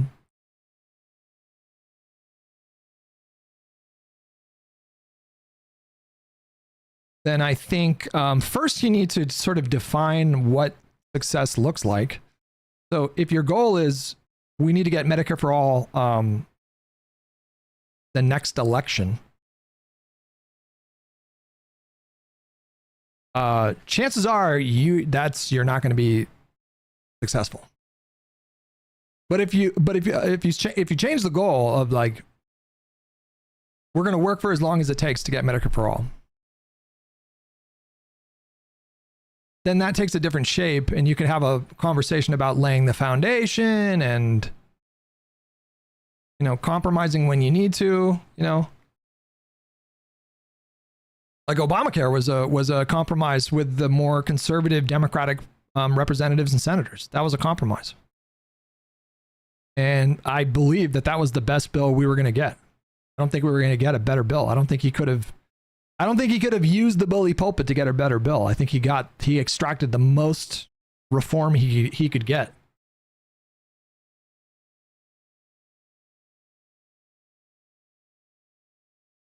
But that is very frowned upon.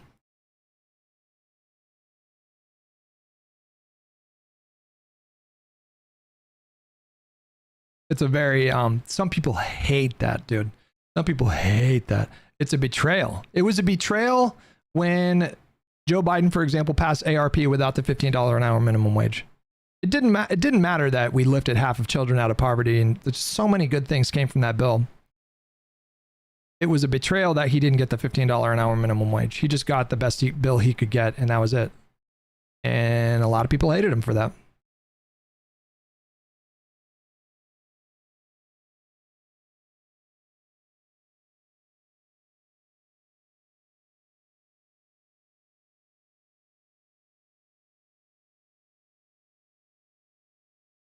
I think your premise is flawed, Ogre Boy, to begin with. Ogre Boy says, what is possible in the moment is fine, but Republicans didn't get here in the moment. They've been at this for decades while Dems still compromise left and right. I don't really understand what your observation is here.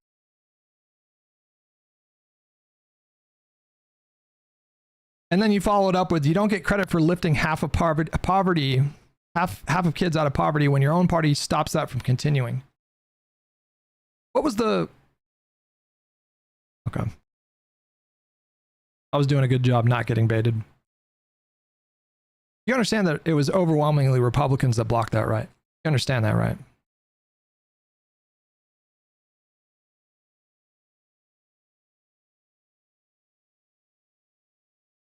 Compromising with various factions within the party, that's just, I don't know how you avoid that. How do you avoid that? How does the progressive wing do a hostile takeover of the party and then just do things? Like, how do you think bills are going to get passed? You know, like, even if, let's say we nominate AOC in 2008 or 2028, and let's say she wins, and, you know, 65% of the party elected representatives are more moderate, and then 35 are more progressive. Like, what are your options there? Like, what do you think she's going to be able to do to force a bill to look a certain way? Ultimately, it's up to the Congress to deliver the bill. And so they're going to come up with whatever bill they can. And that's going to be a negotiation. And you have to negotiate with these. You're saying, like, we're choosing to fucking compromise with moderate Democrats. It's like, well, there is no choice. There is no choice. It's not a choice. That's just how the sausage is made. Like, you can't, what are you going to do? Like, AOC is going to send the Secret Service, like, just kick the fucking door down of every moderate Democrat, hold a gun to their head and be like, you're going to vote for this bill. It's just not how it works. We just read the article.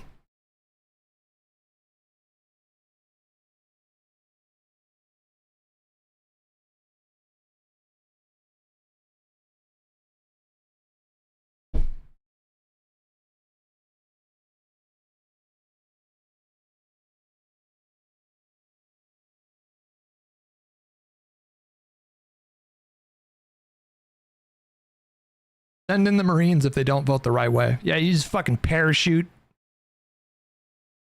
Green Berets. They storm the halls of Congress. Kick down the door of John Fetterman. You are going to vote to block aid to Israel.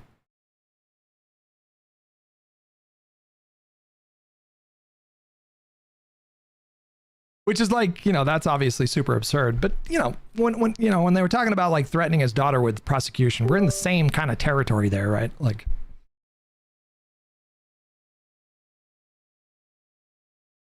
fuck.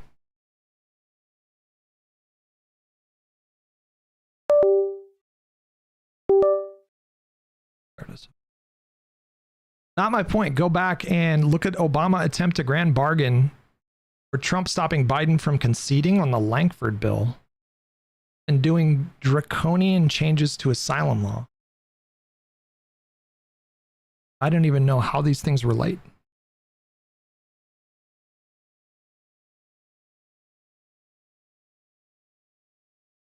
You're not really answering the question. Like, if you want Medicare for all, you got to get a bill. Okay, so how do you get, what's the plan to get the bill done, right? Like, what happens if you don't have the vote to do a bill? What do you do? That's a question for you, Ogre Boy. Let's say President AOC is inaugurated on January 20th, 2029. And she ran on Medicare for all. And she spends 3 months, you know, trying to negotiate with Congress. And she's 50 votes short. You got, 50 Democrats that are like, I'm not going to support the bill.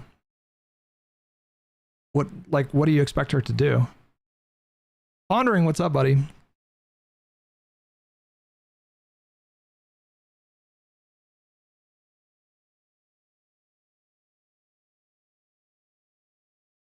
Those are examples of Democrats giving Republicans everything they want. And the only reason it didn't happen was because the Republicans didn't want any deals going through. They were the Democrats faced political pressure from their own voters to take action on the border. Like they had their own voters were asking them to do something about that. It wasn't just about giving the Republicans what they wanted. Democrats wanted action on the border.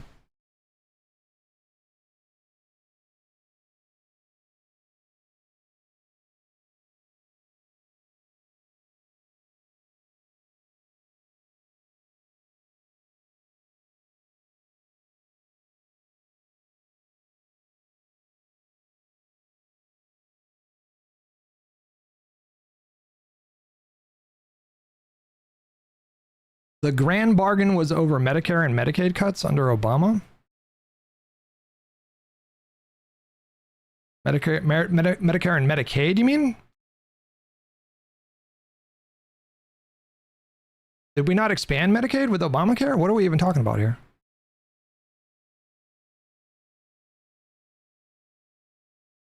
The grand bargain was an attempted political compromise during the 2011 budget debates in the United States Congress. Lawmakers were under pressure to pass a budget before automatic spending cuts known as sequestrian took effect on August 4th, 2011.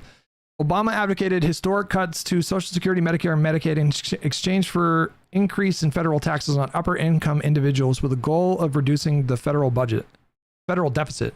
Moderates from both the Republican and the Democratic Party were in favor of the compromise. However, the Tea Party faction of the Republican Party firmly objected to the tax increases, causing Republican Speaker of the House John Boehner to not support the deal. The progressive faction of the Democratic Party was opposed to cuts to Social Security and Social Safety Net. An effort to defend Social Security was spearheaded by independent Senator of Vermont Bernie Sanders. Due to the opposition arrayed against it, the compromise failed. Among the centrist pundits, hopes for the grand bargain lasted until the resignation of the Speaker of the House, John Boehner, in 2015. You're talking about a compromise bill during a divided government.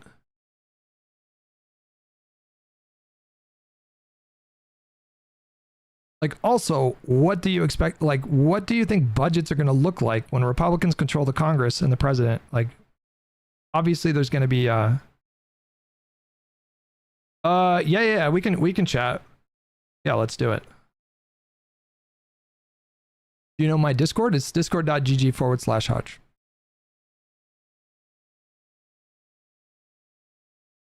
Dems want to give away plenty in order to achieve bipartisanship. Republicans give up nothing ever. I mean, what you're saying is just not true. This idea that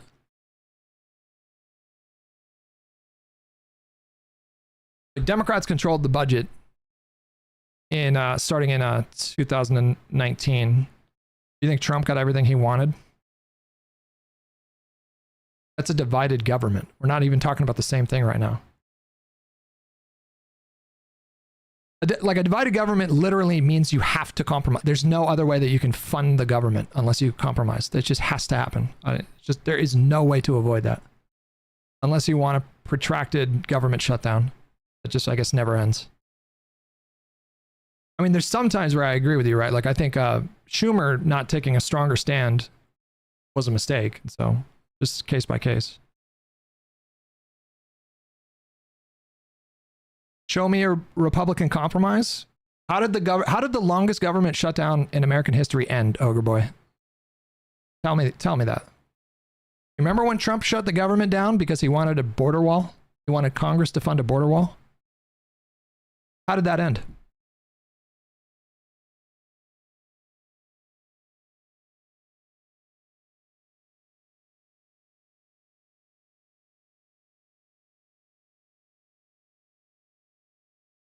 He didn't get his funding. He did not get his funding. You understand?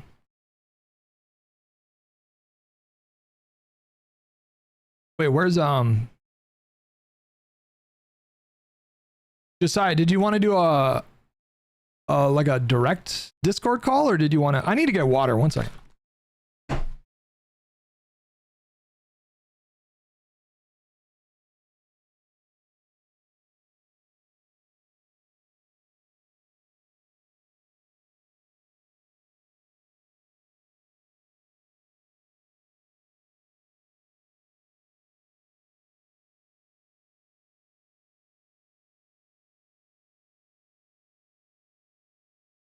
You're just and a lot of people do this, right? But like, you're just inventing a reality that's not true. That Republicans literally get everything they want ever, and they never have to compromise. And the feckless Democrats never do anything. It's just what you're saying is just not true.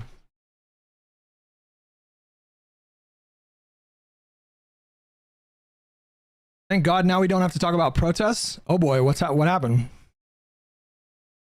Israel is now striking Iran. Ladies and gentlemen, get ready for a new round of discourse. Hey, what's up, man? Sorry, buddy. I had to run upstairs because my fiance is a weenie and she's afraid of storms. So I had to go make sure that the rain was not collapsing the roof. Yeah, I just outed you. I just outed you to Hutch. Oh, okay. So what are you doing? Sorry, I didn't have any context for what you were saying for the last 15 minutes or the last 10 minutes because I was away from the computer. I just read an article from Ezra Klein from 2014, and it resonated with me so profoundly. Are you aware of the Green Lantern theory of politics? I did not. I'm not aware of that. I subscribe to the Sinestro School of Politics. Oh, okay. I don't know anything. Like Green Lantern character? Wait, is that? I think so. Yeah. I don't know anything about that character, but that's okay. I see my clever pop culture references are lost on you. You have no appreciation for them. You fucking. No, I knew about Sinestro. I think.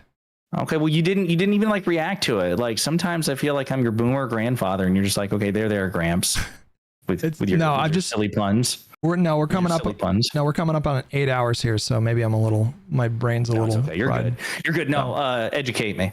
No, it's just about, like, we've talked about it before, and I think it ties into the conversation we had with Kyle, where a big criticism that I have of lefties is that they just expect that the president can just do whatever they want. And that's the theory. That's the Green Lantern theory. Like, Green Lantern has this ring and he can just... Because of the ring. Yeah, he can just he can do whatever the fuck he wants, right? And so, yeah. It's whatever your imagination creates. And so Ezra Klein was making the point that a lot of Americans think that the president, they're just confused about what the president can do. And so they have these expectations. And then politicians make it worse by running on a platform that they probably know they can't deliver. And then when they inevitably don't deliver, they, it's not... Instead of identifying the problem of like, oh, well, the Congress just didn't pass that bill, it's the buck gets passed to the president because they just didn't work hard enough and they didn't use the ring. They didn't just do the thing. But yeah. Yeah. And I mean, listen, not having read that Ezra Klein article, I mean, just the way you're describing it, obviously, like I sympathize. We've talked about this before that, I try to be reasonable. Like going back to Democrats and the perception that we are a weak, soft party. Again, the polling is clear on this. That is how we are viewed, and we view ourselves that way. Others view us that way. Independents view us that way. I get it.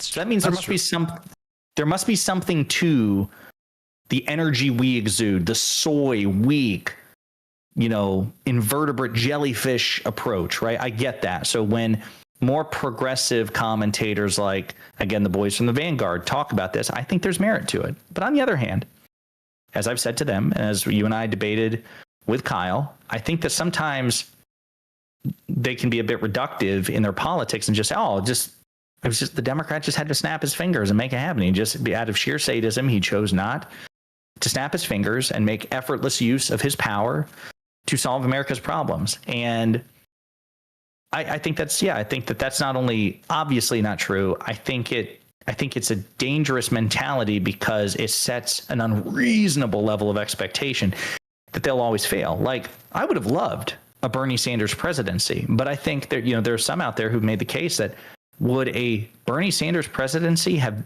been as successful as a Biden presidency? I would have preferred a world. Listen, if I had to choose, if I'm at a crossroads and I have to choose between a world ruled by Bernie Sanders or one by Joe Biden, I go Sanders every fucking time. But the thing is, even if Sanders were to have won the presidency, he'd have to deal with the realities of the Senate and tripartite government, right? Would we even won the Senate? Would we even won those runoffs? Exactly. I mean, it's a fair question. It's a fair question. So yeah, I take your point. Yeah, but I don't know what the article was written in response to or the context for the conversation you were having before I jumped in, but obviously there's this perception on the other side that, the Trump administration has been so vigorous with executive power. And it's certainly been active. A lot of it's been show. And I think you would agree that the next Democratic president probably does need to scribble down a few. I mean, Biden admitted it. Biden was like, one of the things I learned from Trump, put your name on the checks. And we need to put, he's putting his fucking name on those Trump cards. You see that, the Trump gold cards? It has a fucking state, a Secretary of State website, like a .gov attached to it. Fuck yeah, I want AOC card. I want AOC everything. I want this, I want to fucking rub their faces in it. And the next Democratic president probably should be signing executive orders on camera in the Oval Office every goddamn day. Trump just changed. He just changed the game. Yeah. And Biden's calculus was that he was going to restore us to normalcy. But once Trump opened that, once he brought in this element of media strategy, of just really aggressive media strategy, I just don't know if we can unring that bell. But that's absolutely not. But that's something different than I think what you were trying to get at last night. I don't know if it sounded like you were asking me if the next Democratic president should be similarly authoritarian. No, I think, my question was, and I wasn't even taking a position on this, although my position almost always sits with the Econoboys, is do you think that the only way, and I can't remember what there was a predicate for it. There was something Econoboy said, and a Democratic lawmakers have said some things which made me think of this, that the only way, I'll give you an example. So the thing that happened today, the Alex Padilla thing, right? I just saw Brian Schatz and Chris Murphy and other senators take to the floor of the Senate, and they're like, hey, listen, Republicans, if we don't defend Congress, I mean, what could happen to Padilla could happen to any of us.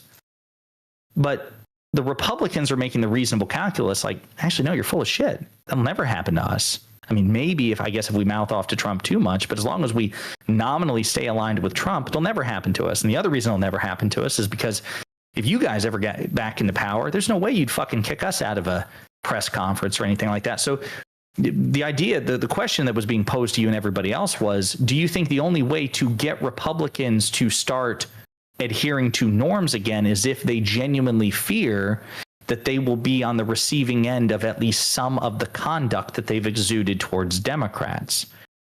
Because otherwise, I could easily argue the position. I'm sorry. So threaten to be more authoritarian, but don't necessarily be more authoritarian? Sure. Or do you think that anything? That basically what I'm saying, I don't want to put words in your mouth, but I think that whoever believes that all we have to do is just appeal to, norms and tradition, it's not going to go anywhere. I think the only way Republicans ever go, oh, fuck, we need to codify certain things into law, or we need to take this stuff more seriously, is if they genuinely fear that a Democratic president would do unto them at least a bit of what Republican presidents do unto Democrats. But it's just very abstract. It's very vague. So if there were particular things that you were suggesting, then I could address them case by case. But would you agree that if the Democratic Party just purely matched Trump's energy just 1-to-1, would you agree that would probably put us on a path to just being a failed country within 20 years?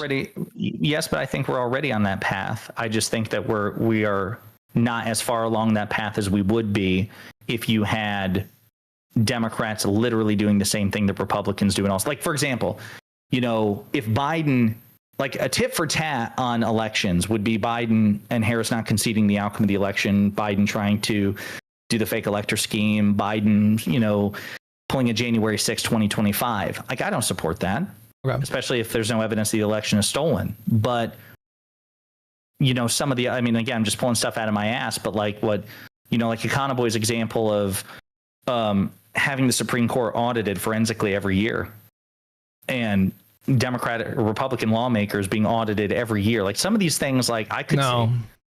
You don't see? No. Here's the thing. Where you are one extreme, and I'm not extreme. I think that's extreme. Yes, just to be clear, it is extreme because if you don't think that Democrats can ever saber rattle with the sort of powers that Trump has availed himself of, then I need you to tell me when and where they back down. Because I don't think you have anything. What do you mean by that? What are you asking me? Okay. Do you think that Republicans are violating norms and acting authoritarian? Yes.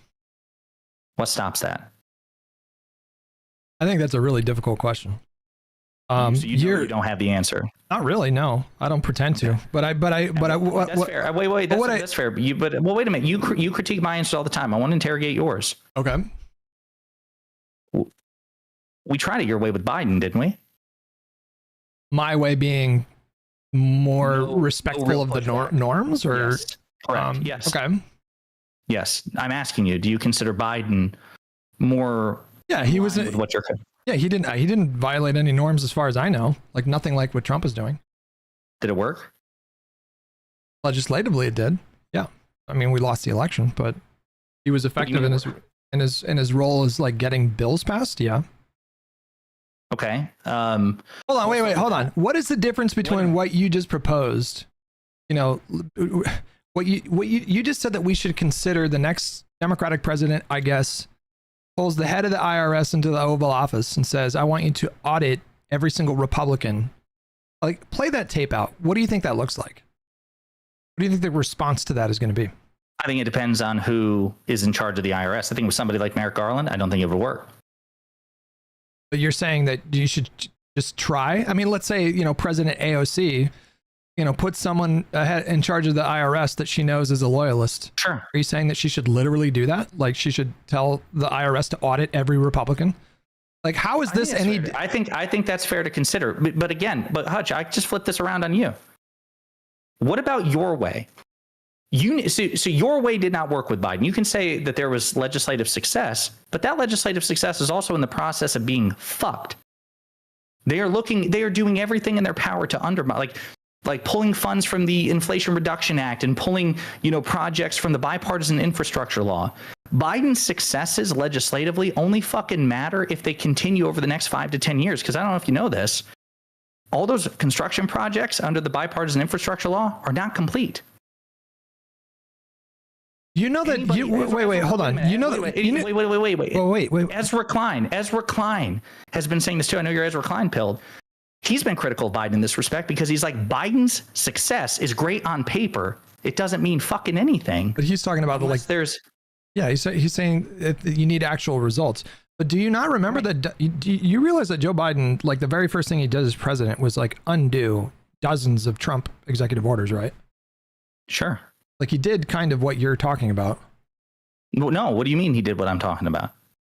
I mean, he's talking about is not simply what Econoboy and others like myself are talking about is not just simply rescinding Trump level executive orders.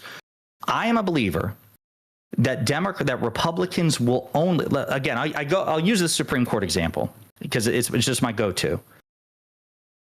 I do not believe that Republicans could ever be deterred from ever fucking with the Supreme Court again unless they knew that they were dealing with an opposition party that was willing to do the same, that was willing to, under a Republican president, say, you're not getting a fucking hearing in year 1, in year 2, in year 3, in year 4. We're just going to keep it open until the next Democrats. To be clear, I fully support that. Are you kidding me? If we ever get the Democratic majority and it's like, let's say we take the Senate in 2026 and fucking Alito dies or something like that, the Democrats should absolutely not give them a hearing. So I'm with that. You lose me at let's have the IRS audit every Republican. It's just a fucking example. It's one of Econoboy's examples about like forensic IRS audits for Supreme Court justices or threatening to do so. His point was threaten to audit them unless there's a bill on his desk which effectively overturns the Trump v. United States immunity decision. Well, what do you just play the tape out and like what does that actually look like? Like what do you think would happen in the news cycle if that happened? I'm thinking we might get a bill. No, you're crazy. I'm thinking the news cycle might be bad, but I'm thinking we might get a bill. It would be a bloodbath. I mean, are you kidding me? You think they would just take the audits? You think there's no chance Republicans are like, oh, fuck it. You know what? No, I think there would be massive disapproval. I think there would be massive disapproval, even within the Democratic Party, to do something like that. Cool. Well, I'm president for 4 fucking years. So I've got 4 years to set this out. So you don't think that there's any chance that there would be a bill, as Econoboy posits, to undermine the extent of presidential immunity? If Republicans knew they were dealing with a Democrat that would be willing to stress test some of that the way by threatening IRS audits? I don't understand like the incredulous tone. Like explain to me why that stands no chance of success. Number one, it's like thoroughly corrupt. No, like that doesn't answer my question. You understand that like that norm is a good norm. Like we should not have presidents like directing the IRS to audit people. Norms only work if they're reciprocal. If you don't like that, pick something else. I'm the one offering just random suggestions here. You tell me something. I'm not the one making the proposition, though. You're the one that's saying that we should match the authoritarian energy. Like I already told you, I did not see. That's the thing. I didn't say that. I'm saying saber rattle. I told you already. I would not go 1 for 1 on anything. I'm not talking about matching their level. Matching their level would be Donald Trump is not president right now because President Biden fucking cooed him. Like they tried to us. But I think the genuine frustration is your solution seems to be do exactly what failed before. And you have to acknowledge it didn't work. No, I didn't say that at all. I told you we both agreed that the biggest failure I think Joe Biden was a good politician and he was good at policy, but he was bad at politics. I think the solution right now is like this is an information war more than anything else.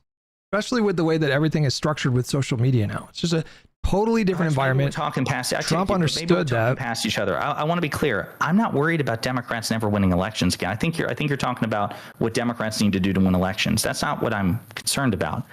I'm talking about Okay. Democrats have beaten Donald Trump before. We beat him in 2018 with the midterms. We beat him in 2020 with Biden. We flipped the Senate in 2021. We did very well in the 2022 midterms. We did very well. We outperformed in the 2023 off-year elections. 2023 was just kind of where the stars aligned, and we lost big, but not by colossal margins, right? I'm not worried about Democrats never winning elections. What I'm worried about is what the Republican Party looks like. Biden won. But for all intents and purposes, Biden might as well have not won in the first place, because they are working overtime to undo most of what he did. Even Ezra Klein points this out, that Biden's legacy is extremely vulnerable because so much of it is tied up in projects that take 5, 10, 15 years. They're working overtime to gut that shit. And they are more authoritarian now than ever. So simply winning elections is not good enough unless you assume that Republicans will never win another election. I'm saying, what do you do with the Republicans such that it teaches them that when they get back into power the next time, to act like they did in the pre-Trump world? Is that even possible? Do you think that's even possible? Like, do you think that there is something that they could do? Like, because when you talk about this kind of stuff, what I imagine is the Republicans just like understanding, okay, we're probably going to win the midterms because that's what history suggests, and we're just going to we are going to go even more skirt shirt, and then it just keeps escalating on both sides. Like, I don't think your proposal is realistic. I don't think you're going to be able to do something, and then people like Marjorie Taylor Greene are going to wake up and be like, "Oh, next time I'm going to play nice." I will concede that my way either A, may not work, or B, make it worse. I totally concede that. But what I know, and what you must concede, is your way doesn't work either, because they're worse now than they were before Biden. You've even admitted that. Whose fault is that, though? Like, isn't that, don't the Republicans themselves have agency? Of course. Are we No, wait. I'm not saying it's the Democrats' moral fault. I'm saying the Democrats have an obligation for their own sake and the sake of their constituents to try to disincentivize, to deter that behavior in Republicans. And mine and the Conaway's position is, well, we've tried the, hey, let's go back to the norms and statesmanship and bipartisanship. And they gave us the finger and said, you know what, the next time we get back into power, we're going to be even more fucking ruthless. So Conaboy and I, our position is, well, maybe we try being a bit more ruthless. But the statement is a bit formless. And so, like, when I ask you to give it form by giving me an example, you know, I guess it's case by case. Like, I'm not going to tell you that I would oppose everything that you ever suggested, but you specifically said threaten, you know, congressional Republicans with IRS audits. And I think that is horrible on like 5 different levels, and it would be totally ineffective.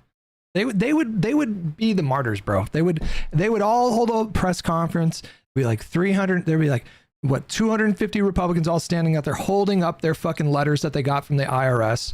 And the media would have a fucking field day with that. Derek, Josiah is twisting Ezra's argument for permitting reform into random bullshit. No, fuckwad, I'm not. What I'm saying is that Biden's legislative successes are tied up in projects that will take 5 to 10 to 15 years to complete, meaning the Republicans have the time to effectively neuter all the things that Biden accomplished. I'm not saying that Ezra Klein is pushing for a more ruthless Democratic Party. That's not what I said. Pay the fuck attention. Sorry, go ahead. Okay, you seem to be like, so your goal seems to be to find a way to constrain the Republican Party, to like to get them to back down a little bit. And your proposed way of going about doing that is by what you call saber rattling, but we're essentially talking about either being more authoritarian or threatening to be more authoritarian. And before we even get into like, well, you know, what would that look like and what would be the best way to do it? I feel like you should ask the question, like, would that even work? Would that even work could we bully the Republicans into, I don't think you could. Like, Nancy Mace is she's like the perfect example of like what the Republicans do right now. They're the party of constant like victimhood and grievance. And if you give them an actual reason to like, I totally take your point. I conceded that. I've conceded it to you before. It may not work. It may make things worse. I just know your way doesn't work. I mean, when you say my way, do you mean just like adhering to norms or like not breaking the law, or Like adhering to norms. Yeah. What norms do you think that we shouldn't adhere to anymore? I mean, like, again, but beyond, let's give me an example besides the IRS thing. Like, what norm do you think should go? I gave you the Supreme Court example. Another one would be blue slips, right? So that was one that allowed, and that this one just had a disastrous consequence as far as the Trump classified documents case. So blue slips effectively allow home state senators to prevent a president from confirming a judicial nominee. So if you're Marco Rubio at the time, one of the senators from Florida, and you didn't like one of President Biden's judicial nominees for, let's say, district or circuit court judges, you could say, Mr. President, I don't like this. Pick a different candidate or whatever. And this was a way to effectively block judicial nominees. Yeah, you're talking about procedural obstruction. That's a way different story than, threatening IRS audit. Those are two totally different things. You asked, I understand, but you asked for a different example, so I'm giving you a different example. Then I'd back that one, sure. Okay. Mm-hmm. What about Justice Department investigations into Donald Trump? No. Or congressional investigations into Donald Trump? I mean, look, congressional investigations, that's one thing. Like, I am never going to be comfortable with any president from any party directing, like Trump is doing right now, by the way, like directing the DOJ to investigate people. You could pick a different attorney general from somebody like Merrick Garland. You could pick somebody who's more of a Rottweiler, a Glenn Kirshner, a Doug Jones. I mean, yeah, sure. I mean, that would be one thing, but I think this is something that I firmly believe in. I think it would be totally improper if President AOC, when she's, interviewing the potential AG, if she were to ask them like, hey, so are you going to look into Trump? And then to have that be a consideration. I think there's a good reason why there's separation. It doesn't matter if Trump is violating that norm. For all we know, that could blow up in his face, by the way. Like the American public, here's what I know. What if, well, let me ask you this. What if she just looks for somebody that she knows reputationally, seems like he's the sort of person who would aggressively investigate corruption, even if it was in Republican politicians who would, oh my God, he's a former president. She wants to hire a bulldog. Sure. That's a different thing. Okay, that's a different thing than conditioning the nomination on, going after Trump. I understand. And that's not what I said. I said picking somebody who would.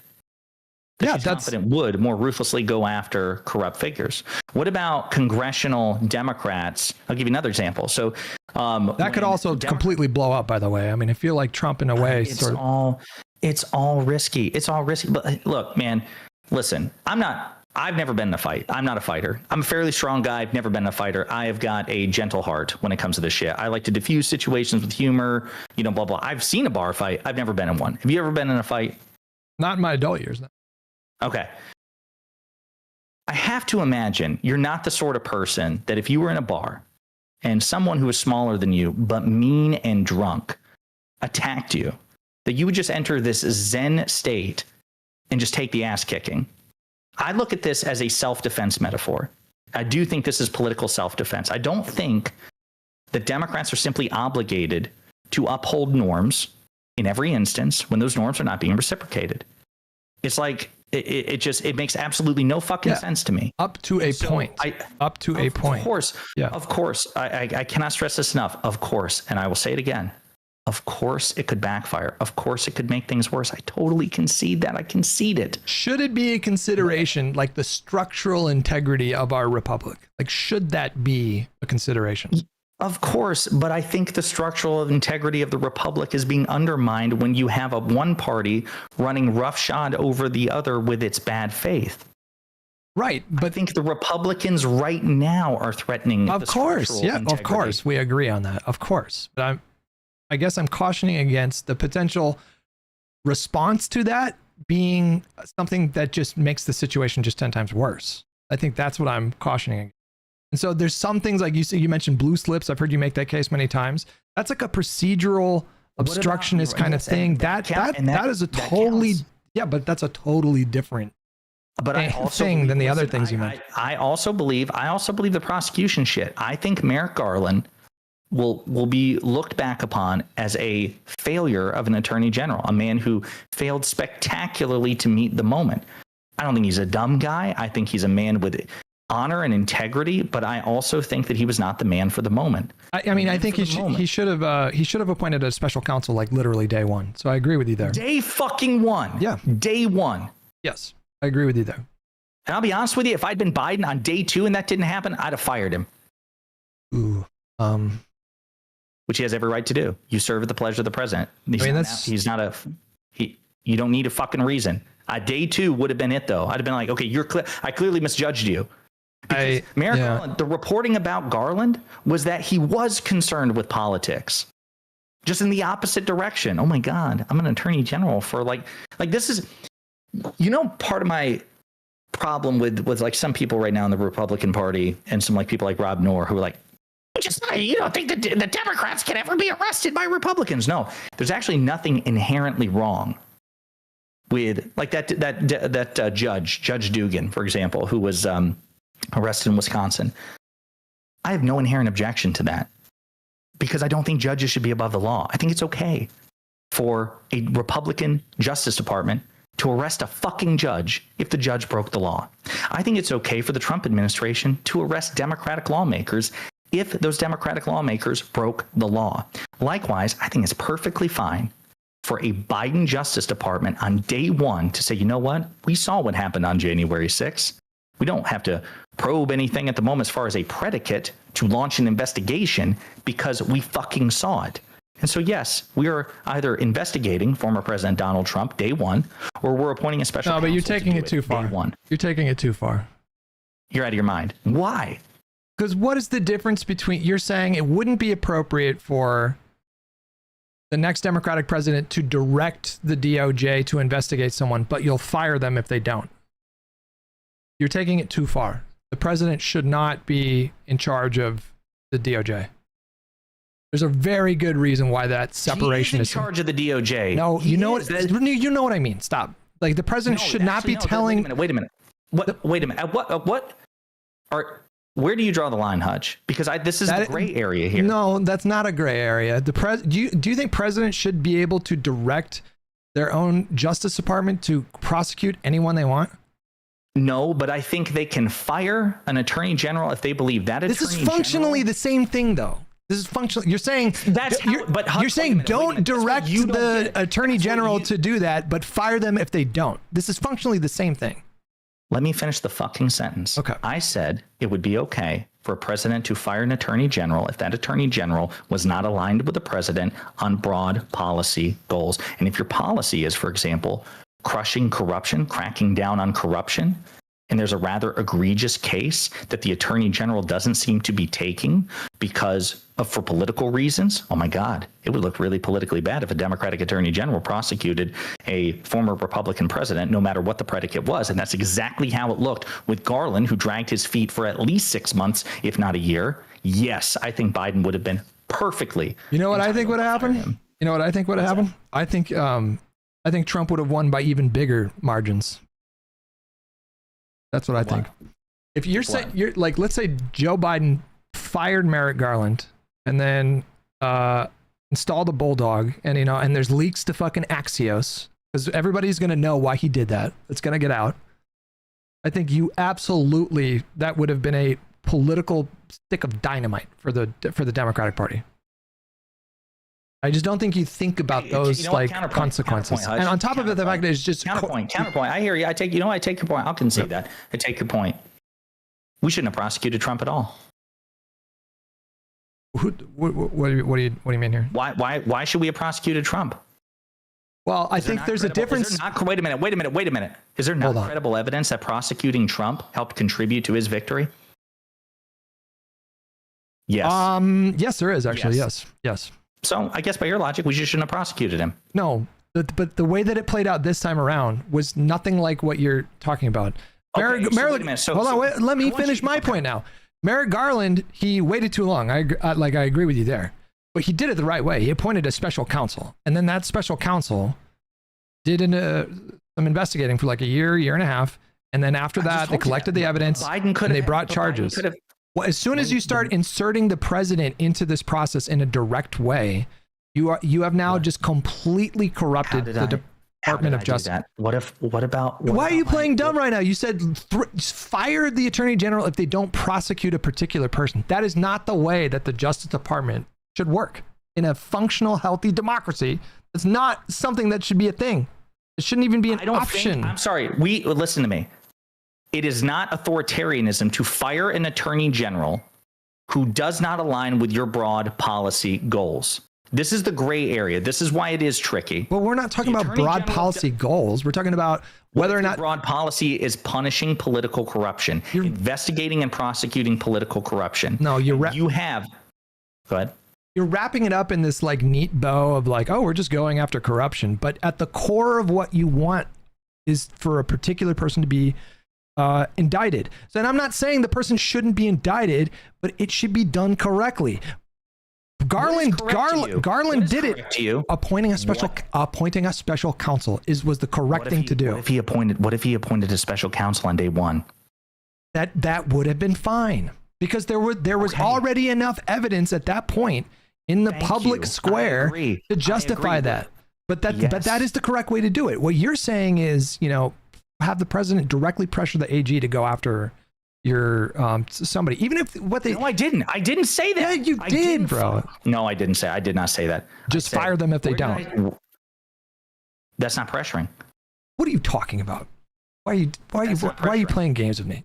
Saying you're gonna. I'm not playing games with you. You're playing games with me. You don't think it's pressure to fire someone if they don't do something specific about this? That's like pressuring. Pressuring would be threatening to fire them if they don't prosecute a particular person. Okay. I mean, I feel like in that event, like in the scenario that you're presenting right now, like Biden already got shit from Republicans for supposedly politicizing the DOJ. You and I both know that like they were going to get that is not what happened. But just imagine it. But right, but just now just he shouldn't have prosecuted Trump in the first place. No, but now just imagine if, like, you understand that this stuff would leak, right? It would leak immediately that they got fired because they didn't go after Trump. So just play that tape out, and what do you think that looks like? Right. Play the tape out of us prosecuting Trump at all. I actually have that tape. Your tape doesn't exist. My tape does exist in reality. No. We tried it your way. But he never even faced trial, though. He got prosecuted in Manhattan. In large part, yes, but he was prosecuted, and in large part to the fact that Garland Garland dragged his feet in appointing the special counsel. That's the point. Right. My tape exists. Tape exists where Garland was appointed. Garland dragged his feet. Garland was concerned about politics. Oh my God, we got to restore trust in the DOJ. We can't possibly go after a corrupt Republican president. So like just work on the lower people first, and like let me think about this. And then eventually there was a special counsel appointed because even Merrick Garland recognized, fuck, I've got to prosecute him. We've got to prosecute him. It's so fucking obvious. At that point, wait a minute, let me finish. One of those cases, one of those federal prosecutions lands in front of a Trump-friendly judge because in another area, Democrats did not bend norms the way that Republicans did and revoke the blue slip, which means there were judicial vacancies in Florida, which meant that it was much more likely that it landed in front of one of the few district-level judges that was there, Aileen Cannon, who was able to kill the classified documents case. So that's another example of Democrats being hoisted by their own petard due to their unwillingness to play by Republican rules and revoke the blue slip. And then the other case also never made it to trial again. And we can't look back and say that Democrats did everything in their power to make that happen. Garland dragged his feet. That tape was there. And trust in the DOJ under Garland still wasn't very high with Republicans. There's nothing that Garland did. You're presenting this whole thing in a way that I think just doesn't work in practice. Even the way that you're rhetorically talking about it right now, you're essentially saying the Democrats didn't do enough. Hey, Kitty, can you chill? I'll feed you in 20 minutes. 20 minutes. That's all you got to do. She got to do the Meow Mix song. Is it she or he? She. You're saying that the Democrats didn't do enough to make sure that Trump was prosecuted, but this is not workable. We should not have political parties directing these kinds of things. That's why the special counsel, that's why the office, the concept of it even exists in the first place. And it's a good thing to have. Because what you're proposing just breaks everything. Like the whole once that goes, right? Once that really goes, and now you have like a president taking this direct role in, like Trump was, what Trump is doing right now. I think there's a very good chance that's going to blow up in his face. It's not a political price that's worth paying. And these norms are good norms. We should not violate these norms because we think we might be advantaged politically. We should not be directing DOJ to do things. The DOJ should just do things independently of the president. Yeah, we fundamentally disagree on a lot of this. I take your point that all these things are risky. Well, what's the difference between what you're proposing and threatening Joe Manchin's daughter with criminal prosecution? What's the difference? Because not only is that hella authoritarian, it would not have worked.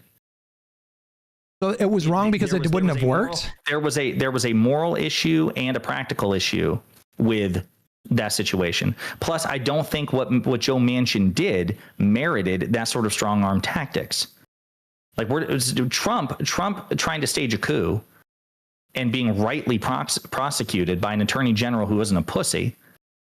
There's both no moral issue with that as far as I'm concerned, and maybe there was a practical one. I mean, I don't know, because I guess the Supreme Court could have potentially did what it did anyway.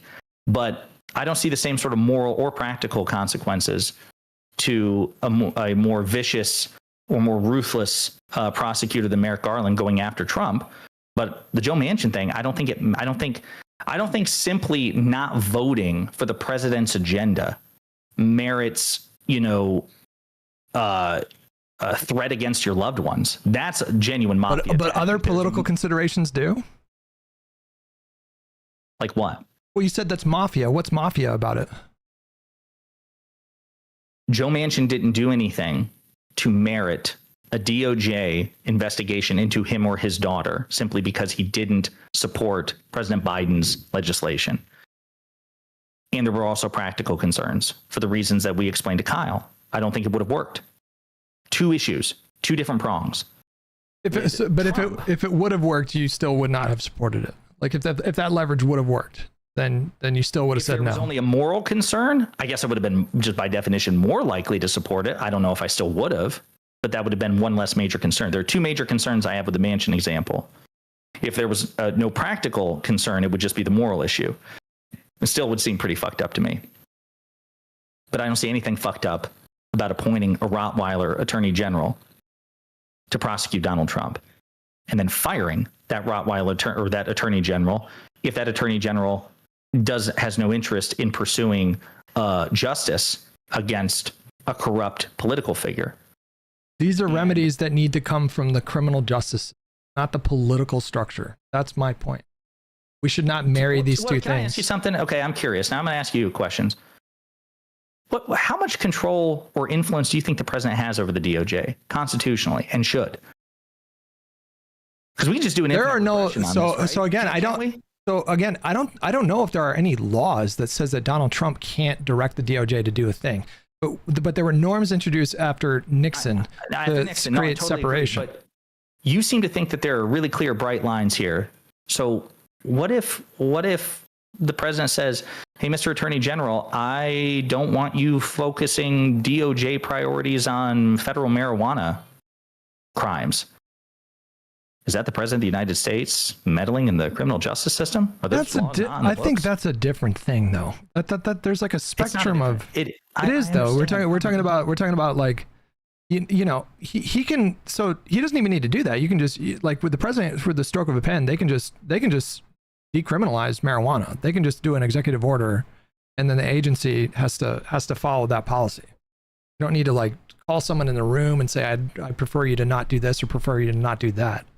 Well, Biden, I think Biden did both, and eventually ordered a actual formal examination of the marijuana classification. But he campaigned on basically, I mean, one of it, I think, you know, not deprioritizing marijuana, federal marijuana convictions was part and parcel of the entire Biden administration, long before he actually formally ordered the DOJ to review marijuana's classification status. My point is that presidents, even in the post-Nixon era, do give instructions to the DOJ for broad policy things. You will make this a priority. You will make not make this a priority, because they do ultimately report to the president. Yeah, that's a different. That's a different thing, though. Yeah. That's a different thing than the suggestion or definition. Is it not by definition meddling in the justice system? Not in that definition doing that. But you're talking again. But you're like that. I agree. But that's what I'm saying. My point is, you seem to think it's just this is all black and white.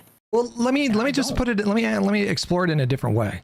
Why do you think that? Like, do you think it's a good norm to have leaders of countries not direct their justice departments to go after specific people? Like, do you think that that's a good norm to have? Yes. Why? Why? I do, because I think not that it is inherently corrupt, but I think it opens the door very quickly to corruption. I don't think there's anything inherently wrong with a chief executive. Just like, again, I said there's nothing inherently wrong with Republicans arresting Democratic lawmakers if those lawmakers break the crime. The reason it's so shocking to people is because, okay, if you start going after your political opponents, it seems to be a slippery slope. As a kind of like a general rule, right? If we're looking at like rural utilitarianism or something like that, I agree that I don't think political actors, including chief executives, should be actively inserting themselves into prosecutorial decisions. But you're willing to make an exception. Well, again, I think you can kind of skirt the issue, right? I did not call for President Biden or anyone else to direct their attorney general now we're just playing prosecute Donald Trump. Now we're just playing games here. Oh my God. Yeah, I guess so. Because you apparently made the concession like, well, it's okay if President Biden or a Democratic president picks someone that they think would be a Rottweiler against corrupt political actors. I mean, we are playing games here, because you conceded effectively it would be okay for a Democratic president to have in mind, do I think this person would go after somebody like Donald Trump when making the decision to hire them in the first place? You agreed that'd be okay. I'm saying that someone like Donald Trump, for what he did, should, in a just world, should have faced criminal prosecution. And I don't think, and in fact, I think it's really important that consideration not come from the president. It should not. They should not be involved in that decision-making process. It is a really good norm to have an independent justice system. I understand, and I told you, and this is where I think we are talking past each other and playing games, because I told you I don't think a president should be instructing the attorney general, you will go after this person. You just said you'd fire them if they didn't. And you told me, you took umbrage with that, but also told me it would be okay for a Democratic president to have that sort of thing in mind when they're making their selection for attorney general. As long as they didn't ask, hey, if I give you this job, will you go after so-and-so? Yeah. Which I also agreed. Yeah, because there's enough removal at that point. There's enough of a separation at that point. I agree. And I'm comfortable with the separation, the removal of not ordering your attorney general to go after the most corrupt political figure in modern American history. No, but you're saying firing them if they don't. I am okay with that. I think there is enough of a separation there. I don't think that's the two things amount to the same thing. Like ordering someone to fire him, and then what happens if they don't follow the order? Or order someone to prosecute your opponent, and let's say they say no. You fire them. But in your situation, it's like the same thing. Yeah, and in your situation, if you don't think they'd go after him in the first place, you wouldn't hire them in the first place, Hutch. But still, that's a different thing. There's enough separation there. I understand. I fundamentally see it as the same thing. You would not, if it were President Hutch, you would not hire someone to be attorney general that you were not sure would go after Donald Trump. Let's say though, you do hire that person, and then they decide that they don't want to take immediate action. As soon as you step in and say, well, because you're not taking this very specific action, of indicting this very particular person. It has nothing to do with like broad, like anti-corruption measures. Now you have inserted yourself into the process in a way that is totally corrupt. What if I look at it like this? This person is clearly not interested in pursuing anti-corruption the way I thought this person would when I hired them. We are clearly misaligned. But everybody knows what values. You know, let's say the president gives a press conference and that's what they say, right? They don't even mention Donald Trump. Everybody knows what that person is talking about. That everybody would know in that moment what he's saying is, I wanted this person to go after Trump. They didn't, so I'm firing them.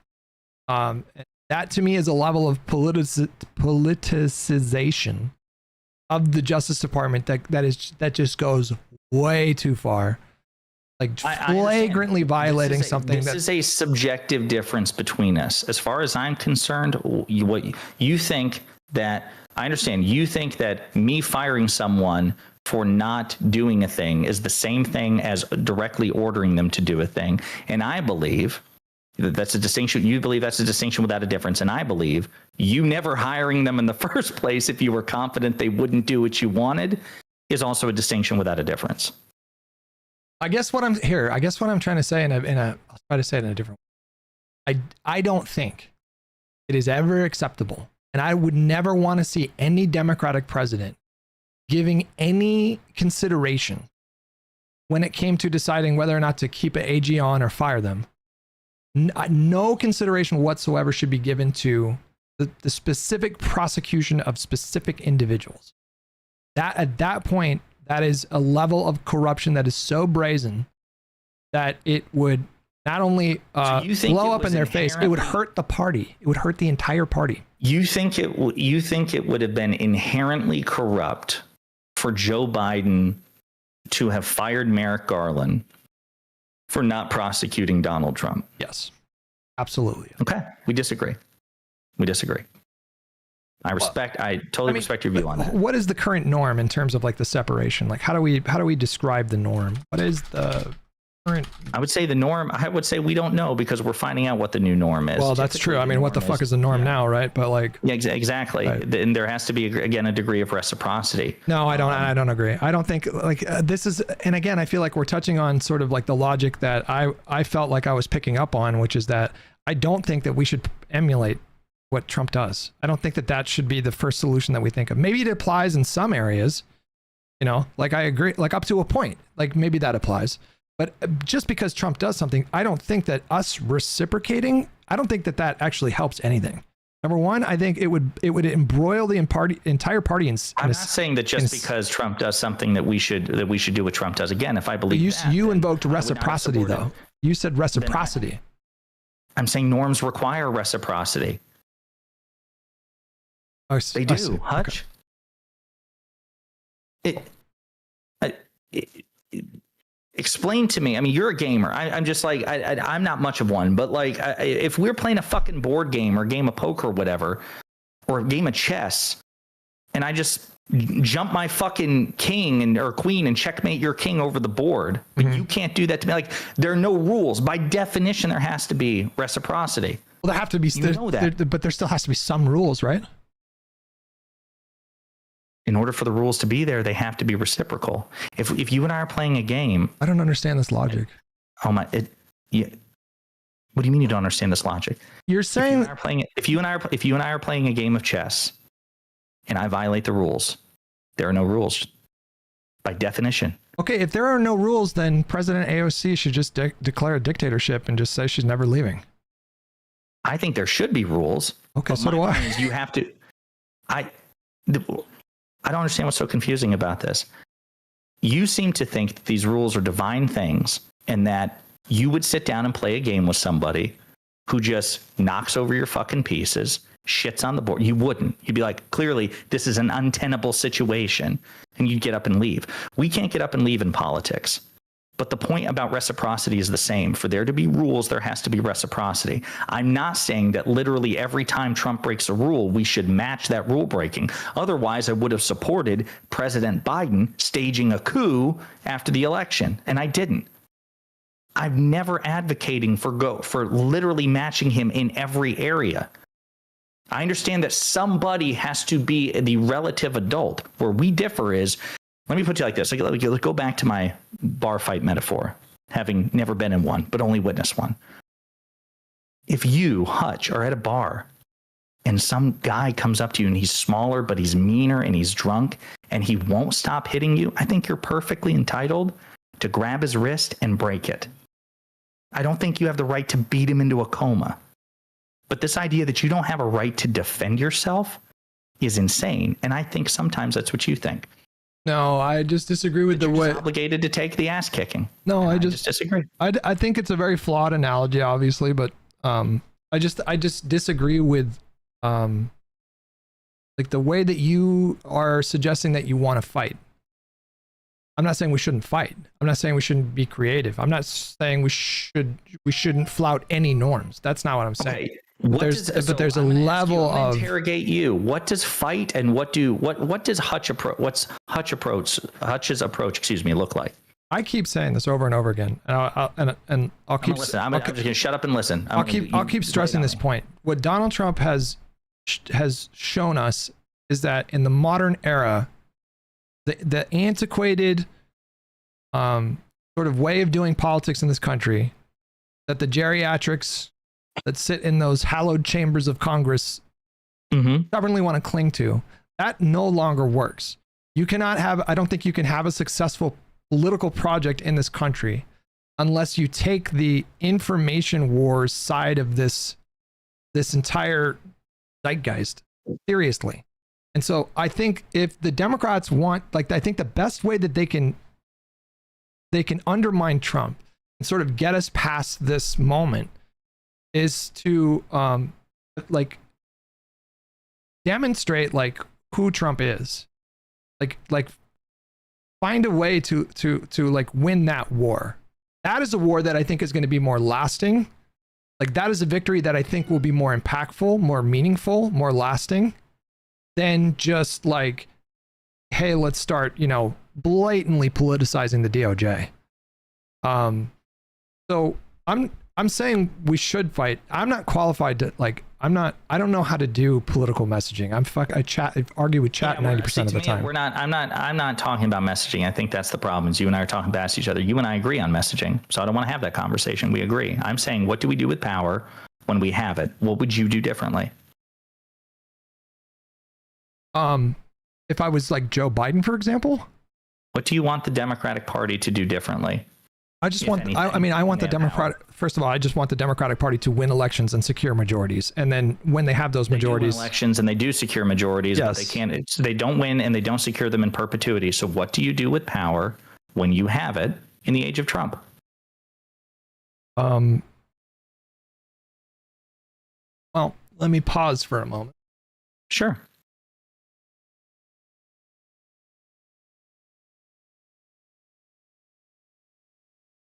I think it needs to be like a really bloody affair, like not literally, but I think it needs. I think Biden kind of first of all, he just wasn't the guy in terms of messaging. So he just a lot of the times, most of the time, Biden was just in the background, just like doing things, and we didn't have like a sufficient network of surrogates that were out there aggressively engaging in debate, engaging in these platforms, and we just ceded all this ground to Donald Trump. I think that is the more concerning aspect of this situation, because if you don't fix that, then you're not going to get these wins. You're not going to get these majorities. What I certainly don't think we should do, or I keep going back to this. I understand, but you made the case against me this entire time of what you wouldn't do. I'm still trying to extract from you what you would do with power. You talk about messaging. We broadly agree on messaging, that there has to be better messaging from the Democratic Party. We also agree that once you have power and you start to do things, you have to proactively message there as well to convey those successes to voters. But which Biden did, by the way. He was so old fashioned about it. He was doing these fucking C-SPAN. Right. No, but nobody was watching this shit. He went to cities and like touted the accomplishments of the infrastructure bill, and went to cities in Pennsylvania. Agree. Look how many jobs we created. Meanwhile, Donald Trump, he's got district. Then you got Donald Trump, And he's out here and he is intentionally manipulating the news cycle in super provocative ways. And I'm not saying you need to do, I don't want Trump. I don't want a Democratic Trump, but I need someone that can command attention in a different kind of way. So like it's an attention economy. I think that is the issue. Not that Joe Biden wasn't sufficiently what I would call authoritarian. I don't think that was the issue. So I agree with all that. So what are you going to do with power once you have it to deter Republican shenaniganry when they get back into power? I don't think you can, is my point. So I think what you do with power, you should, I think what you do with power is you should focus on doing everything you can do to make Americans' lives better. That's what I think you should do with power. I don't think you can bully the Republican Party into being like, okay, we're going to play nice, guys. You really socked us good there. So now we're just going to fucking, we're just not going to fucking be mean anymore. I don't think what you're going for is even possible. I get it. I know again, we're friends. And so I will stress again, you may very well be right. I totally concede that it may not work and it may make things worse. Your way will never, ever encourage them. Like your way is 100% doomed to failure in terms of getting them back as a good faith opposition party. I don't think we can, though.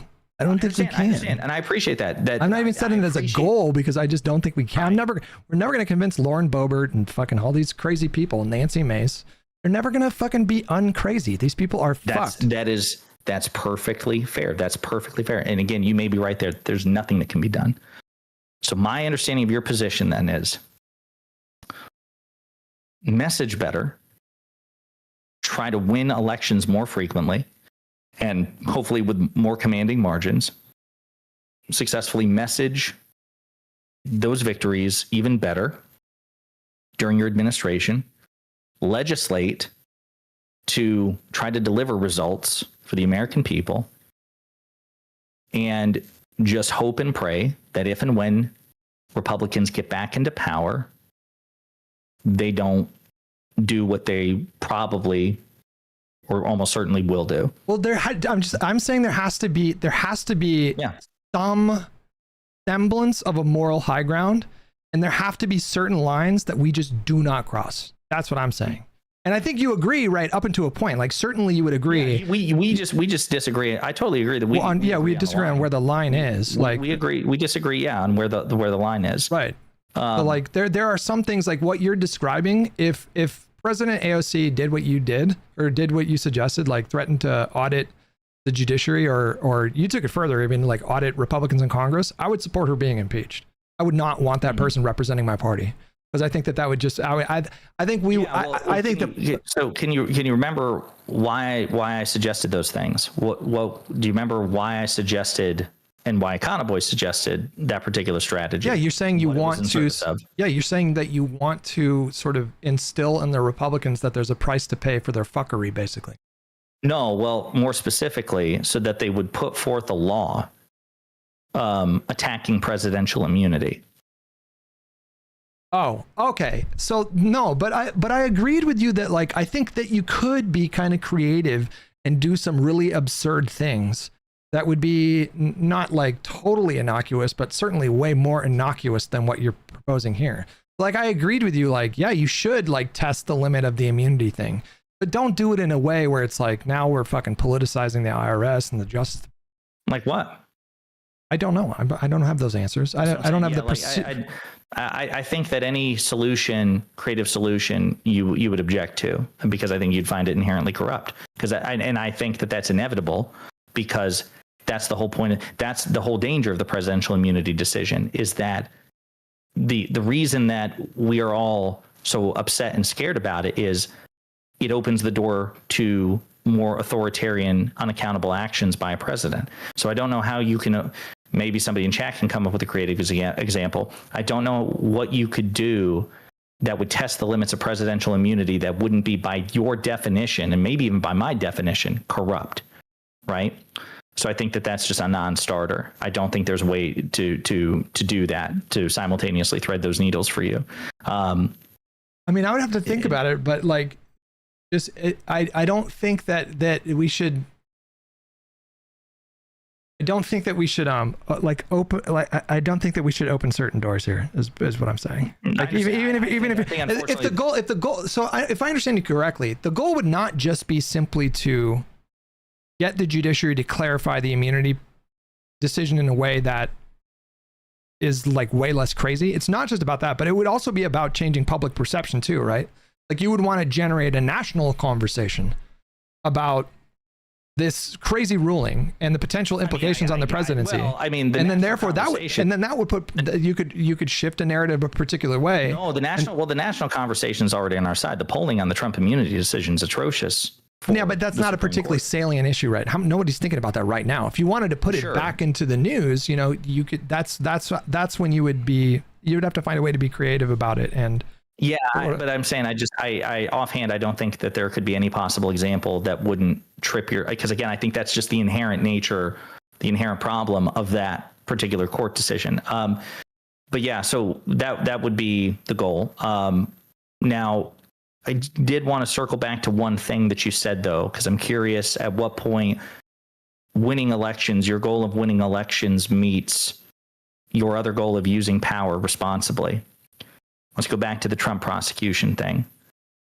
Some pretty compelling evidence that may have been a factor in what cost us the election, this perception that things are politicized, like some pretty gnarly polling that is not as lopsided as it should have been. Like, oh yeah, Trump is definitely corrupt and deserves these prosecutions. Would President Hutch have not prosecuted Donald Trump because of the potential electoral ramifications?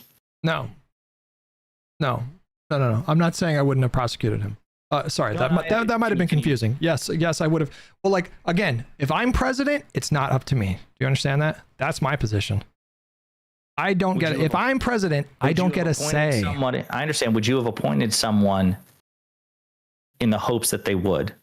Would you have appointed someone in thinking, okay, this person is going to target corrupt actors no matter how powerful and controversial they are?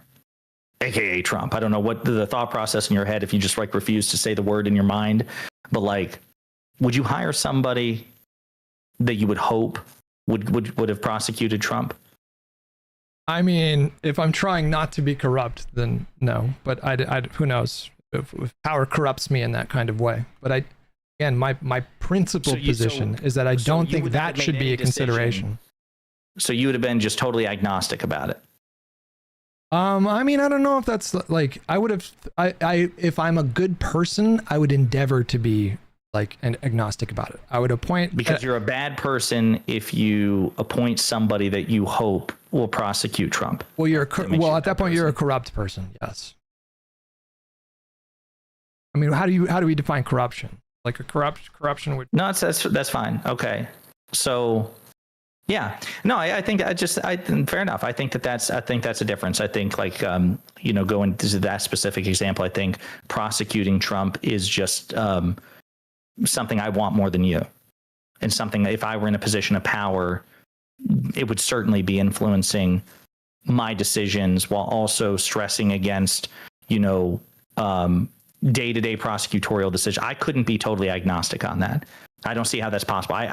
Because I would view that as being incredibly irresponsible and incredibly dangerous. I think, when I hear people say, oh, you shouldn't go after, corrupt politicians, that's banana republic shit. I actually think, I suppose if you're just doing it arbitrarily, that's banana republic shit. But I actually think that you are a failed state on some level, if you are unwilling to hold accountable heads of state that broke the law. Again, ideally, countries do hold that kind of corruption accountable. And in a just world, he would be rotting in prison right now.